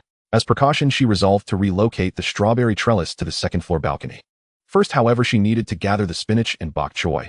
Both had been stripped of leaves at noon, leaving only flowering stems with mature seeds and a few frail lingering leaves. Even those fragile leaves were spared. Grown under dew's blessing, they might be unfit for humans, yet perfectly suited for chickens. After collecting all seeds, she moved every planter and rack from the rooftop to the second-floor balcony. No sooner had she finished upstairs than the courtyard demanded attention again. Truly endless. Her day had unfolded like an automaton's, unrelenting, without pause, without even sitting down. Sigh. With a weary breath, she resumed harvesting rice on the ground floor. There was no choice. What else could she do? Reflecting on ordinary farmers, she reminded herself at least she possessed a harvesting function. Without it, every task performed manually, the labor would be unimaginably grueling. Traditional farming depended entirely on the heavens. From sowing to harvest, crops required months of devoted care before yielding their bounty. After consoling herself, Lu Xiao rekindled her resolve, like a tire refilled with air, and resumed her steady, purposeful motion. She used the exchanged rice seeds directly, no need to set aside reserves, and activated harvesting, obtaining 5,000 kilograms of premium rice. Outside, the sweet potatoes had reached maturity. Night had fallen completely.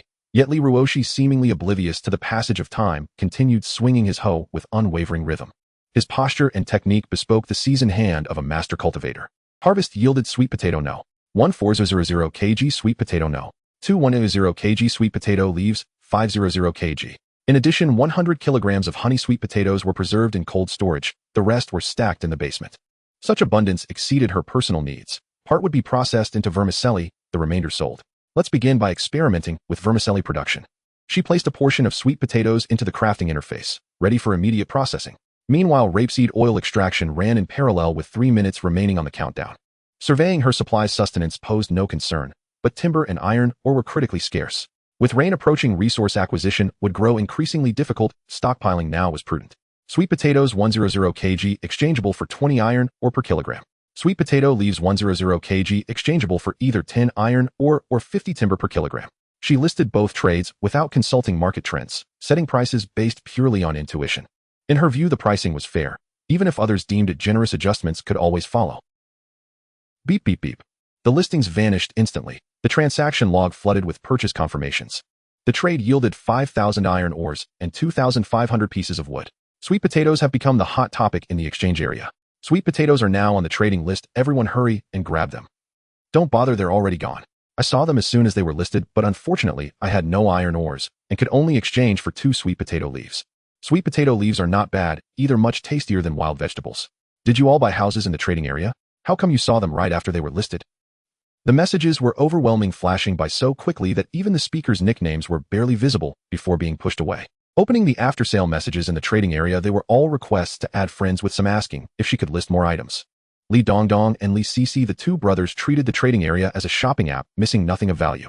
Seeing the sweet potatoes before his mind could register, his hand had already pressed the trade button. Unfortunately, the seller had set a limit of 5 kilograms per exchange, and he had to complete the first transaction before placing another order. Unfortunately, after exchanging for the sweet potatoes, they were taken down immediately. The two lived next to the mine with iron ores filling their backpacks. Of the 100 kilograms of sweet potatoes, these two brothers had snatched 10 kg. Looking at the large sweet potato in front of them, the brothers couldn't help but swallow. Having lived on wild vegetables daily, their faces were starting to turn green. The best meal they'd had was 2 cassavas they exchanged a few days ago. This was the first time encountering proper food. Ding. Production complete.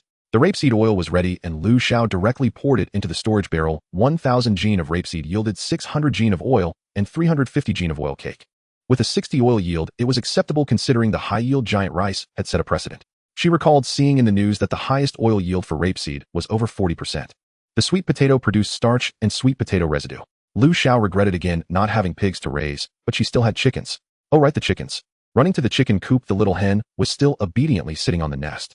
With no food or water left, Lu Xiao simply took both chicken coops upstairs. The balcony was large enough that the odor wouldn't be too noticeable. She gathered all the iron ore she had exchanged into refined iron ore. 1 piece of refined iron ore could make 2 5L oil cans, and Lu Xiao filled 2 cans with oil to send to Yudongzhou. Not eating oil for a long time could easily lead to constipation. The rapeseed oil produced by the system should belong to cold-pressed oil, clear and fragrant. However, this oil didn't taste as good for cooking compared to hot processed oil, as the dishes cooked with it had a strong, oily flavor, which Lu Xiao didn't quite like. But it was inexpensive. Lu Xiao currently didn't lack wooden boxes. The 3 boxes of water she had given to Yudongzhou that morning already showed that she was also giving her the boxes. Dinner was hastily dealt with. They were too tired today, and the two hurriedly finished their meal and went to sleep. June 14th, a sunny. The next day it still didn't rain, but the seawater didn't recede as usual. Lu Xiao felt a sense of emptiness in her heart, as if she had lost something important. Today, zero-cost purchases were not possible. A bad premonition became stronger, and Lu Xiao began crafting weapons. She tossed pieces of refined iron ore into the crafting area to make arrowheads, long-handled sabers, and spears. The arrowheads consumed the least iron ore. 1 piece of iron ore could produce 50 arrowheads.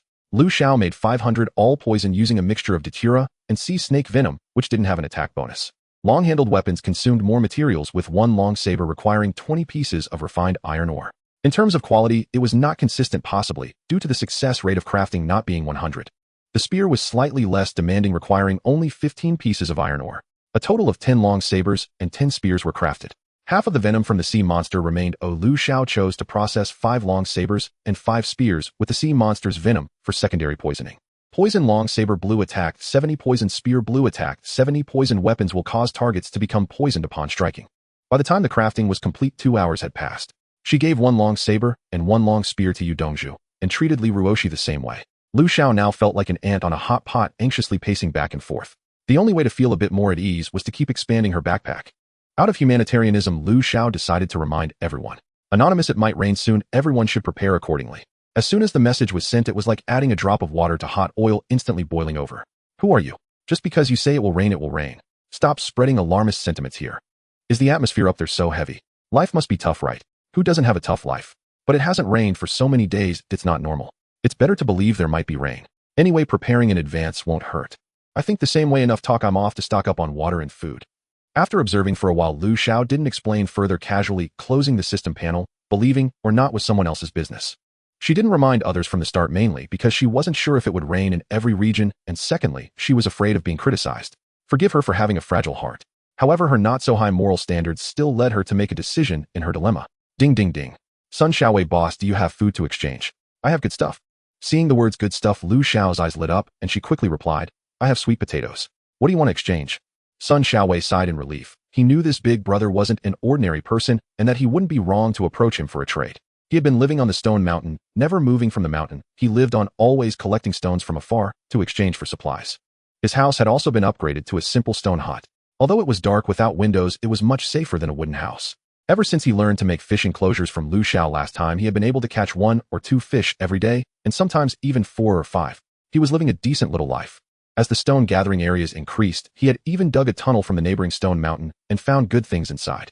However, now he had to exchange for food because he had found his parents. His parents were living in poor conditions, lacking food and clothing. He was sending over half of his rations every day, but it still wasn't enough. As soon as he heard it might rain, his parents urged him to quickly find a way to exchange for supplies, or they would starve. Putting a piece of his treasure into the item bar, Sun Xiaowei replied, "Brother, take a look. This is definitely good stuff, but the price is not cheap. Red sandstone, a mineral containing special energy and essential material for crafting red weapons. This is truly good stuff. In the system shop, a red weapon costs 100 crystal coins, while a purple one costs 999999 crystal coins, which Lu Xiao couldn't afford." Forcing herself to calm down, Lu Xiao quickly replied, "This is indeed good stuff, but I can't use it right now. I don't even have many white weapons, let alone red ones. How do you want to trade?" "Well, of course, when haggling one must pick at the details." The other party replied quickly, "I only have 3 pieces. I'll exchange them for 150 gene of sweet potatoes, no negotiation. This is already considering you are an acquaintance." Haha, acquaintances. The best way to deal with acquaintances is to take advantage of them, right? While there aren't many minerals, Lu Xiao can save them for making arrowheads. This price is within her acceptable range. "Deal," Lu Xiao replied calmly. The 3 pieces of red sandstone she received were about the same size as refined iron, or oval-shaped, smooth on the surface, and emitted a red glow. "It's so hot." Taking out a piece of red sandstone, just as she was preparing to observe it closely, her hand got burned, and the scorching mineral reflexively slipped from her grasp, rolling away a considerable distance. Taking off her gloves, her palms felt no discomfort. She almost forgot that the gloves had defensive functions. The seller sent another message. "Brother, please be careful. The stone is very hot, and it might rain soon. You must have stocked up on water and food, right?" "Lu Xiao, your message is indeed timely." After a moment's hesitation, Sun Xiaowei finally replied. He had meant to urge the other to stockpile provisions, but then reconsidered. The other was a big shot with so many sweet potatoes, and it was his parents who had come to trade for food. Who was he to lecture them? But what if something happened? In the end, he decided to ask anyway. Though his reminder might be of little use to her, Lu Xiao still appreciated the kindness of a stranger. "I've already hoarded some. Your more than 100 gene of sweet potatoes will last quite a while. You can grow seedlings and raise some potato vines to eat. Far better than foraging wild greens." She replied, then added instructions on how to cultivate the seedlings. Lu Xiao was merely doing a favor. Sweet potatoes will sprout if left long enough. She had only suggested a slightly better method. Seeing Brother Zhang Wo's reminder, Sun Xiaowei felt touched. "There are still more good people than bad," he sighed. "He taught me how to corral fish and now teaches me how to raise seedlings." His parents had been found too. Though their exact whereabouts remained unknown, at least they were alive. Life suddenly had a glimmer of hope, and all those days he spent tirelessly searching the exchange were not in vain. Sun Xiaowei posted, "I have now found my parents. Rations are scarce, otherwise I could manage alone. If I split 100 gene of these sweet potatoes for my parents, I will have very little left for myself." Despite his restraint, the joy woven through his words reached Lu Xiao, even across the system. Curious about his reunion, she typed, "Congratulations. My family still hasn't shown up. Let me ride your luck a little." Ha, I suppose I have been lucky. I posted on the exchange every day until my parents finally saw it. They are nearly 60 and not with me, so I've been worried sick, Sun Xiaowei replied. Wow, at their age they still have such keen eyes. To spot him amid the torrent on the exchange is admirable and envious. Yet something felt off. Parents. The exchange. Sweet potatoes. Sweet potatoes. Food shouldn't be this way. Or at least most people are not like this. Are you the only one at home? Your parents aren't in danger, are they? Lu Xiao pressed. Sun Xiaowei was puzzled. What did Brother Lu mean by this? Why was this person so concerned about his family? It's just me. My parents had me in their 40s. They're not in any danger, it's just that supplies are insufficient. I need to prepare more, he answered patiently. The sense of dissonance only grew. By traditional standards in Huahua, most parents would sooner give everything to their children. They'd gladly forego a tasty bite themselves to leave it for the young. It was even more pronounced among the older generation. In such circumstances, most parents would not demand food from their children. Instead, they would scrimp on their own rations to provide for the young. Lu Xiao did not believe parents ought to give everything blindly, but she knew the fact remained many elders saw giving everything as the truest form of care and love. How are you sure the people on the other end are really your parents? What if someone with ill intent is impersonating them? As an observer, this strikes me as a little odd. You might want to verify once more. If I offend, please forgive me. She sent a long message. The other side did not reply immediately, or whether offended or otherwise was unclear. Lu Xiao paid it no mind. She had her own matters to attend to. All afternoon, she occupied herself in the kitchen frying an entire box of seafood-ready meals, steaming 2 large basins of sweet potatoes, and after the stove was cold, she buried a few relatively small honeyed tubers in the embers. At 8 in the evening, a gale rose, the trees hissed and clattered as if monsters were screaming among them. The temperature plunged. Lu Xiao hurriedly pulled on her night clothes, as she had already given Li Ruoshi a set of padded garments, and he had changed into them. A system alert chimed the rainy season is approaching. Survivors are advised to prepare. Contaminated water sources are unsafe to drink. Avoid going out when possible. Skin contact with rainwater may cause unpredictable changes. No one wishes to become some four-armed, three-headed inhuman. Rain will breed more monsters. Please take heed of personal safety. Rain countdown 3 hours and 59 minutes. The system confirmed the storm, and the great weight pressing on Lu Xiao's chest only grew heavier. A new crisis was imminent, arriving at night, when people are most vulnerable. Worse, this threat might be persistent. Before the rain came, Lu Xiao dug up all the wild onions and mint growing in the yard, potted them, and carried them to the second-floor balcony. She did not spare the yard soil, either scooping up the topsoil. The layer was rich and dark. If rainwater polluted it, it would be wasted. After collecting the soil, the yard's surface sat noticeably lower, and the drainage outlets around the edges were exposed. With everything stowed, Lu Xiao sought out the little tree creature. "Little tree, can you grow bigger now? Can you cover my house?" she asked. The little tree creature was perplexed and asked, "Do you not want to drink water? Water that contains energy." "If I drank that, I'd disappear," she replied. The little tree creature knew little of many things, but it said it could shelter the house tightly, though it could not cover the yard. It could also wrap up any monsters within reach. When it rains, its roots must absorb energy, and it cannot move at will. "How should we reinforce the yard's defenses?" she wondered. "The walls are stone, you can't stab spears into them." Unable to think of a quick solution, Lu Xiao opened the system store to look for inspiration. She frowned. "Isn't this a ground spike? Ground spike, wide attack 20. Can adhere to any surface. Price 99 crystal coins." Each ground spike was only 50 centimeters across. Paving both the wall tops and the ground would cost a fortune. But Lu Xiao had her own plan. "Can't afford it. I'll make my own." She opened the crafting panel and began to fabricate spikes modeled on those in the store. They could not adhere perhaps, but if the spikes were made longer and larger in area, simply laying them on the ground would suffice. She fashioned iron plates studded with frosty, menacing spikes. Each plate measured 2 meters long and 1 meter wide. The iron spikes jutted half a meter and were razor sharp. Ordinary monsters would surely be impaled through and through. She made 100 iron plate spikes and exhausted her iron ore. Reluctantly, Lu Xiao listed more food for trade: sweet potatoes 100 kg each, kilogram exchangeable for 20 iron ore. She was in a hurry and placed no limit on exchanges. News of the rainy season intensified survivors' hunger for food. The goods were snapped up immediately, and Lu Xiao's backpack filled with 2,000 iron ore. She also bought 100 of the system store's ground spikes and affixed them to the first floor's main door and windows. The crafted iron spikes were white-iron quality, granting 20 attack, but no poison, and they were quick to produce. Using the newly acquired ore, she fashioned edge-mount ground spikes. Climbing a ladder, Lu Xiao scrambled atop the 3-meter wall and wedged spikes along the top. She lay there without her legs trembling a single time. After finishing the wall, she laid her homemade iron plate spikes across the yard piece by piece and put a few beneath the base of the wall. She also attached several store-bought ground spikes to the outside of the kitchen's hidden door to deter thieves and placed a few iron plate spikes inside the door as well. With 2 hours to spare, she fashioned a few defensive pieces of equipment, iron spike shields. The idea had come from the ground spikes, though these were tempered with poison. She locked the front door and went up to the balcony on the second floor. From this height, she had a commanding view. The entire yard lay before her like a plain. Looking out over the yard, white with a sea of iron spikes, Lu Xiao smiled with satisfaction, as if victory were assured. Wait, how was she supposed to go to the toilet now? Thinking on her feet, Lu Xiao instructed the little tray to conjure a wicker armchair and sofa, then lowered herself and Li Ruoshi directly from the rooftop. With flashlights in hand, Lu Xiao led Li Ruoshi onto the beach to collect sand. Her advanced gathering yielded quartz sand, more than sufficient for their needs. Outside, gales howled and darkness swallowed everything, sending chills down their spines. After 10 minutes of gathering, they turned back home. She fashioned several portable latrines. The sand served as litter. Those who understood, understood.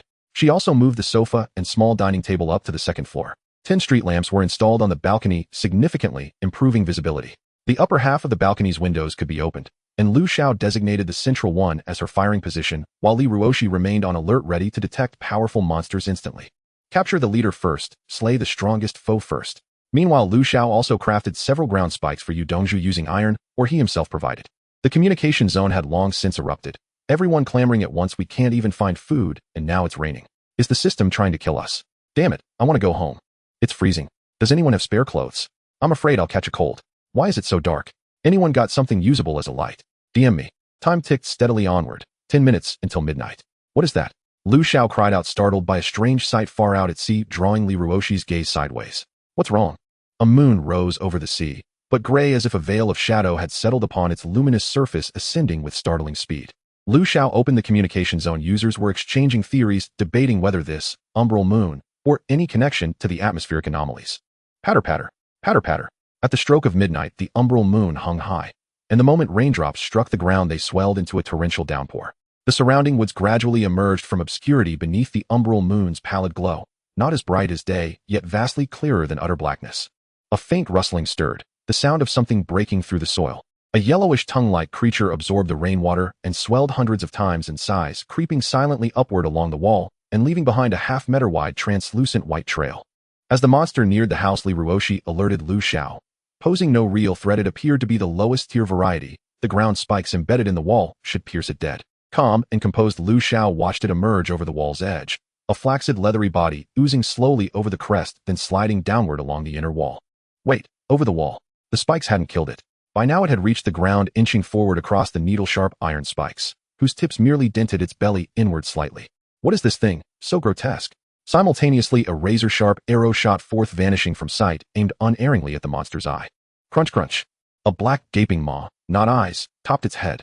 It snapped Lu Xiao's poisoned arrow midair and began chewing, and there faintly visible gleamed rows of steel teeth. The shot missed, but Lu Xiao's lips curled into a faint, knowing smile. I meant to pierce your eye, but you've swallowed it whole. Its massive maw was clearly its weapon, yet ironically it had doomed itself. The arrow's venom took hold with terrifying speed. Jia, Jia. A grotesque shriek tore from its throat as the flat-bodied creature writhed, its flesh bulging grotesquely where iron spikes pierced it. Doesn't this remind you of Sun Wukong jabbing the Golden Horn King's belly with his Rui Jingu Bang? Even amid peril, Lu Xiao couldn't help admiring her own absurd imagination. After a final convulsion, the creature lay still. Lu Xiao retrieved a pre-made wooden pole, extended it through the narrow gap of the open window, and prodded the corpse. Acquire item. Who would refuse spoils? When will this idiotic system learn automatic acquisition?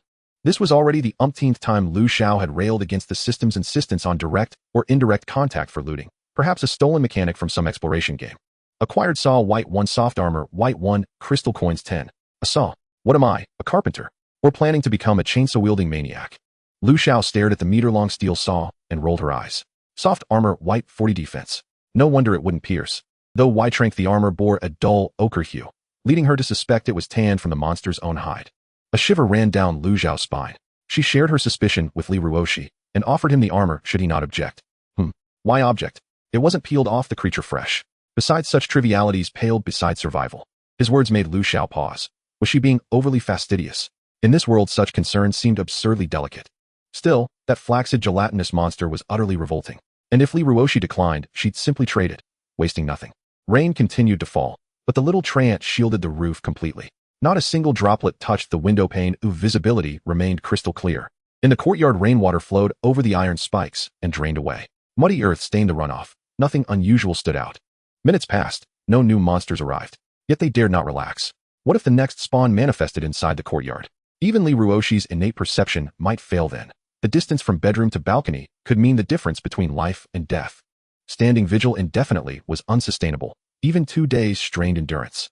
To stay alert and stave off fatigue, Lu Xiao opened her system interface. Dongzhu, anything happening your way?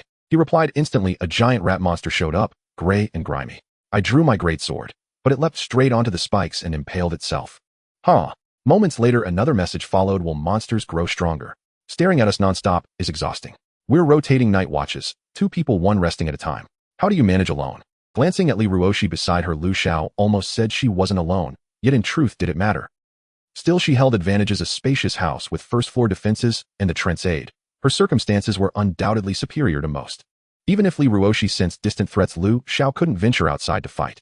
Her effective range remained confined to the courtyard, so his talent, though limited, was still invaluable. Her gaze fell upon the large wooden sofa, and inspiration struck. I can't retreat indoors to rest, but what if I rest right here? She fetched both thick quilts, spread one as a mat, draped the other overhead, and arranged alternating rest periods.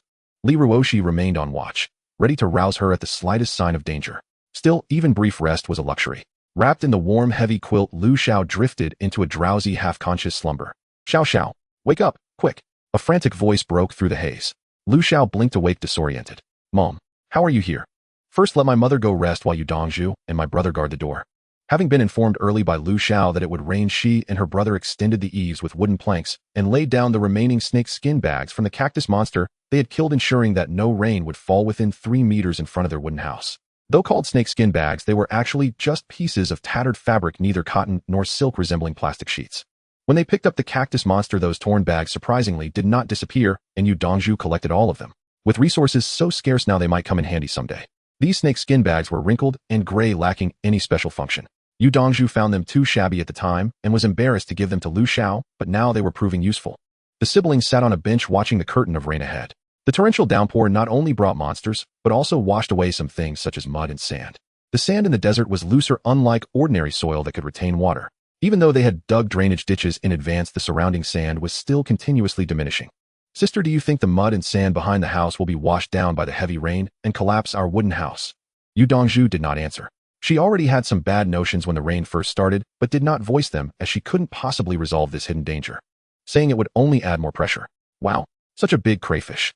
Her brother's loud voice snapped her back to reality as she looked forward to see a giant crayfish crawling toward the wooden house. How can there be crayfish in the desert, she wondered. As the monster got closer, it became clearer under the moonlight. With a dark red body and thin legs covered in black bristles, its pincers powered its rapid movement in the rain. Nearly a meter long, with its tail making up half its length, it was held high, the tip adorned with a stinger like a steel needle. It was clearly a scorpion. The monster reached the front of the wooden house, blocked by an iron plate embedded with long iron spikes, extending its large pincers upward, trying to climb up. Yu Dongzhu took out the long knife given to her by Lu Xiao. The blade was nearly half a meter long, and the handle was a full 2 meters long.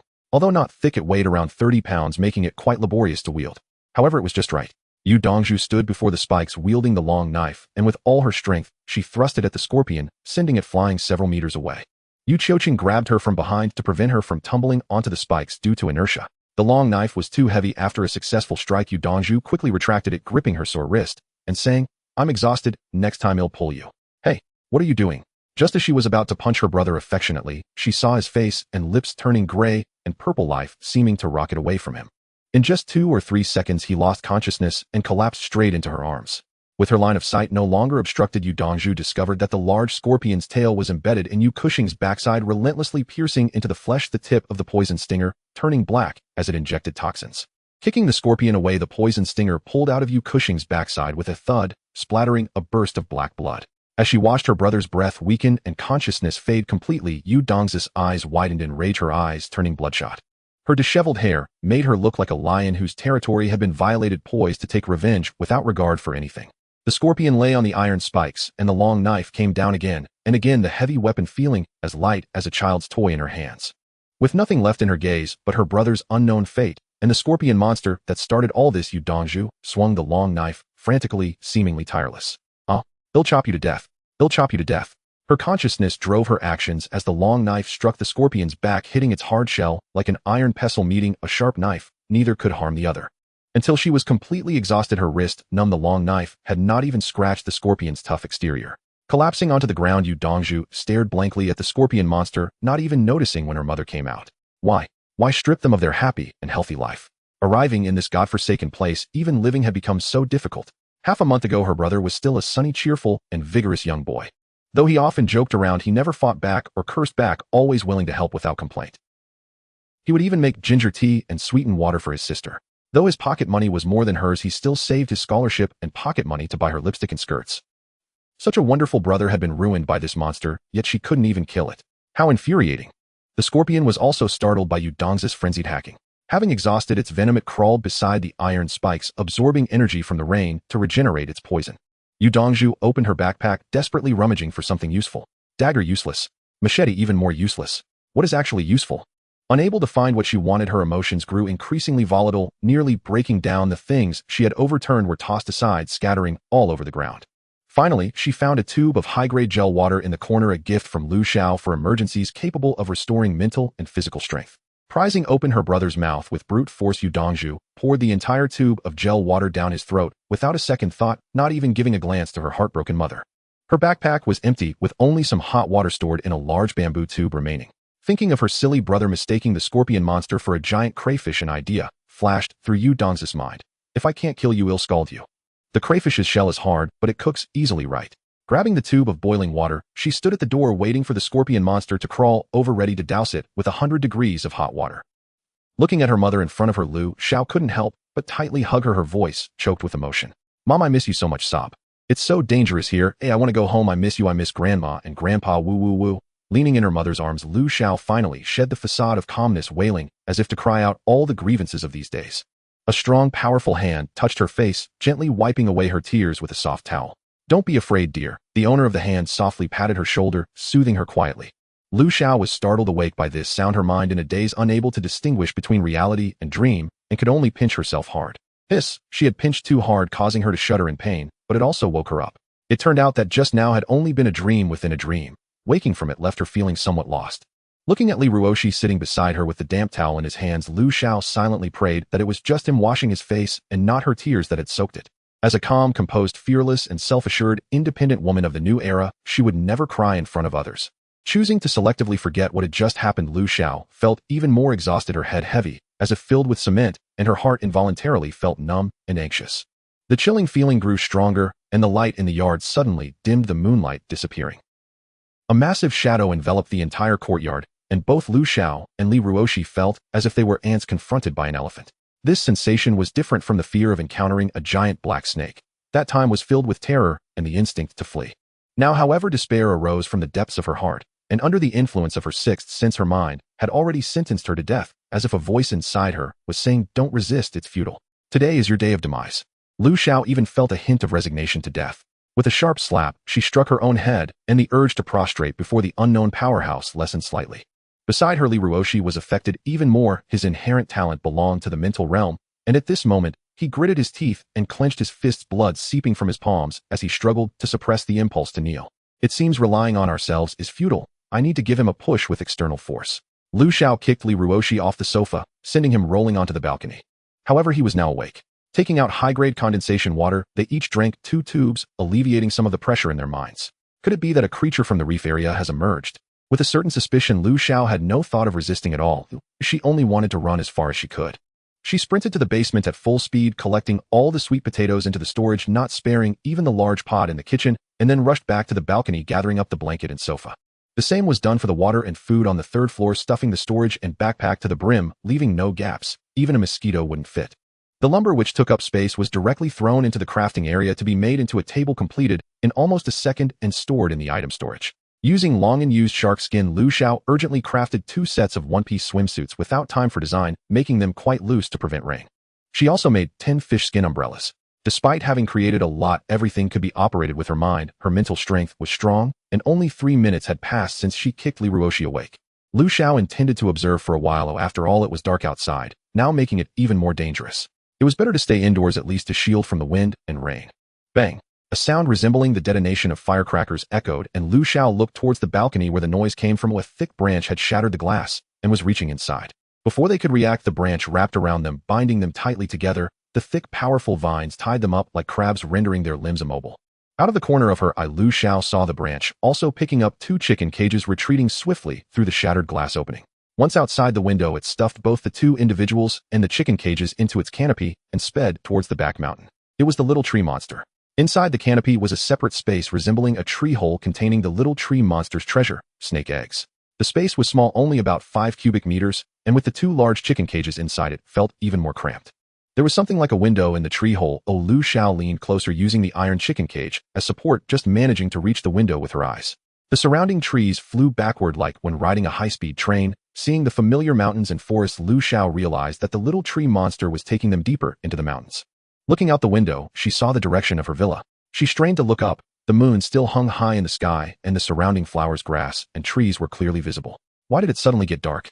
Could it be a celestial dog eating the moon? When they reached the mountain peak, Lu Xiao looked down at the villa from above. Shocked, she tumbled down into the iron cage, her legs trembling uncontrollably, nearly slipping to the floor. Li Ruoshi hurriedly supported her. Before he even got close, he could hear the drum-like pounding of her heart and felt her trembling body. I saw. After swallowing a few times, Lu Xiao couldn't articulate what she had seen. It wasn't just nightfall. Their house was surrounded by monsters. Surrounded by a monster. Lu Xiao didn't know how to describe this scene. A black monster encircled the villa with its massive body, completely obscuring the entire villa, with a significant portion of its form still upright in the air. A serpent's body, deer antlers, lion's mane, black scales, and 3 heads. It exuded power and malevolence. Just a glance sent shivers down the spine. This monster could not have emerged tonight. The little tree monster was still desperately running. Lu Xiao connected with it, mentally replenishing it with 2 tubes of condensation water. It should have quietly absorbed energy, yet it had to take them to escape, indeed a great burden. Suddenly the ground shook violently. Lu Xiao and the 6 chickens swayed in the space, their heads nearly spinning off. What's happening? Moving laboriously to the window, Lu Xiao found herself in a death stare with a pair of green eyes the size of wash basins. Oh, The mental pressure caused Lu Xiao's head to throb painfully, and her mind went blank, losing consciousness for a few seconds. The monster was rushing towards them. It wasn't slithering like a snake, but soaring through the air. But this was not a divine dragon soaring through the clouds. It was an ugly, terrifying monster. It couldn't fully fly in the air, but crashed against the mountainside, leveraging its force to leap forward. The recent earthquake had been caused by it. The mountainside near the villa had already been leveled. At this speed, if it borrowed power again, it would catch up to them. What had once seemed like a towering tree monster now appeared as a mere sapling compared to this evil creature. What should they do? If it caught up, they would surely perish, and the little tree monster would be dragged down with them. They had nothing to fight it with. Should they use poison? Given the size of this monster, even an entire vial of venom might not affect it in the slightest. Perhaps the sea monster's poison was just a delight for it. Moreover, this scaled creature might be aquatic, possibly immune to the toxins found in the sea. Though she thought that way, if there was the slightest chance, Lu Xiao had to try. Who wouldn't want to live? Time was of the essence. Lu Xiao quickly pulled out 10 pounds of sea monster meat, smashed it into a pulp with her fists, and mixed in all the poisons: snake venom, datura, sea monster venom, all at once. Then she added starch and condensation water to increase the stickiness, stirring it with a long knife to create a colossal, fully poisonous pill. It should be enough for the monster to gulp down. The key was how to make it eat it. She couldn't personally feed it, as she didn't want to become a side dish. Moreover, she suspected that the condensation water and sea monster meat wouldn't have much allure for the monster. Left with no choice, Lu Xiao could only open the system store to see if there was anything useful like catnip that could make the target unable to resist. Page after page, there was nothing. With the last glimmer of hope fading, Lu Xiao was about to swipe away from the store when she suddenly noticed a new button in the upper right corner: refresh. Without hesitation, she pressed it, and the items in the store instantly disappeared, the screen displaying a loading animation that spun continuously. After 5 seconds. Monster appetite inducer. When added to food, it makes any monster unable to resist the allure of that food. Priced at 99999 crystal coins, limited to 1 purchase. Effective dosage is 1 unit. Deadly poison, a potent toxin that can kill any monster when added to food. Priced at 9999 crystal coins, limited to 1 purchase. Effective dosage is 1 unit. Lu Xiao, it's so damn expensive. Luckily, I saved my money and didn't spend it recklessly. She wouldn't think of herself as lucky enough to get whatever she wanted, as she was almost 100% certain this was the system's doing, especially with the price perfectly set at the edge of emptying her pockets. The ground shook again. The monster was now less than 50 meters away from the little tree monster. With no time to switch out the food, Lu Xiao purchased both newly refreshed items, 2 tubes of white liquid, and mixed them directly into the massive poisonous pill. After putting on a layer of emergency-made fish skin gloves, Lu Xiao struggled to roll the massive poisonous pill into a spherical shape and hurled it forcefully out the window. As the marbles were just thrown out, the monster had already arrived behind the tree monster. It felt like being on a roller coaster with a continuous sensation of weightlessness. Lu Xiao clung tightly to the window, trying her best to observe the situation outside. The monster swung its tail firmly, wrapping around the trunk. The thinnest part of its tail was even sturdier than the thickest root of the tree monster. The creature with black scales brushed past the window, turning the tree whole into a dark mass. As the shaking slightly subsided, Lu Xiao quickly took out several glowing stones and placed them in the corners. Before the last glowing stone was placed, the tree whole began to shake violently again. The 2 humans and 6 chickens felt as if they were trapped in a spinning top being vigorously spun around. The direction was completely beyond her control. In a moment of carelessness, Lu Xiao's forehead collided intimately with the iron chicken cage. Bang! What a crisp sound, what a good hit. Fortunately, Lu Xiao wasn't knocked out. Without a mirror, she couldn't see the condition of her forehead, but her head felt as if it were being crushed in a juicer, aching painfully, her ears buzzing, and her heart seemed to want to leap out of her chest. After an unknown amount of time, the commotion suddenly stopped. Immediately after, the window brightened unexpectedly. Before she could rejoice, the whole tree was sent crashing into the forest like a thrown ball. The sensation of plummeting at high speed left Lu Xiao and Li Ruoshi dazed, their heads spinning and bodies tingling. The little tree monster fell from the sky, immediately extending countless roots, firmly anchoring itself into the ground, stabilizing its body and alleviating the impact, sparing Lu Xiao some suffering inside the tree hole. As the noise outside ceased, her mind felt as if thousands of screaming chickens were simultaneously exerting force about to explode. The feeling of nausea grew stronger, and Lu Xiao could only take out her last bit of crystallized dew to share with the tree monster and Li Ruoshi. The effect of the crystallized dew was far superior to that of high-grade dew. As soon as it entered her stomach, she felt as if she had been injected with a tranquilizer, her mind freeing itself from heaviness and becoming clear. Lying on the ground in a state of exhaustion, Lu Xiao's close-fitting clothes were already soaked with sweat, clammy and sticky. Unable to bear it any longer, she removed her outer clothing and changed into a clean, waterproof outfit made of fish skin. Who? Like a beached fish encountering rain, Lu Xiao gasped for breath. After taking a few deep breaths, Lu Xiao forced herself to get up. Several chickens had fainted, and the iron cage she had placed below the window had been flung aside. Struggling to drag the iron cage of the rooster, Lu Xiao tried several times before managing to climb up and peek out of the window. They were now positioned on the mountain peak across the river. Lu Xiao had just briefly communicated with the little tree monster, discovering that after the monster caught up with them, it had directly wrapped its tail around the trunk, pulling the tree monster out. As a result, its roots had suffered considerable damage. Then the monster, like playing with a yo-yo, used its tail to lift them into the air, shaking them violently to force the little tree monster to surrender them. Aren't we too few for it to bother with? Why does it insist on not letting go? I haven't provoked it. Lu Xiao expressed her confusion. Moreover, why doesn't it just swallow us whole? Does the monster have a habit of torturing its prey first before consuming them? The little tree monster shook its branches, indicating it was also unsure. The tree monster was now located in the middle of the large mountain across the river. The back mountain where Lu Xiao's villa was situated had been completely destroyed, landslides and fractures everywhere. The three monsters lay in the ruins, resembling a raised mound, motionless, their fates unknown. The big marble must have already been consumed. True to the system, the things produced and the descriptions matched perfectly, unlike some products that are just for reference. It should be dead by now, right? After all, the system said it could poison all monsters. Li Ruoshi's talent couldn't be utilized at all, making one feel a bit uneasy. The two humans and the tree monster waited in place for half an hour, but the monster still showed no reaction. Lu Xiao feared that the system might automatically reclaim her spoils, quickly instructing the little tree monster to head toward the back mountain, or rather the ruins. Not daring to approach the monster, Lu Xiao used her appraisal skill. Unable to appraise. Unable to appraise. Stupid system, useless at everything. Recalling her earlier praise, Lu Xiao cursed the system in her heart for a few seconds. She didn't exit the tree hole, but took out the red whip, preparing to indirectly pick up items from the window.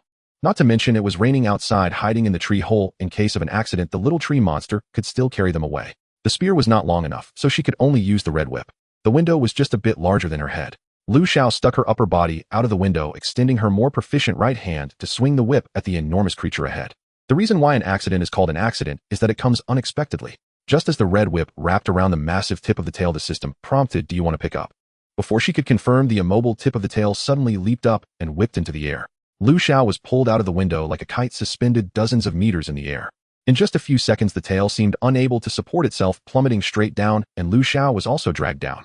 The incident happened so suddenly. The little tree monster only realized Lu Xiao was being flown like a kite, and quickly extended countless vines to catch her just before she hit the ground.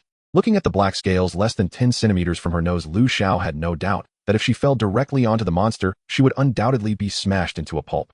The little tree monster saved her once again. Although the system had issued a pickup prompt, the giant monster was already dead. Perhaps there was still a central nervous system within its body responding to stimuli. Pickup. Thoughtfully clicking the pickup button, the hundreds of meters long massive creature vanished instantly, but the system did not provide the gathered materials for a long time. System, can you stop being so useless? I almost died just now. It's unreasonable not to provide some compensation. Didn't you say the medicine was guaranteed to kill, eh? If the nerves aren't completely dead, that counts as not being dead, right? Can't you take some responsibility for your own products? If I had died just now, it would have been your fault. After mentally venting her frustrations about the system, Lu Xiao was returned to the tree hole space by the tree monster. The monster was gone, and her home was gone as well. The entire back mountain had been flattened by the giant monster, leaving a massive deep pit in the middle. Before the pickup, the monster lay on top, and from a distance, it looked no different from a hill. Now that the corpse was gone, the pit was even more horrifying. Fortunately, the monster's head was underneath when it died, sparing her from facing the bizarre and terrifying three monster heads directly. Looking at the devastated and desolate land, Lu Xiao could only rely on her feelings to confirm the original location of her villa, urging the little tree monster to take her there. The villa was originally located on the hillside, but now it was completely covered by soil, and even the coastline had moved closer to the sea. What now met the sea was not a sandy beach, but a muddy ground mixed with the remains of trees and rocks. Oh, my big house. Lu Xiao was on the verge of tears, having fantasized about a beautiful scene of family living together while building the house, only for it to all be gone in an instant. My roots have been severed a lot, and I'm going to hibernate now. You can't stay in my tree hole, otherwise you'll have to wait until I wake up to come out. Still mourning her lost home, the little tree monster's news was like adding insult to injury. The house is gone, and it's raining so heavily. System, what do you want me to do? Problems came one after another, and Lu Xiao felt her intelligence was inadequate, wishing she could bang her head against the ground. Taking a deep breath, forcing herself to calm down, Lu Xiao opened the system page and scrolled to the house, discovering that the recycle option behind it was actually lit up. Without a moment's hesitation, Lu Xiao clicked on recycle.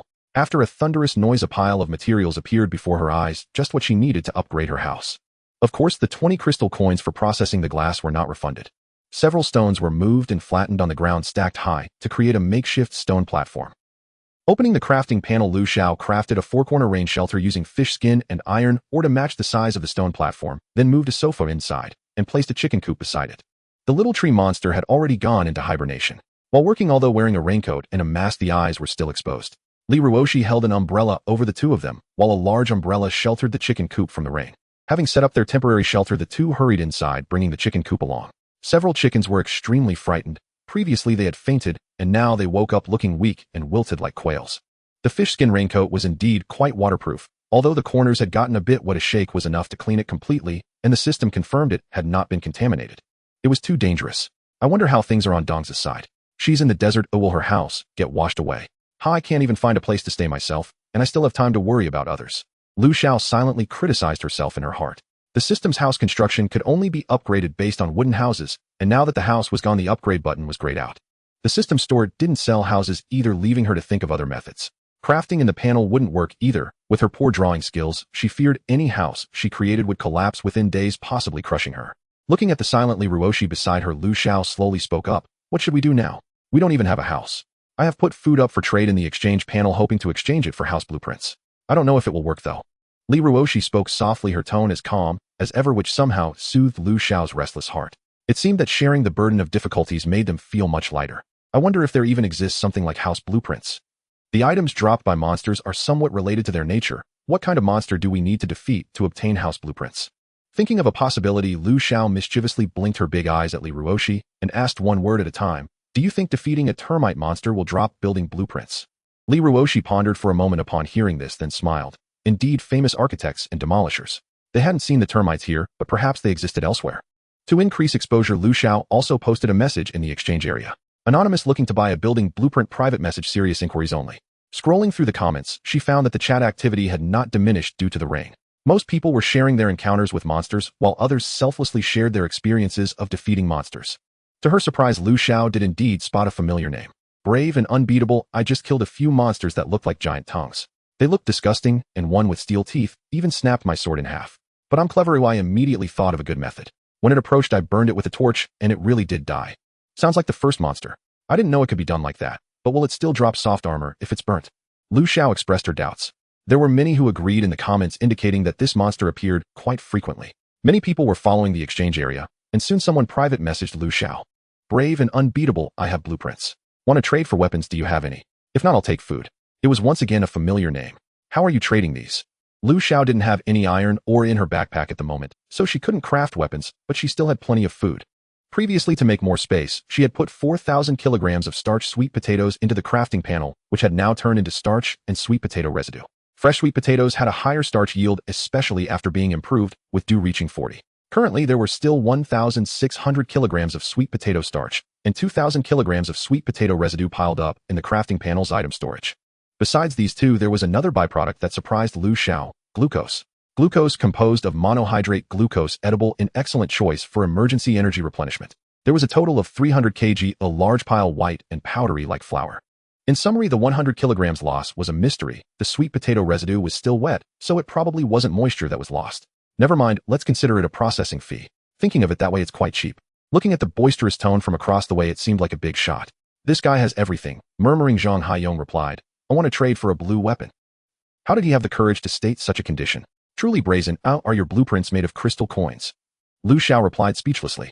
Seeing the message from Lu Jiangwo, Zhang Haiyong didn't mind and directly added the blueprint to the trade panel. Bro, you'll know if it's worth it once you take a look. Even a discerning person could tell this was a good item. Let me see what treasure this is that you want to trade for a blue one, Lu Xiao murmured. Building blueprint blue contains various buildings. Each sub-blueprint can only be used once. The latter part of the sentence was ineffective for Lu Xiao. Wow, this is the first time I've seen a blueprint with levels. Lu Xiao marveled at this seemingly impressive blueprint, although she hadn't seen many blueprints before. This blueprint was special. More accurately, it resembled a building compendium containing all sorts of architectural designs. From skyscrapers to simple outhouses, it had everything. The styles were diverse, including ordinary apartments, western castles, classical residences, magnificent palaces, and even thatched cottages. Although it couldn't produce a tribute gear, just this content alone made it worthy of its blue quality.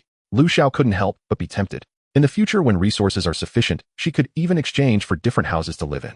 Today a villa, tomorrow a castle. Just thinking about it made her feel delighted. Let's trade, let's trade. The houses in this blueprint are so beautiful. A voice in her heart said, you can't trade. Just having one house is good enough, asking for so many is wasteful. Another voice was also unwilling to give up. In the end, Lu Xiao decided to go ahead with the trade. After the heavy rain, there would definitely be people who lost their houses, and at that time, she could sell houses. As long as they were recorded in the crafting panel, the blueprints could be used permanently. Although she couldn't sell skyscrapers, mini log cabins could still be sold. However, she didn't want to trade a blue weapon for it. With all her venom used up, she could no longer craft blue weapons. After thinking for a moment, Lu Xiao replied, "I don't have a blue weapon. Or would you trade for a white weapon? It can be paired with food. You want to trade a white weapon for blue blueprints? Having food is acceptable too." Zhang Haiyong deliberated before finally making a decision. Brave and unbeatable 5 white weapons plus 50 pounds of food. The weapons need to be large size. This is the lowest price. Using 4 machetes and 1 spear along with 50 pounds of sweet potatoes, he obtained the blueprints. Delighted, Lu Xiao placed the blueprints into the crafting panel for recording and prepared to start building. First, she needed to select a suitable house type. This time she planned to create a tall watchtower for better observation of enemy movements. With a goal in mind, Lu Xiao quickly chose one from the blueprints. The crafting panel also allowed modifications to the blueprint's parameters and materials. Lu Xiao sealed off all openings on the bottom floor except for the ventilation holes. On the blueprint, the main structure of the watchtower was made of stone, reaching a height of 20 meters. The top level featured a shooting platform and observation deck, while the level below served as living quarters, and the floor beneath that was a simple restroom. Below that there were no rooms, just a spiral staircase leading up. The materials in the crafting panel could only be selected from her backpack or warehouse, so Lu Xiao took out a large water tank, making it impossible to move in the rain shelter. Holding a large umbrella, Lu Xiao collected the stone and wood materials in batches, filling the material frames, collecting stones, and filling again. Continuously collecting, she busied herself for over 10 minutes before gathering all the materials needed for the building. Ding dong. Pickup successful. Insufficient space detected in the survivor's area. Should the system take custody of it? Upon preparing to start constructing the house, the system finally sent the message confirming the successful pickup. After a quick glance at the supplies, Lu Xiao's lips curled into a wild smile. So many things. She first picked up a space stone. Space stone, after use, it grants 100,100,100 m of usable space, where time stands still. It should merge with the warehouse. After all, the warehouse was also obtained using a space stone. Merge. As expected, the space indeed merged with the warehouse. Now it was spacious inside, with the previously piled supplies only occupying a small fraction. However, that makes sense. The original warehouse was only 200 cubic meters, just 1/5,000th of the second space stone. As the fusion of the space stone was completed, Lu Xiao first collected all the materials from the outside house, before clicking to pick up the supplies. Congratulations, you have obtained Illusion Moon Pearl 2, Illusion Sun Pearl 2, Water Avoidance Pearl 2, Skill Card 2, Attribute Card 100, Gathering Card 100, Space Stone 1, Already Used Blueprint, Revitalizing Pill 1, Blueprint Healing Pearl 1, Blueprint Clear Spirit Dew 1. Black Scale Armor Gold 1, Bone Blade Gold 1, Long Whip Gold 1, Gloves Purple 2, Wind Treading Boots Purple 2. Black Scales 3000, Heart Protection Scale 1, Blood Soak Tooth 12, Alien Blood 1000 kg, Flesh and Blood 3000 kg, Black Scale Claw 4, Crystal Coins 200000. There were too many supplies, and the system picked them up in batches, now quietly stored in the large warehouse. Golden Legend. With these equipments, am I not invincible? Feeling delighted, she took out the bone blade, only to face a sad reality. Please select a placement location. Can I just take it directly? Is it a 40-meter long blade? With doubts, Lu Xiao took out a stone slab and chose to place it on the slab. A semi-transparent curved bone blade appeared on the slab, and as soon as it touched, the slab shattered instantly, and the soil sank several meters. Although the soil is a bit soft, it shouldn't be like this, right? She took out the long whip and wrapped it around the handle of the bone blade, preparing to lift it. However, it didn't budge an inch. Why can't I lift it? Using all her strength, she only managed to pull the blade up a few centimeters before having to let it go due to insufficient strength. Wow, why is it so heavy? Bone blade gold made from mutated bones, weighs 500 kg, attack power 5000. Lu Xiao slowly typed a question mark. So why not make many blades? Is the system related to a paramecium? It doesn't know how to adapt. Or is the purpose simply to restrict her usage? Also, what exactly is the monster? Is it something she is not worthy of knowing? After trying out the other equipment, she found that apart from the gloves and boots, the rest couldn't be used. Gloves purple, after use, can merge with skin, gaining defense 600, strength 100. Wind treading boots, purple, defense 500, speed 1000. What does it feel like to increase speed by dozens of times? Will I get dizzy when I run? Lu Xiao couldn't imagine it, so she put on both the gloves and boots. She even used a trick. She put on the new gloves without taking off the snakeskin gloves, and it worked successfully. The faint snake scales on the back of her hand grew larger, and the color faded a bit. Now, it was hardly visible unless looked at closely. When she took them off, there were only a pair of gloves. Gloves mutated, a special glove fused with purple quality gloves, defense 620, strength 100. She was not mistaken, the snakeskin gloves had automatically merged with the new gloves. Moreover, at the beginning, the snakeskin gloves were displayed as special equipment, not indicated by color quality. 3000 scales formed a diameter of about 1 meter, shining black, exuding a strange and powerful aura. The teeth, about half a meter long, were stained with red blood, resembling blood jade. The flesh and blood were even more terrifying. The system indicated that these were high-quality materials for making equipment, and Lu Xiao stored them in a corner of the warehouse far from the other items. Mainly because the blood was too horrifying, a large mass of red without a container could still be tightened in the warehouse, floating in midair. The bone blade remained in the pit, and Lu Xiao jumped down to collect it into the warehouse. After examining the equipment, Lu Xiao collected the blueprints and took a quick glance. The moment she saw the explanation, her eyes widened in surprise. Blueprint: revitalizing pill, revitalizing grass 10, rejuvenation, do 10 ml, blue sand crystal 2. After consumption, it can repair any damaged part of the body. This thing should be useful for Liruoshi, right? It's a pity that she currently has none of the materials. The attribute cards were still time-limited, so she couldn't even give them to her family. Lu Xiao planned to use them all herself. This time her main reliance in fighting monsters was the system store's medicine, but she had also spent crystal coins and precious venom. Based on labor distribution, she didn't think she should share with Liruoshi. To quickly enhance her strength, Lu Xiao allocated all 80 attribute cards to strength and the remaining 20 to mental power. She opened the system panel and looked at her attributes. Personal attributes: Survivor Lu Xiao. Health 200. Attack 993. Defense 1120. Strength 331. Speed 1025. Mental power 291291. Talent crafting. Life skills gathering intermediate. Special skill water control intermediate. These stats were vastly different from the beginning. She hadn't checked her skills yet. Water control gold. After mastering water, can be controlled freely. Lu Xiao clicked to learn the skill, and knowledge related to the skill was brutally shoved into her mind, causing a buzzing headache. In a daze, she seemed to transform into a water dragon, freely tumbling in the deep sea.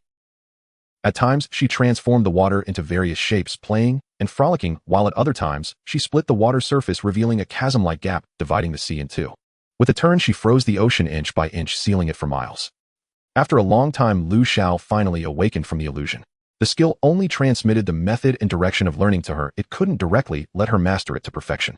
However, the level of water control was far inferior to her water manipulation, which directly consumed her water manipulation skill, and now her skill transformed into water control beginner. But her previous ability to control water did not disappear. Remembering her fantasy of creating bubbles in the sea, Lu Xiao began to practice using the rainwater outside. Controlling the rainwater above the awning to condense in the air, forming an increasingly larger water ball, as the range of water control also expanded, eventually forming a water band like a river. The water band divided the space into two layers. The rainwater from above directly fell onto the water band and gathered together, while not a single drop fell in the lower layer.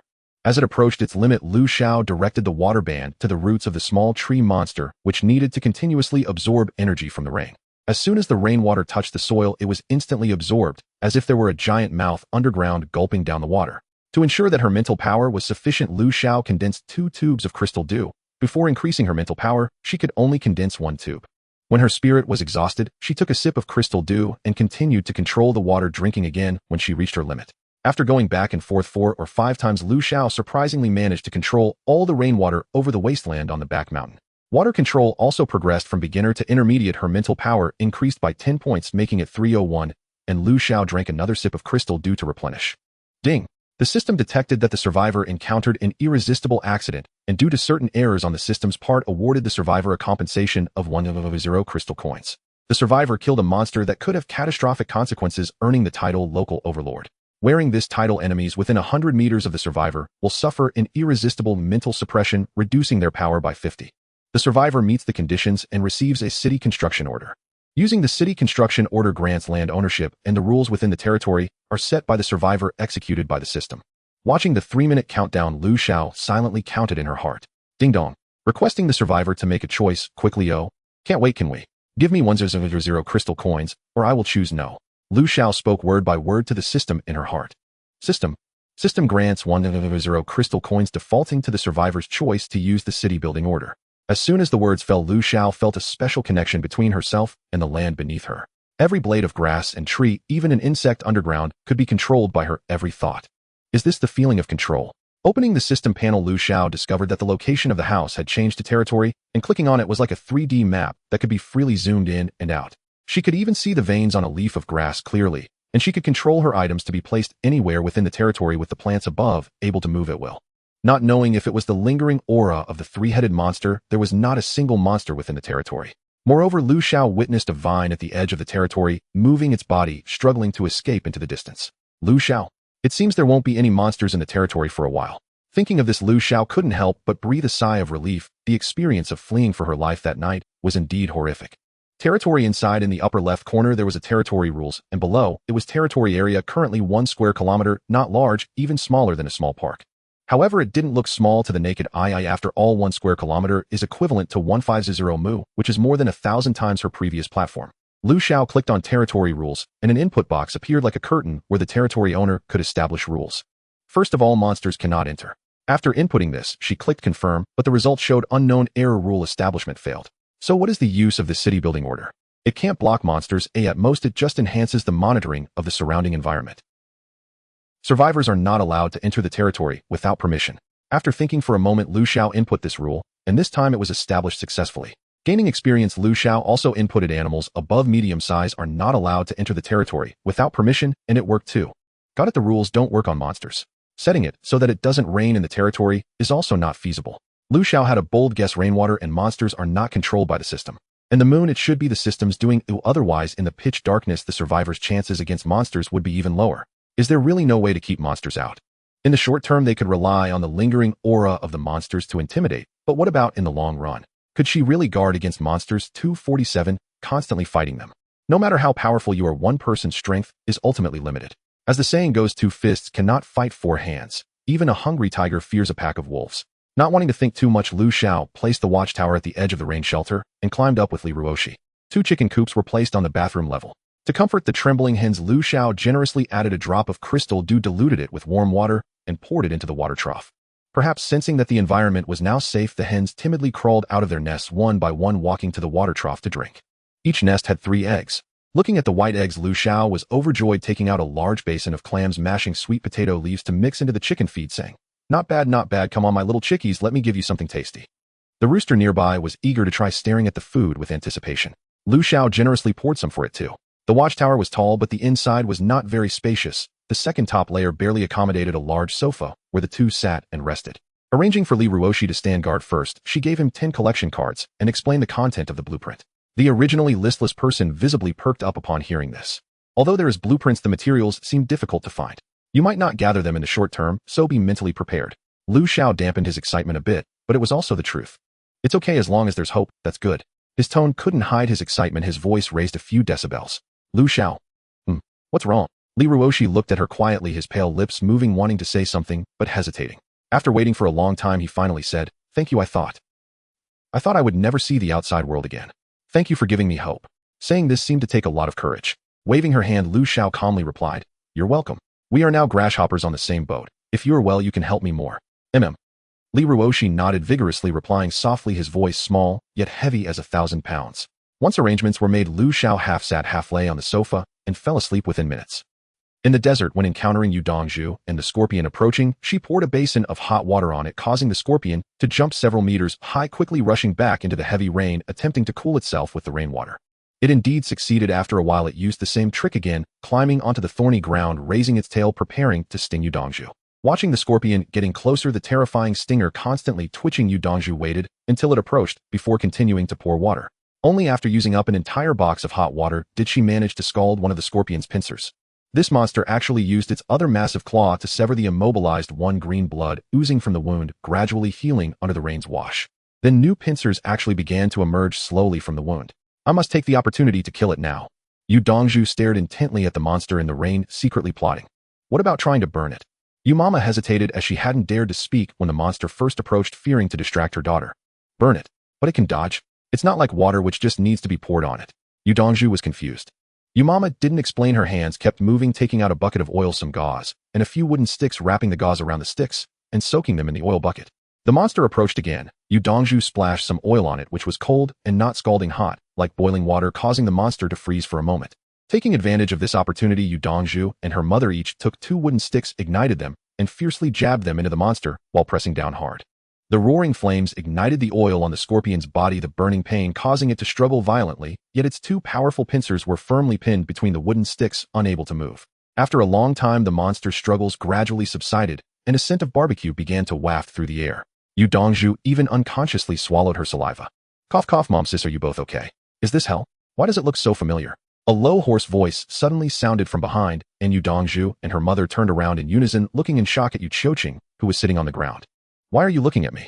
I didn't expect that after coming down we would still be together, hee hee, huh? Why does this underworld smell so good? Sniffing before he could savor the aroma, the two people in front of him lunged at him like the wind, tightly embracing him.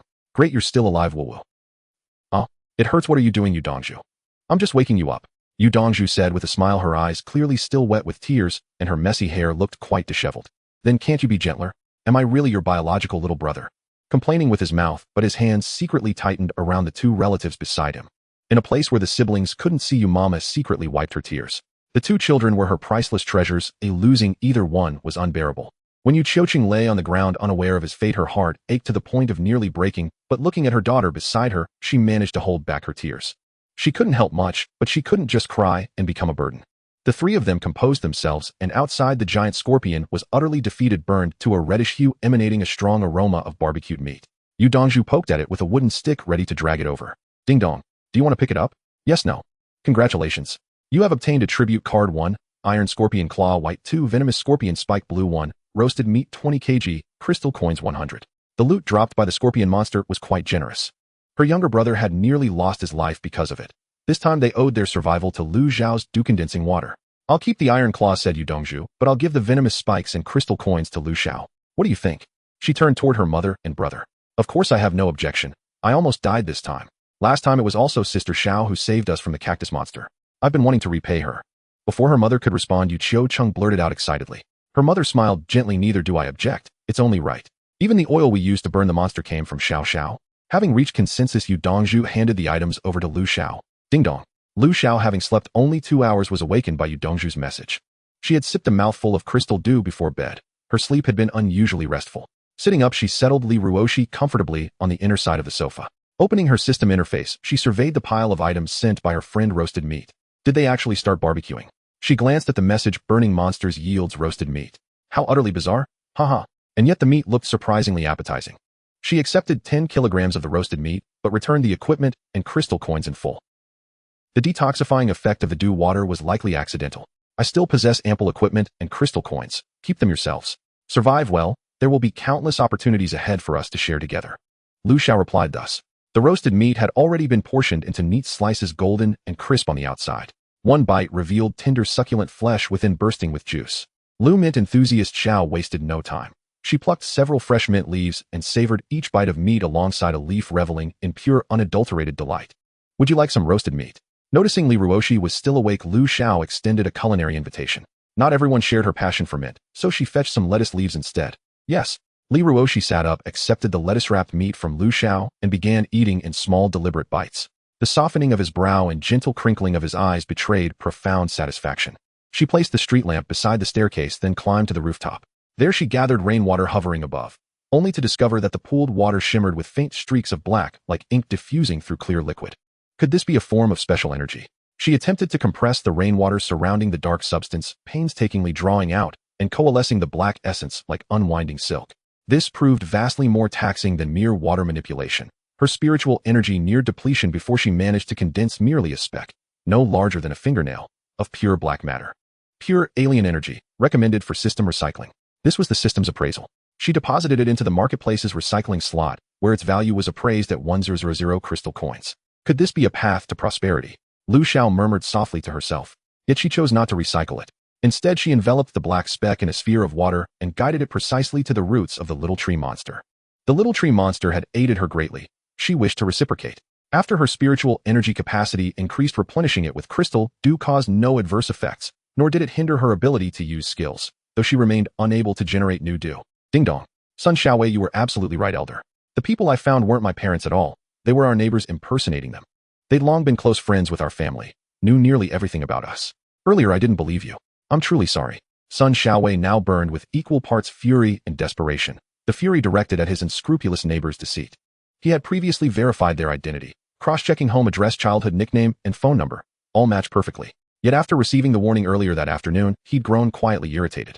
He'd even suspected Lu Jiangwo of jealousy, perhaps deliberately sabotaging his reunion, and dismissed the message outright. Instead of immediately sending sweet potatoes to his parents, he first went to the riverbank to collect water and fish. Within a single hour, however, those parents bombarded him with over a dozen messages urgently demanding food. How could mom and dad possibly distrust me this much? A seed of suspicion took root in Sun Xiaowei's heart, growing swiftly, twisting deeper with every passing thought, until finally he demanded they name his late grandmother. They failed utterly. Then feebly insisting memory fades with age they claimed they simply couldn't recall. But his father would never forget his own mother's name. Not ever. Moreover, his father had been adopted. His bond with his grandmother ran deeper than that of most biological mothers and sons. His grandmother, widowed young, had taken his father in, raising him alone through hardship and sacrifice. When she passed, his father carved her gravestone himself, by hand. Even now, a man over 50, after drinking, still wept quietly, whispering how much he missed his mother. How could he possibly forget her name? Under pressure and threat, the impostors finally confessed they were longtime neighbors. By now, all pretense had shattered, but astonishingly, they still had the audacity to play the victim and beg for supplies. What was given could not be reclaimed. Sun Xiaowei blocked them instantly. Losing possessions was secondary. The true agony lay in not knowing where his real parents were, or what awaited them when monsters arrived. Would they starve? Merely contemplating it brought Sun Xiaowei to tears. Yet from midnight onward, he would have little time left for sorrow. At first, he boasted confidently about the treacherous terrain of Stone Mountain. Only one narrow path led upward. He hadn't anticipated monsters defying logic entirely. They clung to sheer rock faces, oozing upward like living shadows. Sun Xiaowei stood guard at the doorway, impaling each intruder or shoving them off the cliff. Eventually, he devised an ingenious solution. He dug a stone-lined trench encircling the house, then lit a fire within it. The flame's intimidation, coupled with scorching hot stones, deterred nearly all subsequent attempts to scale the slope. Only then did he find time to reply to messages. Reading Sun Xiaowei's account, Lu Xiao felt a quiet sense of inevitability. Let's focus first on surviving ourselves. Our parents possess far richer life experience. They'll surely endure. Reunion is only a matter of time. Lu Xiao offered this reassurance. Sun Xiaowei, yes, it will happen. She sighed deeply. Truly, survival drives people to extremes, even cruel ones. Poor fellow, his joy was utterly misplaced. She exhaled slowly, then asked inwardly, System, is there no way to prevent monsters from entering my territory? She trusted the system held the answer. Or perhaps this very dilemma was its intended purpose. Purchase Territory Security System. Upon purchase, the system binds permanently to your territory. Upgrades required as territory evolves. Once installed, you may forbid monsters from entering your territory, suppress rainfall within its bounds, and shield against natural calamities. Purchase. A cold mechanical voice resonated. Lu Xiao's first auditory encounter with the system. Until now, all communication had occurred via text. How can I buy it without knowing the price? She retorted. Survivor, please consult the marketplace directly. She opened her system interface, navigated to the marketplace, and tapped refresh. 2 new entries appeared on the homepage. Devoid of images, their descriptions identical to the system's prior announcement. Territory Security System, 999999 crystal coins. Bound upon purchase, upgradable. City Lord Assistant System enhances governance of your territory. 999999 crystal coins. Lu Xiao, my apologies. I am clearly unworthy. System, I simply cannot afford this. Couldn't you offer a discount? Say 10%. Request denied. Survivor may opt for rental instead. Rental. Lu Xiao tapped the item. Sure enough, a rent button now appeared beside purchase. How did I miss this just now? Did you add it on the spot? The system remained silent. Lu Xiao suspected she'd struck the truth. The rent wasn't cheap either. Both systems cost 99999 crystal coins per month. Renting just one system would exhaust her current assets, 400 crystal coins, in 4 months. Then what? Was there any way to ease this burden, to sustain rentals indefinitely, or even acquire the systems outright? The system had finally responded to her, and Lu Xiao could no longer suppress the question that had long haunted her thoughts. System, why do some people lack interfaces entirely? Others may choose whether to activate one, while mine was imposed without consent. A voice devoid of emotion resonated. Individuals aged 16 to 40, excluding those completely incapable of self-care, are subject to mandatory assignment. Those aged 40 to 60 or 12 to 16 may opt involuntarily. Individuals over 60 or under 12 receive no interface at all. Then what becomes of children and the elderly? What if all their relatives fall within the mandatory cohort? They possess no capacity for independent survival. Pondering this grim possibility, Lu Xiao pressed further. Such individuals are assigned one designated relative to remain with them. Those without kin, or without basic self-sufficiency, will remain indefinitely in Blue Planet's shelters. If a relative fails to survive for 30 days in Tianyun, the same applies. And what consequences await those confined to shelters? And what is Blue Planet's current state? And what exactly are these shelters like? Lu Xiao's concern for her family deepened. And the system paused, as though disconnected, for several minutes before replying. The apocalypse has arrived. The world has been upended. Every city lies in ruins, reduced to rubble by raw natural forces. And the shelters provided by the system shield only against natural disasters, not against hunger or exposure. Hearing this, Lu Xiao's heart turned ice cold. Does that mean people will betray one another for scarce resources? In the system offered no evasion. Only 1 in 10 survives. She then inquired about her own family, and learning they remained safe, her anxiety eased slightly. Yet no one could predict tomorrow. With each passing day, resources dwindled, and human morality eroded ever further. Why not transport everyone at once? Into this, the system replied candidly. Insufficient energy. and the environment here offers no greater safety than the shelters. Humans retain a sliver of reason, monsters possess none. At this point, the system's intent became unmistakable. It sought survivors to combat the relentless tide of monsters. And perhaps that was for the best. Selflessness would have been far more terrifying. Is the exchange zone populated solely by survivors? And the system clarified that it was merely one designated sector, and that zones would merge should survivor numbers plummet drastically. Crystalline coins are energy currency, aren't they? Lu Xiao had long suspected as much. Incorrect. Upon a monster's death, its absorbed anomalous energy condenses into crystalline coins, though only the system may utilize them. The system answered each of Lu Xiao's questions with unwavering patience. Unless survivor strength consolidates swiftly, ever more lives will be claimed by the monsters. The system added this remark, and shifting focus, Lu Xiao voiced another lingering doubt. What was the origin of that massive black serpent I encountered on day 1? Wasn't it stated that no monsters would appear within the first 3 days? Information classified. With that, the system fell silent, utterly unresponsive to any further entreaty. And Lu Xiao reasonably suspected she'd struck a nerve. Perhaps even provoked its indignation, prompting an abrupt retreat. The safety shield system held immense appeal, but how could she persuade others to share its burden willingly? After brief reflection, Lu Xiao conceived a bold strategy: talent recruitment. And if a sanctuary existed, free from monstrous incursions, offering genuine rest and stability, surely a modest fee in crystalline coins would be acceptable. First, the territory required meticulous planning. Where would newcomers reside? How would sanitation be managed? Chaos and disorder, like that of a panicked exodus, were unacceptable. Without hesitation, Lu Xiao leased 2 systems. Insecurity Shield System and Lord Administrator Auxiliary System successfully bound. Duration 30 days. There was no need to remind her of the countdown from the outset. Once activated, the security shield manifested as an invisible barrier, repelling rain effortlessly. The Lord Administrator Auxiliary System functioned like an AI secretary, enabling conditional entry protocols, resident data, tracking real-time welfare monitoring, and more. Please name your domain. And the system prompted. And Lu Xiao, a notorious naming dilettante, pondered aloud. No monsters, let it be Chongning City. And domain successfully named Chongning City. And detected default resident survivor within domain bounds. Transmit residence invitation. Not yet. Let them rest first. And Xiao Fu, how do I attract others to join my domain? Everyone was scattered across the land. If she waited for them to find her, eons might pass. N. The Lord Administrator may define entry criteria. Upon approval from the core system, the auxiliary system will broadcast an official notice in the exchange zone. Applicants granted admission will be instantly teleported to your domain. Can I restrict entry exclusively to the virtuous? Human nature is fluid. Yet the auxiliary system delivers objective behavioral assessments. Lu Xiao opened the auxiliary system, discovering its evaluations synthesized behavioral data comprehensively. Only those guilty of heinous conscience-shattering crimes scored below 60. Crucially, assessments applied solely to conduct after arrival in Tianyan. In time to issue an announcement. In weighing Lu Xiao's priorities, the auxiliary system drafted a notice, submitted for her approval before dispatching the request to the core system. Lu Xiao expected delays, but within a breath the notice appeared in the exchange zone. System announcement: a personal domain has been established within this zone. Within its boundaries, no monsters dwell, no rain falls. Absolute safety is guaranteed. Survivors may tap this message to view detailed enrollment procedures. This marked the exchange zone's inaugural system notice, pinned prominently at the top, rendered in bold crimson text. Ignoring it was impossible. No monsters. Is this real? I'm going in. Don't be foolish upstairs. What if it's a trap to slaughter you? In. Who's foolish? Don't you see this bears the system's seal? If the system wished me dead, would it need deception? In the moment the notice appeared, speculation erupted across the exchange zone. Enough. I'm heading there now. Haven't slept since last night.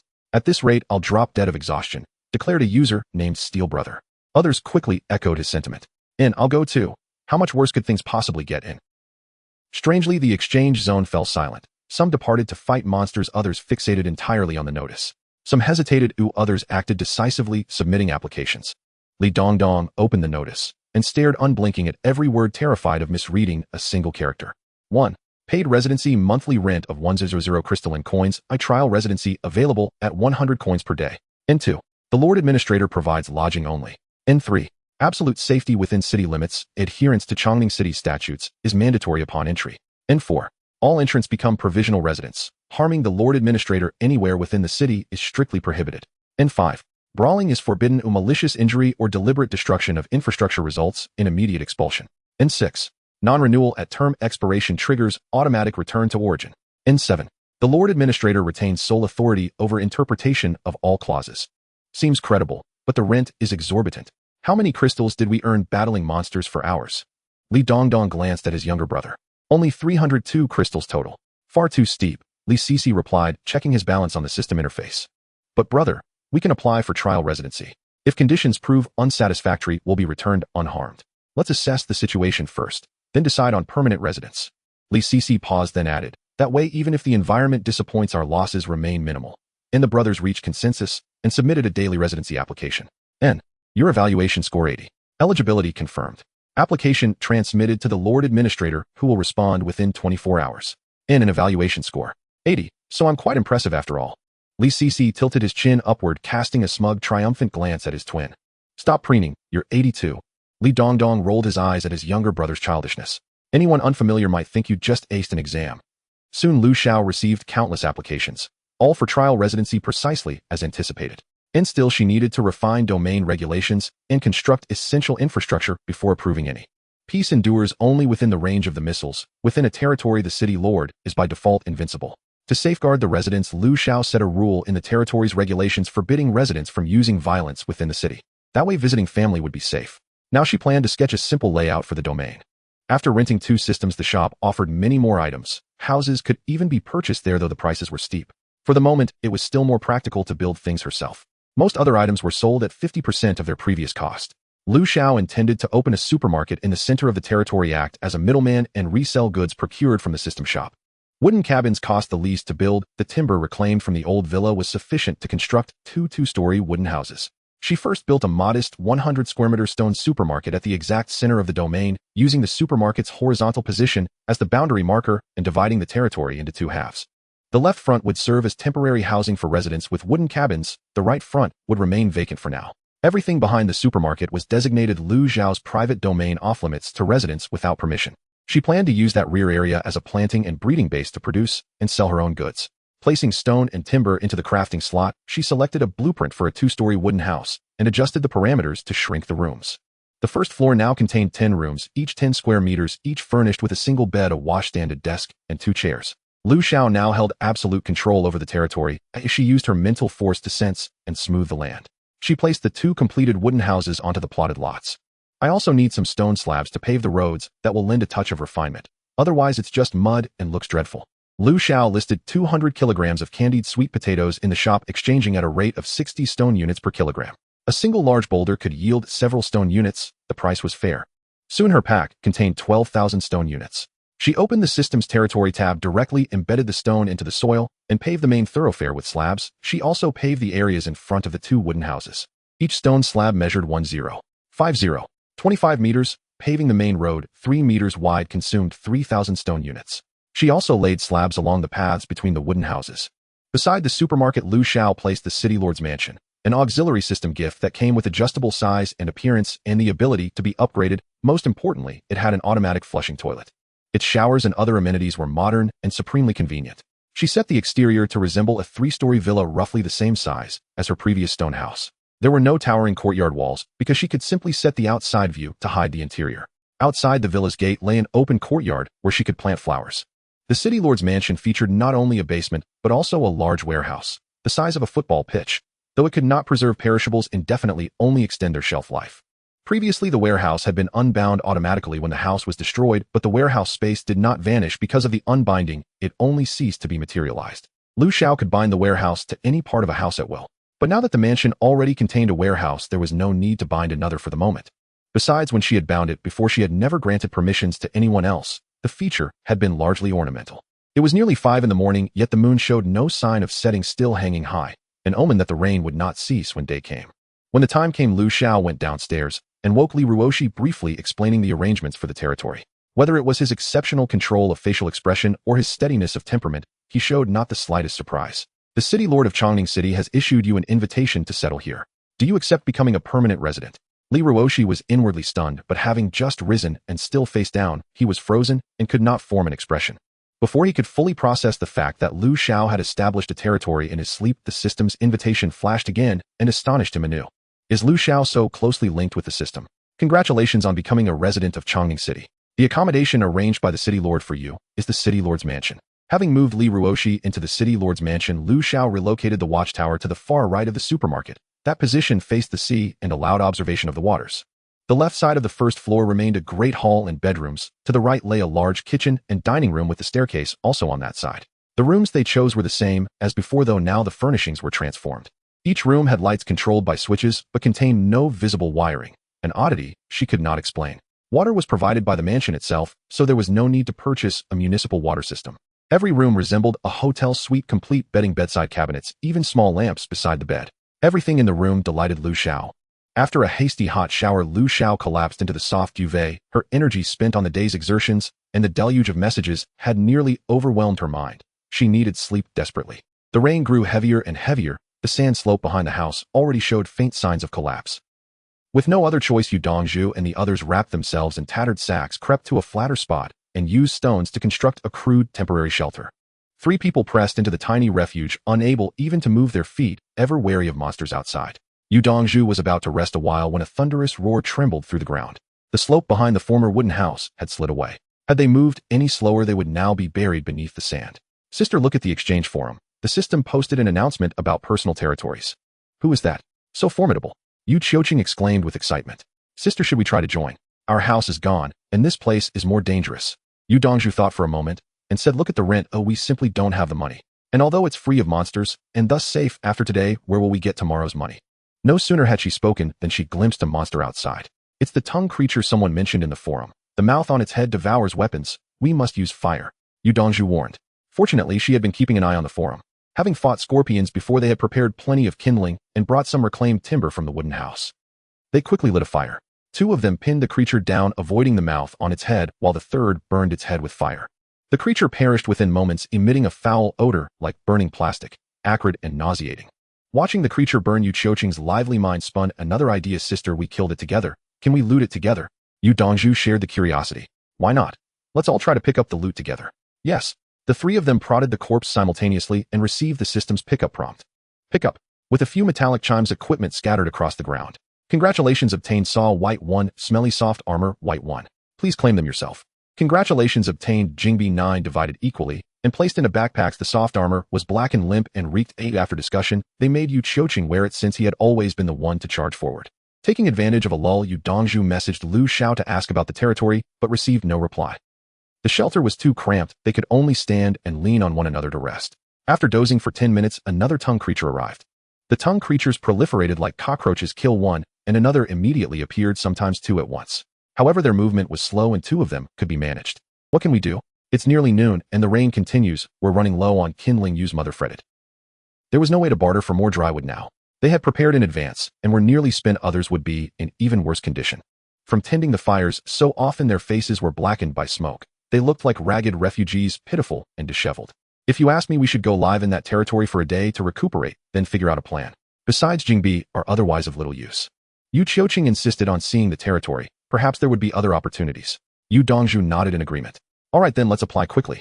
The link to trade for dry wood in the marketplace remained unresponsive. At this rate, they could not hold out much longer. After a deep sleep until noon, Lu Xian used all her courage to break free from the confines of her warm bed and struggled to get up. The rudimentary infrastructure was in place, but it was still empty inside. With no time to eat, Lu Xian dug out a long-forgotten loaf of bread from the corner, taking a few bites of its sweet and cloying taste. When she first arrived, she was reluctant to eat. Opening the system store, Lu Xian selected 2 public restrooms, 2 baths, and 1 running water system. Each purchase costs 50,000 crystal coins, which was unaffordable, so she could only rent them. The monthly rent was 2,000, looking much more reasonable and without much pressure on the crystal coins. The crystal coins instantly shrank by 10,000. The restroom was fully automated, requiring no manual cleaning, and was placed behind the 2 wooden buildings.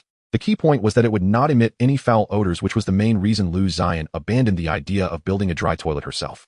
After all, her territory was only the size of a village, and if she built a toilet, she couldn't place it outside the territory, and otherwise if she squatted there, monsters might find her.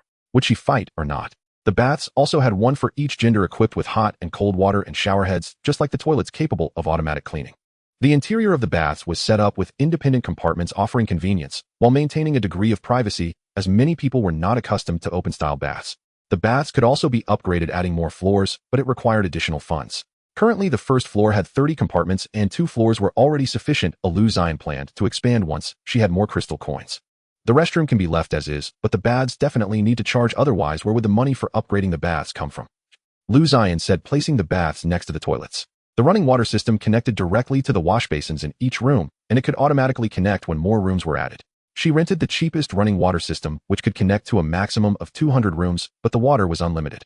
Water will not be charged, but it must be limited. Lu Zion said to the auxiliary system, just set it so that each room can use a maximum of 5 liters of water per day. 5 liters are enough for drinking and washing. The system's running water is drinkable. Oh, and add a rule: items within the territory are prohibited from resale. Currently, resources were scarce, and she wouldn't allow others to profit from the discounts she provided.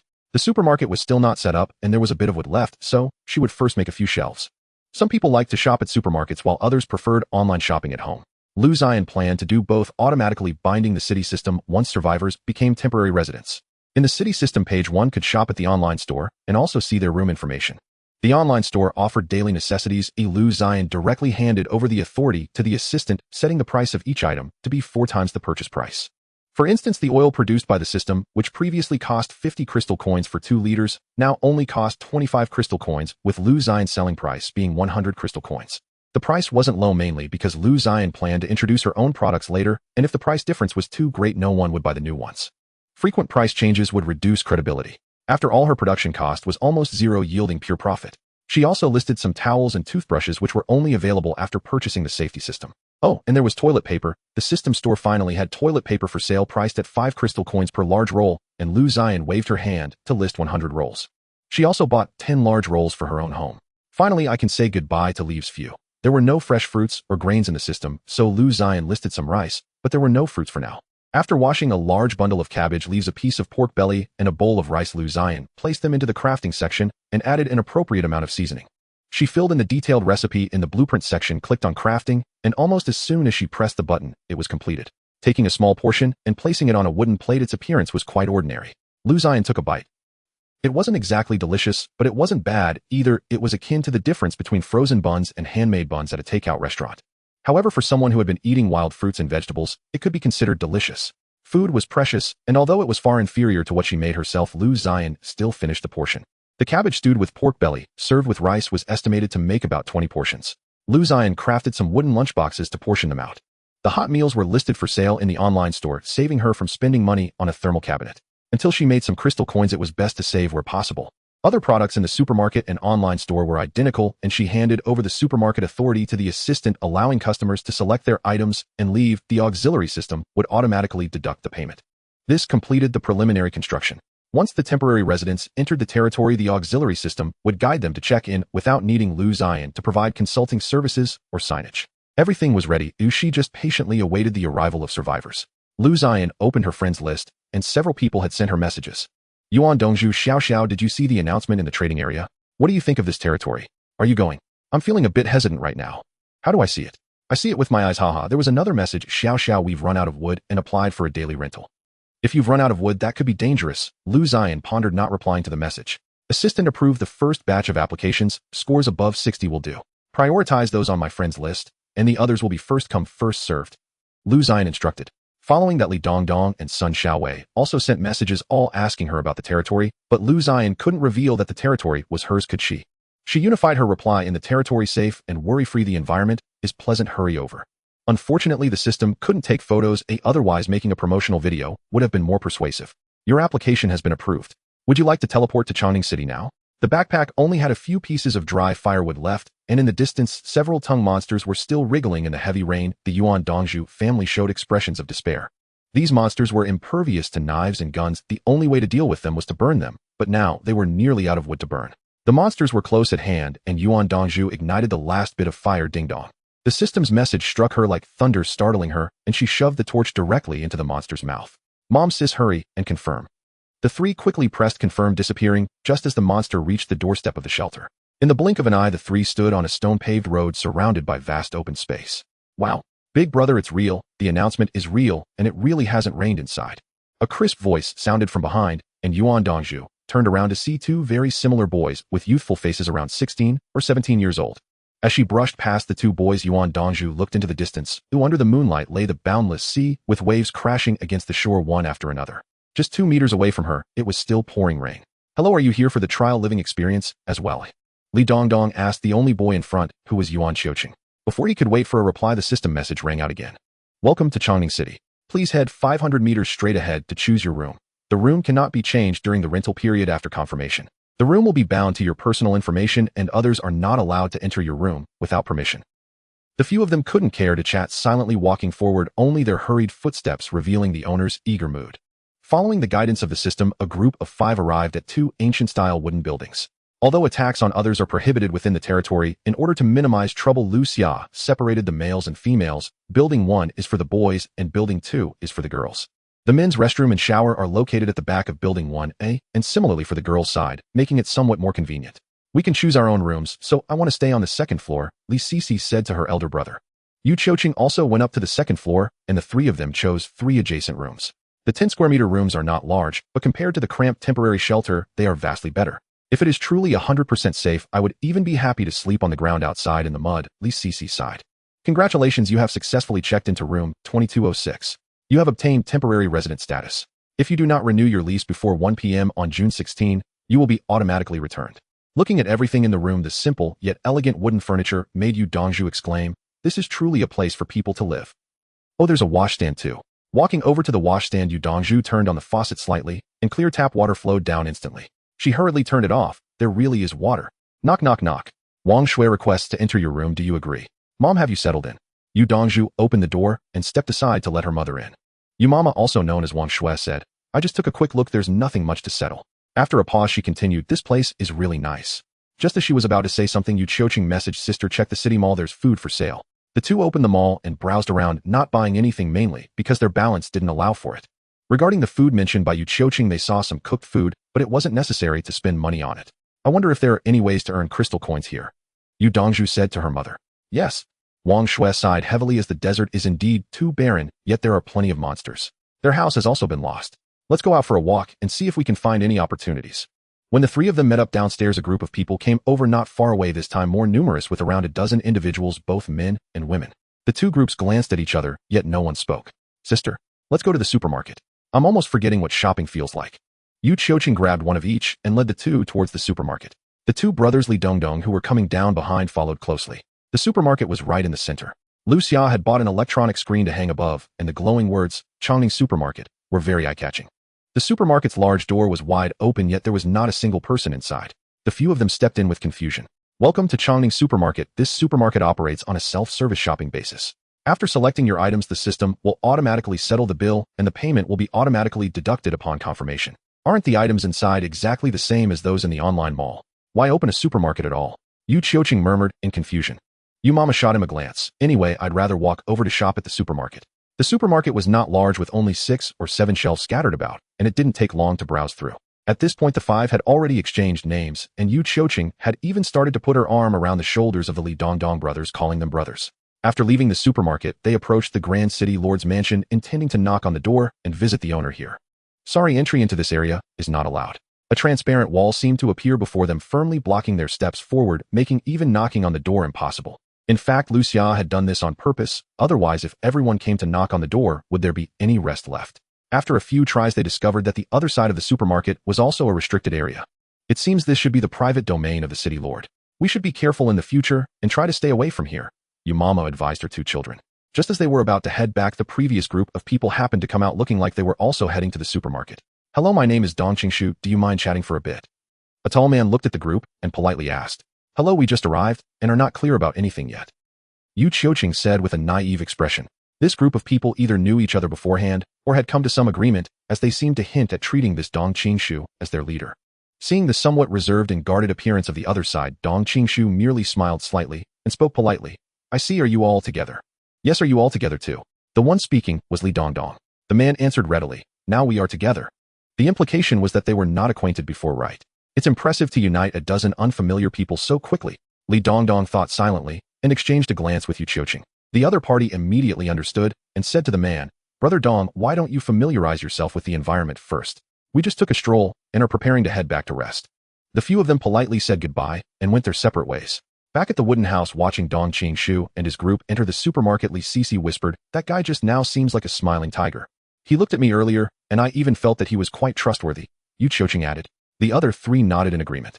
"If they really want to recruit us, I could accept it. More people means more information," Yu Dongzhu suggested quietly. "But that man must be approached with caution." Having reached a consensus, everyone had nothing more to discuss for the time being, and each returned to their rooms to rest. Meanwhile, Lu Xia was busy delivering the chickens to the breeding area, planting some normal herbs in the ground, setting up an area for the chickens to move around freely, and allowing them to roam. Of course, water and food still needed to be prepared. Lu Xia dug a pit in the corner, teaching the iron rooster where to relieve itself. Since the iron rooster had tasted the dew water, it now completely obeyed Lu Xia. The chicken coop was placed aside for easy access for the few chickens to lay eggs and rest. Ding dong. Ding dong. 2 messages came in again. Yu Dongzhu Xiao Xiao, we have arrived at Changning City. It's very safe here, do you want to come see? Attachment 100 crystal coins. Li Dongdong Lu Go, where are you? Haven't you already come? Do you know how to earn crystal coins here in the territory? Originally planning to stay for a day before being sent back to earn some crystal coins before returning after going out for a while, Li Dongdong had changed his mind.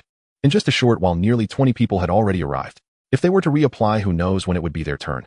Lu Xia had her own plans for how to help the survivors earn crystal coins, but she would wait until everyone was gathered before discussing it. Temporarily replying to the two, she said, I'm already at the base busy with something, you two rest first.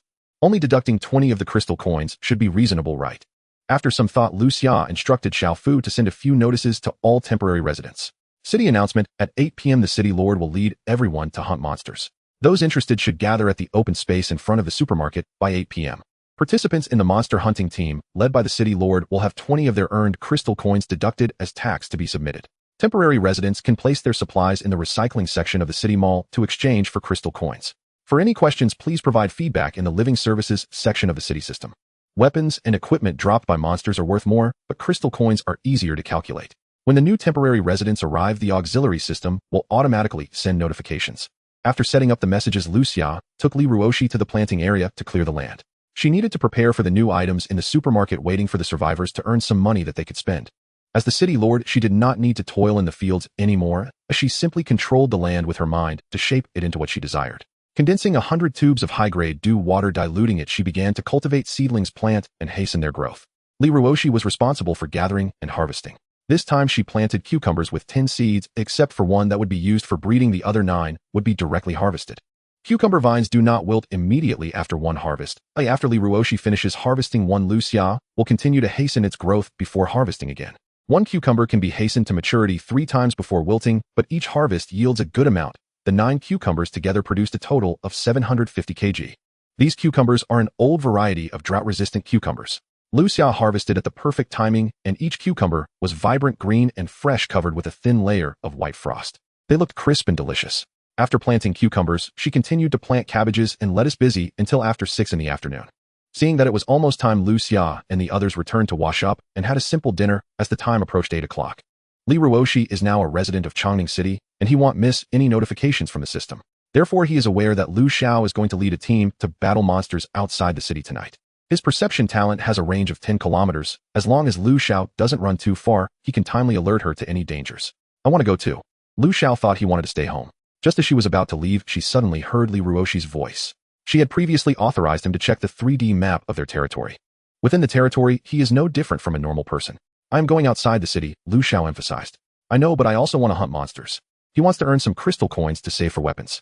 If one day someone offers the materials for the rebirth pill, and he is short on funds, wouldn't that be a missed opportunity? Moreover, everything he has now is given by Lu Xiao, but he doesn't want to always rely on her. On the surface, they are partners, but Lu Xiao contributes more than he does. As a soon-to-be adult man, he hopes to have enough strength to protect those he wants to safeguard. Fine, but you can only reveal your true identity. Your close relationship with the city lord may bring you some troubles. Since the other party insisted on going, Lu Xiao would not force him to stay home. On the contrary, she appreciates someone who is self-reliant and determined despite their limitations. Thinking about Li Ruoshi's boomerang that can attack automatically and his ability to sense the exact location of monsters, Lu Xiao felt at ease. Li Ruoshi hardly paid attention to the part about revealing his true identity. The words close relationship with the city lord kept echoing in his mind. When they arrived at the gathering area, a strange flush was still on his face. Lu Xiao was puzzled. Could he be this excited about going outside the city? His face was so animated. Just as they exited the city lord's mansion, the gaze of 40 people was fixed tightly on the two, making the reclusive Lu Xiao very uncomfortable. Fortunately, the auxiliary system has a function to conceal identities. This function can only be used by the city lord. It doesn't mean making someone invisible, but rather applying a mosaic effect similar to characters in sandbox games. The size of the mosaic can also be adjusted. Lu Xiao set herself to about 1.8 meters tall, but of course this was only in others' eyes. Her actual height remained unchanged. Now she was a person encased in a mosaic disguise. This is simply a must-have for social anxiety. However, Lu Xiao's reason for doing this was just to reduce unnecessary troubles. After all, as long as a person is alive, one cannot completely avoid social interactions. What if other acquaintances come and make some unreasonable requests? Should she help or not? If she helps this time, what about next time? Moreover, human desires are insatiable. Will a small favor eventually turn into endless demands? If she can refuse once, can she refuse every time? It would be better to eradicate future troubles from the start by setting the city lord as a faceless alter ego. As for herself, she would pretend to have awakened a planting talent and act as if she was working for the city lord. If someone comes looking for help, she could simply say that the city lord doesn't allow it and that the restrictions on staff are quite strict. She is determined to uphold the principle of not helping with major issues, not wanting to help with minor ones. This may seem a bit selfish, but it certainly saves a lot of trouble. As a mosaic figure and a tall beauty approached them, many began to suspect if this mosaic was the city lord's AI guardian. Looking around, all 40 people had arrived. Lu Xiao slowly spoke. When we get outside, I will shield the rain. You all will hunt monsters within the shielded area. After a pause, she scanned the crowd and was pleased to see everyone listening attentively. Anyone who leaves the shielded area will bear the consequences. The system will detect anyone entering the city, and those who get drenched by the rain will not be allowed to re-enter. She continued, her voice transformed into a mechanical tone identical to the system's after putting on the mosaic. However, no one had ever heard the system's voice. Unbeknownst to Lu Xiao, Yu Qiuqing even speculated about the city lord's identity. I thought this tall beauty was the city lord. I didn't expect the mosaic to be it. Could this be a data character created by the system? He didn't dare discuss this face-to-face and sent the information to his family, and Li Dongdong receiving several unanimous eye rolls. Yu Dongzhu looked at her silly brother. Are you stupid? This is most likely the city lord not wanting to expose her identity, deliberately disguising herself with a trick. Needless to say, Yu Dongzhu hit the nail on the head. While everyone was observing Lu Xiao, she was also watching them. Almost everyone appeared ragged and messy, with many sporting dirt on their faces and bodies. Now, with just her naked eye, she could only recognize the Li Dongdong brothers and the Yu Dongzhu family. They were among the first arrivals. Lu Xiao had already viewed them on the 3D map when they entered the city. Although she could check any part of the territory with a thought, Lu Xiao had specifically set up shields for rooms, bathrooms, and other areas. People need privacy, and she is not a voyeuristic pervert. Besides, dangerous behavior is not allowed within the territory, and damaging city facilities is absolutely prohibited. Therefore, setting up some private areas is not a problem. Everyone has changed so much. Previously, Yu Dongzhu was a voluptuous beauty, and in just over 10 days, she has nearly turned into a skeleton. Lu Xiao thought to herself. She had already clarified what needed to be said and led everyone towards the west direction of the territory. The east side was the sea, and the west side led to the original back mountain, but now it was a wasteland. Upon reaching the edge of the territory, Lu Xiao controlled the rainwater ahead to gather in the air, while simultaneously evaporating and condensing the water on the ground into a large water ball. After more than 10 hours of rain, the ground was pockmarked and uneven, and if someone fell into a puddle, it would be unfortunate. Since she brought them out, she would also ensure their safety to some extent. Watching this astonishing scene, everyone widened their eyes in silent shock that no one spoke. This is so powerful. This was the shared thought in everyone's mind at that moment. They were still seeking shelter from the rain, while she was already able to control the rainwater over such a vast area. Leading the team out was partly to allow the residents to hunt monsters for some crystal coins. But the main purpose was to showcase her strength as the city lord. When the abilities of those in power are not much higher than yours, many people will have a rebellious mindset, especially in a place where laws and morals are disregarded. Although it is said that residents are not allowed to attack the lord anywhere, as long as there are rules, there will always be loopholes. Direct attacks are easy to dodge, but stealthy strikes are hard to guard against. One cannot guarantee that someone with ulterior motives won't quietly stir up trouble. What if her resident status is revoked and outsiders join forces against her? After all, she cannot stay indoors forever. She is not afraid of trouble and has the strength to deal with it, but she dislikes complications. Therefore, establishing authority is very necessary. When the power of those in authority far exceeds yours, even surpassing your imagination, most people will choose to submit. At the very least, it can deter some who harbor ill intentions. Everyone can go out now, but be careful not to leave the dry areas. In less than 2 minutes, Lu Xiao had already cleared the water from the area of the back mountain. Now, although the ground was not as dry as after being sunbaked, it was merely slightly damp without a single puddle. There were basically no monsters near the territory. The crowd moved together, walking about 1,000 meters before the first signs of monsters appeared. At this point, Lu Xiao was following at the back of the line. As the residents moved forward, she controlled the area without water to spread ahead, trying to expand their activity range. Now she had a lot of water under her control, but it was not without limits. After a period of control, she sent the water towards the little tree monster, while also concentrating on gathering the energy from the water. She had already let Li Ruoshi sense that there were no particularly fierce monsters nearby. There was no need for her to intervene, just occasional monitoring would suffice. The key is that she has a premonition that the lair of the three-headed monster must contain many valuable items. However, its lair is likely underwater, so she needs to quickly enhance her water control abilities as the volume and pressure of deep-sea water cannot be compared to rainwater. If she waits too long and the aura of the three-headed monster fades away, valuable items could be spoiled by monsters or snatched by others, which would be unfortunate. The most common monsters are still the tongue monsters, but there are also quite a few other creatures. Occasionally glancing at the crowd behind Lu Xiaoxiao noticed something interesting. None of the 40 people were fighting alone. Instead, they formed several groups. The team of Wu Dongzhu and 5 others was fully focused on dealing with the tongue monsters. This time they did not use fire attacks. For people held down the body of a tongue monster, while one person used a wooden stick to lure the creature to open its mouth, taking the opportunity to feed it some dark murky substance. After consuming it, the monster began to struggle and soon died. The group then used the same method to eliminate 3 or 4 more tongue monsters. It must be something like poison, Lu Xiaoxiao murmured, realizing that there were quite a few who liked to use toxins. One team was particularly large, with no less than 20 people moving with great momentum and having clearly defined roles, with some focusing on offense and others on defense with shields. The man in the middle was likely the leader, dressed much cleaner and neater than the others, which caught Lu Xiaoxiao's attention. After watching for a while, she realized that this man probably possessed special skills or had awakened a talent. Whenever a new monster appeared, the members of the team would protect him as he approached. She could not tell what method he used, but the monster's attacks noticeably weakened once he got close. After just a few seconds of observation, the man seemed to notice something glancing in her direction. Xiaofu, open this person's profile for me to see. The city lord can freely view the information of residents, and the assistant system immediately displayed the man's information in front of Lu Xiaoxiao. Personal attributes: survivor, Dong Qingshu, life value 100, attack 200, weapon bonus 50, defense 100, strength 50, speed 25, mental power 135, talent none, life skill gathering, beginner, special skill affinity, beginner affinity. What is this? She could only see the skill and not its description, but from the name it seemed to be a mental skill. Could it be that it increases the affinity with monsters, thus reducing their aggressiveness? Lu Xiaoxiao speculated. I wonder if it works on similar beings, otherwise it would be too terrifying. If others secretly used this skill, would you unconditionally trust them making it, so you could be sold out while helping them count the money? Moreover, using this skill to extract information without harming the body seems to violate the current city regulations. Indeed, there are loopholes in the rules, but just a day after being established, one was discovered. Lu Xiaoxiao opened the territory rules and typed city residents may not harm or control others by any means within the city. This should be better, right? The previous prohibition against violent harm was a bit too one-sided. Let's leave it at that, and I'll revise it when new issues come up. However, Dong Qingshu needs to be closely monitored. After all, the rules are constantly being refined. It's impossible to consider all issues at once, as she does not have the capacity for that, and problems are always endless. After all, even laws have judicial interpretations. Others were grouped together, while Li Ruoshi fought alone. He possessed a perception talent, and Lu Xiaoxiao described the characteristics of the monsters to him, so he wouldn't throw his boomerang into the mouth of a tongue monster. Now he specifically avoided the tongue monsters, and after a while his boomerang had already severed 2 mutated small trees at the roots. Those who could afford to spend crystal coins and become temporary residents were nearly all individuals with some strength. Each small team cooperated efficiently and methodically. If you didn't know better, you would think they were a work group with rich collaborative experience.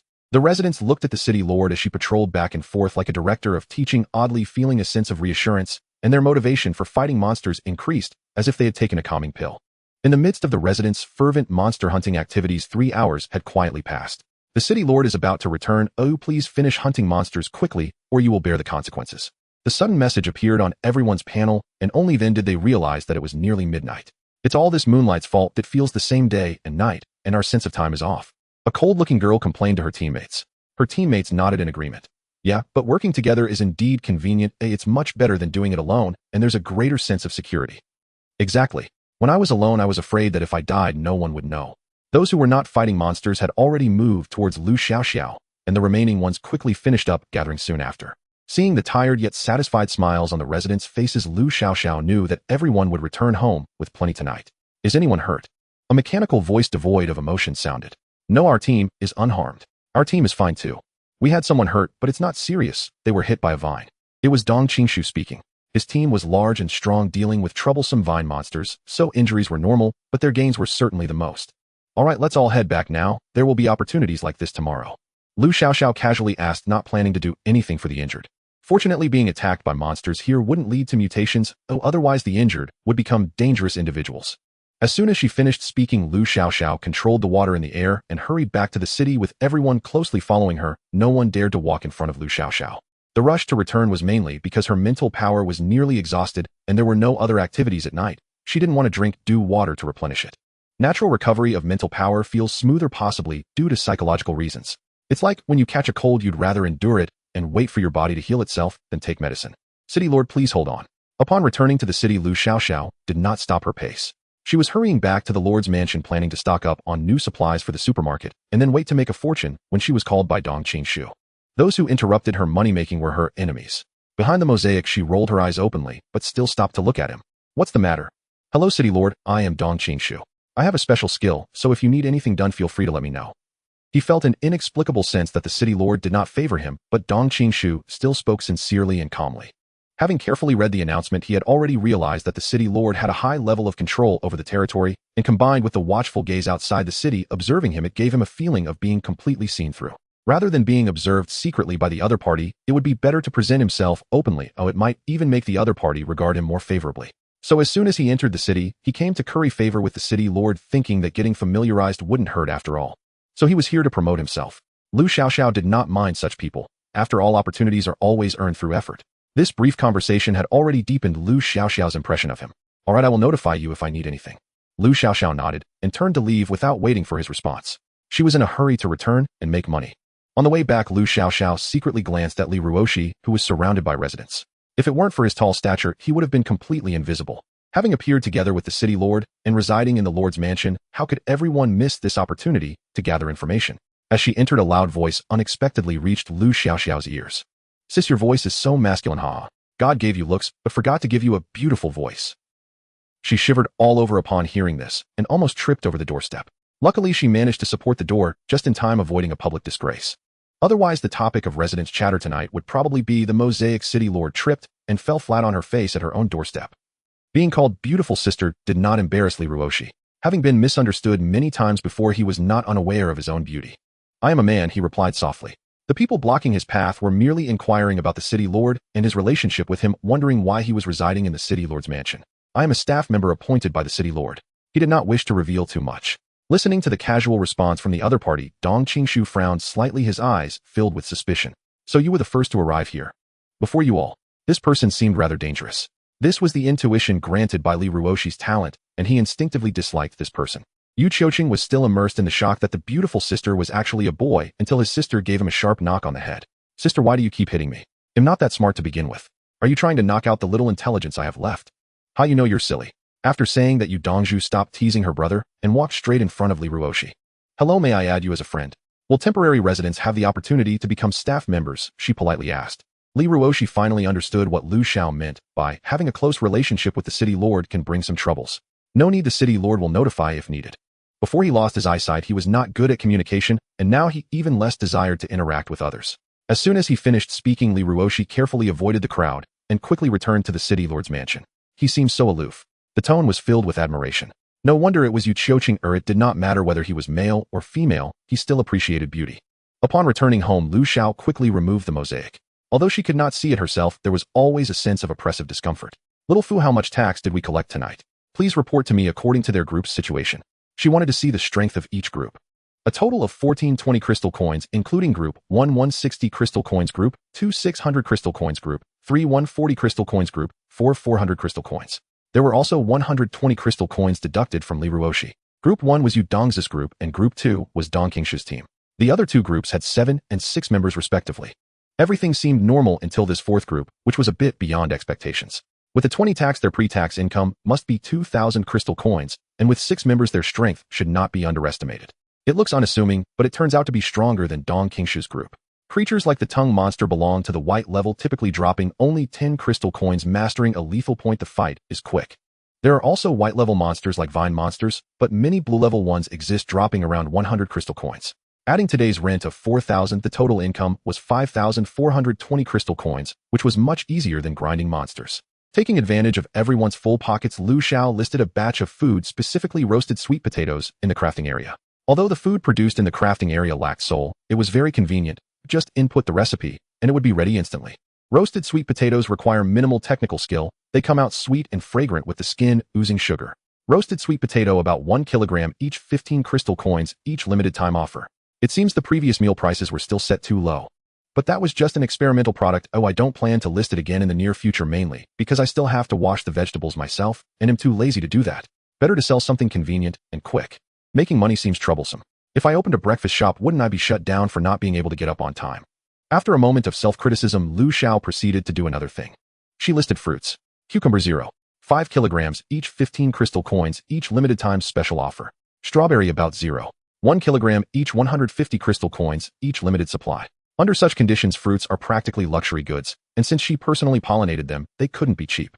She only listed 10 red strawberries, unsure if anyone would dare to buy them. The city mall is not an independent space, it connects to her warehouse, serving as a showcase. When buyers make a purchase, the goods are directly transferred from her warehouse, so there is no need to worry about freshness or temperature control. By the way, personal hygiene issues must also be addressed. Soap will surely be popular. Cucumber 200 pieces, 20 old coconuts for each exchange. In terms of food quantity, 20 coconuts are quite filling, but Lu Xiao's target customers are not those struggling to make ends meet. Residents should also have a communication platform.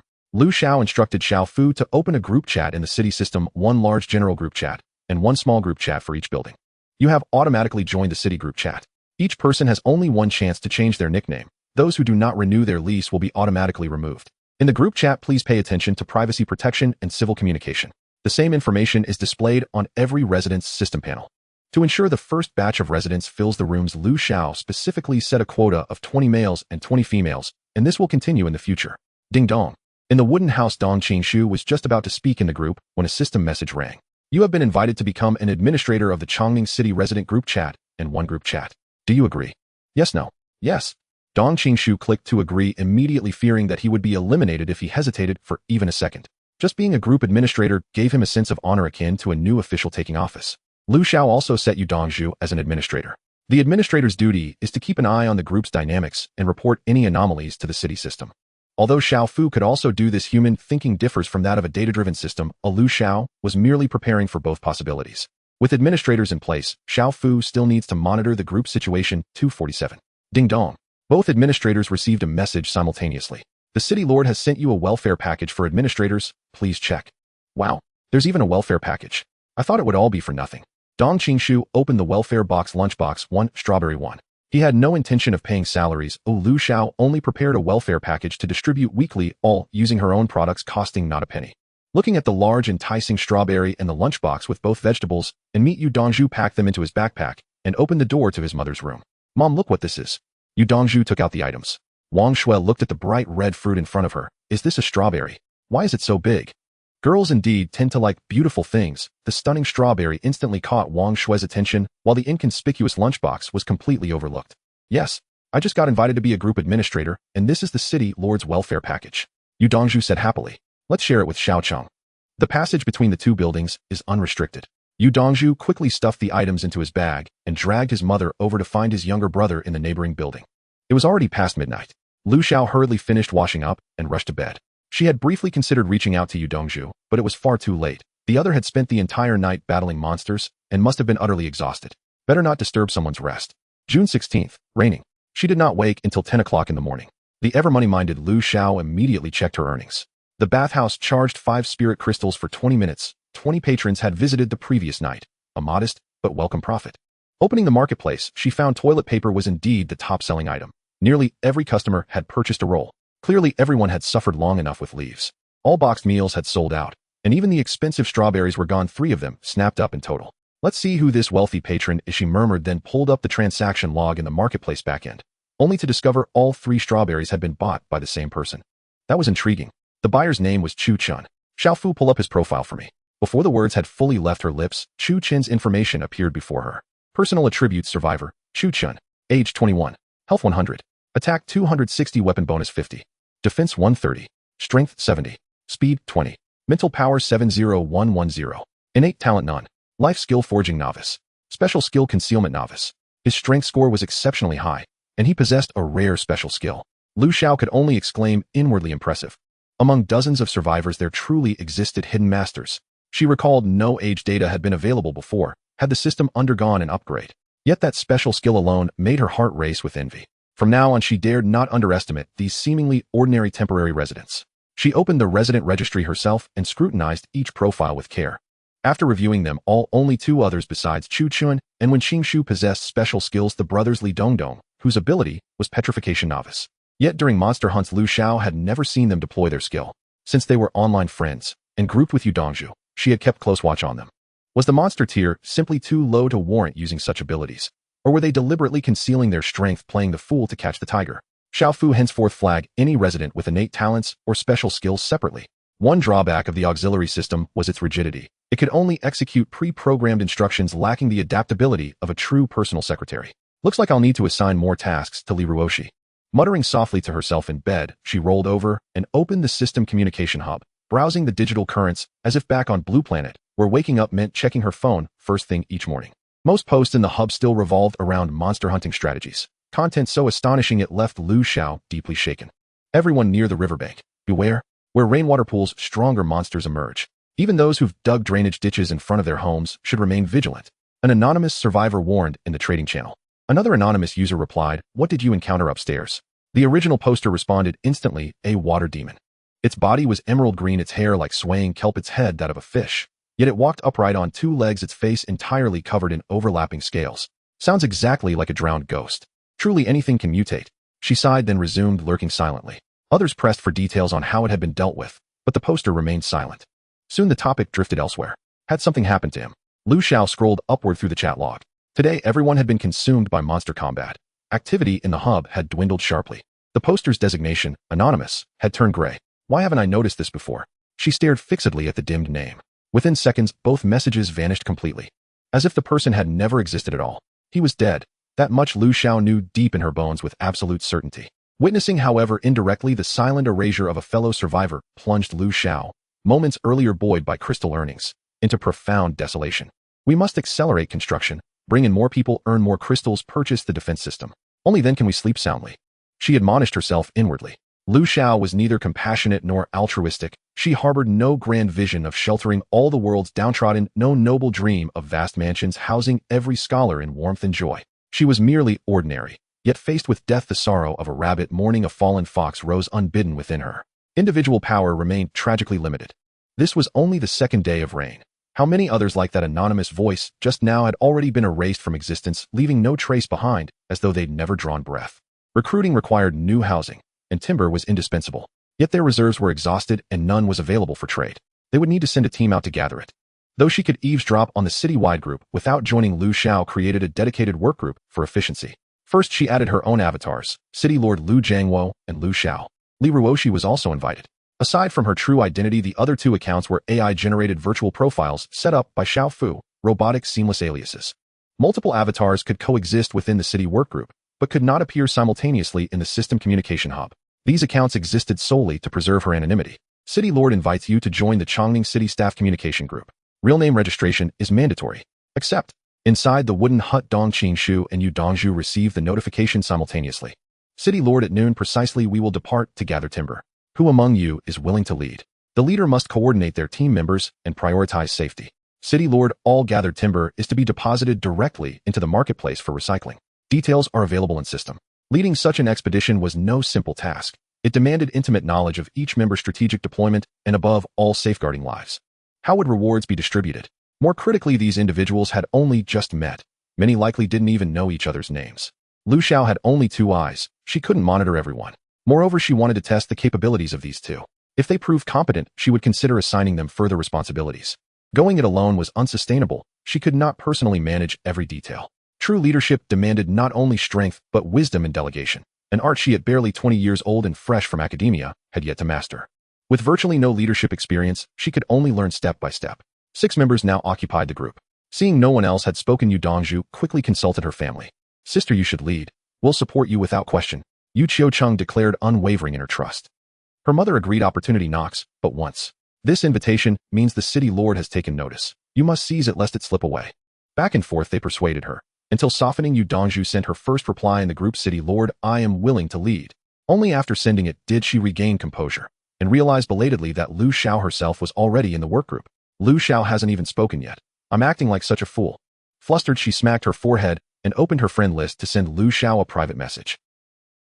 "Yu Dongzhu Xiao, are you still busy? I just saw you in the group." "Yes, I have to work during the day. I will come to find you at night, and we can discuss in detail then."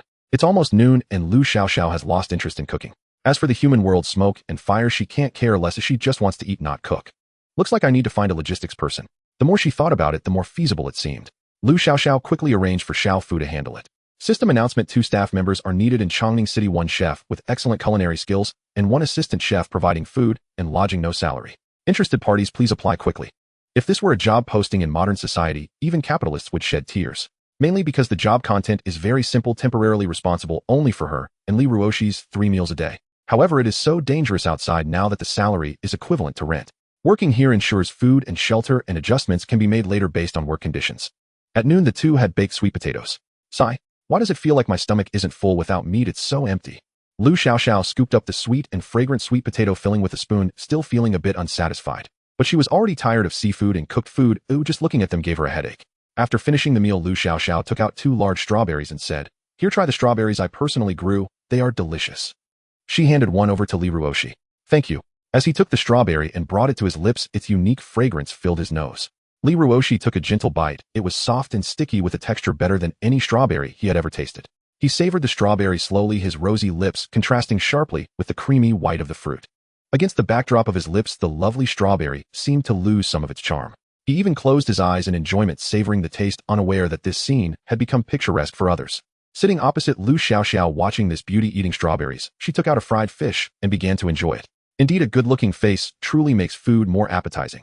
At noon, Lu Xiaoxiao put on her mosaic and led the crowd out of the city. She had already notified them that it was only for gathering and not for fighting monsters, yet everyone was mobilized. Yu Dongzhu brought over a dozen people, mostly girls. On the other hand, Dong Qingshi's team was obviously larger, but this time Lu Xiaoxiao noticed some peculiarities. Just by observing their positions and body movements, she could tell that although Dong Qingshu was their leader, the group was divided into 2 factions, with the larger faction being led by another person. A person who at first glance seemed inconspicuous. With wheat-colored skin, a sturdy build, and over 1.8 meters tall, his resolute face had advantages in every detail. He should stand out among the crowd. In her mind, she instructed Xiao Fu to check this person's information, and as she guessed, it was Chu Chun. Does his concealment skill reduce his presence, making him appear less eye-catching? While pondering this, Lu Xiaoxiao maintained her composure and continued to exit the city from the west. To ensure that the residents conserve their stamina and spiritual energy for gathering, Lu Xiaoxiao decided to deal with a wave of monsters herself first. Controlling the rain, Lu Xiaoxiao had the crowd stop at the ruins on the back mountain where monsters had been cleared the previous night, and now no traces of them could be seen. She wondered if the newly born monsters had sensed the danger and fled early. Alone by the river, she poured a basin of prepared food onto the ground and took out her long whip, quietly waiting for the monsters to arrive. Having used up all her poison before, Lu Xiaoxiao used crushed fish entrails, adding a drop of blood from a 3-headed monster and a drop of precious crystal dew. Generally, the stronger the creature, the more nourishing its blood and flesh. With the added allure of crystal dew, Lu Xiaoxiao doubted that the nearby monsters could resist the temptation. Before long, rustling sounds came from the woods across the river, and even the river showed abnormalities. The already turbulent waters surged with numerous whirlpool-like black holes, as if something was stirring beneath. Before long, various monsters emerged from the dense woods. There were a few unknown creatures covered in white fur, and a group of wild boars with sharp tusks and blood-red eyes. The monsters were blocked by the river roaring incessantly, while the wild boar monsters impatiently dug their snouts into the muddy bank. Lu Xiaoxiao quietly watched from the opposite bank, sensing that the monsters at the bottom of the river should be stronger. Li Ruoshi also sent a message confirming this. More and more monsters gathered by the riverbank, yet they were restless and anxious, unable to cross the river, and even began fighting amongst themselves. The white-furred creature extended its long claws, instantly slitting the throats of several mutated wild boars. Lu Xiaoxiao, I haven't even made a move yet, and you're starting to internal strife. Constantly watching the river surface, Lu Xiaoxiao struck like lightning, swinging her long whip to probe into the water, immediately entangling something at the river bottom.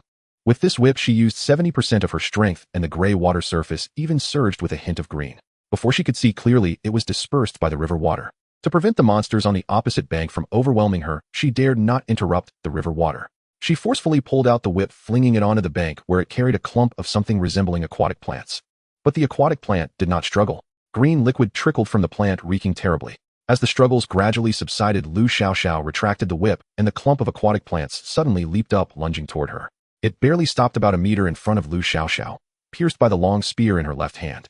The long aquatic plant scattered behind, due to inertia, revealing the true form of the monster. A human body of fish face and 2 legs, but with long and wide-webbed feet and sharp claws on the fingers and toes. You have killed a mutated mermaid. Do you want to collect? Ah, mermaid. Looking again at this extraordinarily ugly creature, Lu Xiaoxiao's image of a beautiful mermaid in her heart was completely shattered. Not rushing to collect, Lu Xiaoxiao first used an identification skill. Mutated mermaid, red health 0, 800 attack, 500 defense, 300 skills, none remarks sharp claws, can easily tear apart the prey's flesh and crush the enemy's heart. This thing isn't very big, but why is its attack power still quite high? Stronger than the sea monster she encountered the first time. Collect. Congratulations, you have received attribute card 3, hook claw gloves red 1 web feet blue 2, wig blue 1, crystal coins 2400. After dealing with the mermaid, Lu Xiaoxiao received a message from Li Ruoshi that there were no strong monsters nearby. She opened a passage through the water and directly accelerated to flash over. Upon reaching the opposite bank, taking advantage of the chaos among the monsters, she swung her whip and began to harvest. With the whip and gloves, Lu Xiaoxiao's attack power now stood at 1493, far beyond what these ordinary monsters could compare to. With one swing of her whip, a large group of monsters fell silent. Now she resembled a reaper wielding a sickle, effortlessly harvesting the lives of the monsters. Her speed was so swift that the monsters could hardly see the trace of the whip, let alone resist. They couldn't even approach Lu Xiaoxiao. The moment they realized what was happening was the moment of their death. As the whip swung, monsters continued to fall, and before long the riverbank, once occupied by a large number of monsters, was now utterly empty. With the whip's indirect contact, she could directly collect the dead. As the number of monsters decreased, rustling sounds were still heard from the woods as they fled into the distance. By now, including the time taken to deal with the mermaid, it had barely been 5 minutes. After Lu Xiaoxiao finished, she turned to call the residents to come forward to cross the river and gather wood, only to find them all frozen in shock. Aside from the invisible Li Ruoshi, everyone was looking at her with terrified eyes. Dong Qingshu and Chu Chun wore serious expressions, seemingly deep in thought. Come here and gather wood on the other side of the river. Hearing the Lord's command, everyone suddenly woke up from their stupor, eagerly nodding their heads as they crossed the river to obediently collect wood. Why does she seem like a demon? After messaging Li Ruo, the other party confirmed that there were no monsters nearby, which relieved Lu Xiao a bit, but talent is not always 100% accurate. That's why she needed the captain to arrange the division of labor, trying to minimize casualties. If she had to gather, while also being cautious of the monsters, the efficiency would greatly decline. With many hands, the strength multiplied. Dozens of people energetically gathered wood, and in no time a large area of the forest was emptied, causing Lu Xiao to feel a bit worried. System gathering wood on such a large scale won't harm the vegetation, right? Will there be soil erosion leading to desertification or something? After a while, with some crackling sounds, the mechanical voice of the system finally rang out. No, the area will automatically refresh after 1 season. Since the last time she asked about the snake, the system had not responded to her again. Refresh. The monsters that have been killed won't respawn, right? With a quick thought, Lu Xiao reluctantly pressed on with her questions. She needed to ask as much as possible now, otherwise if she offended it again and it vanished, what would she do? System. How should it respond? Although the system wouldn't actively probe Lu Xiao's heart, it could still sense her thoughts about it in her mind, as it was connected to her consciousness. What is the next season? Is it autumn? Will there be any natural disasters in autumn? Before the system could answer, Lu Xiao posed another question. The dead monsters will not respawn, and the same goes for humans. The next season is unknown, we can only speculate based on the specific situation when the season ends. Hastily speaking, before Lu Xiao could ask another question, the system hurriedly replied. How could it not know anything? What a useless system. Lu Xiao secretly grumbled. System wasn't the lair of that 3-headed monster underwater. This time, after waiting for a long while, the system did not respond. Why did it slip away again? Murmuring to herself, Lu Xiao continued to practice water control while gathering energy, multitasking without paying further attention to the system.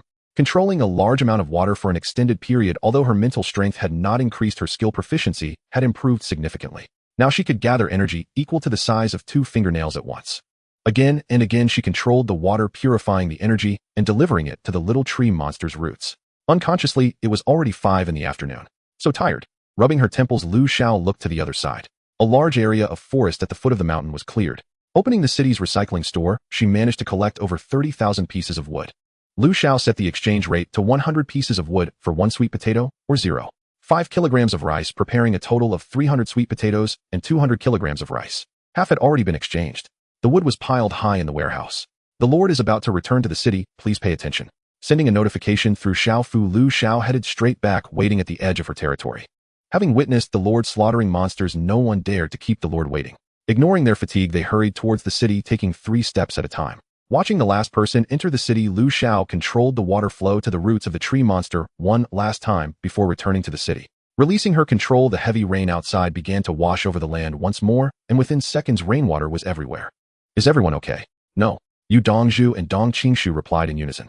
A few more monsters appeared, but they were handled by those responsible for security. This time, everyone seemed even more joyous than yesterday. After all, it was just simple gathering. Compared to monster hunting, it was truly an ideal job. Moreover, this time they exchanged for solid food. With that, Lu Xiao had nothing more to say and turned to return to the Lord's mansion. She wasn't the type of leader who craved the spotlight, needing to give an opening speech even for a gathering. It was rather annoying.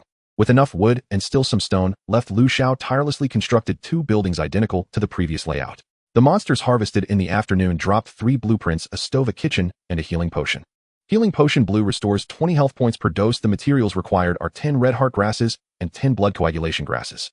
Lu Xiao had never seen these two, wondering if the rainwater could also breed more medicinal materials along with monsters. Previously, the 3-headed monster had also dropped a blueprint for a health restoration item. At that time, Lu Xiao glanced at it and saw it required revitalizing grass, so she recorded it directly, knowing that without the raw materials, it couldn't be made. Now she was rather curious. Healing Pearl Gold restores 5,000 health points. That's a bit much, as she didn't even have the spare change for 5,000. Placing the 2 new buildings beside the existing residential buildings, they were labeled 3 and 4, and with the new buildings completed, new people should be coming soon. Xiao Fu let 40 people in order. By the way, have I found my staff? A total of 2,210 applications were received, and after evaluation, 20 that meet your requirements have been selected for your review. Xiao Fu's voice could be adjusted, and Lu Xiao specifically set it to a sweet female voice. The cute tone made the tedious work feel less burdensome. There were 10 applications, each for chefs and chef assistants. Clicking on the chef applications, they included personal introductions. The head chef of private cuisine, Michelin work experience, inheritors of various major cuisines, and well-versed in both Chinese and Western pastries. Truly a gathering of masters. It seems the attractiveness of this job isn't bad. One application even had special requirements stating that the assistant must be self-provided. They can still make requests. They must be quite confident in their own abilities. Lu Xiao read it carefully. My ancestors have been in the chef profession for 18 generations. Many of my forebears served as imperial chefs, and I have experience managing national banquets. Wow, impressive. Since the system screening cannot be fraudulent, Lu Xiao immediately decided to hire the person named Sun Dihao. He's the one the assistant should be hired as he requested. Since it was for her own culinary desires, she certainly wanted to do it right. With staff now in place, a staff dormitory was also necessary. Opening the construction menu, Lu Xiao selected a 2-story apartment-style building. This time, it was a single-room apartment with a separate living room, each with its own balcony, a total area of 60 square meters, which was quite spacious overall. In addition to the basic amenities with a large amount of wood collected, Lu Xiao generously equipped each staff dormitory with a dressing table and a double sofa. There were only 3 rooms on the first floor. Lu Xiao placed the staff dormitory at the most forward position in front of the supermarket closest to the Lord's mansion. Congratulations, you have become a staff member of Chongning City. Your assistant is Wu Wanrong. Would you like to change this? At the entrance of the solitary wooden house, amid the rain, a man was wielding a machete, killing a colorful snake monster. Suddenly receiving a message, he hurried inside, without bothering to collect the materials. Wanrong, I got through, and we can leave here soon. Really? That's wonderful. Shall we go over now? The woman resting on the floor in the wooden house asked. No changes. Do you want to teleport to Chongning City now? Yes, no. Both received a system notification, and Wu Wanrong looked at her husband with a questioning gaze. Wait a moment, I haven't picked up my snake yet. The man hurriedly ran to the door, collected the monster, and returned inside, without even checking the dropped items. We have nothing to pack in this empty house. Shall we leave now? Sun Dihao's voice was filled with uncontainable excitement. All right.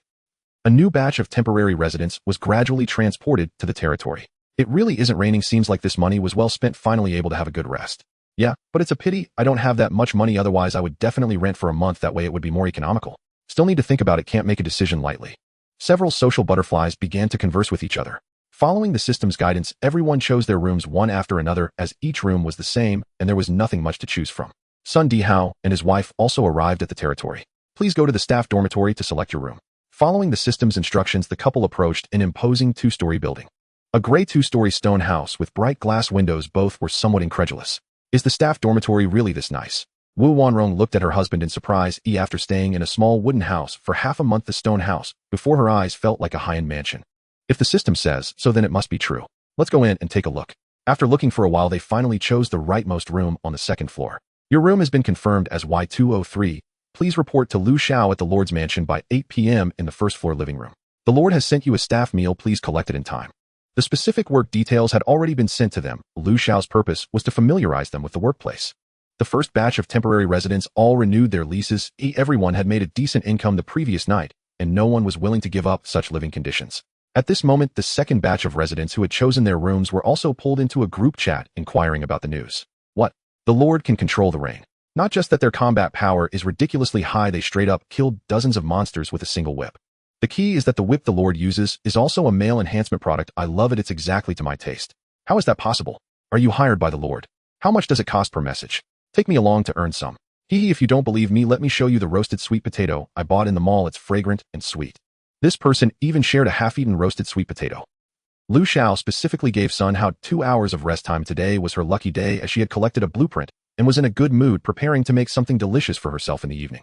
The kitchen in the Lord's mansion was large, equipped with frying pans, woks, and stew pots, along with a preparation counter and a sink. After rummaging for a while, she found a medium-sized charcoal grill with a grilling rack on top and space for charcoal below, complete with a serving tool. Will you come find me later? I'll be waiting for you in the hall of the Lord's mansion. She messaged Yu Dongzhu. The other party replied instantly, I can't get in. Why don't you come to my room? I bought roasted sweet potatoes. Let's eat together. It's fine. I've already applied to the Lord, so you can come directly.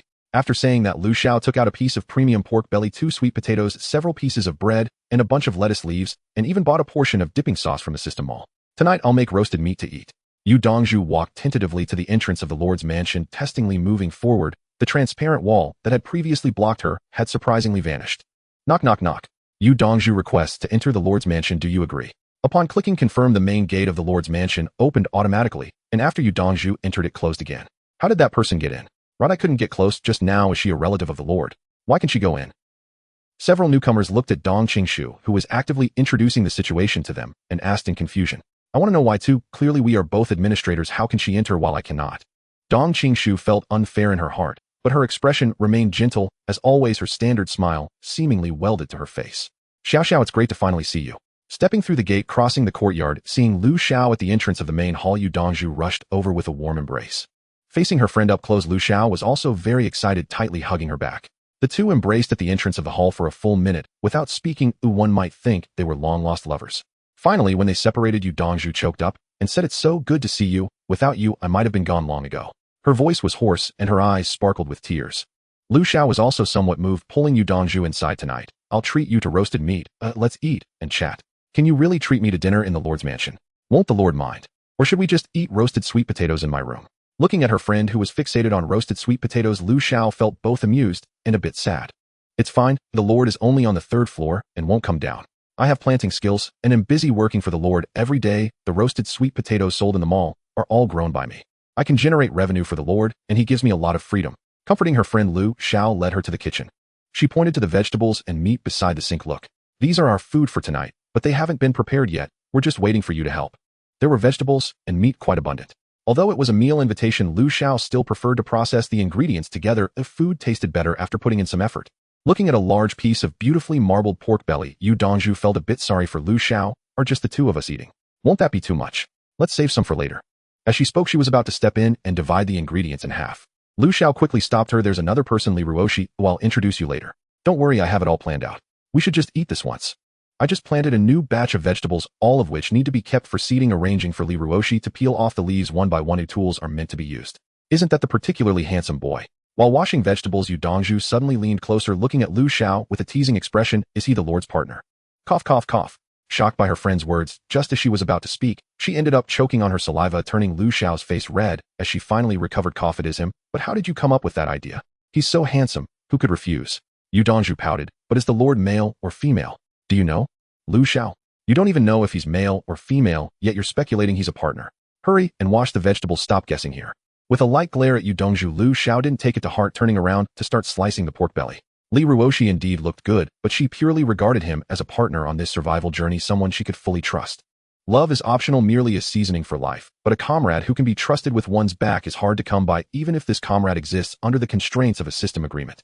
The pork belly was sliced into thick slabs. Lu Xiao also took a thin cut of pork neck and sliced it finely. Their hands moved with practiced speed, and before long, every ingredient was prepared and the charcoal brazier had been lit.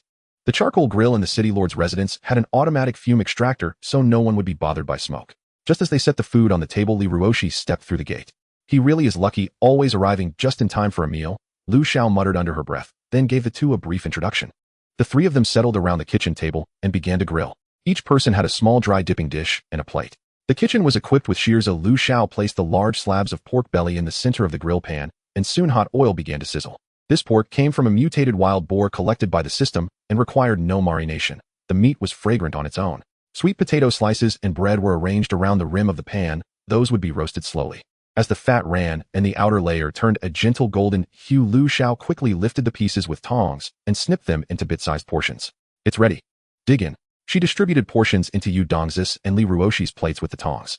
Help yourselves. Wrap it in the lettuce if you like. On past dormitory barbecue nights, they would even feed one another. I wonder how Yang Guifei and the others are doing, someone murmured. Who knows when we'll all be able to gather together again. It's so difficult, Yu Dongzhu sighed. Yu Dongzhu's tone carried a touch of melancholy. The system had mentioned that their current communication area was only one of many. It was likely the other roommates were scattered elsewhere. Even if they were in the same exchange area, everyone remained anonymous and nobody watched over others constantly, so it was hard to find people. Better to tend to oneself for now. Lu Xiao speared a piece of pork belly, dipped it in the dry seasoning, wrapped it in a lettuce leaf, and stuffed the whole parcel into her mouth, the balance of greens and meat releasing waves of savory fragrance. They had intended to chat while eating, but the meat was so delicious no one felt like talking. In less than half an hour the meal had been swept clean. Yu Dongzhu rubbed her rounded belly and could not help but emit a satisfied belch. Li Ruoshi, conscience guiding him, had already begun clearing the table and rinsing the dishes. Xiao Xiao, have you known the city lord for a long time? Yu Dongzhu asked, eyes steady on the energetic Lu Xiao, voicing the question Shed kept to herself. Why would you ask that? Lu Xiao neither admitted nor denied. I noticed the spear the city lord used yesterday. It looked very much like the one you gave me. So far away, and she only took it out briefly, yet she was seen. Lu Xiao thought. From now on she would have to be more careful and not let her cover slip so easily. Yes, the city lord gave them to me, and I passed them on to you. If one could give gifts to oneself, what harm was there? Yu Dongzhu did not pry further and only teased. It seems my hope that a roommate would suddenly strike it rich and support me has come true. They laughed together, teasing one another and enjoying a rare relaxed moment. By the way, this might be useful to you, Yu Dongzhu added, slapping her forehead as she remembered something important. What is it? Lu Xiao asked. Yu Dongzhu produced a skill card. Skill card Wanwu Shengzhong, all things grow white. Using it accelerates plant growth. Lu Xiao read the card and frowned slightly. Did this drop from the mutated vine creature? Exactly, smart of you. I thought it suited you, so I kept it to give to you, Yu Dongzhu replied. Lu Xiao had claimed some talent for cultivation and planting. To refuse would have undermined that persona, so she accepted the gift. She in turn had something to give. Look at this. Its name is crude, but the skill is quite practical. She took out a skill card titled Zhu Tu Meng Ci. Yu Dongzhu clicked to inspect the skill and was tempted. She accepted it readily and joked, this feels like we're trading munitions. Indeed.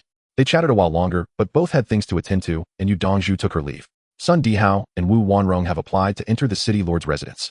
Approved. Sun Dihao and his wife arrived at the residence punctually. Lu Xiao led them through the kitchen to familiarize them with the space.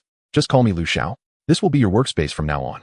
The storage chest in the kitchen holds the ingredients. Handle the 3 daily meals yourselves. The storage chest connected to Lu Xiao's warehouse, but she only opened a small compartment to them for food supplies. Sun Dihao and his wife were formally hired staff. When they applied, they signed an agreement not to harm the city lord's interests by any means. The contract lasted for 1 year. Include the 2 of you in the count. Prepare meals for 4 people for now, Lu Xiao decided. That way there was no need to prepare separate staff food. They treated Lu Xiao like their direct superior, assuming she was a steward of the city lord's household. Lu Xiao thought wryly managing one's own home could hardly be called anything other than housekeeping. Applying to enter the city lord's residence every day was cumbersome, so Lu Xiao granted them permission. Their access, however, was restricted to the ground floor. The mint yuxing ko hautuinia cordata and ginger she had transplanted earlier were already planted in the courtyard. The water celery roots sat in wooden boxes planted in soil taken from the previous yard. She instructed them to use the hilling method on the celery roots covering the plant, so only about an inch remained exposed. As it grew, they would add more soil. With the stems deprived of light, they would produce white stalks which tasted superior. The task of hilling was entrusted to Wu Wanrong. No one in the household had eaten water celery before. Uncle Sun, tomorrow let's dress some water celery in a salad, she said, and he agreed eagerly. Market prices were not as steep as before, so Lu Xiao bought some common seasonings, Sichuan peppercorn, star anise, and the like, and told Sun Dihao to come to her if he needed anything else. After dinner, having shown them around the kitchen, Lu Xiao let them go. She could control the external water flow from home, so she decided to practice her skills upstairs as a post-meal exercise. She could not squander monster hunting time while practicing water control, so Lu Xiao notified Dong Qingshu and Yu Dongzhu to arrange their own expeditions. She was not a caretaker to lead every sortie. In any case, monsters defeated during her water control window would be subject to a 20% deduction in crystal coin rewards. The attribute card dropped by the mutated mermaid was given to Li Ruoshi. After all, he had contributed by detecting the creature's location in advance. 3 hours later, once everyone who had gone hunting returned to the city, Lu Xiao had exhausted the last of her spiritual energy. Her mind dulled, she lost consciousness. At first she had feared that running her psychic reserves to 0 would invite some unknown peril. But when she pushed her water control to the limit today, an idea flashed through her mind. Only by draining her spiritual energy to its extreme could she advance her mastery of water control. So she gambled, emptying her spiritual energy entirely in a single attempt. When she opened her eyes again, she saw the ceiling lamp in the room set at its lowest glow, soft and gentle rather than harsh. She realized she was in her own room. "You're awake. Would you like some water?" a familiar voice asked. Lu Xiao then noticed Li Ruoshi sitting on the single sofa beside the bed. His calm, unruffled eyes regarded her, the black pupils seeming to hold countless unspoken emotions. In that moment, Lu Xiao felt an overwhelming sense of reassurance. Li Ruoshi went out to hunt monsters at night, as he usually preferred solitude and rarely interacted with others. During this time, a few people saw the speed at which he defeated monsters and wanted to invite him to join, but he simply discouraged them with the words, "I am blind." Coupled with his indifferent attitude on the first day, not many people approached him today to ask questions. When he returned to his room, he habitually sensed Lu Xiaoxiao's location and found her on the third floor. Assuming she was busy with something upstairs, he hurried up to help. After calling Lu Xiaoxiao several times without a response, he realized something was wrong. Cautiously approaching her position, Li Ruoshi discovered she was lying in a chair, seemingly asleep, and could not be awakened no matter how he called. Sensing that she was in no immediate danger, Li Ruoshi still felt uneasy. He carried her back to the room and took out the essence water Lu Xiaoxiao had given him earlier, prying open her lips and forcefully feeding it to her. He then stayed by her bedside to guard against any unexpected situations. "Drink some water," Li Ruoshi said, handing her a bottle of mineral water. Lu Xiaoxiao was indeed a bit thirsty. She accepted the bottle and gulped down a few mouthfuls. The bottle was soon empty, and after finishing the mineral water, the plastic bottle vanished. "I'm fine, I just depleted my mental energy." Seeing Li Ruoshi's worried expression and tightly furrowed brows, Lu Xiaoxiao took the initiative to explain. "Depleted mental energy? She's not someone who would lose control like that. There must be another reason. If you find yourself in such a situation again, and it might be risky, please send me a message first, okay?" Her tone was very sincere. Lu Xiaoxiao looked at this usually taciturn young man whose expression remained unchanged, yet his eyes were filled with deep concern. All right. She glanced at the system interface, realizing it was already 4 in the morning, and she had been unconscious for several hours. Li Ruoshi had also kept watch over her for several hours. So, why did he stay up all night without dark circles under his eyes? His complexion was not pale either. "You should go back to sleep, you've worked hard," Lu Xiaoxiao thanked Li Ruoshi, urging him to rest. "Okay, if anything happens you must let me know." He was indeed a bit tired after battling monsters all night and guarding her by the bed. His primary concern had been Lu Xiaoxiao's condition. Watching Li Ruoshi leave the room, Lu Xiaoxiao got out of bed and took a refreshing shower. She felt as if she had forgotten something. What could it be? Recalling the events of the day, she thought about eating barbecue, controlling water, and fainting. She hadn't checked the water control skill yet. Opening her personal attributes, Lu Xiaoxiao was amazed to find more than one change. The water manipulation technique had advanced to intermediate level, and her mental energy had increased significantly by 50 points. Could it be that her previous mental energy was insufficient to support the intermediate water manipulation technique, preventing her from upgrading it? This boost in mental energy made Lu Xiaoxiao feel incredibly alert. She was definitely not going to sleep now. She decided to leave the city to test out her upgraded water manipulation technique and see what changes it had. Even though it was unlikely there would be pedestrians outside now, Lu Xiaoxiao still donned a disguise for safety. The buildings in her territory were clustered together, becoming increasingly sparse towards the borders. Lu Xiaoxiao headed northeast today towards the place where the rambutan tree was located. She still had a bunch of rambutans in her backpack, which she could use to stimulate the growth of a new tree. However, this tree was her first source of food, and she held some special feelings for it. Well, actually, she only remembered it when she was moving food into her small space today.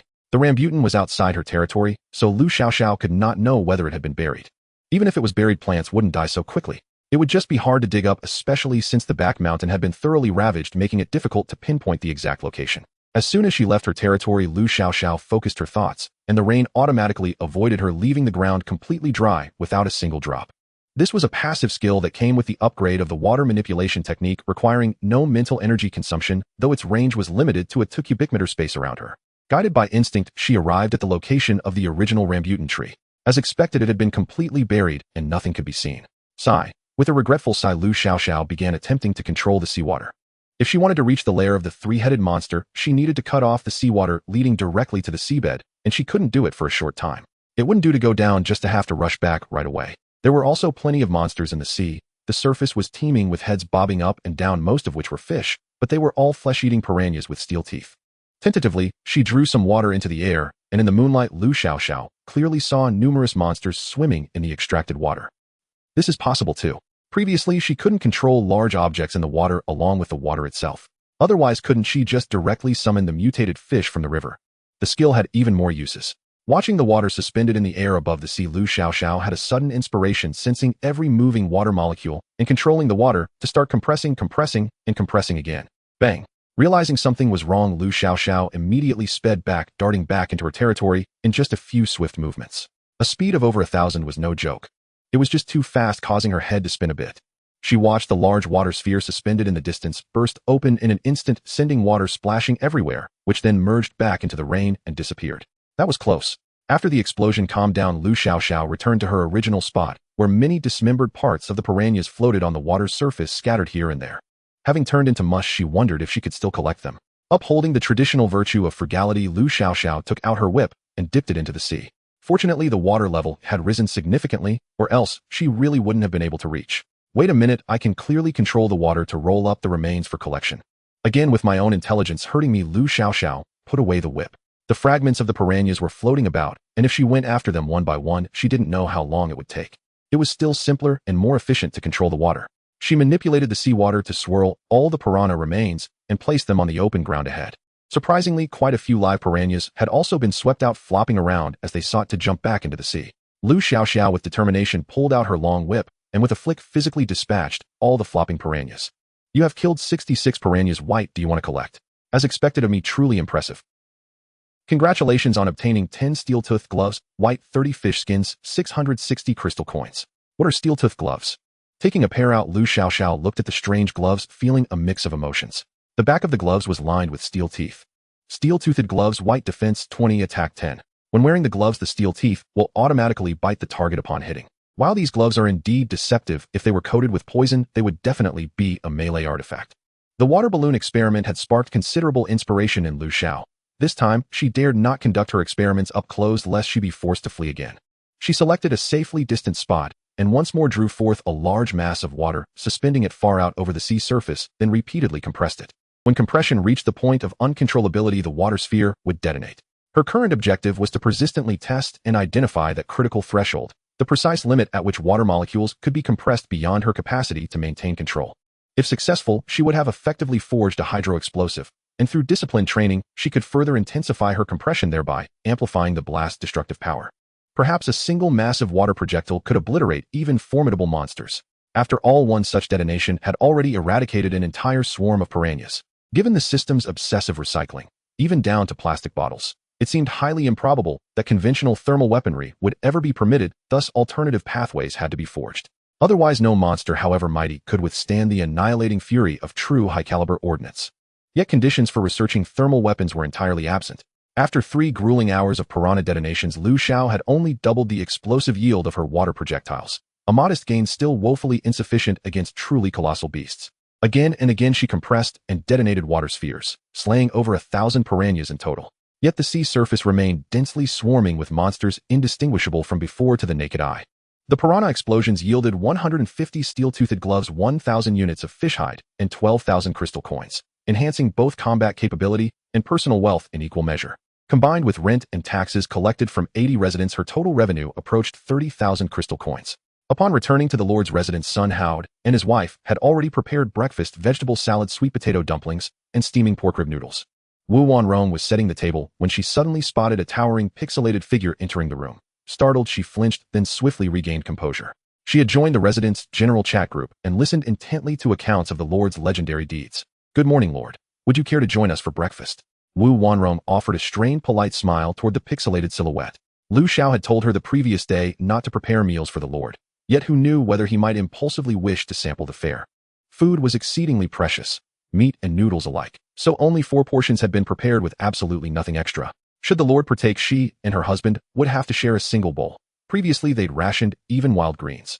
"Unnecessary. Do not prepare meals for me," replied Lu Xiao, the pixelated one, in a flat mechanical monotone before ascending the stairs. The aroma of noodles was irresistible. She needed to switch avatars immediately and feast. Just as she reached the 2nd floor, she encountered Li Ruoshi closing his bedroom door. "Why not sleep a little longer? I only slept around 4 or 5 this morning. Barely a few hours have passed." Li Ruoshi shut the door behind him. "My biological clock is well adjusted. You can still catch a second nap after breakfast." Lu Xiao hurried back to her room, changed clothes, and descended. The sole drawback of the system was its lack of clothing inventory. Her wardrobe consisted solely of fish-hide garments and gauzy attire. Most critically, no garment blueprints existed. Indeed, though using identical ingredients, a professional's craftsmanship far surpassed that of any amateur, even hers. As she stepped into the dining area just outside the kitchen, the rich, heady fragrance of pork rib noodles enveloped her. Li Ruoshi waited patiently for her to join him. "Uncle Sun, please join us for breakfast."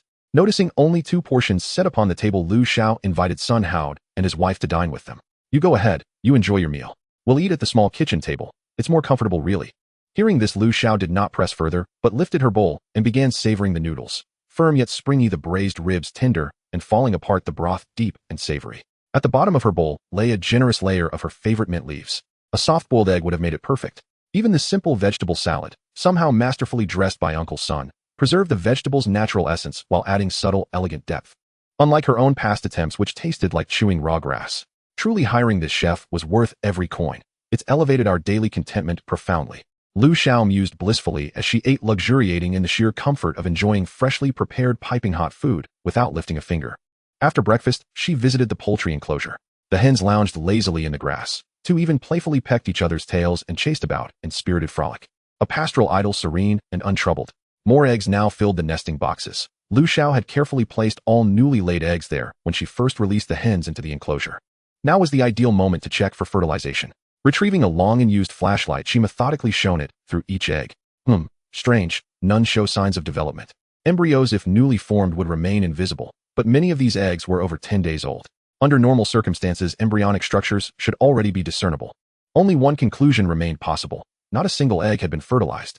With a look of profound disdain cast toward the rooster, Lu Xiao unceremoniously gathered every egg. 6 hens had begun laying on the 15th, nearly 2 eggs per hen each day, yielding 56 eggs in total, with today's quota currently standing at 1. The pristine white eggs rested in a wooden basin. Those laid recently were nearly as large as duck eggs, their shells smooth, clean, and utterly free of any trace of fecal matter. Logically, Xiao Shuiguai, the native entity, remained outdoors absorbing energy from the rain. Surely Tai Gongji too required similar absorption. Xiao Tai, come, I'll take you outside.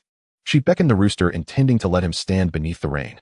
The magnificent cock, ever perceptive, strode toward her with haughty confidence. Its tiny black eyes gleaming, its posture regal, as if striding down a red carpet before adoring crowds.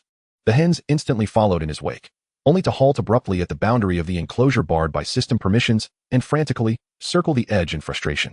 Lu Xiao led the rooster all the way to the territory's perimeter, only to find him shrinking back, hesitant to step into the rain. What's wrong? Don't you need to absorb energy to evolve? Could it be that the rooster was fire-aligned, and therefore incapable of drawing energy from water?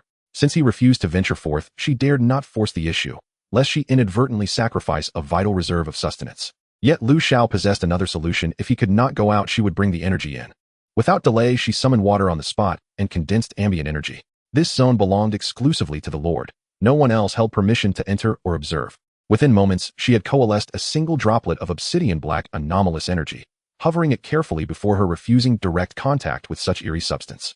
From the instant the black energy manifested, the rooster's beady eyes widened into saucer-like orbs, pure unadulterated longing etched across its entire countenance. You want it? Here, you may have it. At Lu Xiao's word, Tai Gongji leapt skyward in eager abandon, flapping powerful wings to snatch the droplet midair and swallow it whole. Whoa, so you can fly. Its iridescent plumage, long as a peacock's, shimmering gold and crimson, unfurled magnificently radiant as a divine bird descending from heaven.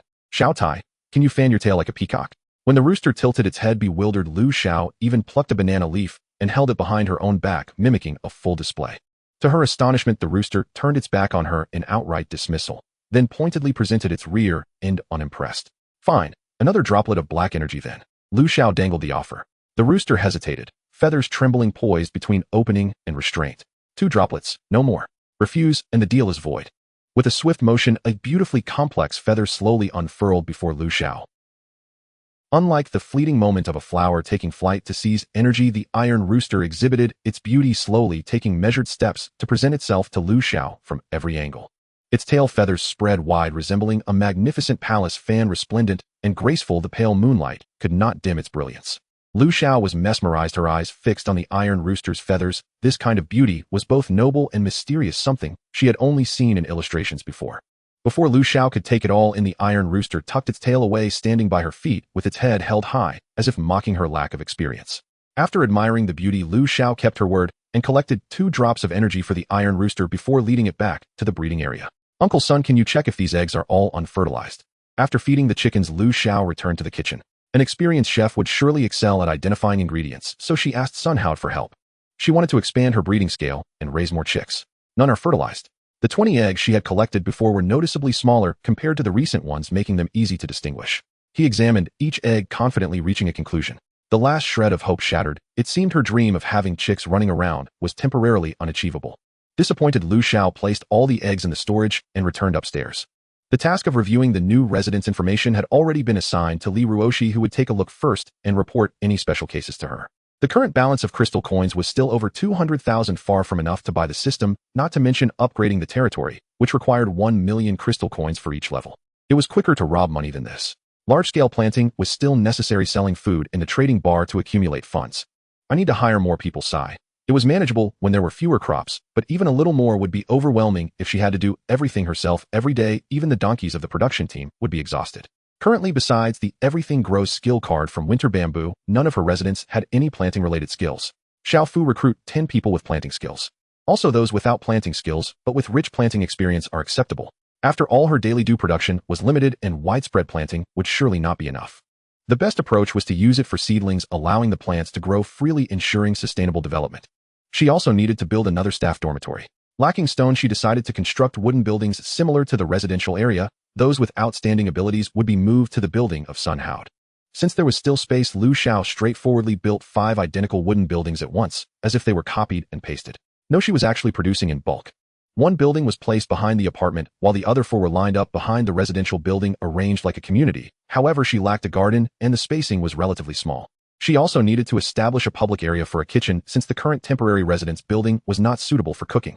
Yesterday afternoon, there was a blueprint for a stove among the dropped items. Stove white automatic oil fume discharge requires stone 10, or red iron, or 5, with a usage period of 1 year. Once again, she was back to the issue of stone. It seemed she needed to find someone specifically responsible for material procurement and exchange.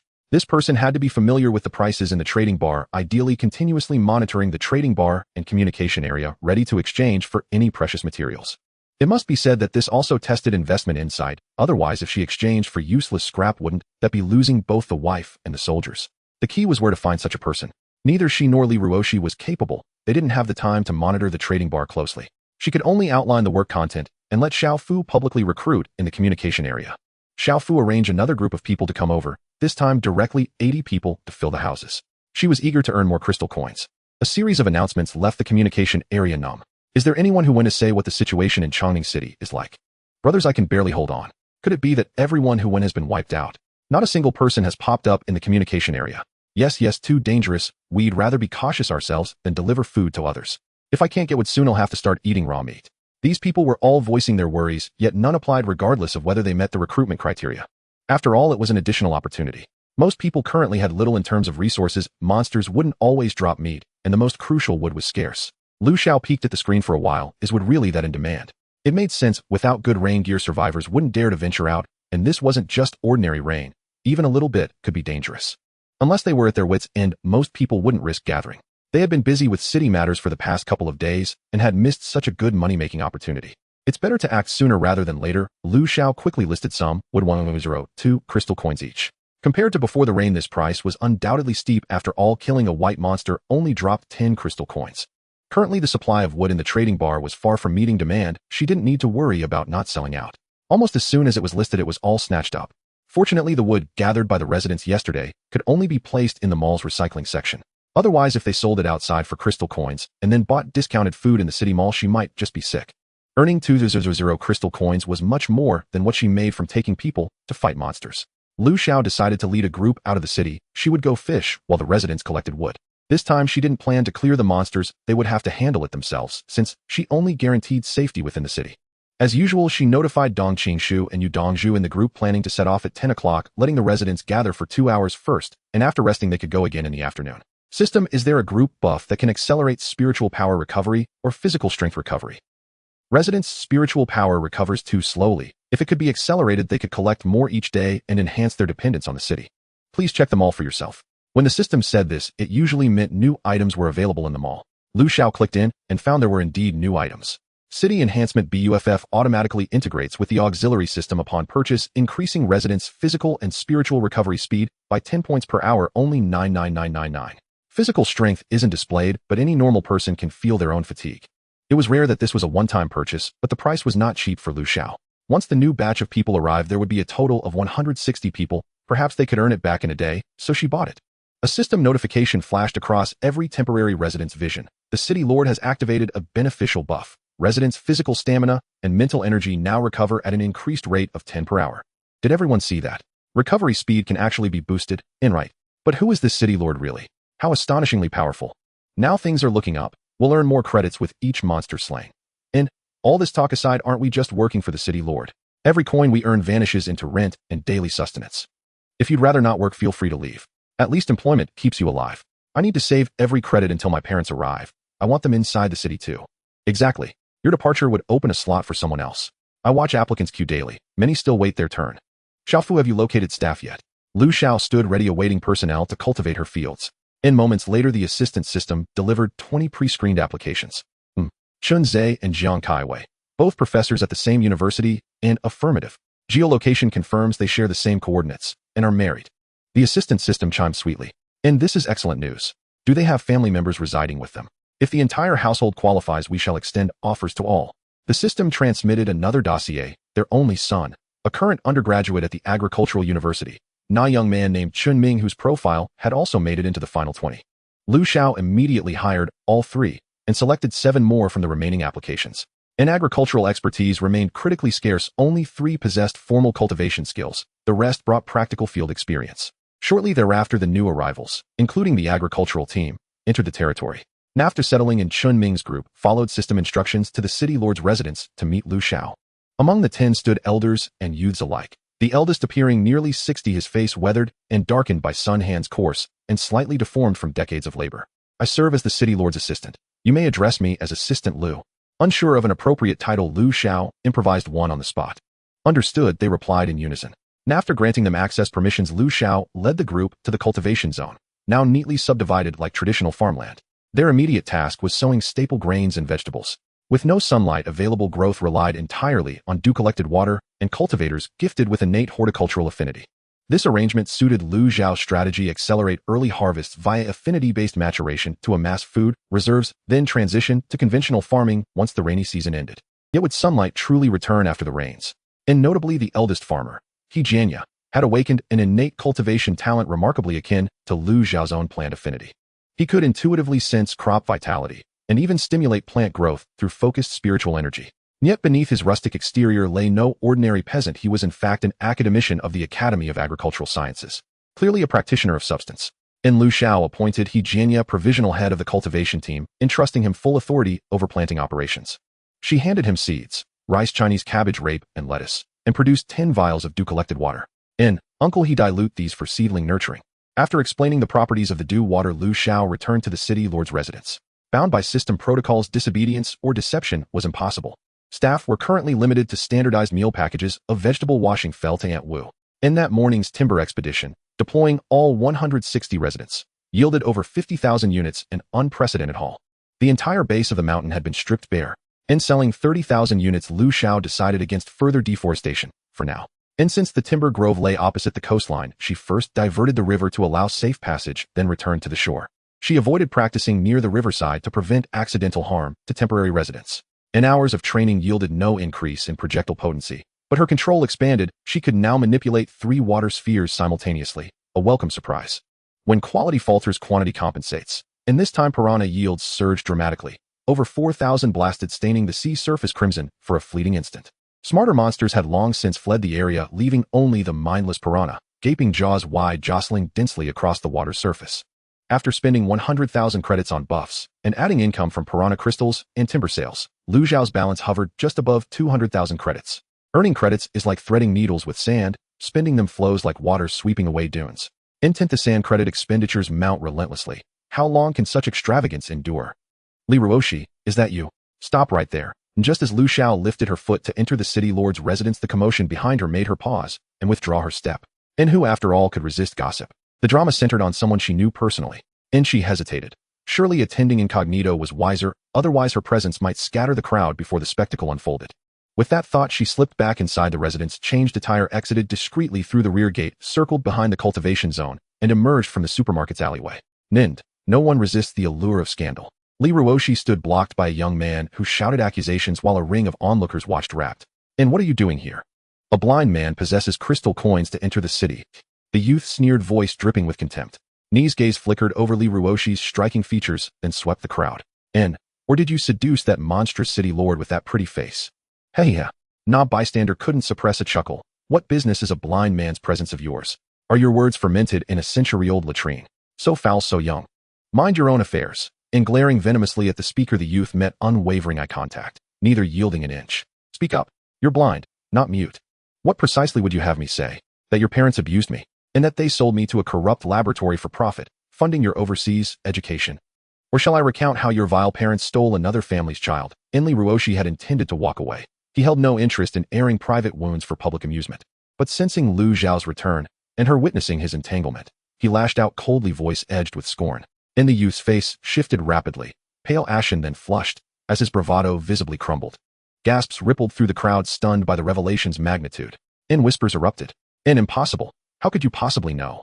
Did you encounter my parents? The youth bellowed, feigning courage, his finger jabbing dangerously close to Li Ruoshi's chin. Killed them, knees crimson, lips curled, half smile, half sneer, his beauty fierce as a fox spirit incarnate. Onlookers froze breathless. Without waiting for reaction, Li Ruoshi shoved past the crowd and strode purposefully toward Lu Xiao. The youth, who moments earlier had loomed so threatening, staggered backward, stunned speechless by those two quiet words, then tumbled flat onto his back, limbs splayed. You're lying, you're lying. He muttered, scrambling upright in disarray, then shrieked. You're lying, aren't you? Gazing at Li Ruoshi before her, Lu Xiao, were she as insensible as a wooden post, could still perceive the palpable weight of his dejection. Let's go back. Having spoken, she took his arm just as she had done back in the stone villa, like a protective elder guardian, guiding him firmly toward the city lord's residence. Dinner hour had long passed. Lu Xiao had earlier instructed Uncle Sun to prepare the meal accordingly, thus the two arrived at the residence precisely in time to sit down to a warm supper. Do you have questions for me? No sooner had Li Ruoshi settled into his chair than he blurted out the question to Lu Xiao. He feared her judgment, and dreaded even more that a single fissure might appear in the fragile trust between them. Let's eat first, then talk later. Her stomach was growling with hollow urgency, a physiological need demanded immediate appeasement. They ate in silence, Lu Xiao savoring each bite with quiet delight, while Li Ruoshi chewed mechanically, tasteless and distracted. Let's talk in my room. Lu Xiao beckoned after the meal. Uncle Sun and the others were still about. She had no intention of discussing private matters in public. Lu Xiao's chamber was exceptionally spacious. Its private balcony featured both a sofa and a small dining table, ideal for an intimate afternoon tea gathering. Mind your step, layouts differ between rooms. Mine resembles a presidential suite. Beyond the bedroom lie separate reception and work areas. They settled onto the balcony sofa. Lu Zhao's demeanor remained unchanged, warm, unguarded, familiar, easing Li Ruoshi's tension almost imperceptibly. Are you willing to tell me? If not, that's perfectly acceptable. Everyone holds private truths. I'm no interrogator nor a magistrate probing a case.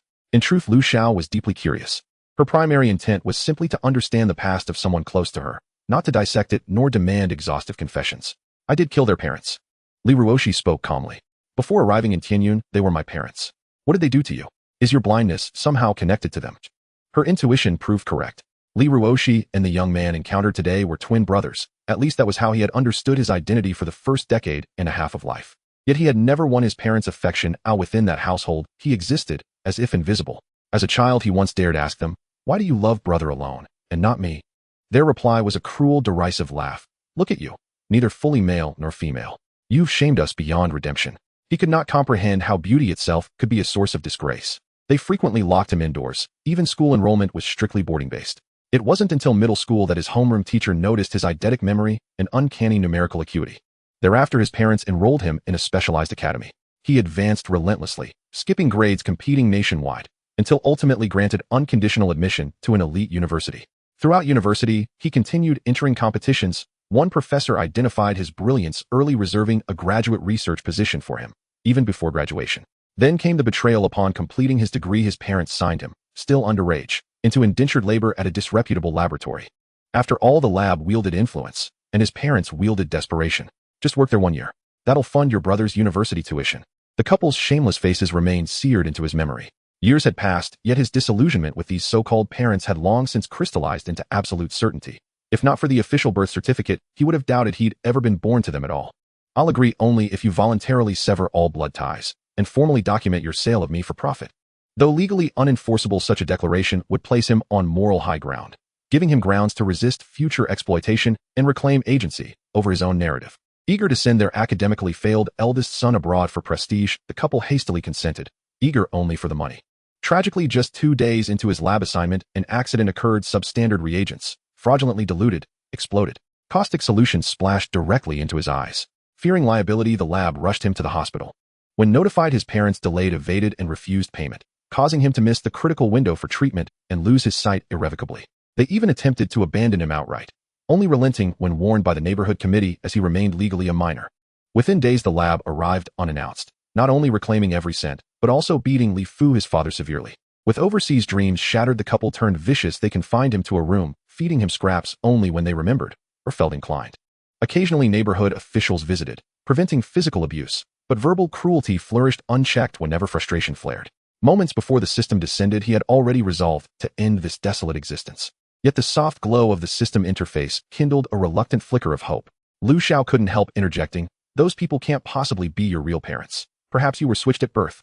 As a devoted homebody, she devoured countless novels, and tales of infant swaps between wealthy and impoverished families were among her most read tropes. "How did you know? Is it truly that obvious?" Li Ruoshi frowned, recalling his own fleeting suspicions, quickly dismissed due to the birth certificate. Perhaps he'd thought he was simply fated to lack parental bonds. "Does it even require deduction? That man was utterly ordinary, yet claimed as your twin. Impossible." Lu Xiao exclaimed, then cleared her throat. Please continue." Hearing how he'd been imprisoned and fed only cold leavings stirred a quiet sorrow. No wonder when she first found him, he'd been little more than skin and bone. "Later in Tianyuan, I was stranded on an island with that couple, and one other man." Li Ruoshi recounted, voice steady and measured. At first, none possessed tools, no axes to fell timber or upgrade their crude shelter. They huddled instead beneath a flimsy, grass-thatched lintel. On the second day, however, the other man produced an axe from nowhere. The couple attempted to ambush him and seize it, only to be soundly humiliated in return. Frustrated and thwarted, they reverted to their old habits, hurling vile insults at Li Ruoshi, reveling in his discomfort. On the third day, the stranger caught a wild rabbit, traded berries for flint, and roasted it over an open flame, sending the couple into grotesque paroxysms of hunger. They even proposed trading Li Ruoshi to the man for nothing more than a single rabbit leg. Though frail and emaciated, Li Ruoshi's striking features remained undimmed, enhanced even by his fragility. After brief consideration, the man agreed. "You'd trade away your own flesh and blood." Ruthless, the man tore off a leg and tossed it to Li Fu, Li Jianren, with biting mockery. Li Jianren, realizing law held no sway in this forsaken realm, abandoned pretense entirely and confessed, "Look at this boy's appearance. Do you truly think I could have fathered him? Truth is, he's my high school classmate's son." "Ha ha ha." Li Jianren crowed, smugness oozing from every syllable. "My wife bore twins. One died within a month, frail and sickly." He continued. "I prepared to erase his registration when I saw my classmate walking him in the park, so I quietly snatched him away. No surveillance there. Truly heaven smiled upon me." Li Jianren grinned triumphantly and spat. "That bastard always rubbed me the wrong way." Poor Li Jiashu spent years searching nationwide for his stolen child. Unaware his own son walked the same city streets mere steps from his side. Had he stayed put just once, perhaps they'd have brushed past each other, unrecognized, in some forgotten alleyway. Li Jianren's words pierced deeply into Li Ruoshi's heart, like a sharp blade, twisting painfully and causing him to bleed profusely. So this was the reason they had never liked him. No wonder whenever they discussed Li Jiashu, they would emit an inexplicable and smug laughter. He wished he could immediately take vengeance on his enemies, slaughtering those scum. Perhaps the heavens showed him mercy, for that very night an opportunity presented itself. With a supply from the system, he obtained a blue hand crossbow. When that man arrived at his small cottage, before he could make a move, he was sent away with a single arrow. The couple behind soon realized the man was missing, and amidst their shock, the first thought that came to their minds was how to kill him. They were likely feeling guilty about their intentions, fearing Li Ruoshi would strike first. The two dim-witted individuals stumbled upon a group of wild boars intending to push Li Ruoshi into the herd, but before they could get close, he shot one of them with an arrow. After killing the man, Li Ruoshi waited for the chance to eliminate this pair of scoundrels. However, they were wary of him and dared not approach easily. Having avenged his grudge, the distant group of wild boars also noticed him. A wild boar charged at him, leaping down from a height, and its sharp tusks pierced into his thigh. He was knocked into the sea with a piece of his thigh flesh still caught on the boar's tusks. Then came the peril at sea, leading to the awakening of his talent. Ultimately, saving him was Lu Xiao. To discover that the parents he had called for over a decade were actually his enemies, and that they had died at his own hands, brought a significant psychological blow to the still underage Li Ruoshi. Thus, when he first encountered outsiders, particularly those with ill intentions, he inevitably exhibited some stress reactions. Sigh. Upon hearing the other's dramatically tragic experience, Lu Xiao could not help but sigh in sympathy. "Do you think I am too cruel? After all, they lived with me for many years, and even raised me." After recounting his own experience, Li Ruoshi hesitantly voiced his inner concern. "It's fine, it's not your fault. If it were me, I would wish for nothing more than to torture my enemies to death," Lu Xiao replied indignantly. "And those human traffickers deserve a terrible fate. You did well." Lu Xiao even gave a thumbs up, not caring whether the other could see. "If you can still forgive them, then you must be a saint, like the kind that netizens would come to fork you." Suddenly Lu Xiao remembered something. That pair of scoundrels' son must have known by now, right? Should I just kick him out then? Yes, he must have known for a long time, but wouldn't it be a bit too harsh to kick him out? The cold expression on her face softened slightly. While saying they shouldn't, the joy on her face was nearly overflowing. Xiao Fu, send that man from today back and return his rent as well. After giving the order, Lu Xiao changed her mind, settled the payment by the hour, and returned the rest to him. She wouldn't let anyone take advantage of her. Then you would know about your biological parents, right? Since they have never given up looking for you, they must be very eager to meet you. I'm sure Li Ruoshi feels the same. Having never received love since childhood, learning that his biological parents have not given up on him must make him long for recognition. Lu Xiao had seen many news reports where parents spent their entire lives searching for their lost children, yet amidst the vast sea of people the chances of finding them were minuscule. When a child is lost, the once happy life shatters and life becomes chaotic and tragic. Hearing Lu Xiao mention parents, Li Ruoshi could not help but show a hint of anticipation. In the same city, he had also heard neighbors speak of the tale of a man who searched thousands of miles for his child, and even Li Jianren and his wife often discussed it. Initially, he felt sympathy, not realizing he was the protagonist of that story. I only know his name, Li Jiashu. His voice was low, akin to whispering secrets with a desk made in class, imbued with an undetectable excitement. Lu Xiao immediately arranged for Xiao Fu to give special attention to this name. Of course, one's own people should enjoy different treatment, and she was filled with admiration for someone who had not given up searching for their child for over a decade. Finding someone requires not only physical effort, but also mental torment, with hopes dash time, and again, who can persist? How many people after experiencing despair choose to give up and raise another child? No one is at fault. The blame lies with the despicable human traffickers. And that young man, just a second before being sent back, had been cursing Li Ruoshi, secretly plotting to take revenge on him if he got a chance to leave the city. Yet the next moment, he found himself in his shabby wooden hut. Outside, the rain was pouring and distant roars echoed, causing him to start feeling scared. How did I come back? Is it Li Ruoshi's doing? He was about to go to the city chat group to plead his case, but when he opened the system page, the group was gone, having long been kicked out. Everything related to Chongning City had vanished. Only the sweet potatoes he had exchanged for remained as proof that he was not dreaming. Li Ruoshi, you shameless vixen, colluding with a non-human monster to harm me. One day I will skin you alive. He spewed foul words, his eyes filled with madness and jealousy. Though he and Li Ruoshi appeared to be brothers, neighbors had always pointed out they did not resemble each other. One was exceptionally striking, while the other was plain and unremarkable. Later, when their parents sent Li Ruoshi to a boarding school, he felt a bit better knowing he would only return every 2 or 3 months. Cursing incessantly, he eagerly clicked on the notification for the chat area, planning to apply for another entry to the city. Compared to the monster, Chongning City was undoubtedly the better choice. You have been blacklisted from Chongning City and cannot apply. The text in the system message plunged him into despair, an icy chill creeping up from his feet, making him feel as if struck by lightning. Li Ruoshi, you. Right, Li Ruoshi. I will plead with him. I am his elder brother. I forgive him for killing my parents. He will surely be grateful to me, and I can still enter the city. But I don't have him as a friend. The young man babbled like a fool, laughing one moment, and then bursting into tears the next. His resources had long been depleted, and he was targeted by a mutated giant snake. At the critical moment, through sheer luck, he managed to pass the application, escaping the fate of being torn apart by the monster. Sweet potatoes, I still have sweet potatoes. I can exchange them for weapons. Realizing this, he took out the sweet potatoes and was about to put them on the shelf, but failed. Chongning City resources have trading restrictions. A shelving failed. The monster's voice grew closer, and he had no choice but to seek help in the chat area. Someone please save me. I'm about to be bitten to death by a monster. Which kind-hearted person can lend me a weapon?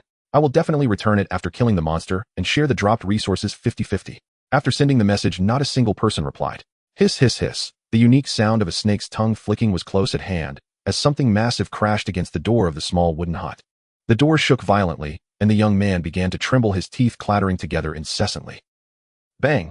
Within seconds, the door could not withstand the pressure and cracked open. The dark, monstrous python stared at him with eerie yellow eyes, its forked red tongue flicking in and out. I don't want to die. The will to survive overcame his fear, and the young man escaped through the gap between the broken door and the snake's body, plunging into the ring. Unfortunately, a hunter will never easily give up its prey. Li Jianren's words pierced deeply into Li Ruoshi's heart, like a sharp blade, twisting painfully and causing him to bleed profusely. So this was the reason they had never liked him. No wonder whenever they discussed Li Jiashu, they would emit an inexplicable and smug laughter. He wished he could immediately take vengeance on his enemies, slaughtering those scum. Perhaps the heavens showed him mercy, for that very night an opportunity presented itself. With a supply from the system, he obtained a blue hand crossbow. When that man arrived at his small cottage, before he could make a move, he was sent away with a single arrow. The couple behind soon realized the man was missing, and amidst their shock, the first thought that came to their minds was how to kill him.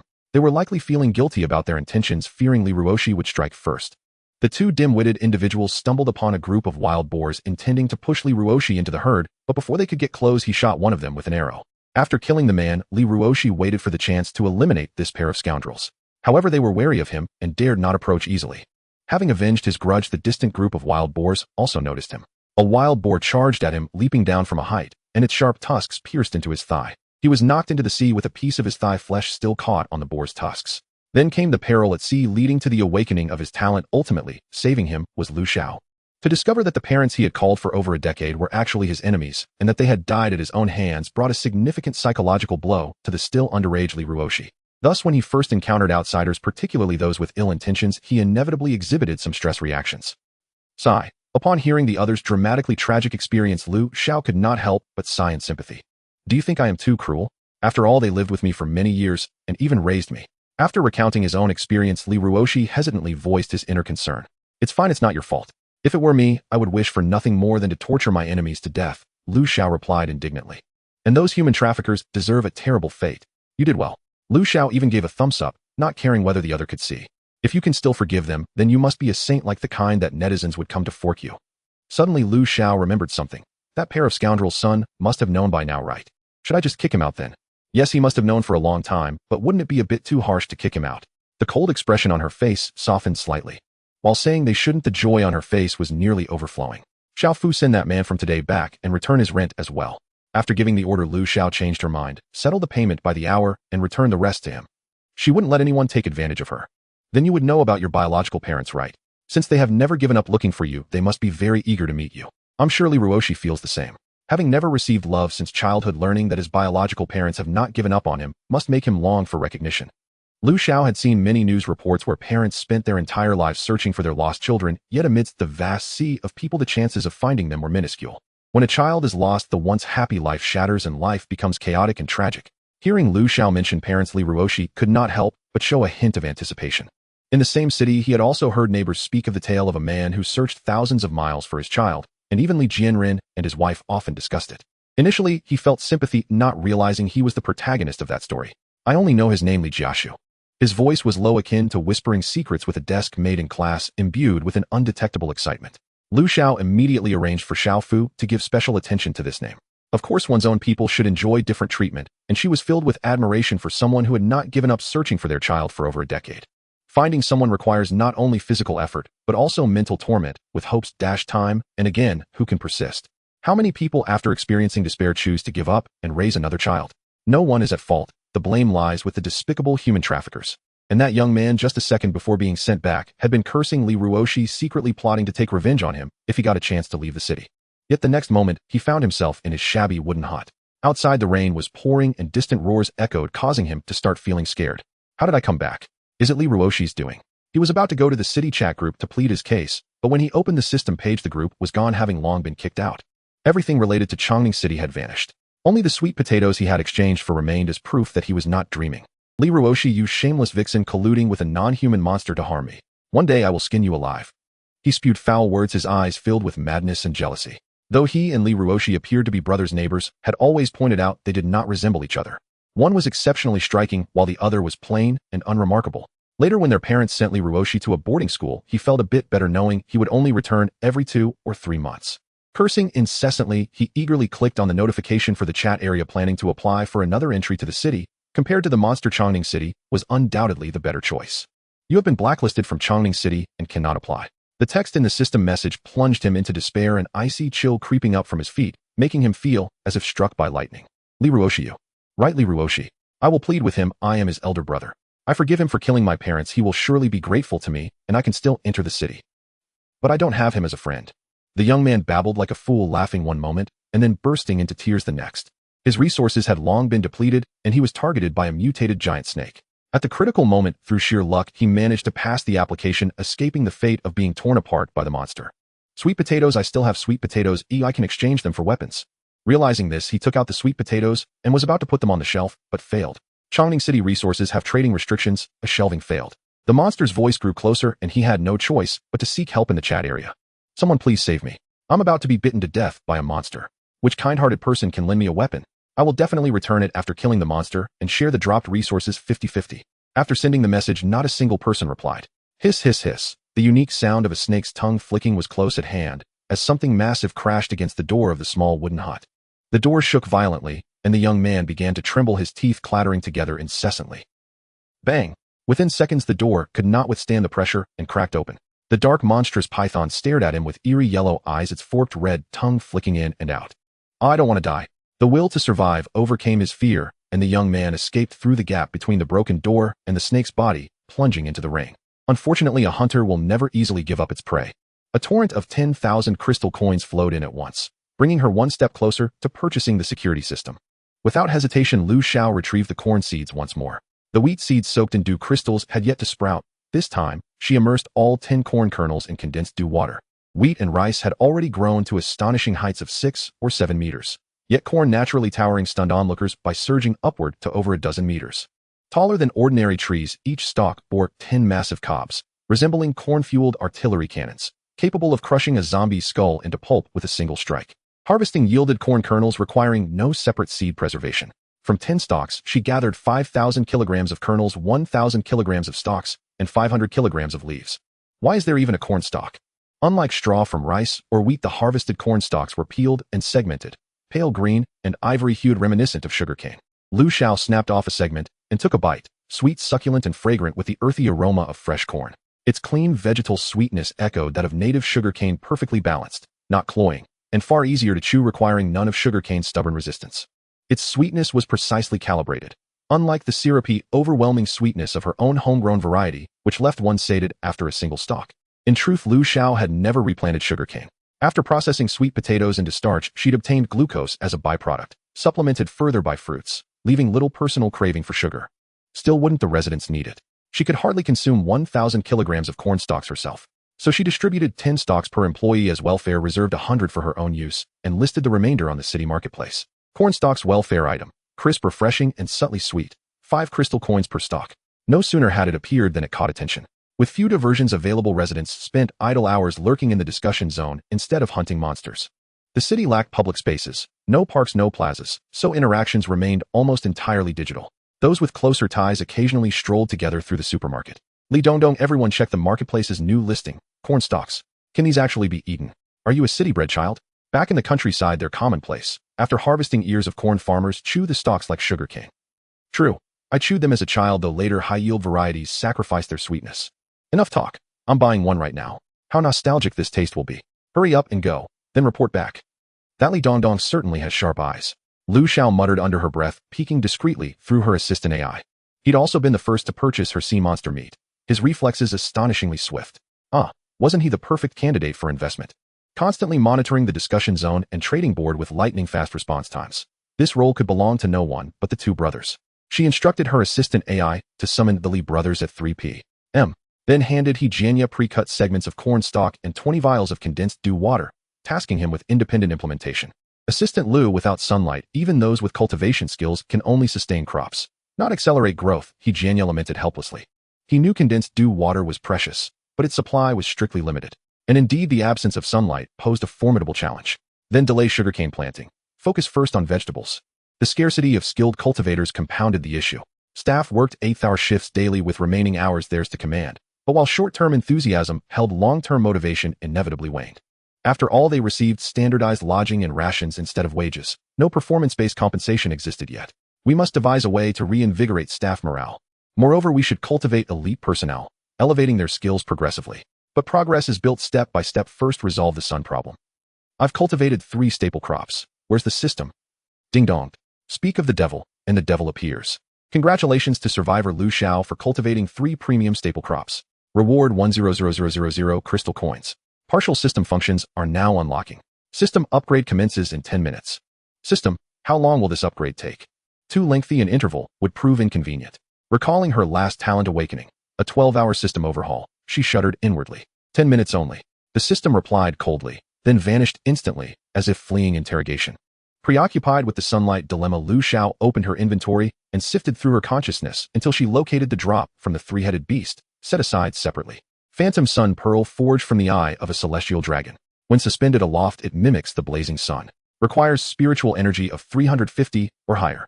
Perfect. Her spiritual energy stood at exactly 351, barely clearing the threshold. While activating it simply produced that oppressive pre-storm heat, she wondered skeptically. After a moment's pause, she resolved to proceed. Please confirm usage radius restricted to controlled territory and ambient temperature. It offered adjustable parameters. Prioritizing resident comfort, Lu Xiao set the residential zone to a constant 25°C, while raising the cultivation zone to a steady 30°C. Residential sunlight followed natural diurnal rhythms, whereas the cultivation zone received extended photoperiods optimized for growth. Once configured, she activated the pearl, immediately forging a mental link with it. It settled into her consciousness like a luminous gem, fully responsive to her will. Gradually ascending, the phantom sun pearl expanded in size as it rose, transforming into an artificial sun suspended directly above the heart of her domain. Sunlight, pure, sovereign, unmistakably solar, flooded the land. Days of rain-dampened gloom dissolved beneath its radiance. Even the pale lunar glow paled in comparison, utterly eclipsed. The sun's out. Those idling outdoors noticed instantly, and rushed to open group chats. Everyone come out and bask in the sun. How can there be sunshine during rain? Are you delirious? Better rest. Wait for the city lord to control the weather, then hunt monsters and earn coin. It really is sunny. Wow, the sun's out. Do monsters vanish now? I'm returning to my log cabin. Are they truly gone? Then I'll return too. Life may be harder alone, but at least rent isn't a burden. The chat erupted in speculation. Residents poured from their quarters, reveling in this rare golden gift. A crowd gathered in the plaza before the supermarket. Whoa, the rain continues just beyond our borders. Only within our territory does the sun shine. Those who'd sprinted to the perimeter returned breathless. Could this be the city lord's latest technique? Be confident, it must be. At last, I'm washing my clothes again, right away. A communal laundry room sat adjacent to the bathhouse. Crystal coins required for access. Most thus washed garments mid-shower, then rinsed them once in the laundry room to conserve coin. Though moonlight provided illumination, its chill prevented proper drying, leaving clothes damp and musty. Assistant Lou, has the sun suddenly appeared in the planting area? Is it the lord of the city who did this? Jania sent a message in the group, unable to think of anyone else but the legendary mosaic city lord. Yes, the temperature for growing plants is different from the outside. After replying, Lu Xiao suddenly remembered that her employees were still wearing thick clothes. Would it cause heatstroke if it continued like this? Although she had gauze, she couldn't make clothes. Moreover, she had never seen clothing blueprints. It would be better to find a tailor. Temporarily, she just needed to provide the blueprints, and then she could mass-produce them, even keeping some for herself and her family. Since they all had their own territories, if life continued to be as miserable as before, what was the point of doing anything? She simply instructed the auxiliary system to post recruitment information for tailors both within the city and in the communication area. If there were conditions that met the requirements within the city, it would be even better, and it would save a spot for a temporary resident. System upgrade complete. Survivors please explore by themselves. The system sent a notification, and Lu Xiao eagerly opened the system. The system panel had undergone a tremendous change, truly a complete transformation. The previous pages were all condensed into the personal center. If the former was a personal panel, then now it was equivalent to a management panel. There were thousands of densely packed communication areas. The one she was in was just one of them, numbered H233. In the upper right corner of each communication area, there was a number labeled XXX100000, indicating that each communication area started with 100,000 people. Entering H233, the upper right corner displayed 999110000, not even 1/10 remaining. The situation outside was far worse than she had anticipated. After checking several other communication areas, she found that the situation was not much different. Only occasionally were there a few with over 20,000 remaining. Even so, Lu Xiao could not open her territory to allow everyone from the outside to enter, as this was something she had purchased with crystal coins. Every crystal coin was hard-earned. Lord Information. What is this? Below the communication area, there was a section titled Lord Information. When Lu Xiao clicked on it, she found it was actually a ranking list.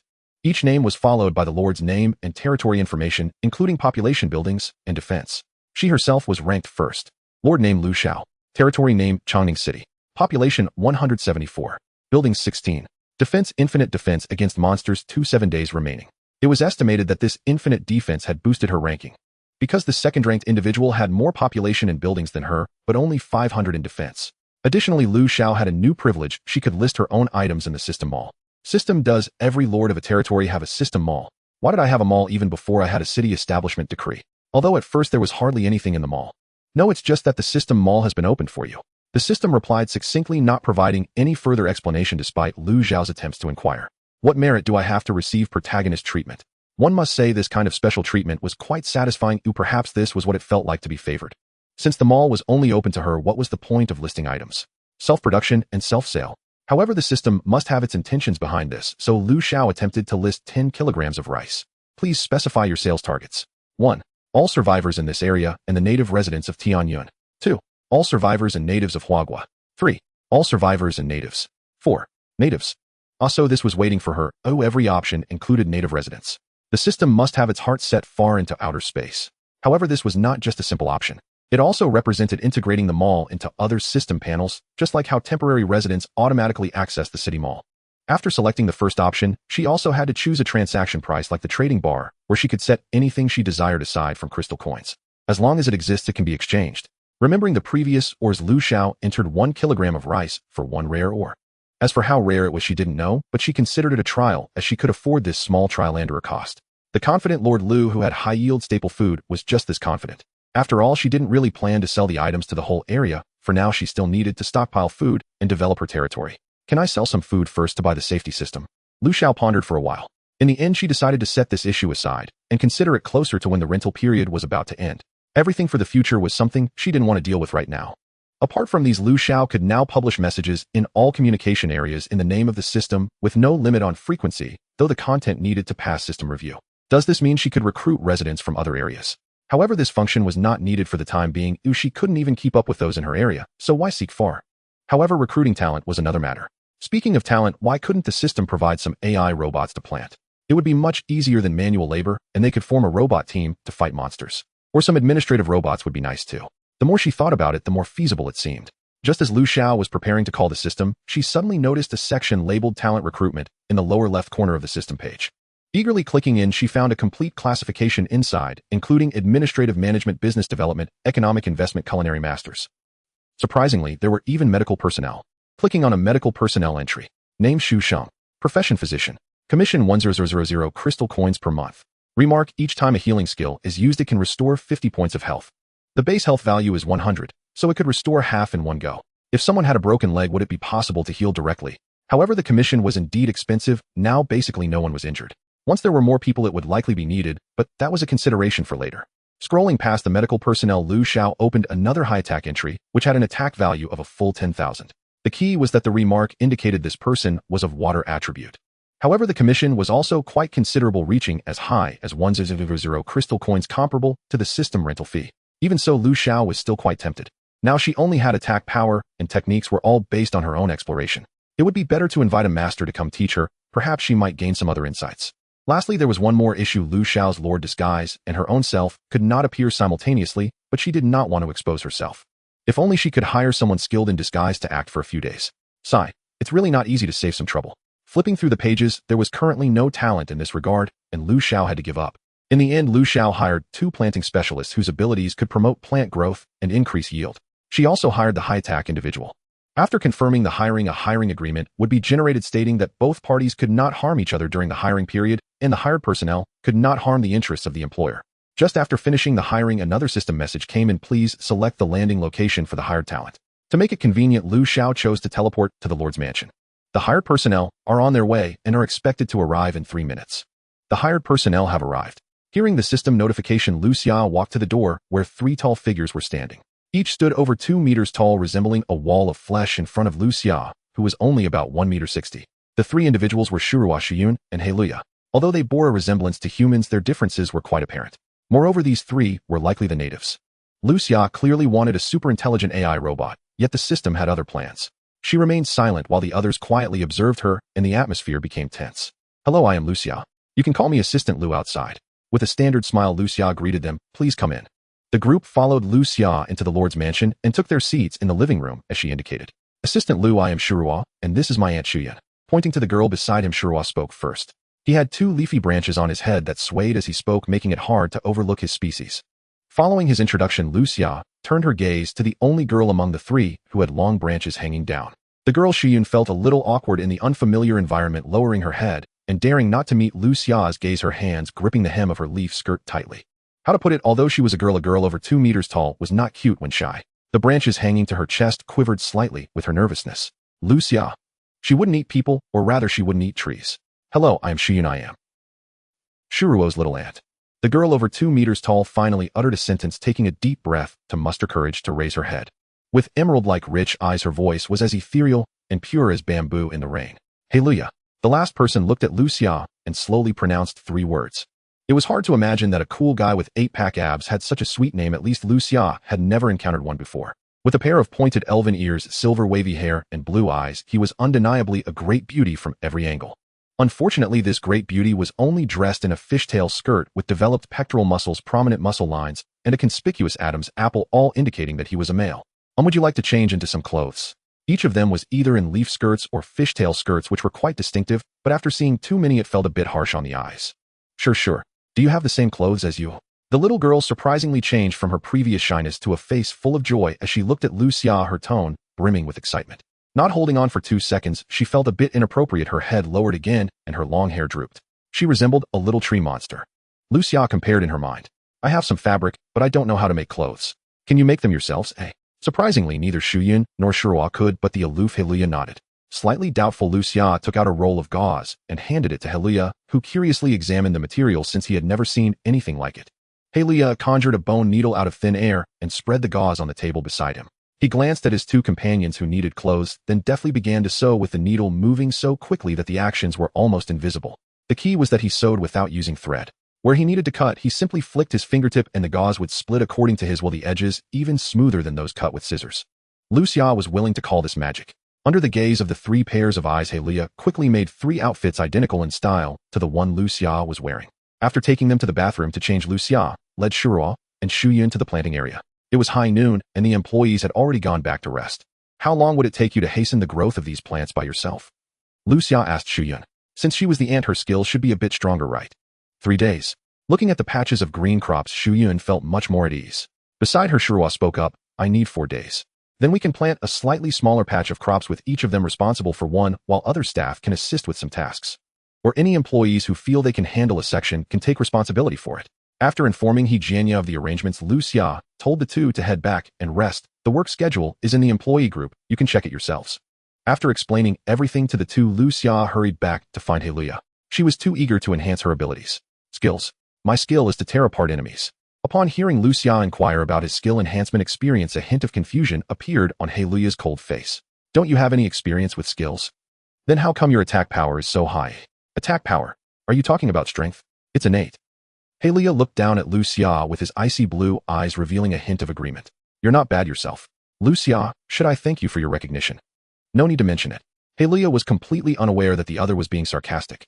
Few humans had earned his recognition, and Lucia was the first. After all, this was also his first contact with humans. The control of water is an innate ability of our race. Perhaps you could join us. Helia looked at Lucia approvingly, extending an olive branch. So you have no other way to enhance my strength. He wondered if he was a spy sent by the system trying to recruit her right away. Lucia pondered whether she could get the commission refunded if she terminated the hiring now. You need to demonstrate your skills to me first. Sensing Lucia's disdain, Helia slowly sought to make amends. There's no better day than today, let's do it now. After saying that, Lucia donned a mosaic and stepped out, first motioning for Helia to follow. His towering height gave off an oppressive feeling when he walked behind her. The 2 walked to the edge of the territory, one after the other. Helia saw Lucia raise her hand, and the rain gathered high in the sky, not a single drop falling. Your skill is impressive. This time he genuinely complimented her. Their race lived thousands of meters below the sea, and to adapt to the environment, they evolved powerful physiques naturally attuned to water. At that moment, he even felt that Lucia's control over water was not inferior to that of any of his kin. It was just that she lacked a certain understanding of water, preventing her from achieving a close connection. You are repelling water. Helia observed and reached a conclusion. Her skill was to control water, but her control was a form of rejection, even disgust, wanting to keep the water away. This sense of rejection was like a chasm between her and the water. If you cannot solve this problem, this should be your limit. Helia coldly revealed the truth. The reality was just as he stated. Lucia's current water control skill was intermediate, but she had a sense that it would be hard to advance further, otherwise she wouldn't have spent 100,000 crystal coins to find a teacher. You must view water as part of yourself. You are water, and water is you. Only by merging can you wield it as you wish. Seeing Lucia seem to understand, Helia continued to elaborate. For several days, Lu Xiao devoted herself to mastering her skills alongside routine administrative duties, striving to overcome her deep-seated fear of water and cultivate a stronger affinity with the water element. Yet such intuitive resonance cannot be summoned at will. During this time, her water manipulation frequency increased markedly. Yu Dongzhu and Dong Qingshu, after formal consultation, led expeditions beyond the city walls to hunt monsters.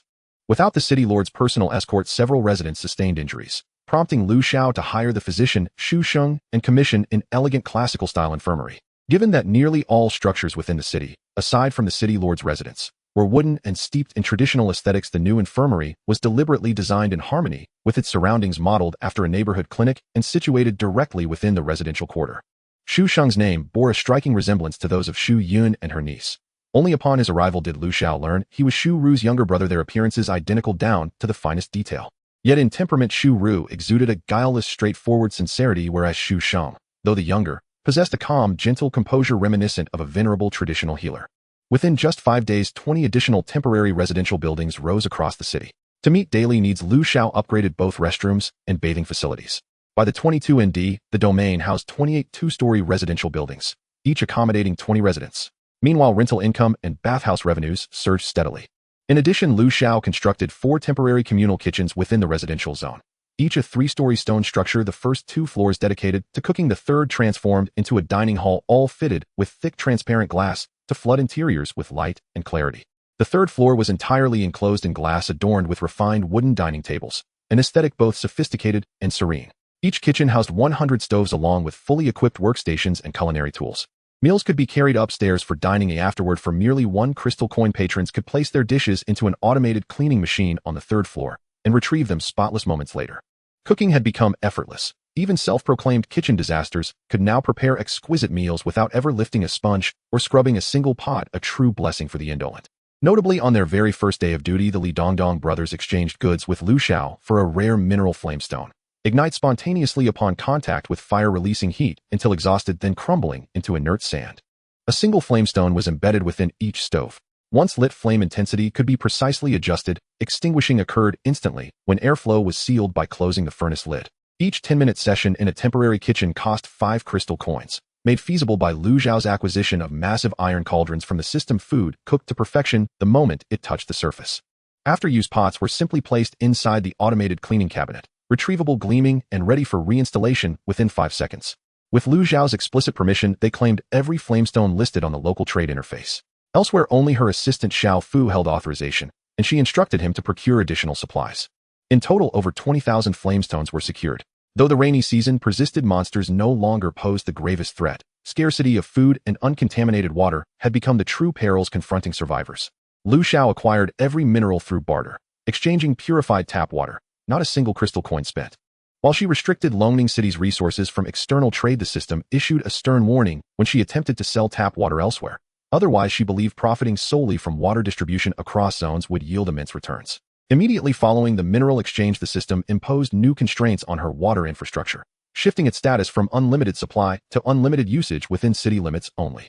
Ever since the temporary kitchens opened, Yu Dongzhu's family ceased purchasing pre-packaged rations from the marketplace. Their homemade meals rendered the commercial offerings utterly unpalatable by comparison. She wondered how she'd ever found those rations delicious before. Perhaps hardship had lent even meager fare a deceptive richness. Hunger, after all, makes any meal sublime. Mom, let's steam some rice today and make braised pork belly. I'm craving it. Yu Qiucheng gazed longingly at her mother Wang Shui. The marketplace's inventory grew steadily, though fresh vegetables and grains remained scarce. An increasing variety of meats now lined the shelves.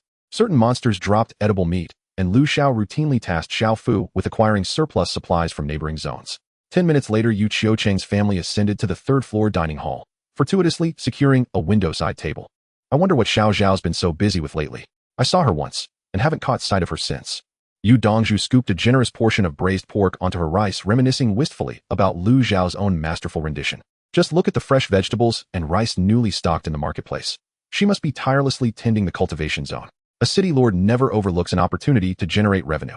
Swallowing a mouthful, Yu Qiucheng offered reassurance. There have been many newcomers lately. She'll likely settle into a rhythm soon.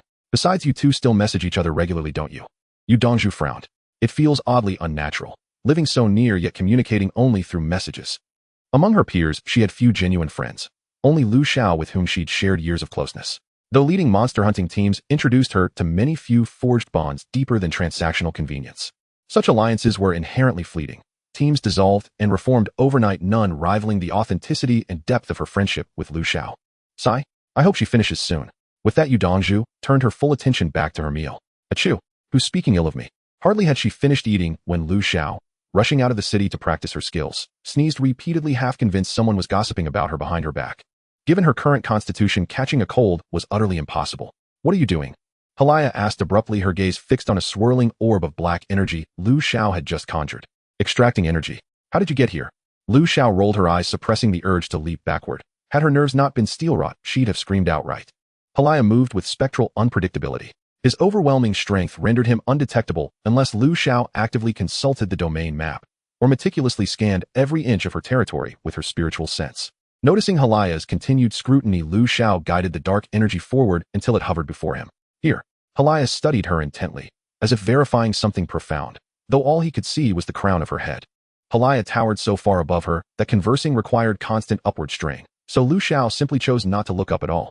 Ever since tasting Uncle Sun's cooking, Halaya had become utterly obsessed with gourmet fare, summoning increasingly exotic and bizarre ingredients for Uncle Sun to transform into delicacies. Lu Xiao, happily included in these feasts, raised no objections. What truly astonished her was Halaya's metamorphosis at the table. Shedding his customary icy aloofness, his eyes shimmered with starlit delight as he beheld each dish. His dining manner was unhurried, dignified, like a noble refined over millennia, provided one overlooked the fact that his plate emerged cleaner than if licked by a hound. He reached out, took the black energy in hand, and swallowed it whole. Lu Xiao, she'd only meant for him to examine it, not consume it. Sighing inwardly, what was done, and demanding he regurgitate it would be absurd. She blamed herself for poor articulation. Ding dong. Halaya has refunded your commission, 100,000 crystal coins. This energy suffices as payment. Thank you. Halaya spoke with quiet satisfaction, his tone softened, almost warm. What specific use does this energy have for you? Although Lu Xiao knows that the energy can enhance the power of the indigenous people, the specifics remain unclear, making it impossible to assign a value to the black energy. It's equivalent to 1% of my strength, I suppose. Hai Liya seemed a bit reluctant to part with it. Seeing that Lu Xiao still didn't understand, he added, for us, it's like 10,000 crystal coins. Then why did you refund the entire rent? This kind of energy is more precious to me, just like two currencies. You may not necessarily exchange them if their purchasing power is the same. I understand now. Oh, I will trade with the indigenous people using black energy, saving some crystal coins in the process. Is there any way to store black energy? If I store it directly in space, I'm afraid it will contaminate other things. After all, I'm not familiar with foreign energy and cannot guarantee that it will stay in a designated place like other inanimate objects. Perhaps you could try to crystallize it, Hai Liya suggested after pondering for a moment. Considering that Lu Xiao might not achieve this in the short term, he took out a huge shell. Now you can store it in here. This energy is not a fixed energy like crystal coins, it has a certain uncontrollability. Because of this, when he saw Lu Xiao extract the foreign energy from the rainwater, he felt unsettled. If all foreign energy could be transformed into absorbable pure energy, wouldn't that mean no more monsters would arise? Thinking of this possibility, Hai Liya couldn't help but scrutinize Lu Xiao seriously. At first he didn't understand why that person summoned him, but now he was beginning to grasp it. Although her power is not strong enough, yet it still gives him a glimmer of hope. What is this? Looking at the large shell that the other person pulled out, which could completely shield him and could even be used as a bed, Lu Xiao hesitated whether to reach out for it. Forget that you're a small one, this thing can shrink freely, Hai Liya said while demonstrating. Just press the middle pattern to make it smaller and press the left pattern to make it larger. A stop when it's suitable. Is it that magical? How big can it get? Lu Xiao couldn't help but ask. If it were as big as a warehouse, how much energy could it hold? Even if she worked tirelessly for decades, would it ever be filled? Just now that was its maximum size. Hai Liya handed her a fist-sized tridacna, saying, it's a gift for you. Oh, that's too generous, thank you. Lu Xiao quickly accepted it, looking just like a child during the new year, refusing the elder's red envelopes while reaching into her pocket. Looking at the shell in her palm, which was mostly white with a hint of pink and surrounded by 2 rings of orange, she couldn't help but exclaim, it's so beautiful. However, such a beautiful shell that can change size must not have been an ordinary creature when alive, she thought, and asked aloud. She is from the Tridacna tribe, infected by polluted energy, and ended her life before losing her sanity. Hai Liya turned around, gazing at the boundless sea ahead. His voice gradually floated over like ethereal clouds, faint and elusive, his back appearing somewhat melancholic. Is it really good to use someone else's remains as a container? The foreign energy you extracted is pure, without pollutants. Perhaps one day you can return this world to normal. The drawing is quite nice. That would be even better with some sesame sprinkled on it. Reading 100 times, the meaning appears naturally. For Lu Xiao, it's practicing 1,000 times until inspiration reveals itself. Until the afternoon, Lu Xiao almost gave up when suddenly everything clicked. She closed her eyes and stopped thinking about controlling any specific area of water, slowly merging her consciousness into the water. At that moment, her consciousness fused with the water, and the water became her hands, her eyes, her ears. It was as if she had transformed into a drop among countless raindrops falling from the sky into the soil or striking the leaves, and in an instant she was back in the sea, blending with endless rainwater indistinguishable from one another. Following the rainwater, she sensed countless creatures quietly undergoing mutations. Branches sprouted eyes and claws, and crawling insects grew massive wings. The most severe changes were in the ocean. Once the polluted water blended and no creature in the sea was spared, and those on the surface were particularly prone to mutations. The mutated monsters continued to prey on normal creatures, as if intent on turning the entire world into monsters. With a thunderous roar, Lu Xiao's consciousness finally returned to her body. Opening her eyes, she stared blankly at her surroundings, momentarily lost in confusion, unable to distinguish between illusion and reality. Her body felt as though she hadn't eaten for 10 or 15 days, utterly devoid of strength, and her mind felt as heavy as ice. Lu Xiao simply lay down on the spot. She resembled a stranded salted fish. Gathering her focus, Lu Xiao opened her personal panel. Her spiritual power was barely hanging on, so she quickly pulled out a tube of crystal dew and drank it all in one go. Once again I almost put myself in danger. But the gains were tremendous.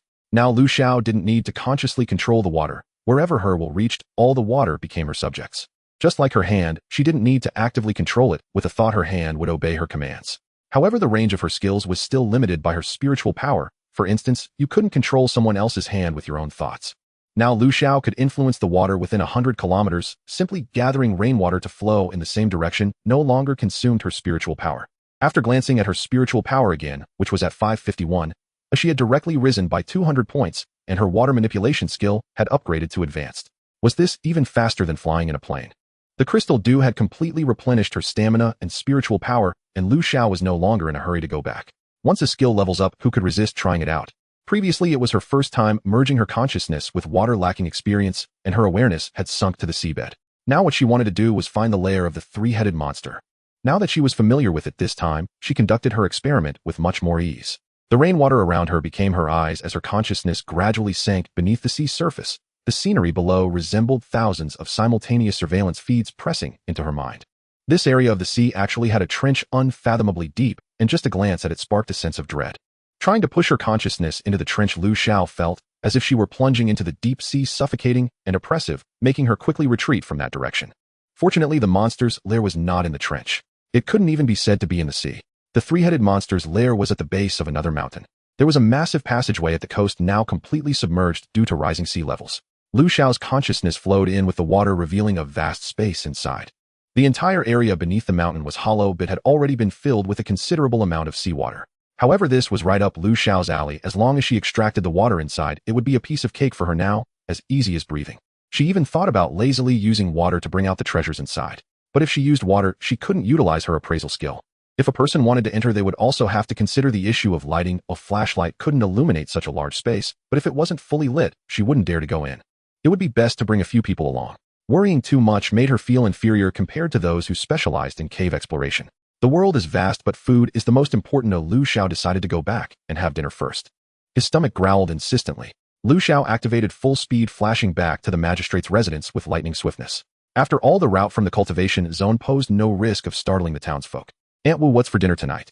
Lu Xiao had barely changed out of her outer robe and descended the stairs when the rich aroma enveloped her. She couldn't resist asking. Aunt Wu called back loudly from the kitchen, "Seafood banquet tonight. Almost ready." Learning it would still be a while, Lu Xiao retreated to the living room to wait.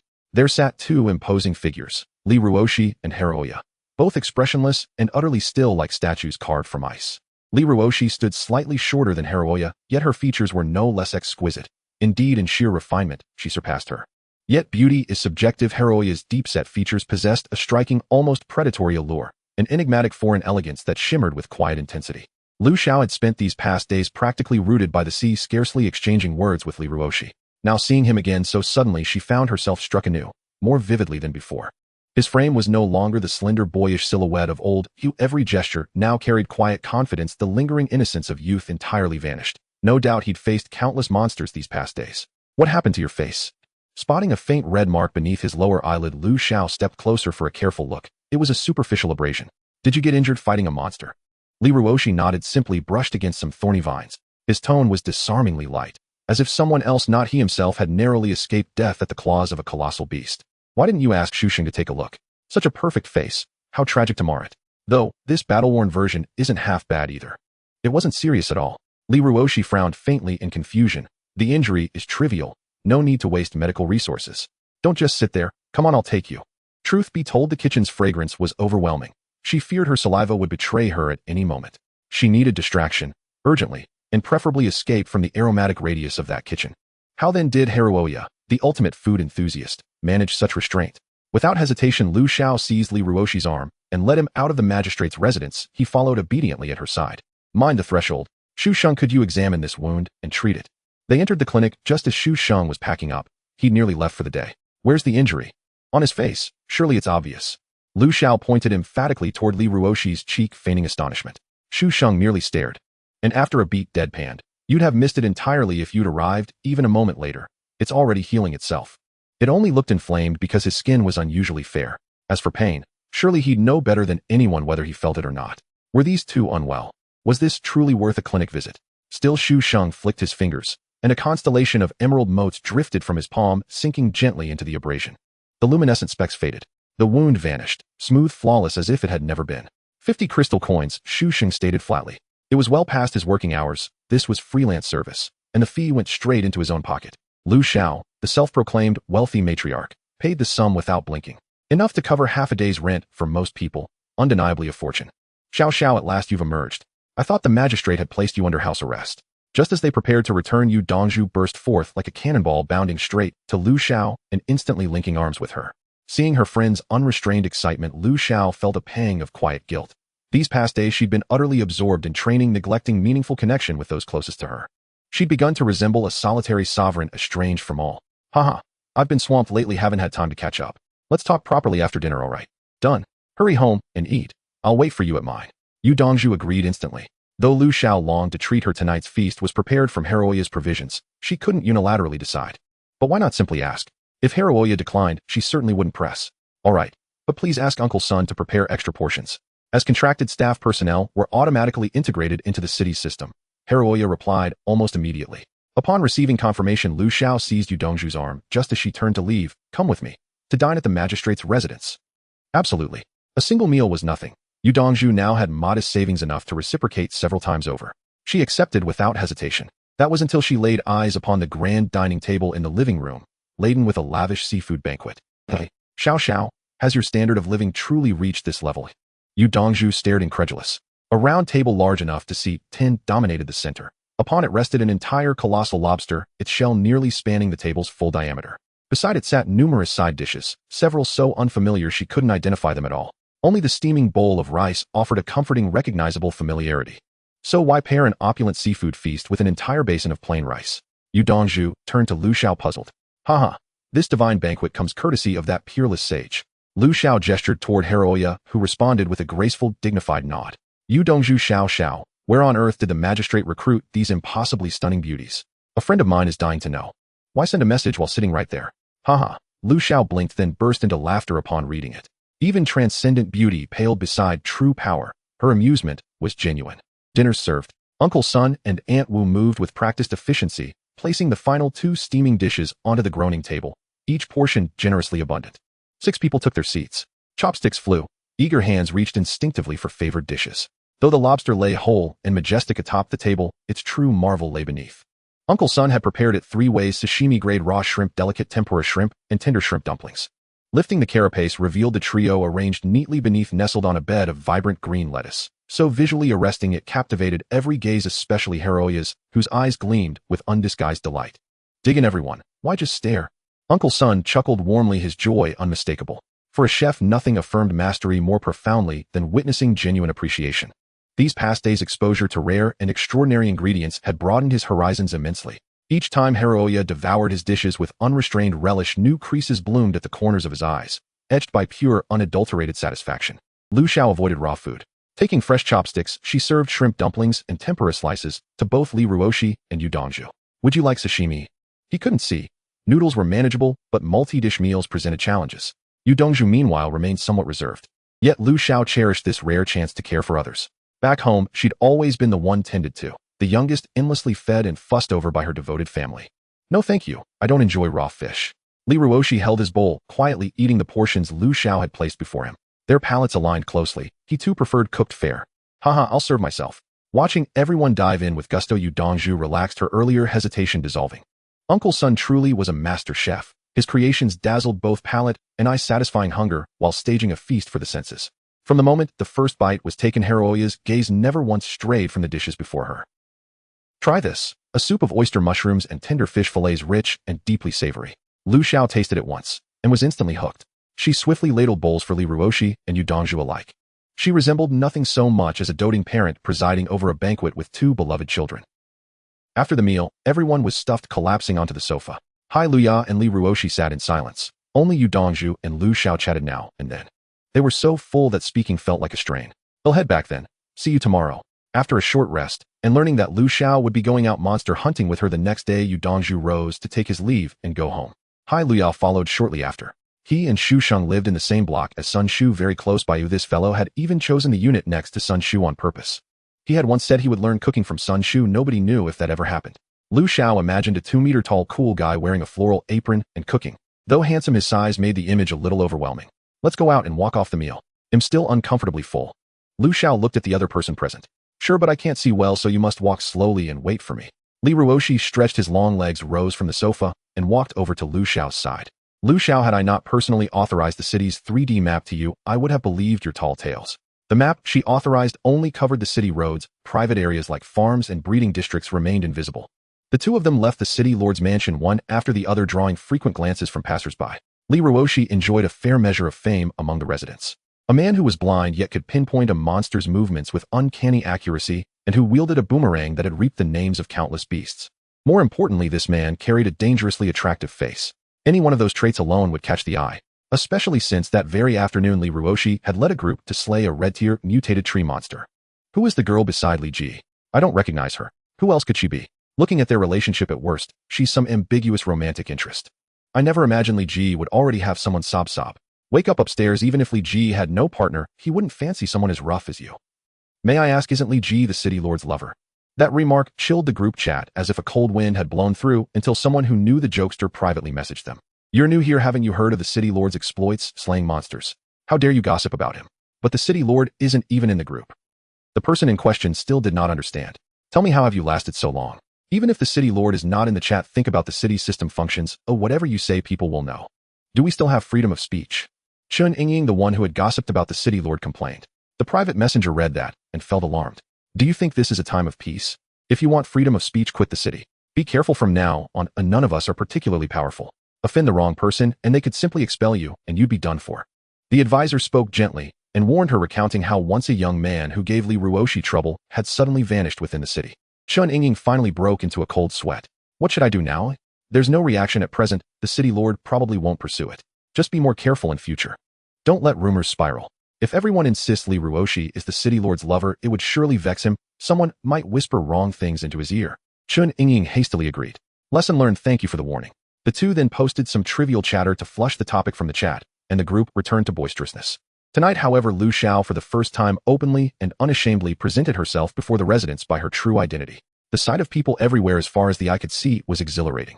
The two walked on in quiet companionship, neither speaking. It was nothing more than a casual stroll.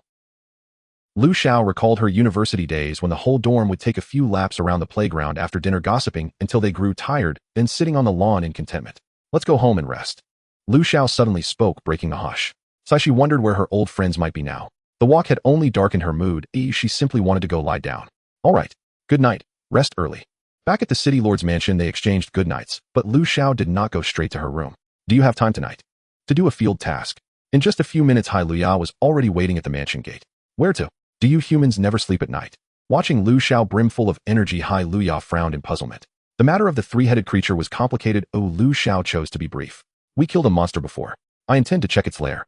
If it were an ordinary beast, you wouldn't need me. How strong is it? Hai Luya crossed his arms, a deeper curiosity stirring in his oceanic blue eyes. It was hard to put into words since the system had assisted in killing the creature. The weapon it dropped was of golden grade, Lu Xiao said hesitantly. That seemed a clearer way to explain. Hai Luya's stoic face could not be maintained. A curl of a smile and a cold chuckle tugged at his mouth. Not sure whether you were lucky or cursed. Given his current power, such a creature should never have appeared. It was bad luck. Yet the fact that Lu Xiao had dispatched it certainly owed much to that one's help, and the spoils would not be meager. Golden weapons were exceedingly rare among their kind. How shall we split anything good we find? Lu Xiao asked quickly, wanting to set terms now to avoid future discord. Though Hai Luya appeared wealthy, he was no benefactor who let others toil for nothing.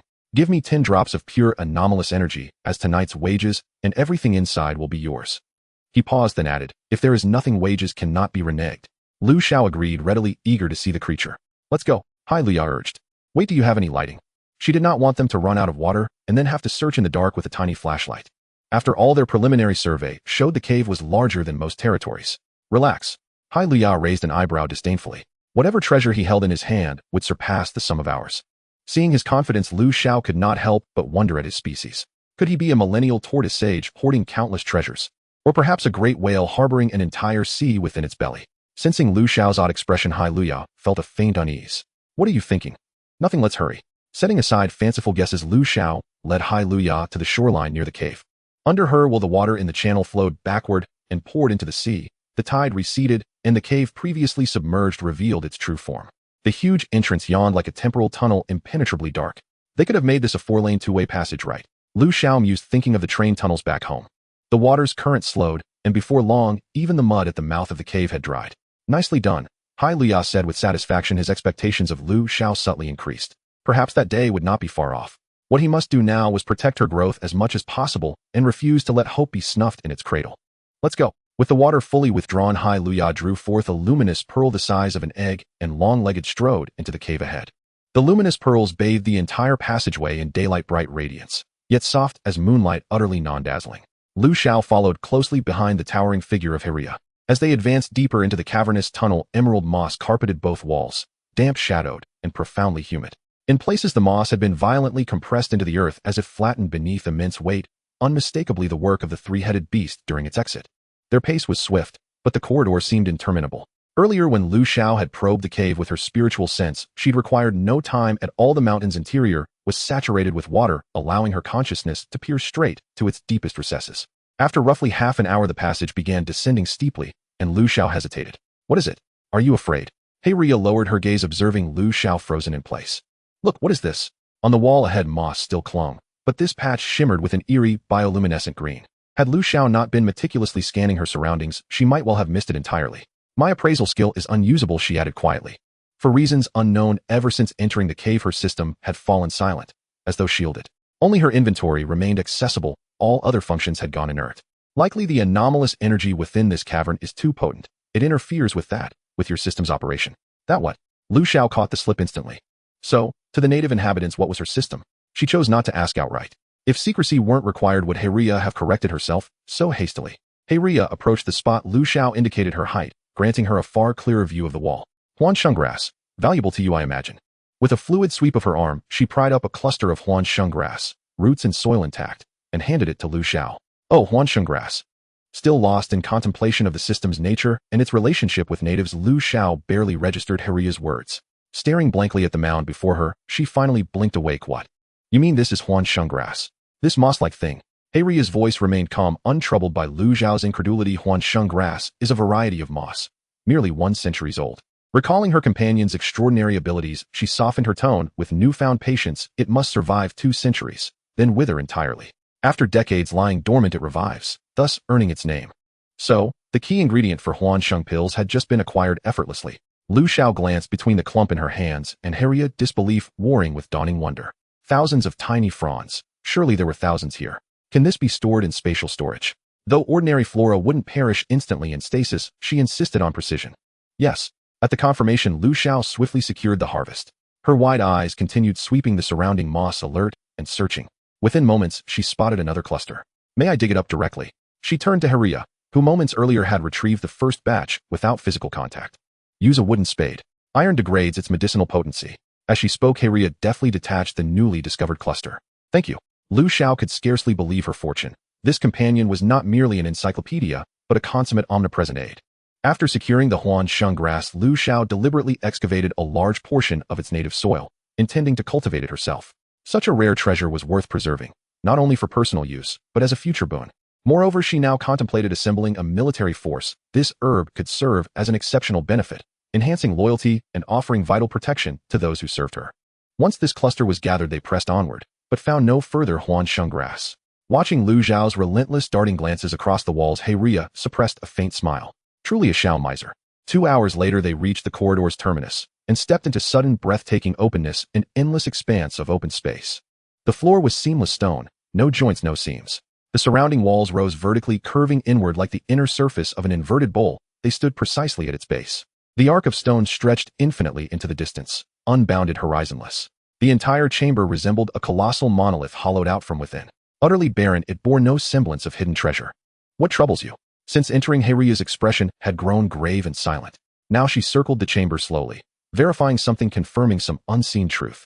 This is a single unified stone, and no ordinary one, likely forged deliberately by its original inhabitant as a prison for themselves. It must be a deep-sea creature, but unlikely kin to any known species. Curious, Lu Xiao scanned the vastness, then spotted a dense thicket of crimson coral upon the far wall and broke into a sprint. It resembled coral, yet branched like antlers. Is it still alive? Crimson fluid pulsed rhythmically through its sinuous limbs. This is... Heiria joined her perpetually half-lidded eyes now wide with astonishment. A crystallized manifestation of raw power. Place it inside your giant clamshell. You won't need it yet. Heiria extended her hand. Razor-sharp claws erupted from her fingertips, slicing cleanly through the coral-like growth and the stone wall anchoring it. Could it still be alive? The viscous blood-like fluid flowing within unsettled her deeply. Perhaps, Heiria admitted, her first encounter with such a phenomenon. No sooner had the coral plant been secured than the section of wall where it had rooted, now gouged bare by Heiria's claw, began to fissure slowly open. A concealed chamber emerged. It seems we've struck gold, Heiria murmured, stepping calmly into the rift. Lu Xiao moved to follow, only to see Heiria re-emerge, instantly clutching a translucent azure stone. Run now? And she bolted toward the exit. Without hesitation, Lu Xiao sprinted after her, heart-pounding breath ragged, every thought eclipsed by motion. Huff! Emerging from the cave mouth dazed and winded, Lu Xiao barely drew her first full breath before Heiria spun around and hoisted her onto her shoulder. They raced across the terrain for a staggering distance. The wind lashed Lu Xiao's face like shards of glass, her ears screaming in protest. Then the earth convulsed, a violent seismic tremor. Yet Heiria, tall and immovable as a steel titan, stood rooted, her stance unshaken, her body unbent. The quaking subsided after roughly 15 minutes. Heiria gently lowered Lu Xiao to the ground. Frankly, being carried atop someone's shoulder was anything but comfortable. She finally understood why Li Ruoshi had turned ashen-faced after being hauled about by her. Here. Heiria extended the azure stone. Lu Xiao accepted it, and asked, was fleeing necessary simply because we took this? Earlier, using her consciousness assess water technique, Lu Xiao had already observed the cave's fate. The entire mountainside had collapsed inward, forming a vast submerged basin. More terrifying still, black viscous fluid surged upward from the basin's depths in thick rhythmic pulses. Fortunately, the landslide debris had spilled outward, forming a natural barrier between the basin and the sea, preventing contamination. Catastrophe would have unfolded regardless of whether we took it or left it. Heiria cast Lu Xiao a glance heavy with implication. Had she not brought her here tonight, the toxic effluent would have breached the ocean by dawn, dooming countless sea clans. Lu Xiao stood alone, watching Heiria's retreating figure vanish toward the base, thoughtful, quiet, aware that this place held far more secrets waiting patiently for her to uncover them, one revelation at a time. Many things remain veiled, awaiting Lu Xiao's gradual unveiling. Beneath that veil, does a demon or an angel await? Clearly the only one who seems to know anything. Heiria has no intention of enlightening her. Perhaps it is for the best. She relishes the slow, deliberate unraveling of truth herself. Knock, knock, knock. Lu Xiao rapped firmly on Li Ruoshi's door. He opened it almost instantly, as if he had been waiting just beyond the threshold, his eyes calm and deep as ancient wells fixed steadily upon her. I just went out with Heiria. Ran a small errand, Lu Xiao explained, inexplicably gripped by a pang of guilt, as though she'd secretly slipped away with a new friend behind her companion's back. Would you like to come in? Li Ruoshi stepped aside, clearing a path. He had known from the start. Lu Xiao and Heiria were both exceptionally powerful, far surpassing ordinary residents in strength. To his perception, they shone like twin lighthouses amid a cityscape washed in gray. Their movements required no special attention, only effortless awareness. He hoped fervently to grow stronger soon, to become Lu Xiao's unwavering shield, her loyal bodyguard, her most trusted ally, forever. Inside Li Ruoshi's room, Lu Xiao settled into a chair. The words, "I found the Huanqing grass," hovered at the edge of her tongue, unsaid yet trembling on the verge of release.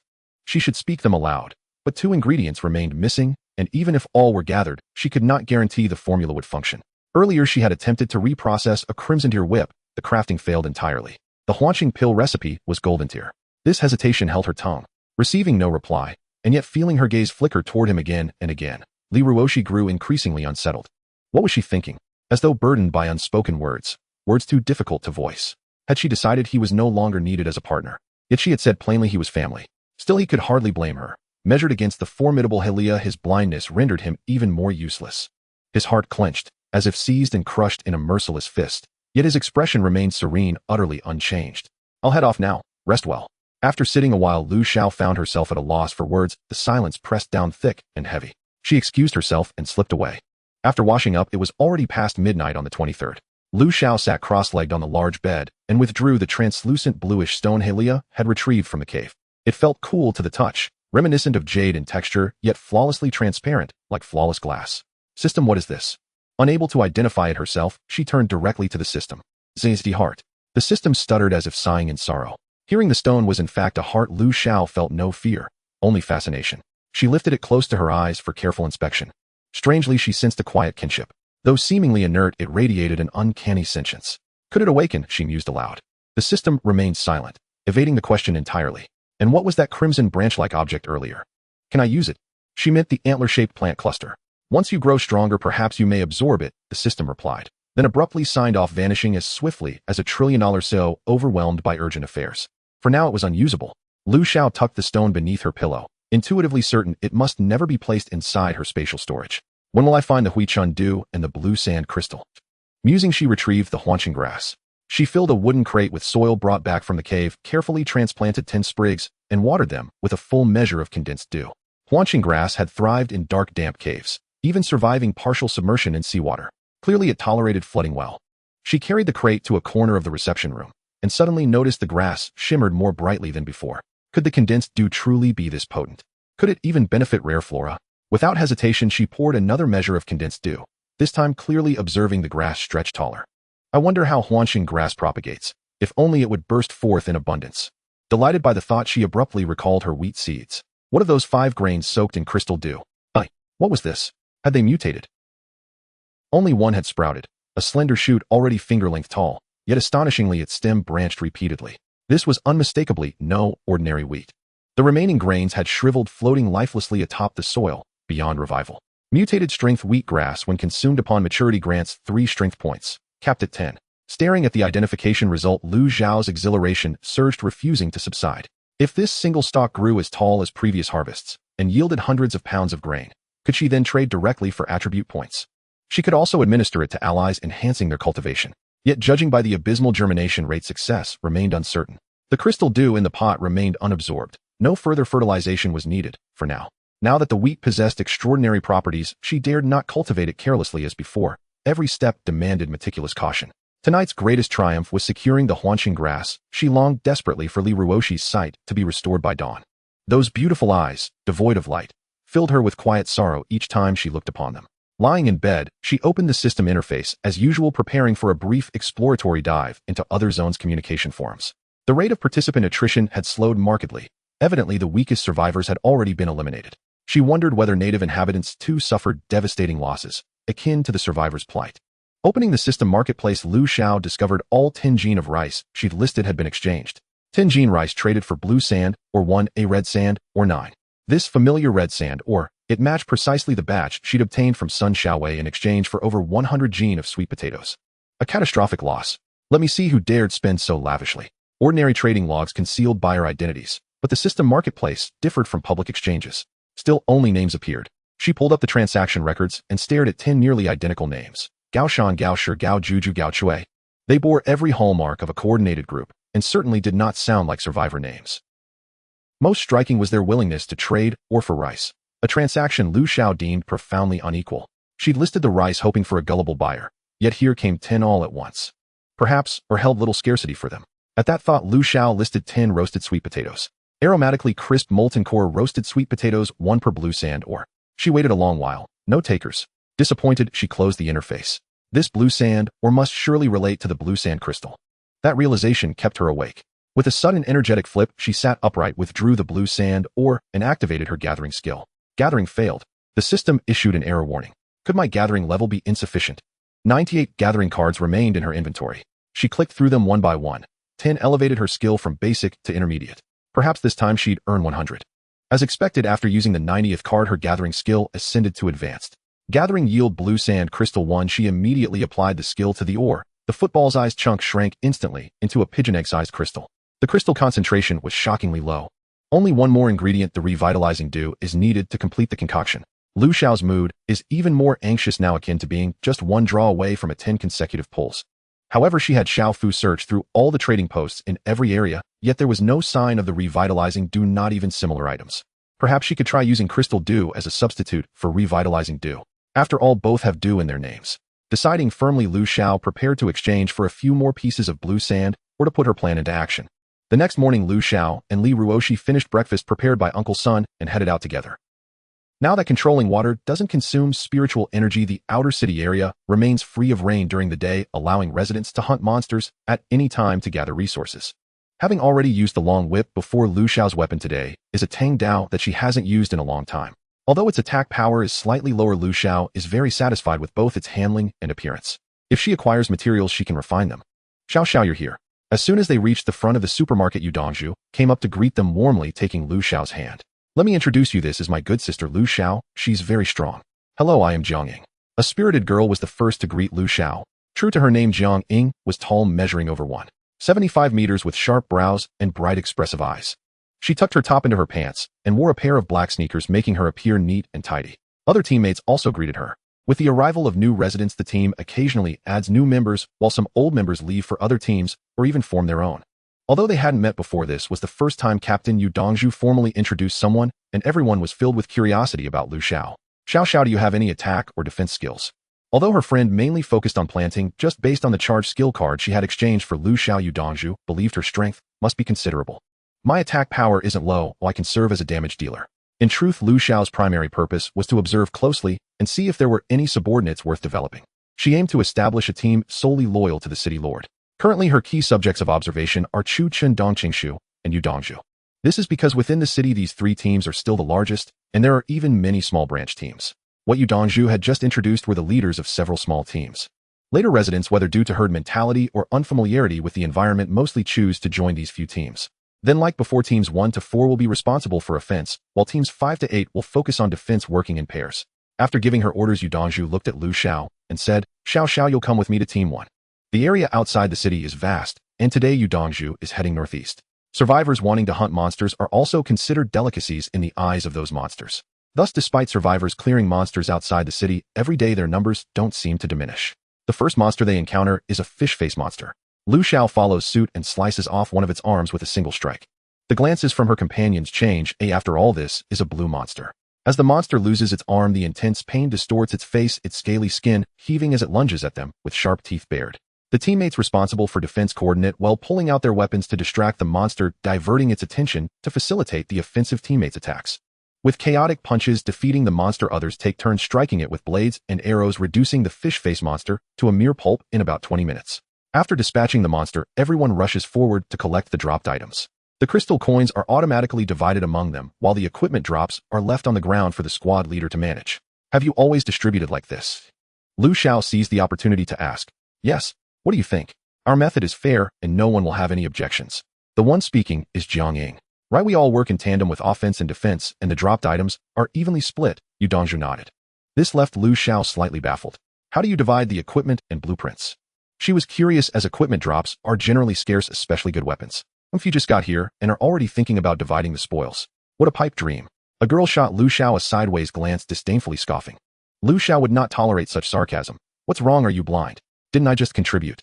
If I've put in the effort, I deserve a say in the distribution. Moreover, isn't it normal to clarify the rules? Perhaps recalling Lu Xiao's fierce attack on the monster, the girl pursed her lips and fell silent. Xiao, she talks like this, don't take it to heart. Yu Dongzhu reassured Lu Xiao, softly pulling her along. Isn't it? When did Dongzhu become so accommodating? Lu Xiao looked at her friend in surprise, noticing that the other girl had lowered her head, unwilling to meet her gaze. Sigh. Lu Xiao sighed deeply in her heart, helplessly waving her hand. In such a short time, she had already noticed numerous issues. This seemingly fair distribution method is in fact the greatest unfairness. If it continues like this, the team will struggle to retain any capable members. Imagine if one person performs several times better than others, but receives the same rewards over time, that person will either leave or start slacking off. Both outcomes are detrimental to the team's development. However, given the current situation, slacking off is out of the question. Without sufficient resources, personal development will be restricted. Additionally, Yu Dongzhu's attitude as the leader of this team is concerning. How could a subordinate openly mock a favored member in front of her? In fact, Lu Xiao understood the girl's veiled remarks. As the strongest team, even if she refrained from joining today, the fish face monster would still have been theirs to defeat, yet now they had to share the spoils with another. Ultimately, it stems from dissatisfaction with Yu Dongzhu's decision to add new members at the last minute. The girl openly expressed her discontent without facing any repercussions. It's unclear whether Yu Dongzhu has grasped this point. Moreover, her work arrangements are problematic. With new members joining daily, it's impossible to have all newcomers in separate groups. If veteran members continue to mock and belittle them, what kind of development can occur? While the objective of this outing has been achieved, Lu Xiao cannot simply leave. After all, it had been agreed that the two would act together this morning, and leaving midway would embarrass her companion. However, Lu Xiao won't foolishly rush to the front. Although she doesn't lack for money, she is quite frugal and will only put in the same effort as everyone else. She begins to fish for monsters, although others definitely don't know this, believing that Lu Xiao's initial strike was merely luck. If she unleashed her full strength, she could single-handedly defeat all the monsters around her. Xiao Xiao, are you unhappy? Upon returning to the city, Yu Dongzhu linked arms with her friend and tentatively asked, "Ergo, don't you think there's a problem with your distribution method?" Being her good roommate, Lu Xiao couldn't resist pointing it out. The reasoning is simple. Yu Dongzhu is too engrossed in her own perspective. Think about it, doesn't this resemble the old communal meal system where everyone eats the same regardless of input? Lu Xiao gently guided her.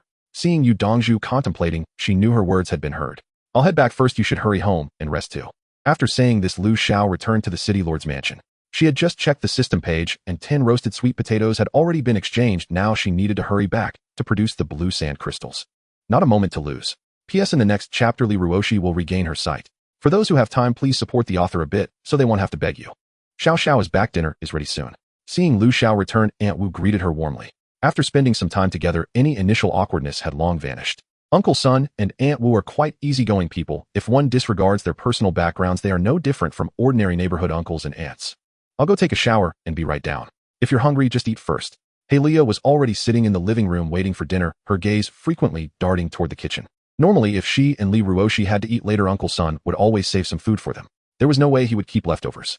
The key is that Uncle Sun always manages the portion sizes perfectly, so there's never a situation where food goes unfinished. It could also be that he cooks so well that there's simply nothing left over, especially now with the addition of the big eater Helia. Having battled monsters all morning, she had a bit of a scent on her. She dashed up the stairs in a few steps, not even having time to change. Impatiently, she took out 10 blue sand ores and collected them into blue sand crystals. Opening the production panel, Lu Xiao selected the Huanqing pill from the blueprint section, adding 1 blue sand crystal, 10 Huanqing herbs, and 10 milliliters of crystal dew. Start production. The production button actually lit up. Production in progress. 11 hours and 59 minutes countdown. Few. Still have to wait until evening. Lu Xiao initially thought it would be done in a maximum of 2 hours, but the production time was truly stretched to the limit. Now there was no use in being anxious. Lu Xiao rushed into the bathroom for a quick battle shower and changed into fresh clothes before heading downstairs to eat. She didn't know when she would find a suitable tailor. Occupying most of the dining table was still seafood, but thankfully Uncle Sun had also stir-fried some cabbage and sweetened sour ribs. Now whenever Lu Xiao saw seafood, she felt a shiver run down her spine. No matter how delicious it was, she couldn't stand eating it every day, while Helia seemed to never get tired of it. She couldn't help but wonder where he got all this seafood. Perhaps he was indeed a whale spirit with seafood kept in his belly ready to take it out whenever he wanted. Could it be that he spat it out from his mouth? Glancing at Helia's sharply defined lips, Lu Xiao couldn't help but think in a negative direction. My space can hold living things. Seeing Lu Xiao's expression of disdain, Helia suddenly explained. She had no idea what this little one was imagining, but it certainly wasn't anything good. Li Ruoshi returned a bit earlier than Lu Xiao. Now that everyone was present, Uncle Sun and Aunt Wu also sat down to eat together. Helping Li Ruoshi with his food had become a habit for Lu Xiao at the dining table. Whatever she was eating, she would give him some. If she wasn't eating something, she wouldn't serve it. "Are you going to hunt monsters this afternoon?" After finishing dinner, Li Ruoshi asked Lu Xiao. "Why? Do you want me to go with you?" Now Li Ruoshi already led a team by himself. Lu Xiao noticed in the morning that although the number of people was small, their cooperation seemed quite good. Is that possible? There was a hint of anticipation in her voice. No, haha. Lu Xiao laughed heartlessly at Li Ruoshi's disappointed expression, relishing the sense of teasing him. It felt good to bully this person. He was so young, yet always wore a blank expression lacking any youthful vitality, which made Lu Xiao unable to resist wanting to tease him. "Are you leading your own team now, or collaborating with someone?" She was a bit curious. Li Ruoshi always answered her questions openly. "The people are my own, and I'm also collaborating with Chu Chen." Lu Xiao. This was somewhat unexpected. "I'm responsible for telling them which monsters are stronger, and I take a 10 cut of the loot." Li Ruoshi continued explaining. "That's pretty good. It's practically a Norse business. How does Chu Chen distribute the resources?" Since Li Ruoshi was one of their own, if he knew, she wouldn't have to find out for herself. Distributed according to labor. Chu Chen's team was small, but very powerful, and there were strength requirements to join his team. Most of his team consists of fixed teammates, and each squad leader is his trusted confidant, creating a strong sense of cohesion. Reflecting for a moment, Li Ruoshi added. Lu Xiao was a bit overwhelmed by this. It seemed that both of these were not easy to deal with. Given the current situation, Chu Chen's leadership skills were still much higher than Yu Dong's.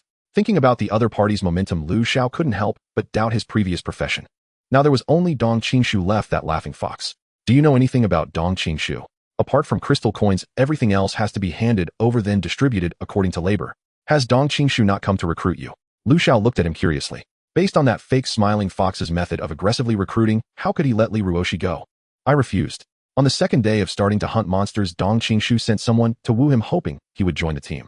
When he claimed to be blind, the person gave up. Later, realizing his talent was not simple, Dong Qingshu even came to find him personally. After hearing Li Ruoshi's account, Lu Xiao was even more curious about Chu Chen. TSK, still a strawberry-loving tough guy. All 10 strawberries that were shelved had been bought by Chu Chen, and a new batch hadn't grown yet. Time was of the essence. Lu Xiao decided to seek out Chu Chen for a hint. This person was her focus. She couldn't treat him like a recruitment process, or he might not even bother with her. To show her sincerity, she personally went to find Chu Chen and brought a gift: 5 big strawberries. Knock, knock, knock. Lu Xiao requests to enter your room. Do you agree? Oh, finally unable to hold back. In the room, the tall and sturdy man pinched his brow and nodded in agreement. The door opened, but Lu Xiao didn't enter. Shall we talk somewhere else? The man clearly didn't want to move, his brow slightly furrowed. Just as he was about to refuse, he saw the fruit basket being offered with bright red strawberries inside. Clearly these were not the same variety he bought in the market, they were the sweeter black pearls. Chu Chen struggled to control himself, barely resisting the urge to swallow. What is this? He pointed at the strawberries. Just a small gift, a token of respect. Lu Xiao smiled as she handed the strawberries to him. The sun-kissed large hand accepted the fruit basket. Where shall we talk? Chu Chen looked at Lu Xiao with amusement. This person was quite perceptive, knowing how to cater to his preferences. When the city lord first noted him, he thought the other party would soon come knocking, but he didn't expect them to be so patient. Leading him to the grand hall of the city lord's mansion, Lu Xiao gestured for Chu Chen to take a seat on the sofa and poured him a cup of boiled water. There's no tea available at the moment. Oh, please make do with this. Lu Xiao said politely. Water is just fine. Chu Chen had no particular preferences. I wonder what the city lord wants with me. The girl in front of him should be the city lord's envoy. He was curious about her intentions. Since the other party asked directly, Lu Xiao saw no need to beat around the bush. The city lord intends to build a military force and believes you would be very suitable to lead it. Oh, then I truly thank the city lord for thinking highly of me, Chu. The man smiled, but showed no intention of accepting the proposal, clearly waiting for Lu Xiao to present the terms. It's almost been a month. Ooh, I'm sure Brother Chu has family as well. Your subordinates shouldn't be solitary folks either. Lu Xiao smiled ambiguously, but her words firmly gripped the man in front of her. If it were a promise of benefits, he might have to consider it carefully, but family. What do you mean? Chu Chen changed his previous attitude and sat up straight. All family members of the members can enter the city first, and accommodation and meals for members are free, while the spoils from monster hunting can be freely distributed. After saying this, Lu Xiao glanced at Chu Chen, who was clearly intrigued, his eyes brightening a little.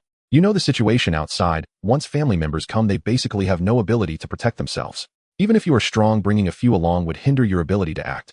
This cut off Chu Chen's retreat, informing him that even if they were strong, leaving Chongning City with the elderly and children would be difficult. Each member can bring 2 family members who don't have to pay for accommodation. As the number of people increases, more staff will be needed in the city, and family members will be prioritized in all considerations. The stakes kept rising, and it was impossible for Chu Chen to remain unmoved. Can the summoning stone only summon direct relatives? He had always wanted to ask this question, as the city lord might know something. I don't know, I can help you inquire.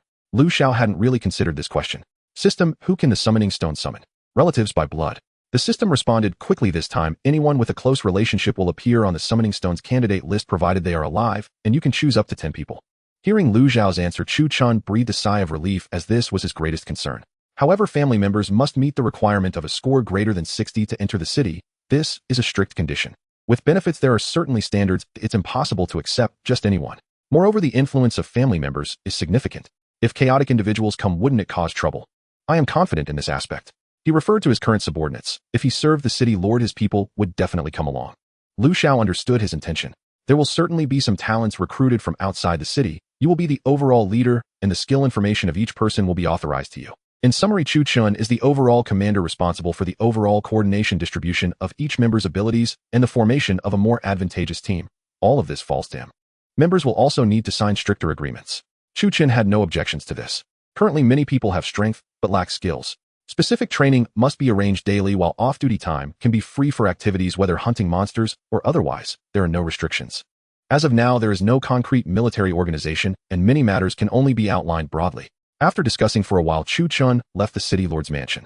Lu Xiao immediately instructed Xiao Fu to send a recruitment notice for talents across the district, and after obtaining the system's approval, an announcement was also made in other districts. Notice Chongning City is recruiting a large number of talented individuals with the following requirements. 1. Strength greater than 40, speed greater than 15. 2. Score greater than 80. The system will automatically score upon application. The benefits are as follows. After approval, applicants will become members of the Chongning Army and will sign a military agreement. Once the news broke apart from H233, almost all communication districts were in an uproar. The H-233 that Lu Xiao was in had already issued multiple system announcements, so everyone was used to it, but it was the first time for other communication districts. Inside the peace base, a dozen people surrounded a long table, the atmosphere tense. Brother Wen, what is this Chongning city? I've never heard of it.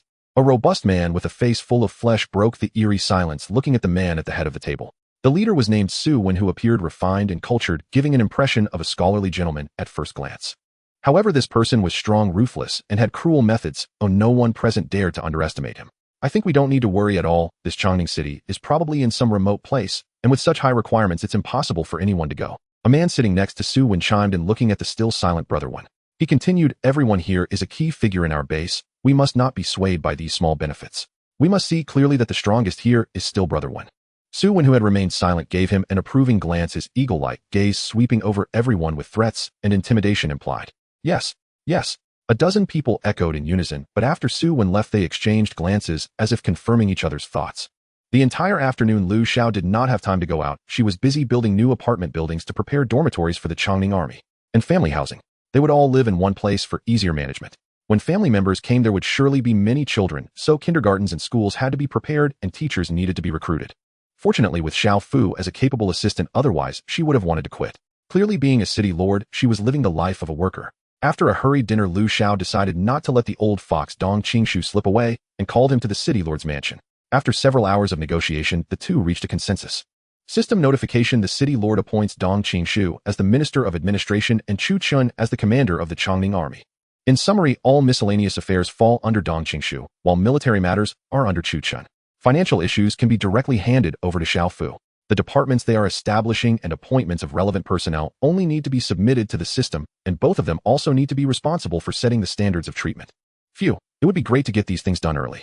Lu Xiao stretched and looked at the time. It was already 11:30. After dealing with too many matters in one day, Lu Xiao was physically and mentally exhausted. She hurried to the bathroom, filled the tub with water, and planned to take a proper bath. Although there were no flower petals, the coconut-scented soap was still quite nice, and Lu Xiao washed her hair. There was no need to use a towel. With a thought, the droplets on her body and hair automatically returned to the tub. Wearing the pink fish leather camisole, she made herself. Lu Xiao dove into the big bed, burying her face deep in the quilt. The bedding provided by the city lord's mansion was very comfortable, smooth against her skin like milk.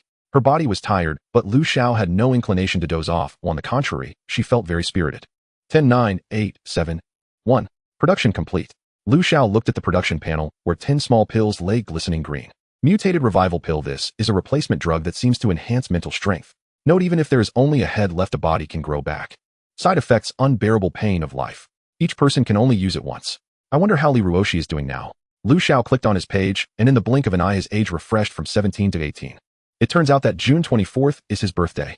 Lu Xiao took out a revival pill, jumped out of bed, and rushed to Li Ruoshi's door without even putting on her shoes. Knock, knock, knock. She knocked hard on the door, not feeling at all that she was disturbing someone's sweet dreams. Surely Li Ruoshi wanted to regain his sight, even more than she did. Before she could knock twice, the door swung open. What's wrong? Is something happening? Li Ruoshi, who had already been asleep, hurriedly got up in a flurry upon hearing the knocking. His slightly long hair was messy with 2 tufts sticking up. He looked dazed and appeared to be just like a boy of 17 or 18. Happy birthday. I've prepared a surprise for you. Won't you invite me in to sit? If it weren't for the surprise, she wouldn't have come to a man's room in the middle of the night. However, this person was no match for her, posing no danger at all. But today isn't my birthday. After a brief moment of confusion, Li Ruoshi quickly realized that his previous birthday had not been today. Thank you. He was genuinely happy. This was the first time he was celebrating his true birthday. Lu Xiao walked into the room and plopped down onto a chair. Fortunately, the chairs in the room had cushions. Otherwise, sitting down at this hour would have left him with a cold backside. Taking out the Huanqing pill, Lu Xiao grinned mischievously. Extend your hand. I have a good thing for you. Just see for yourself what this is. Letting him figure it out on his own would likely bring him even more surprise. With her arms crossed, Lu Xiao calmly watched the boy in front of her, whose hands were trembling slightly as he suddenly looked at her. Is this really real? Li Ruoshi was a bit incredulous. Could he truly see again? No longer needing to endure darkness or feel inferior. But it's probably going to hurt a lot. Should I stay here with you? Just in case he fainted from the pain. Just as he was about to agree, Li Ruoshi swallowed back the word yes. He recalled that time when his leg wound was healing and how he had lost his composure. Despite wanting to see Lu Xiao first, Li Ruoshi still painfully refused. I can manage on my own. Seeing him like this, Lu Xiao knew what he was thinking. It's safer for me to stay with you. Don't worry, no matter what, you're the most handsome. All right. With a cup of water poured, Li Ruoshi sat on the bed and consumed the Huanqing pill. Almost the moment he swallowed it, the cup fell to the ground with a bang, rolling to Lu Xiao's feet as Li Ruoxi began to tremble in pain. His whole body shook as if struck by lightning, beads of sweat rolling down like marbles soaking into the sheets beneath him. Li Ruoxi clutched his head, unable to suppress a moan of pain, his entire body aching, as if someone were peeling his flesh off piece by piece and sewing it back together with needles. Seeing her friend in agony, Lu Xiao felt a pang of compassion. She moved to sit beside him on the bed, helping him up. "You're grabbing my hand." Before she could finish her sentence, Li Ruoxi, like a drowning person encountering a lifebuoy, tightly held her in his embrace, his grip so strong it felt as if he were trying to meld her into his body. Even the big white rabbit was utterly flattened. Luckily, he was currently unconscious, otherwise she would have knocked his head off. However, Lu Xiao noticed oddly that his defense seemed to be all over his body, as she didn't feel uncomfortable despite his powerful grip. Plus, she had just taken a shower and was not wearing her protective armor. So all the defense was from the gloves. As he tightened his hold, Lu Xiao tried to pry him off, only to have him cling to her again in the next moment. "Is this treating me like a doll?" Li Ruoxi was completely dazed, and sweat was pouring down continuously, soaking both of them in the sheets. Worried he might dehydrate, Lu Xiao pulled him off her, pinning his hands back and pressing a leg down on his long legs, ready to feed him some dew. However, she only had one hand free and couldn't open his chin at all. In a moment of desperation, Lu Xiao took out a long whip and bound Li Ruoxi tightly. Looking at Li Ruoxi tied up like a dumpling, struggling but unable to break free, Lu Xiao couldn't help but chuckle a bit. The scene was utterly absurd. Previously, Li Ruoxi had been asleep, wearing a white nightgown made of gauze, but now it was all wet, half revealing and half concealing, bound with a long whip that was Barbie pink. It was all rather peculiar. Efforts in blinking and convincing herself to ignore this eye-popping scene, Lu Xiao pried open Li Ruoxi's mouth and poured the dew into him. Worried he might choke, she fed him slowly, one mouthful at a time. What a considerate and good comrade she was. After a while of this, she felt a bit tired herself and decided to take a can for herself as well. On the other side, Li Ruoxi was still not well. After drinking the dew, he struggled even more vigorously, the bindings tightening around him, reddening his skin. Unable to bear it, Lu Xiao retracted the whip, but he clung to her like a koala. She tossed him aside, rolled up a blanket, and stuffed it into his arms as a substitute doll. As expected, Li Ruoxi reflexively held the blanket tightly. It was only after 3 in the morning that he began to recover. During that time, Lu Xiao had also fed him dew once more, using the same method as before. After wiping away the sweat on both of them, their clothes immediately felt dry and fresh, and the smell of sweat seemed to have faded. However, Lu Xiao suspected whether the entire space had been dominated by the smell of sweat, and her sense of smell had gotten used to it, making her unable to detect it. Looking at Li Ruoxi, who lay weakly on the bed, no longer trembling, resembling a pitiful big dog, still holding onto the rolled-up blanket, his eyes closed, and his long, thick eyelashes like brushes. "You must be exhausted." Lu Xiao placed him on the bed and was just about to cover him with a blanket when those eyes suddenly opened wide. Their eyes met. His gaze sparkled like countless stars, and Lu Xiao was momentarily mesmerized. Although she always knew he was good-looking after his restoration, he appeared almost too perfect. "Thank you." Li Ruoxi looked at Lu Xiao with gratitude. This person saved him, protected him, and even helped restore his sight. He feared he could never repay her for all these favors. Words could hardly express the gratitude in his heart. He just hoped he could always be by her side at her beck and call. "Last time when I went out with Hai Luya, I found the lair of the 3-headed monster, and that's when I discovered the Huanqing grass. But at that time I lacked the complete materials, so I didn't tell you," Lu Xiao explained. With her companion recovering, Lu Xiao was also happy for him. However, it was already late, and after a night of commotion, she was feeling a bit tired, so she got up to take her leave. "It's getting late, you should get some rest too." Lu Xiao walked out of the room, kindly closing the door behind her. After 3 hours of sleep, Lu Xiao felt no fatigue as she got up, perhaps due to the strong effect of the dew. Just as she went downstairs, Uncle Sun and Aunt Wu happened to arrive at the door. After greeting them, Lu Xiao went to the kitchen, took some flour, and planned to make a bowl of longevity noodles for Li Ruoxi. She intended to practice with Li Ruoxi first, so she could also make it for her mother and grandmother when their birthdays came. Lu Xiao couldn't pull it into one long noodle. She simply kneaded the dough and cut it with a knife. As long as the knife didn't cut all the way through and she rolled the connected parts a bit to make it firmer, it would be fine. Seeing that Lu Xiao had her own ideas, Uncle Sun wisely refrained from asking further and noted the amount she was using for breakfast. Li Ruoxi opened her eyes and gazed at everything in the room as if she couldn't get enough, scanning the surroundings over and over before reluctantly getting out of bed. The feeling of being able to see was truly wonderful. If a person has never seen the light, their yearning for it must be intense, but it cannot compare to one who has once possessed it and then lost it. The world is as splendid as it is painful when immersed in darkness.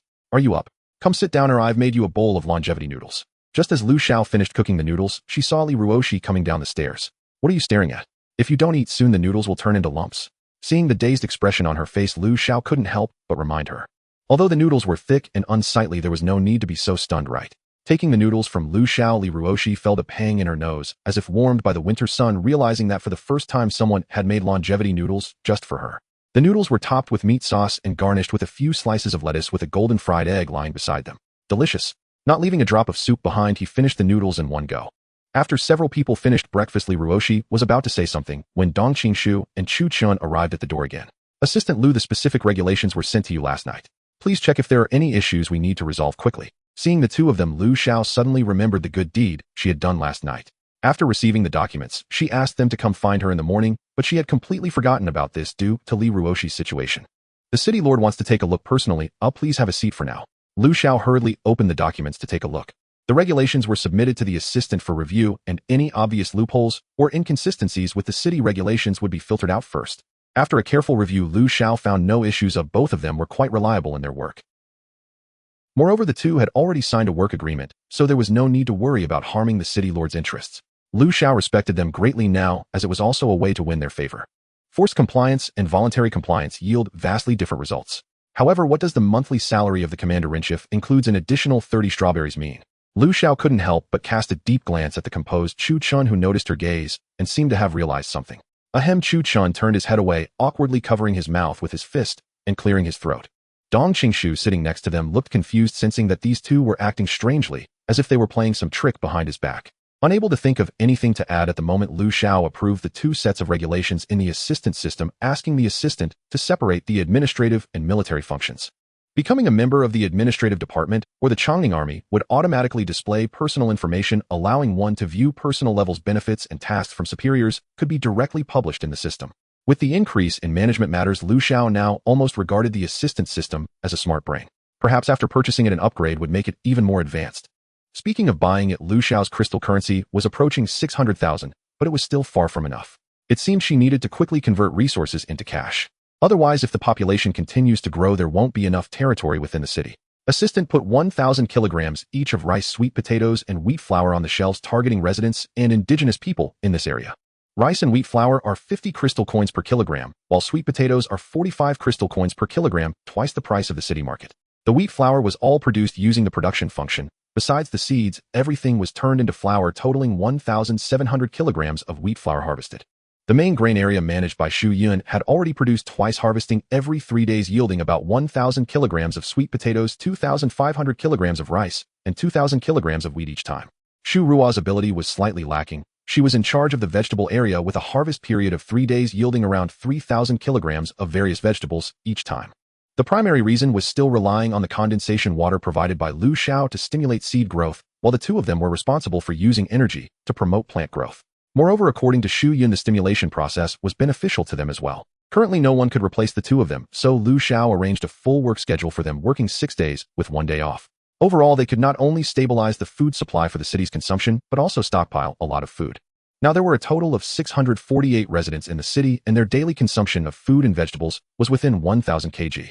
If the population increased, it would be difficult to maintain the supply. Lu Xiao's main goal in selling grain was to quickly upgrade the base, expand the planting area, and continue to recruit planting talents. The residential area could also have some space left, as planting was instinctual among the people of Huagua. The current single rooms were too small and only suitable for temporary transitions. Haven't you found a tailor yet? Lu Xiao asked the assistant. There are a few who meet the criteria, but their scores don't match. Then forget it. Why is it so hard to find someone to make clothes? But it also had to do with her requirements. With no machines available, Lu Xiao was looking for tailors who could make garments entirely by hand. Ping and Base Old 3, are you really going to go? In the dim wooden house, several men huddled together, whispering about something. The one called Old 3, also known as Rong San, had been silent for a long time before finally uttering a word, go. Taking a deep breath, he looked at his brothers around him. You all want to go too, right?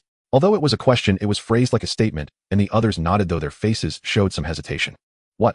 Are you still attached to this broken place? Rongsen looked at them in disbelief. Haven't you been exploited enough? Those who entered the territory not only had to pay high rent, but also had to hand over 50 of their taxes when going out to fight monsters. Each person was stripped bare with no resources to enhance their strength, while Su Wen and his group profited immensely. They took the supplies they collected and then turned around to oppress them. What if that Chongning city is a scam? Asked a man who had been silent all this time. How about this'll go first? After all, I'm all alone. Oh, if I'm scammed, it doesn't matter. I wouldn't stay in this broken place for a minute longer. Rongsan stood up, resolutely signing the application. Your evaluation score is 91, meeting all recruitment criteria. You have been automatically enrolled as a probationary member of the Chongning military. Would you like to be immediately teleported to Chongning City? Rongsan had little to pack. After bidding farewell to a few close brothers, he clicked teleport without hesitation. Darkness enveloped him, followed by a familiar weightless sensation, and when he opened his eyes again, he stood in Chongming City. Others had also been teleported here. They glanced at one another in silence, each gazing around with wide-eyed wonder at this strange new world. How long had it been since they'd last seen the sun? Day after day brought only endless rain, pallid moonlight, and grotesque, shape-shifting monsters. It's not raining outside. A shrill voice suddenly pierced the air, startling everyone. As one they hurried toward the edge of the settlement, where the ground lay dry and unmarred with no trace of recent rain. What kind of place is this? Have I crossed into another world? A burly man exclaimed, his voice trembling with existential disbelief. No one answered him.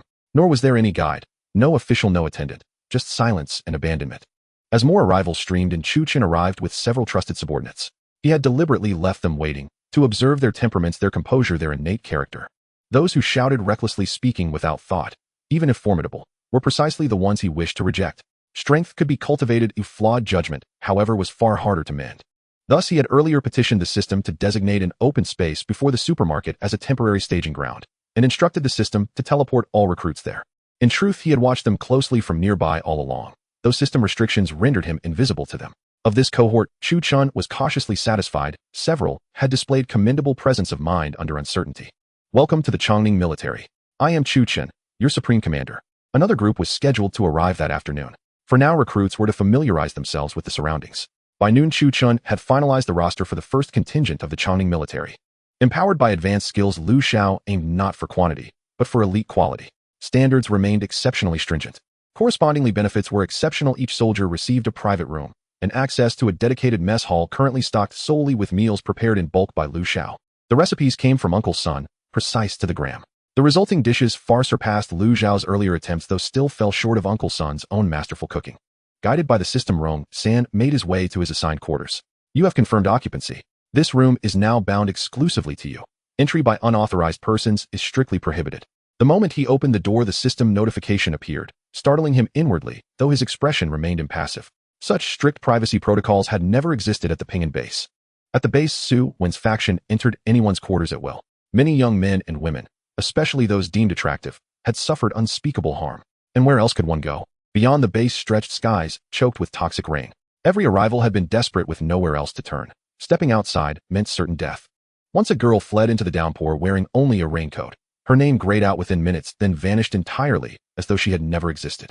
Rong San and his brothers possessed formidable strength. When they joined the base, Su Wen had spoken with honeyed eloquence. Rong San had hoped to join a new team and finally prove himself. Instead, he found himself serving a venomous, treacherous master. Within the base, he had even shielded several underage victims from persecution, unable to stand idly by. For now, Su Wen refrained from acting against him. Rong San remained too valuable, a harvestable asset. Yet his resentment was palpable, visible even to the blind. Though Rong San considered himself good-hearted, he was no foolhardy idealist. He taught the children basic survival techniques and brought them on monster hunting expeditions, granting them modest but meaningful self-defense capability. After all, he couldn't protect them like a hovering eagle forever. Returning from his reverie, he surveyed his room, roughly 30 square meters, complete with a private balcony, bathroom, and windows fitted with gleaming glass. The setting rivaled boutique Goose Houses back on Blue Planet. Most astonishing of all, the bed was already made, sheets, neatly tucked pillows centered with quiet dignity. This sight defied mere astonishment. Since arriving on Tianyun, Rong San had never once slept beneath proper bedding, not for lack of desire, but because none existed. Even Su Wen, the base's leader, slept on folded garments. Lunchtime begins now. Please proceed to the military mess hall following system guidance. During the application process, Rong San had learned that lodging and meals were fully provided. His accommodations already exceeded expectations, so the quality of the food must surely be extraordinary. He shut the door swiftly, only to see dozens of others hurrying toward the mess hall just as urgently. Instinctively, he quickened his pace.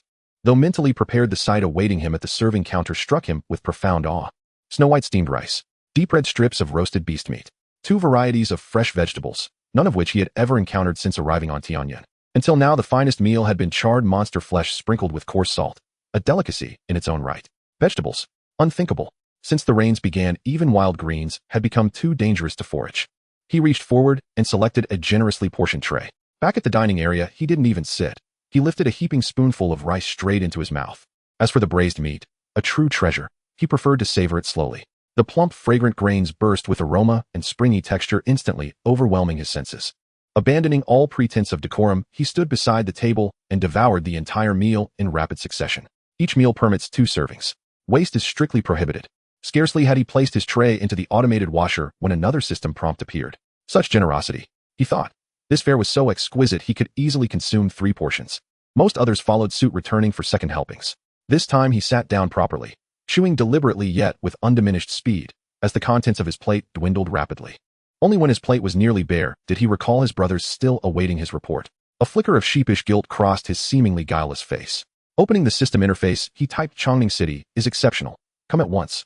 Alas, the tray was not personal property. It could not be stored in his inventory or sent as proof. With a soft sigh of regret, he bent his head once more over his meal, wholly unconcerned with how his brothers might react upon receiving his message.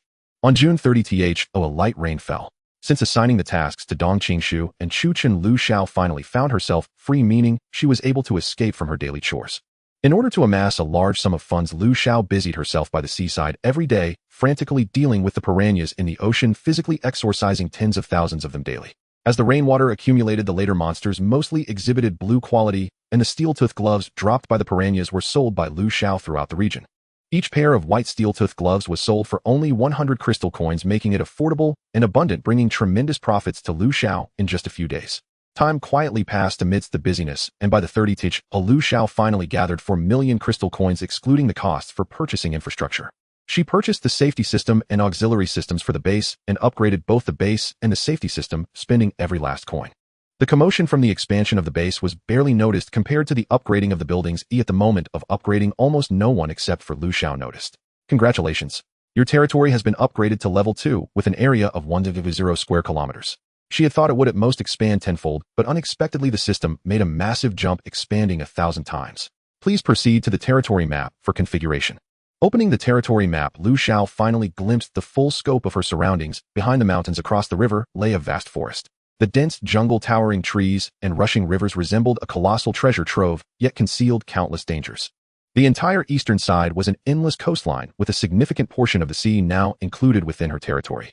The security system's coverage still needed to be manually set by Lu Xiao, since her previous settings prohibited monsters from entering the city. Now within the newly added territory, countless monsters were roaming. If the settings remained unchanged, these monsters would be forcibly relocated outside the territory. This way the territory would be sufficiently safe, but it would be more difficult for residents to defeat monsters and obtain resources by just stepping out of the territory would consume a considerable amount of time. Considering the actual situation, Lu Xiao only expanded the coverage of the security system tenfold, and the residential area was also pushed back a considerable distance. Once residents stepped out of the safety zone, the system would automatically alert them. To avoid disturbing everyone, Lu Xiao made these adjustments in the early morning. The residential area was also modified into various subdivisions, including detached villas, apartment areas, and temporary housing areas. By paying 1,000 crystal coins, one could become a permanent resident with taxes reduced to 5. As permanent residents, they could also apply to rent land in the open spaces that Lu Xiao had explicitly reserved. Farming did not require rent, only 10 of the harvest needed to be paid, and seeds could be purchased in the marketplace. Residents who did not wish to purchase ready-made houses could also construct their own within designated areas, provided they submitted a building application with all relevant data, which would then require approval from the city system. The land still belonged to the city lord, and residents paid usage fees based on the size of their constructions.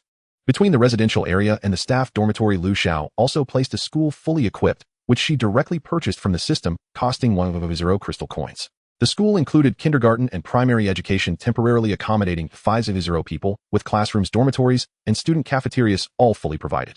The task of recruiting teachers was assigned to Dong Qingshu, as both cultural education and martial training needed to keep pace, requiring a considerable number of talents. A large park was also added outside the residential area, providing a leisure space for residents. The hired personnel have arrived. Please select a teleportation location. The planting area was expanded several dozen times, and Lu Xiao simply hired 20 planting talents from the system's talent recruitment section. All were from the Shuxing clan, so the task of familiarizing newcomers with the environment was directly handed over to Xu Yun. With the increase in population, the medical clinic also needed to keep up. Now that there were no requirements for surgeries, Lu Xiao placed 10 wooden medical clinics within the city and increased the staff by 9. Since pointing out the issue with Yu Dongzhu last time, the two had not spoken a word to each other, and when they occasionally met, they appeared hurried. It was not that their feelings had grown distant, but rather that both were too busy. Lu Xiao was busy making money while Yu Dongzhu was occupied reorganizing the team. Dong Qingshu and Chu Chun had gone to work for the city lord, and most of their subordinates had undergone transformations. Currently, the largest team venturing outside the city to hunt monsters was led by Yu Dongzhu, who even established an organization called the Free Monster Hunting Association. When Lu Xiao received the application for establishing the association, she truly felt her friend's growth. Not only would her association arrange for people to hunt monsters outside the city every day, but it also accepted high-tech talents for work. The association would pay commissions, and whatever was earned would belong entirely to the association, effectively providing some people with opportunities to earn extra income. After all, being organized by the association to venture out was significantly safer than facing monsters alone. Upon discovering powerful monsters, the association would also post task invitations, spending money to hire people for monster hunting. If an individual wanted to form a team to hunt monsters but couldn't find anyone and did not wish to join the association, they could pay to register with the association, which would help arrange teammates. The key point was that the association would pay 15% of its monthly profits as tax to the city system. Moreover, the association's accounts and task postings had to be processed through the auxiliary system. Otherwise, Lu Xiao would not allow anyone to openly establish a large organization on her territory. As far as Lu Xiao knew, Li Ruoshi was still an external consultant for the association, providing a certain number of monster locations daily, with 10 of the earnings going to her. Although there were many monsters, the higher the level, the better the drops. Even monsters of the same level can differ greatly in strength. Furthermore, the level of a monster could only be identified upon getting close. Directly locating the positions of blue monsters saved a lot of effort. This talent is truly a money-making tool. Watching Li Ruoshi's strength rise rapidly, Lu Xiao felt both bittersweet and gratified. If he had not been blind from the start, his growth speed would surely have been faster. However, if that were the case, the two might not have had any intersection. All things are determined by fate. Recently, both were extremely busy, hastily resolving meals and hardly exchanging a few words. By the time they returned at night, one would either still be outside or have already gone to rest. Before the upgrade, the city lord's mansion was right next to the planting area. Now that the planting area had been relocated, a large piece of land was left empty in between. Lu Xiao decided to divide this empty space into 3 plots specifically for planting rare medicinal herbs. The mutated strong wheat grass absorbed crystal dew very slowly. It had only just begun to bloom, waiting to produce seeds for mass planting. In recent days, Lu Xiao had been feeling restless, constantly worried about whether her family might be in danger, but the system could not provide answers, leaving her in a state of anxiety. She knew that being anxious was useless, but how could she control her thoughts? The only thing she could do was to keep herself busy to avoid overthinking. On the nearby sea surface, the dense swarm of piranhas had been completely eradicated. Only a few stragglers swam around. Standing by the sea, Lu Xiao gazed at the surging waves, an ominous premonition growing stronger, reminiscent of the last time it rained. "Little tree, how are you doing?" She mentally contacted the little tree monster. In these days, she had been both killing fish and purifying the anomalous energy, filling the conch shell more than halfway. Moreover, she also fed the little tree monster and the iron rooster daily. "Little tree monster, my energy is sufficient now. Oh, I should level up tonight. Do you know what season is coming next day?" Lu Xiao asked the little tree monster in her mind, as it was rooted underground and should have a more sensitive perception of the climate. In the past few days, the rain has lessened and the temperature has instead risen a bit. Lu Xiao is uncertain whether it is summer or autumn that is approaching. The little tree monster replied with certainty. The concept of seasons was taught to it by Lu Xiao, so it understands the meaning of autumn. "I can sense many trees turning yellow," the little tree monster added. When did it become capable of sensing the state of other trees? Lu Xiao was a bit puzzled and simply asked directly. The little tree monster, "Before I could only vaguely know a little, but now it's very clear, as if they are actively telling me. Perhaps it's the effect of my enhanced power." Autumn. When thinking of autumn, various ripe fruits, golden wheat fields, and mornings covered in white frost appeared in Lu Xiao's mind. What is autumn like in Tianyang? Lu Xiao wondered about the little tree monster. There are so many fruits, and the monster's aggressiveness will increase. Last autumn, it had many leaves nibbled away by monsters and barely managed to escape. Fruits. A surge in resources. Do monsters also hibernate? So they recklessly attack other normal creatures to stockpile food. The little tree monster was unclear about these questions. Filled with doubt, Lu Xiao could only vent her displeasure into the sea. She formed the water into sharp water arrows, launching a barrage that caused the monsters on the sea surface to flee in panic. Although there were fewer monsters near the shore, Lu Xiao's control range was vast. These water arrows could also turn. Once they struck a monster, they would curve into hooks, lifting the monsters out of the water and stringing them together like grotesque giant toothpicks in the air. Once all were moved ashore, Lu Xiao wrapped herself in clean water, causing countless water arrows to explode, slicing various fish monsters into pieces from the inside. Experienced and comparable to a master fishmonger, Lu Xiao had become accustomed to such scenes. After all, this was what she had been doing these past few days. Whether it was water bullets or water arrows, the result was the same. Many died.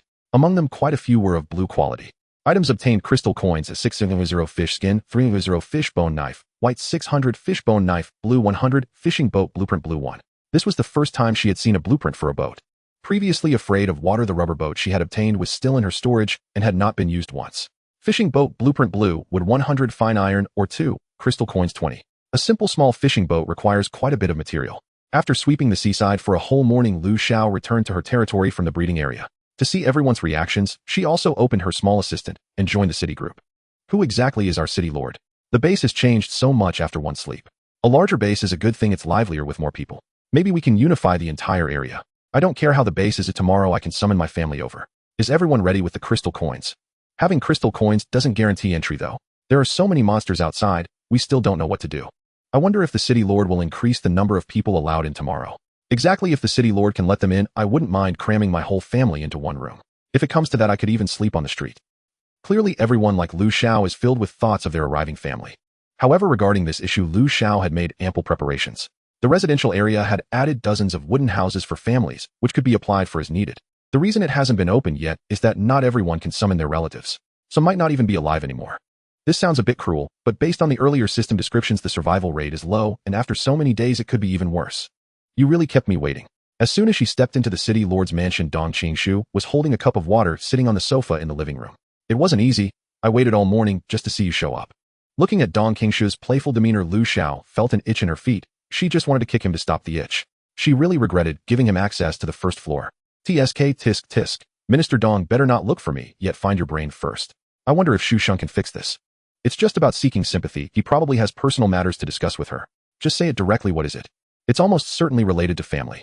Seeing Lu Xiao's serious demeanor, Dong Qingshu also put away his deliberately carefree attitude and looked at her earnestly. I just want to know how tomorrow is arranged.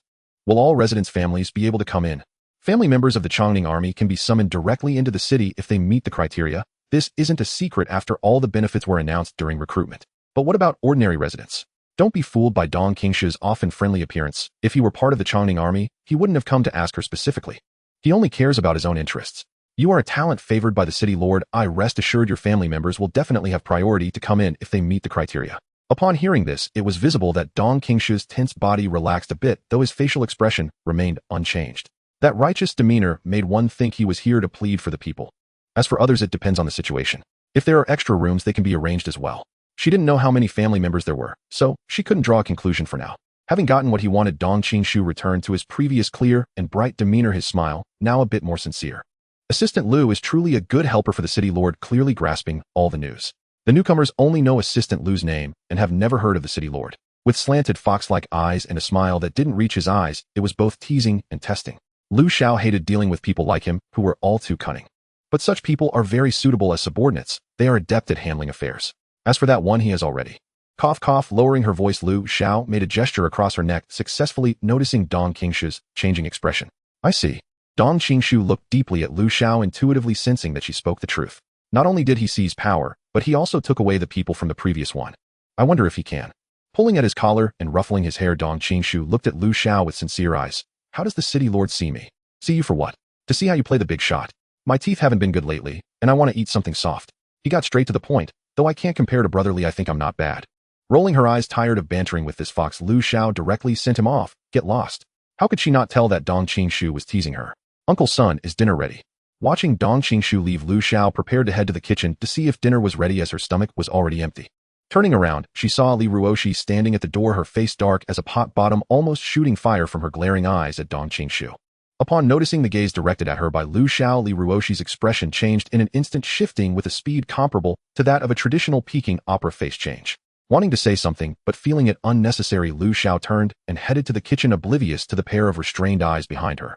Distracted, she nearly bumped into Aunt Wu, who was coming out with a dish. Oh dear, be careful of the heat. Uncle Sun made sour fish today, and the pickled cabbage made from big cabbage was just ready to eat. The flesh of the grouper was sliced into butterfly pieces, appearing tender and snowy white in the milky broth. Lifting a piece, it trembled as it was coated in the soup. Ever since her eyesight improved, Lu Xiao hadn't served him food anymore. The feeling of being favored had vanished, and a glimmer of disappointment flashed in Li Ruoshi's eyes. It seemed that regaining her sight wasn't as joyous as expected. Nevertheless, the mountain does not move for me, I move for the mountain. Li Ruoshi picked up a pair of serving chopsticks and added some oil wheat vegetables to Lu Xiao's plate. The oil wheat was recently harvested, and Lu Xiao loved its crisp, yet slightly bitter flavor. Each time it was stir-fried, she could finish half a plate on her own. Suddenly, a pair of vegetables appeared in her bowl, and Lu Xiao looked at Li Ruoshi in surprise. What was she doing?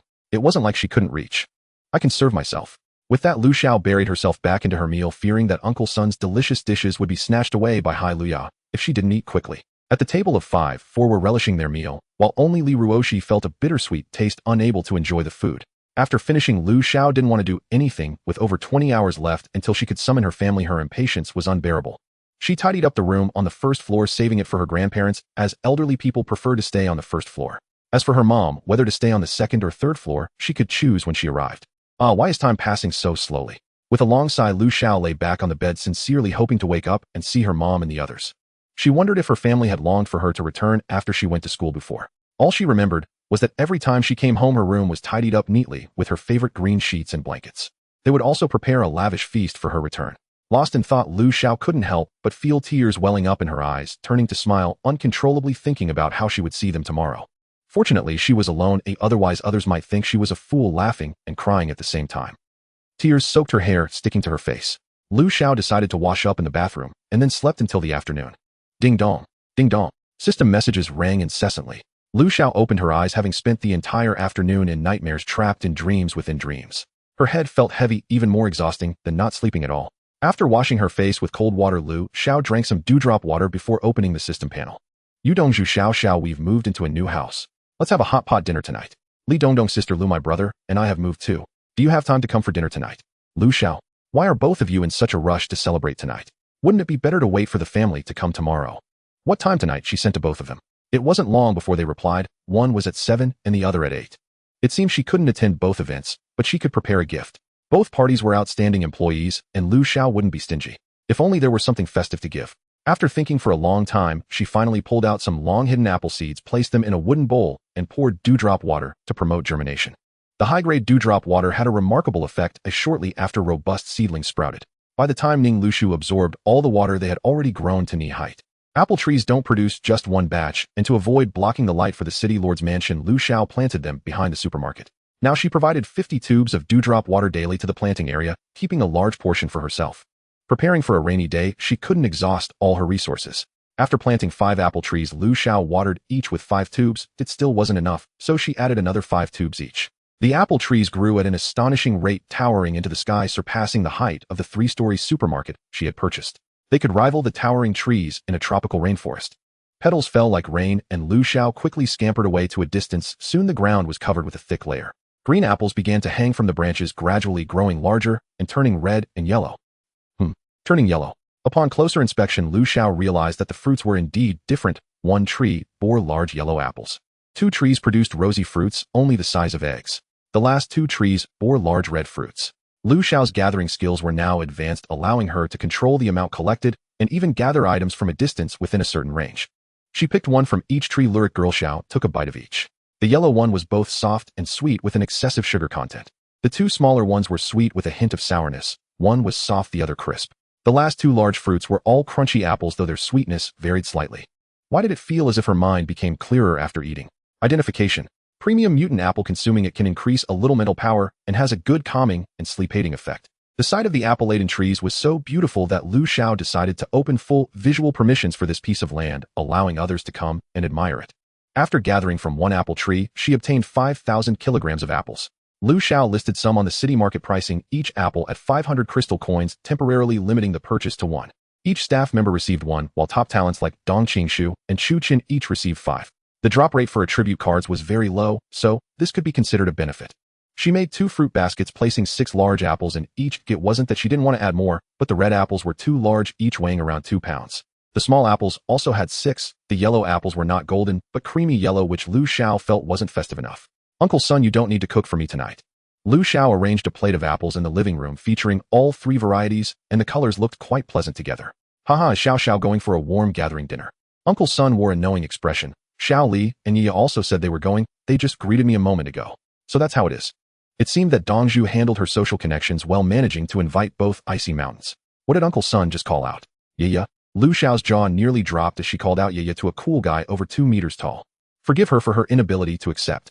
Taking advantage of the early time, Lu Xiao ran to the planting area and picked a couple of rapeseed flowers to insert around the fruit basket, finally making it look somewhat presentable.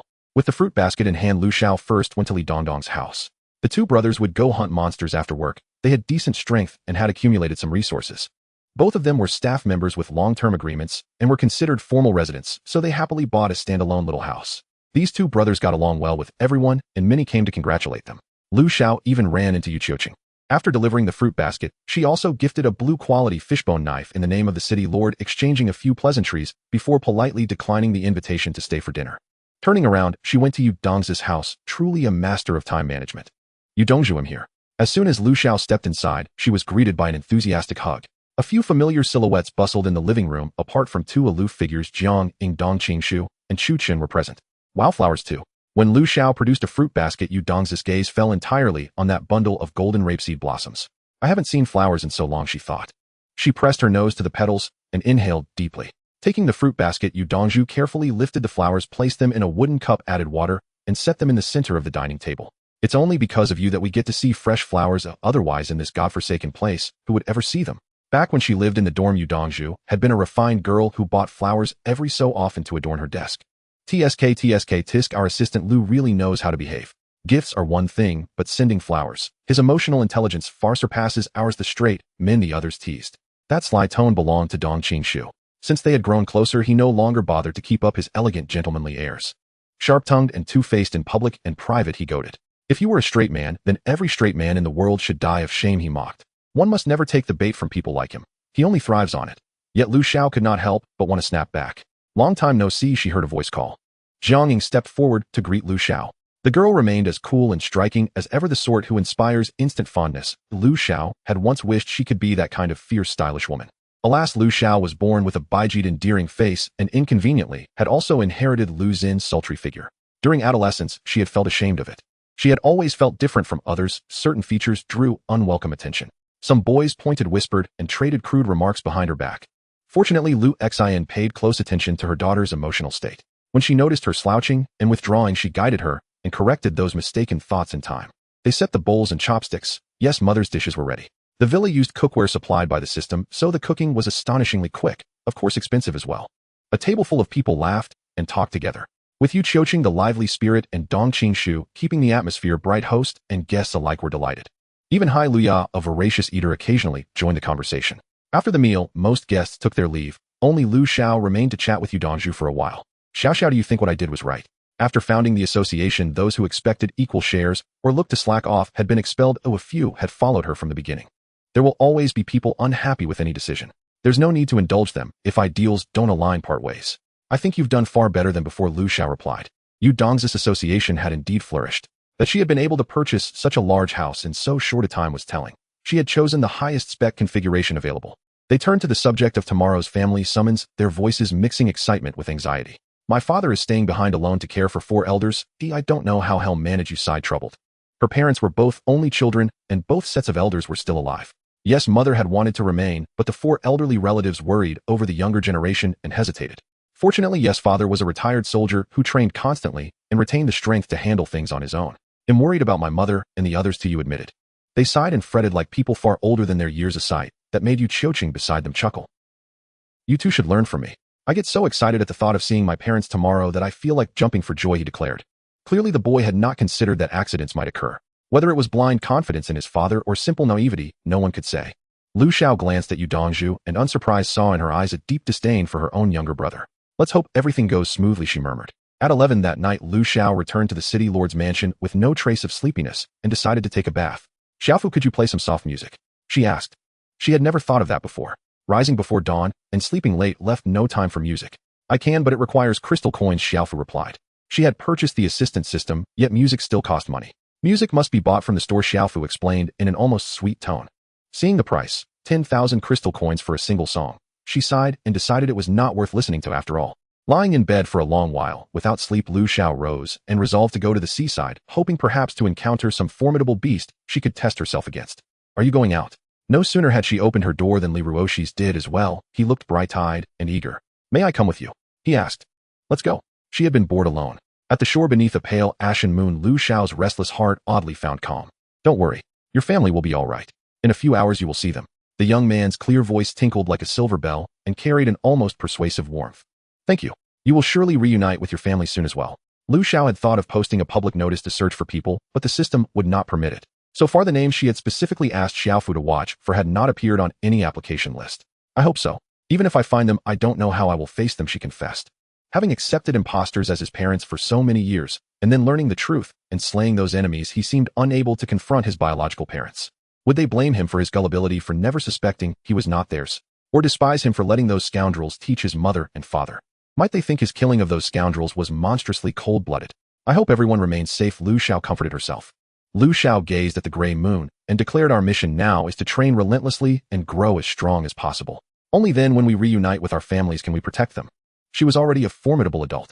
After 20-odd years of being sheltered by her family, it was now her turn to raise a sky of protection for them. Feels like we're having a late-night existential moment. Why not do something meaningful instead, Oi? Lu Xiao suggested. Exactly, and we've never truly fought a monster together yet. Ding! Before Lu Xiao could finish speaking, a cascade of system notifications interrupted her. And due to the sharp decline in survivor numbers, the communication zone will be merged geographically in 10 minutes. And the rainy season is nearing its end. The resource surge period approaches. Prepare accordingly, all survivors. Upon season transition, felled trees regenerate, except within claimed territories. And after reading the alerts, the two exchanged glances. The earlier tender atmosphere had vanished, replaced by solemn gravity. Before she could respond, Chu Chen sent another message requesting permission to lead an expedition outside the city tomorrow for real-world combat, training, reconnaissance of environmental changes, and resource gathering. Lu Xiao readily approved such proactive initiative. And within the Chongning military, beyond standard allowances, a merit point system was implemented. Exceptional performance in drills or contributions during field missions earned points. Points could be redeemed at the internal marketplace for equipment. Lu Xiao had deposited most of the blue-tier weapons acquired from her fish-bombing raids, and even listed some Huanqing pills. She doubted anyone could resist such extraordinary wares. And scan the nearby waters for large monsters, Lu Xiao instructed, gesturing toward the distant sea. Formidable creatures near their territory dwelled only along its outer fringes, concealed deep within ancient forests. Though she could merge her consciousness with water to seek powerful sea beasts, the ocean's vastness made systematic searching tedious and inefficient. Lei Ruoshi's innate talent proved far more expedient. After a moment of focused perception, Lei Ruoshi declared with quiet certainty, the nearest one possesses strength comparable to the first monster we encountered. A Leviathan-class sea beast. Red rank. Impressive indeed. And the thought struck her so absurdly that Lu Xiao laughed at herself. In merely 30 days, she had transformed from a girl who couldn't bring herself to slaughter a chicken into a woman unflinching before red rank horrors. And guided by Lei Ruoshi's coordinates, Lu Xiao dissolved her awareness into water and instantly beheld the creature in full. A mutated electric eel. Its thick serpentine body lay coiled in the depths, its hide shimmering violet indigo threaded with faint pulsing lightning glyphs. If she lifted it from the sea with water, then struck with her Tang sword, would she risk electrocution? An odd notion surfaced, yet upon reflection it seemed plausible, and her blue-tier blade might well shatter against such dense musculature. She could effortlessly haul tens of thousands of piranhas ashore at once, but most remained white-tire, and she wondered whether her full power would suffice to extract this eel. The eel lay motionless, seemingly resting, while the seawater around it gradually coalesced under Lu Xiao's command, separating cleanly from the surrounding ocean. A colossal sphere of water surged upward, enveloping the eel entirely. Before it could react, the entire creature was wrenched from the sea. Suspended midair, the immense water orb convulsed as the eel thrashed violently, on the verge of bursting free. And at that razor's edge, a vision flashed through Lu Xiao's mind, the ethereal dreamlike resonance of her skill's activation. A sudden epiphany unlocked, a subtle technique clicked into place. Her will surged, and the water sphere froze instantaneously, encasing the eel in flawless, unyielding ice. And she shifted the glacial orb nearby and dropped it onto the shore with a thunderous thud. The ground trembled beneath it. You? Already this formidable, and the unspoken words hung in his gaze, but Lu Xiao read them clearly. What? Afraid? I won't strike you. And Lei Ruoshi shook his head, eyes alight with genuine admiration. Afraid? Never. I rejoice for you. And I shall strive relentlessly, standing shoulder to shoulder beside you. Boom. The eel shattered the ice sphere and erupted forth, writhing wildly across the earth. And yet Lu Xiao had anticipated this. She placed the orb deliberately far from them. The instant the anomaly manifested, she erected a thick shimmering water barrier around both of them. And shards of splintered ice exploded outward, most embedding deep into the soil like gleaming lethal daggers. The eel twisted toward Lu Xiao, jaws agape, rows of needle-sharp teeth glinting coldly, its lightning glyphs crackling with raw voltage. No wonder it was a mutated eel. How one wondered, would death arrive first by Fong or by current? But Lu Xiao granted it no such chance. Before it closed, the distance water seized it anew, freezing it solid once more into a colossal, glistening icicle. Seizing the eel's momentary immobility, Lu Xiao lashed out with her whip, binding its maw tightly, then strode forward and drove her fist squarely into its massive skull. That blow channeled every ounce of her strength. Golden light flickered faintly across the scales on her knuckles, and the very air seemed to recoil from the impact's concussive force. You have slain a mutated electric eel, claimed Lute. And she'd expected only a cranial fracture, but the entire skull collapsed inward, dissolving into viscous sludge buried deep in the earth. The thick ice encasing the eel had shattered into snowflake-like fragments, swirling in the air like glittering mist. Into Lei Ruoshi watching from afar, Lu Xiao stood radiant amid the blinding white storm. Ethereal, otherworldly, like a frost-born spirit. Yet a dull, persistent ache throbbed behind her temples. Mutated electric eel red in HP 0800 NATK, 1500 NDF, 200 in skill, electrocution note, its discharge can instantly kill any monster of equivalent rank. Good thing I denied it the chance to unleash its charge. And Lu Xiao patted her chest relieved. Her cautious nature had served her well again. She always prioritized safety, devising contingencies before action. Just as before, she'd rather deploy toxins than engage barehanded. Yet she never neglected skill cultivation. True strength resided within oneself, external aids were fleeting, and dependence upon them perilous. To rely solely on tools while neglecting self-cultivation was to abandon roots for branches. Mastery demanded both artful utilization of instruments and unwavering commitment to inner growth. Loot acquired skill card High Voltage Electrocution 1, Attribute card 10, Harvest card 10, Spatial Stone 2, Leather Armor Red 5, Electrified Eel Meat 1000 kg Crystal Coins 3000 in her haul was bountiful. Lu Xiao allocated half the Attribute and Harvest cards to Lei Ruoshi and gifted him 1 red tier leather armor. Merely acquiring red tier gear was already extraordinary. No one else had yet slain a red rank monster with such ease. Lei Ruoshi was not polite and accepted it without hesitation. There was no need for false modesty. After all, these were things he currently needed. Why is there still an electric charge with this eel meat? It won't shock my mouth when I eat it, will it? He took out a piece of eel meat, and indeed it felt electrified, tingling in his hand, as if it were charged. Eel Meat Electric, a uniquely flavored electric eel meat that increases strength attribute 6 and health 6 upon consumption, effective for each individual only once. This was the first time he encountered something that could increase health attributes since the fruit of the little tree monster. What a good thing. It could be added to the reward system of the Chongning army. After all, this was a reserve of power for Lu Xiao. This eel meat is good. Oh, let's have Uncle Sun cook it together tomorrow. Lu Xiao took a piece and placed it in the storage area designated for Uncle Sun. All right. Lei Ruoshi had no objections to Lu Xiao's arrangement. If Lu Xiao wanted it, he would give her everything he had. After all, his life was given by her. As for the skill card, it had already been used by Lu Xiao. Now, in addition to the water control technique, she also had a high voltage strike, but the intensity she could currently exert was only enough for a manual ion perm. If she could trap the enemy in water and then electrify it, what a thrill. Ha ha ha, it's getting late, let's head back. At this time, the system had completed merging the zones. Lu Xiao opened it and took a quick glance. The content had been updated significantly, and the chat channel was bustling. She wanted to go back and quietly enjoy the gossip. The two moved quickly and soon returned to their respective rooms. After washing up, Lu Xiao lay on her bed, opened the system panel, and found that the name of the communication area had changed. It was previously H233, now changed to H23, which meant that nearly 10 districts had merged into one, but the population was still just over 90,000. The most critical point was that ordinary people could now see the territorial information of this district, as well as the territorial leaderboard. H23 District Territory Leaderboard 1. Chongning City Population 1514, a level 22. Ping'an Base Population 2688, a level 13. City of Tomorrow Population 1987, a level 1. A total of 10 territories, each with an option to apply to join, and the territory rules could also be viewed. It seems the system hopes everyone joins a territory. If family members arrive and do not meet the admission criteria for Chongning City, some residents might choose to leave. However, Lu Xiao was no longer concerned about this. She had already purchased the territory, significantly reducing the pressure of crystal coins, so there was no need to lower the standards. The population could be increased a bit. After some thought, Lu Xiao simply divided the range of the security system into concentric circles. The areas with houses were the inner circle, while the outer circle was a temporary settlement area with a buffer zone set between the monster area and the settlement area. This was to prevent newcomers from mistakenly entering the monster area. Although the system would give a warning, it couldn't stop someone from acting recklessly. If they reached the buffer zone and still didn't fear the monsters, then they would just have to accept their fate. July 1 ST is sunny. In the morning, Lu Xiao got up, and the first thing she did was to go outside to see what the so-called resource outbreak period meant. Others had long been on high alert, going out to gather resources as soon as dawn broke, while Lu Xiao, who had no family pressure, slept in until after 8. The gray moon had disappeared, replaced by the blazing sun, and Lu Xiao simply put the illusory sun pearl into her backpack. The center of the territory was basically deserted, resembling a ghost town. As she reached the outskirts, her gaze fell upon a sea of golden color. The leaves were all withered yellow, and every fruit-bearing tree was laden with fruit. It was as if they had all been hastened to ripen overnight. Many residents were busy collecting fruits, and anything identified as edible was gathered without concern for its taste. Lu Xiao was the only one seemingly drifting outside, leisurely observing everyone at work. After watching for a while, her curiosity waned, and feeling bored, she simply ran to the seaside.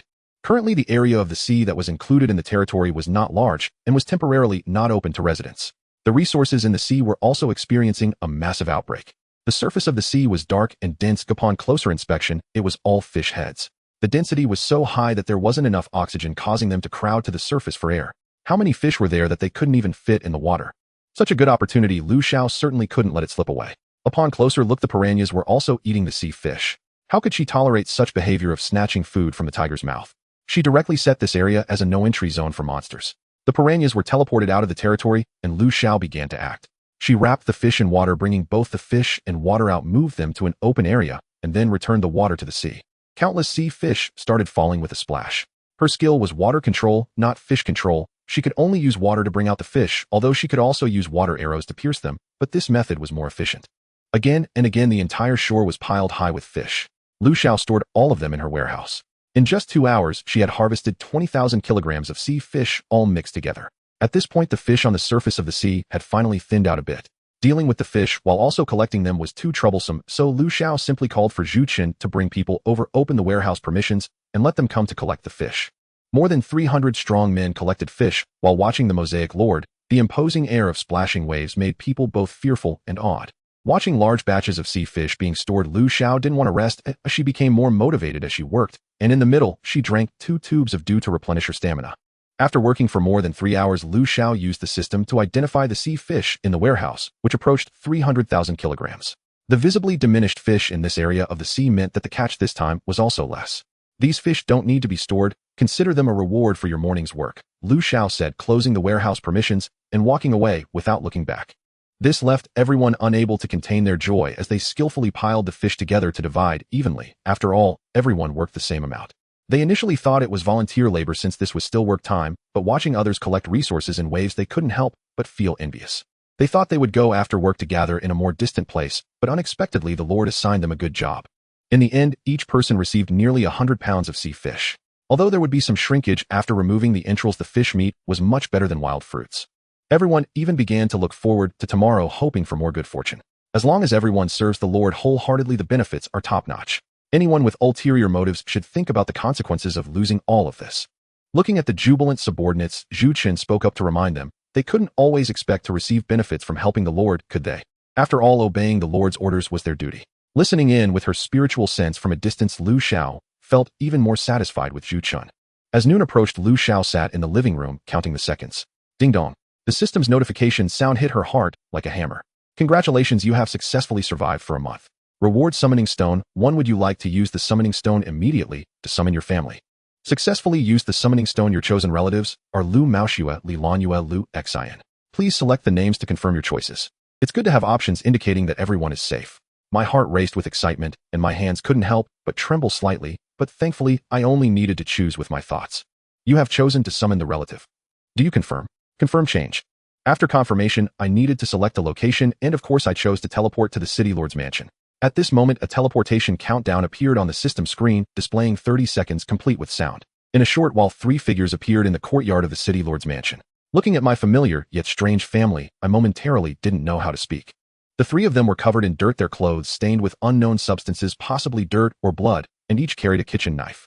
The crucial detail was that the knife had dark blood-like stains on it. If I hadn't recognized them at a glance as my family, they almost looked like refugees robbing the road. Xiao Xiao. The 3 of them called out in unison upon seeing me standing at the door. For the past month, they had been living in fear, every day worried whether their beloved granddaughter would encounter any accidents while alone in another place, and if she could eat enough and stay warm. Hearing their familiar voices, my legs seemed to have a mind of their own as I rushed over and embraced my mother and grandmother. My grandfather, who was rather stern, just stood by watching us. When the others were too busy to notice him, he secretly wiped the corners of his eyes with his sleeve. Holding my mother and grandmother, I felt their bony bodies pressing against me. Given their haggard appearance, they must have suffered a lot in the Blue Star. Mom, are you hungry? Let's eat something first. I took one by each hand and led them to the living room. Uncle Sun knew today was a reunion day and didn't want to disturb me, so he had prepared the meal early and returned with Aunt Wu. I took them to the bathroom on the first floor to wash up briefly while I laid out the dishes. Having anticipated the grim situation in the Blue Star, I had asked Uncle Sun to prepare easily digestible food for my family. If they had been starving for a long time, suddenly consuming heavy oily meat would not be good. Their stomachs wouldn't be able to handle it. Uncle Sun had prepared pumpkin porridge as the staple food with plenty of dishes: steamed grouper shrimp, steamed eggs, stir-fried white celery, and a pork liver soup. These were all light and nourishing meals. My Xiao Xiao, you are truly amazing, bringing Grandma such comfort, my grandmother said, her eyes filled with affection. They hadn't eaten a decent meal in a long time, and they were surprised that Xiao Xiao not only brought them over, but also prepared so much good food for them. Looking at my granddaughter, who radiated a different aura than before, my grandmother felt greatly comforted. Grandma, you flatter me. You are my dear grandmother, everything I have is yours. I hurriedly served food to the two elders. The four of us quickly finished dinner, all too hungry to care about savoring each bite. We just grabbed our bowls and devoured the food. Although I was very concerned about my family's experiences in the Blue Star, seeing their exhausted faces, I quickly arranged for them to wash up and rest. I also condensed 3 vials of condensation water for them, giving each one a little to drink. Fearing that their bodies couldn't handle it, I provided the basic level of condensation water. With my family safe, I felt relieved, the tension in my nerves relaxed, and my consciousness felt fatigued, so I headed to my room for a nap. Within Chongming City, in various houses, there were cheers, as well as heart-wrenching wails, and the situation was similar in other bases. From the morning, Chu Chun had been controlling his emotions, not allowing a trace of his worries to show. If he couldn't keep his composure, how could he manage the people below him? But the moment he confirmed the use of the summoning stone, he couldn't help but clench his fists and dared not look. Fortunately, the individuals he wanted to summon all appeared on the list without exception. He selected his own villa as the teleportation location and clicked confirm. In no time, 2 silver-haired elders appeared in the courtyard. Haha, good boy, I knew you could do it. The 2 elders looked a bit unwell, but still smiled at him, looking just like they always did. Uncle Ant, you finally arrived. The typically mature and serious Chu Chun was only 21 years old. At this moment, the muscular man couldn't help but get teary-eyed as he embraced the 2 elders tightly. His parents were martyrs, having sacrificed their lives when he was only 5 years old, and he had been raised by Chun Zhongshi and his wife, who treated him as their own. Thus, the love he received from them was no less than that of anyone else. He had once wanted to call them dad and mom, but they had refused. Titles are merely formalities. We regard you as our child, and you treat us as your parents. That's enough. This was what Chun Zhongshi had said back then. Chu Chan understood that they were afraid he would forget his biological parents if he changed how he addressed them. Had it not been for the forced teleportation, he would have preferred to stay with the 2 elders. He had even worried that the summoning stone could only summon blood relatives. Come on, stop being all mushy, I'm starving. Chun Zhongshi said with a look of disdain as he pulled Chu Chen away. How could this kid act like a girl? With the old man having spoken, what else could he do? Chu Chen quickly brought the 2 elders inside, serving them tea and helping them wipe their hands and faces. If any subordinates were present, they would surely be shocked. Was this really their usually stern and serious commander? Some were rejoicing while others were mourning. The Yu family also summoned their relatives. The people were still there, but the situation was not good. Yu Dad had fought fiercely with some scoundrels to protect the few elders and safeguard the remaining food. His right foot was directly severed, but fortunately he handled it quickly and did not injure any major arteries, allowing him to keep his life. However, the situation was not optimistic. His wound had become infected, and he was burning with fever, barely holding on without passing out. Yu Dongzhu hurriedly rushed him to the clinic. All right, the person is fine, but the foot is gone. I don't have the ability to regrow limbs. Shu Sheng waved his hand, urging everyone to leave quickly. After the treatment, Yu Dad had woken up carried by Yu Qiuqing, and he still managed to smile at them, although it was more painful than crying. Currently, all 10 clinics were full, and although the treatment process was quick, they couldn't keep up with the sheer number of people. When Yu Dongzhu arrived, she was able to cut in line using the emergency passage, the one that Lu Xiaoxiao had arranged for the clinic. His life was saved, but what about the future? With his father's temperament, losing a foot would surely make him miserable. Yu Dad had always had a male chauvinism attitude, dictating everything at home. He insisted on doing the household chores himself and never allowed Yu Mom to do any. He said he wouldn't manage the money, so he didn't. Everything was handed over, leaving not a single penny. Although Yu Dongzhu felt that she could now support the whole family and didn't need them to go out and fight monsters, her father was definitely not the type to settle for a life of ease. But even healthy people were struggling to survive, and her father was still. Several of them returned home feeling anxious. Sister, look at this, let's buy Dad a pill. Yu Qiuqing shouted excitedly again. Buy what? Yu Dongzhu asked, puzzled. Are we buying a cane? But canes aren't counted by pieces. Huansheng pill. It can regrow limbs. Yu Dongzhu couldn't help but read the product description of the green pill from the system shop.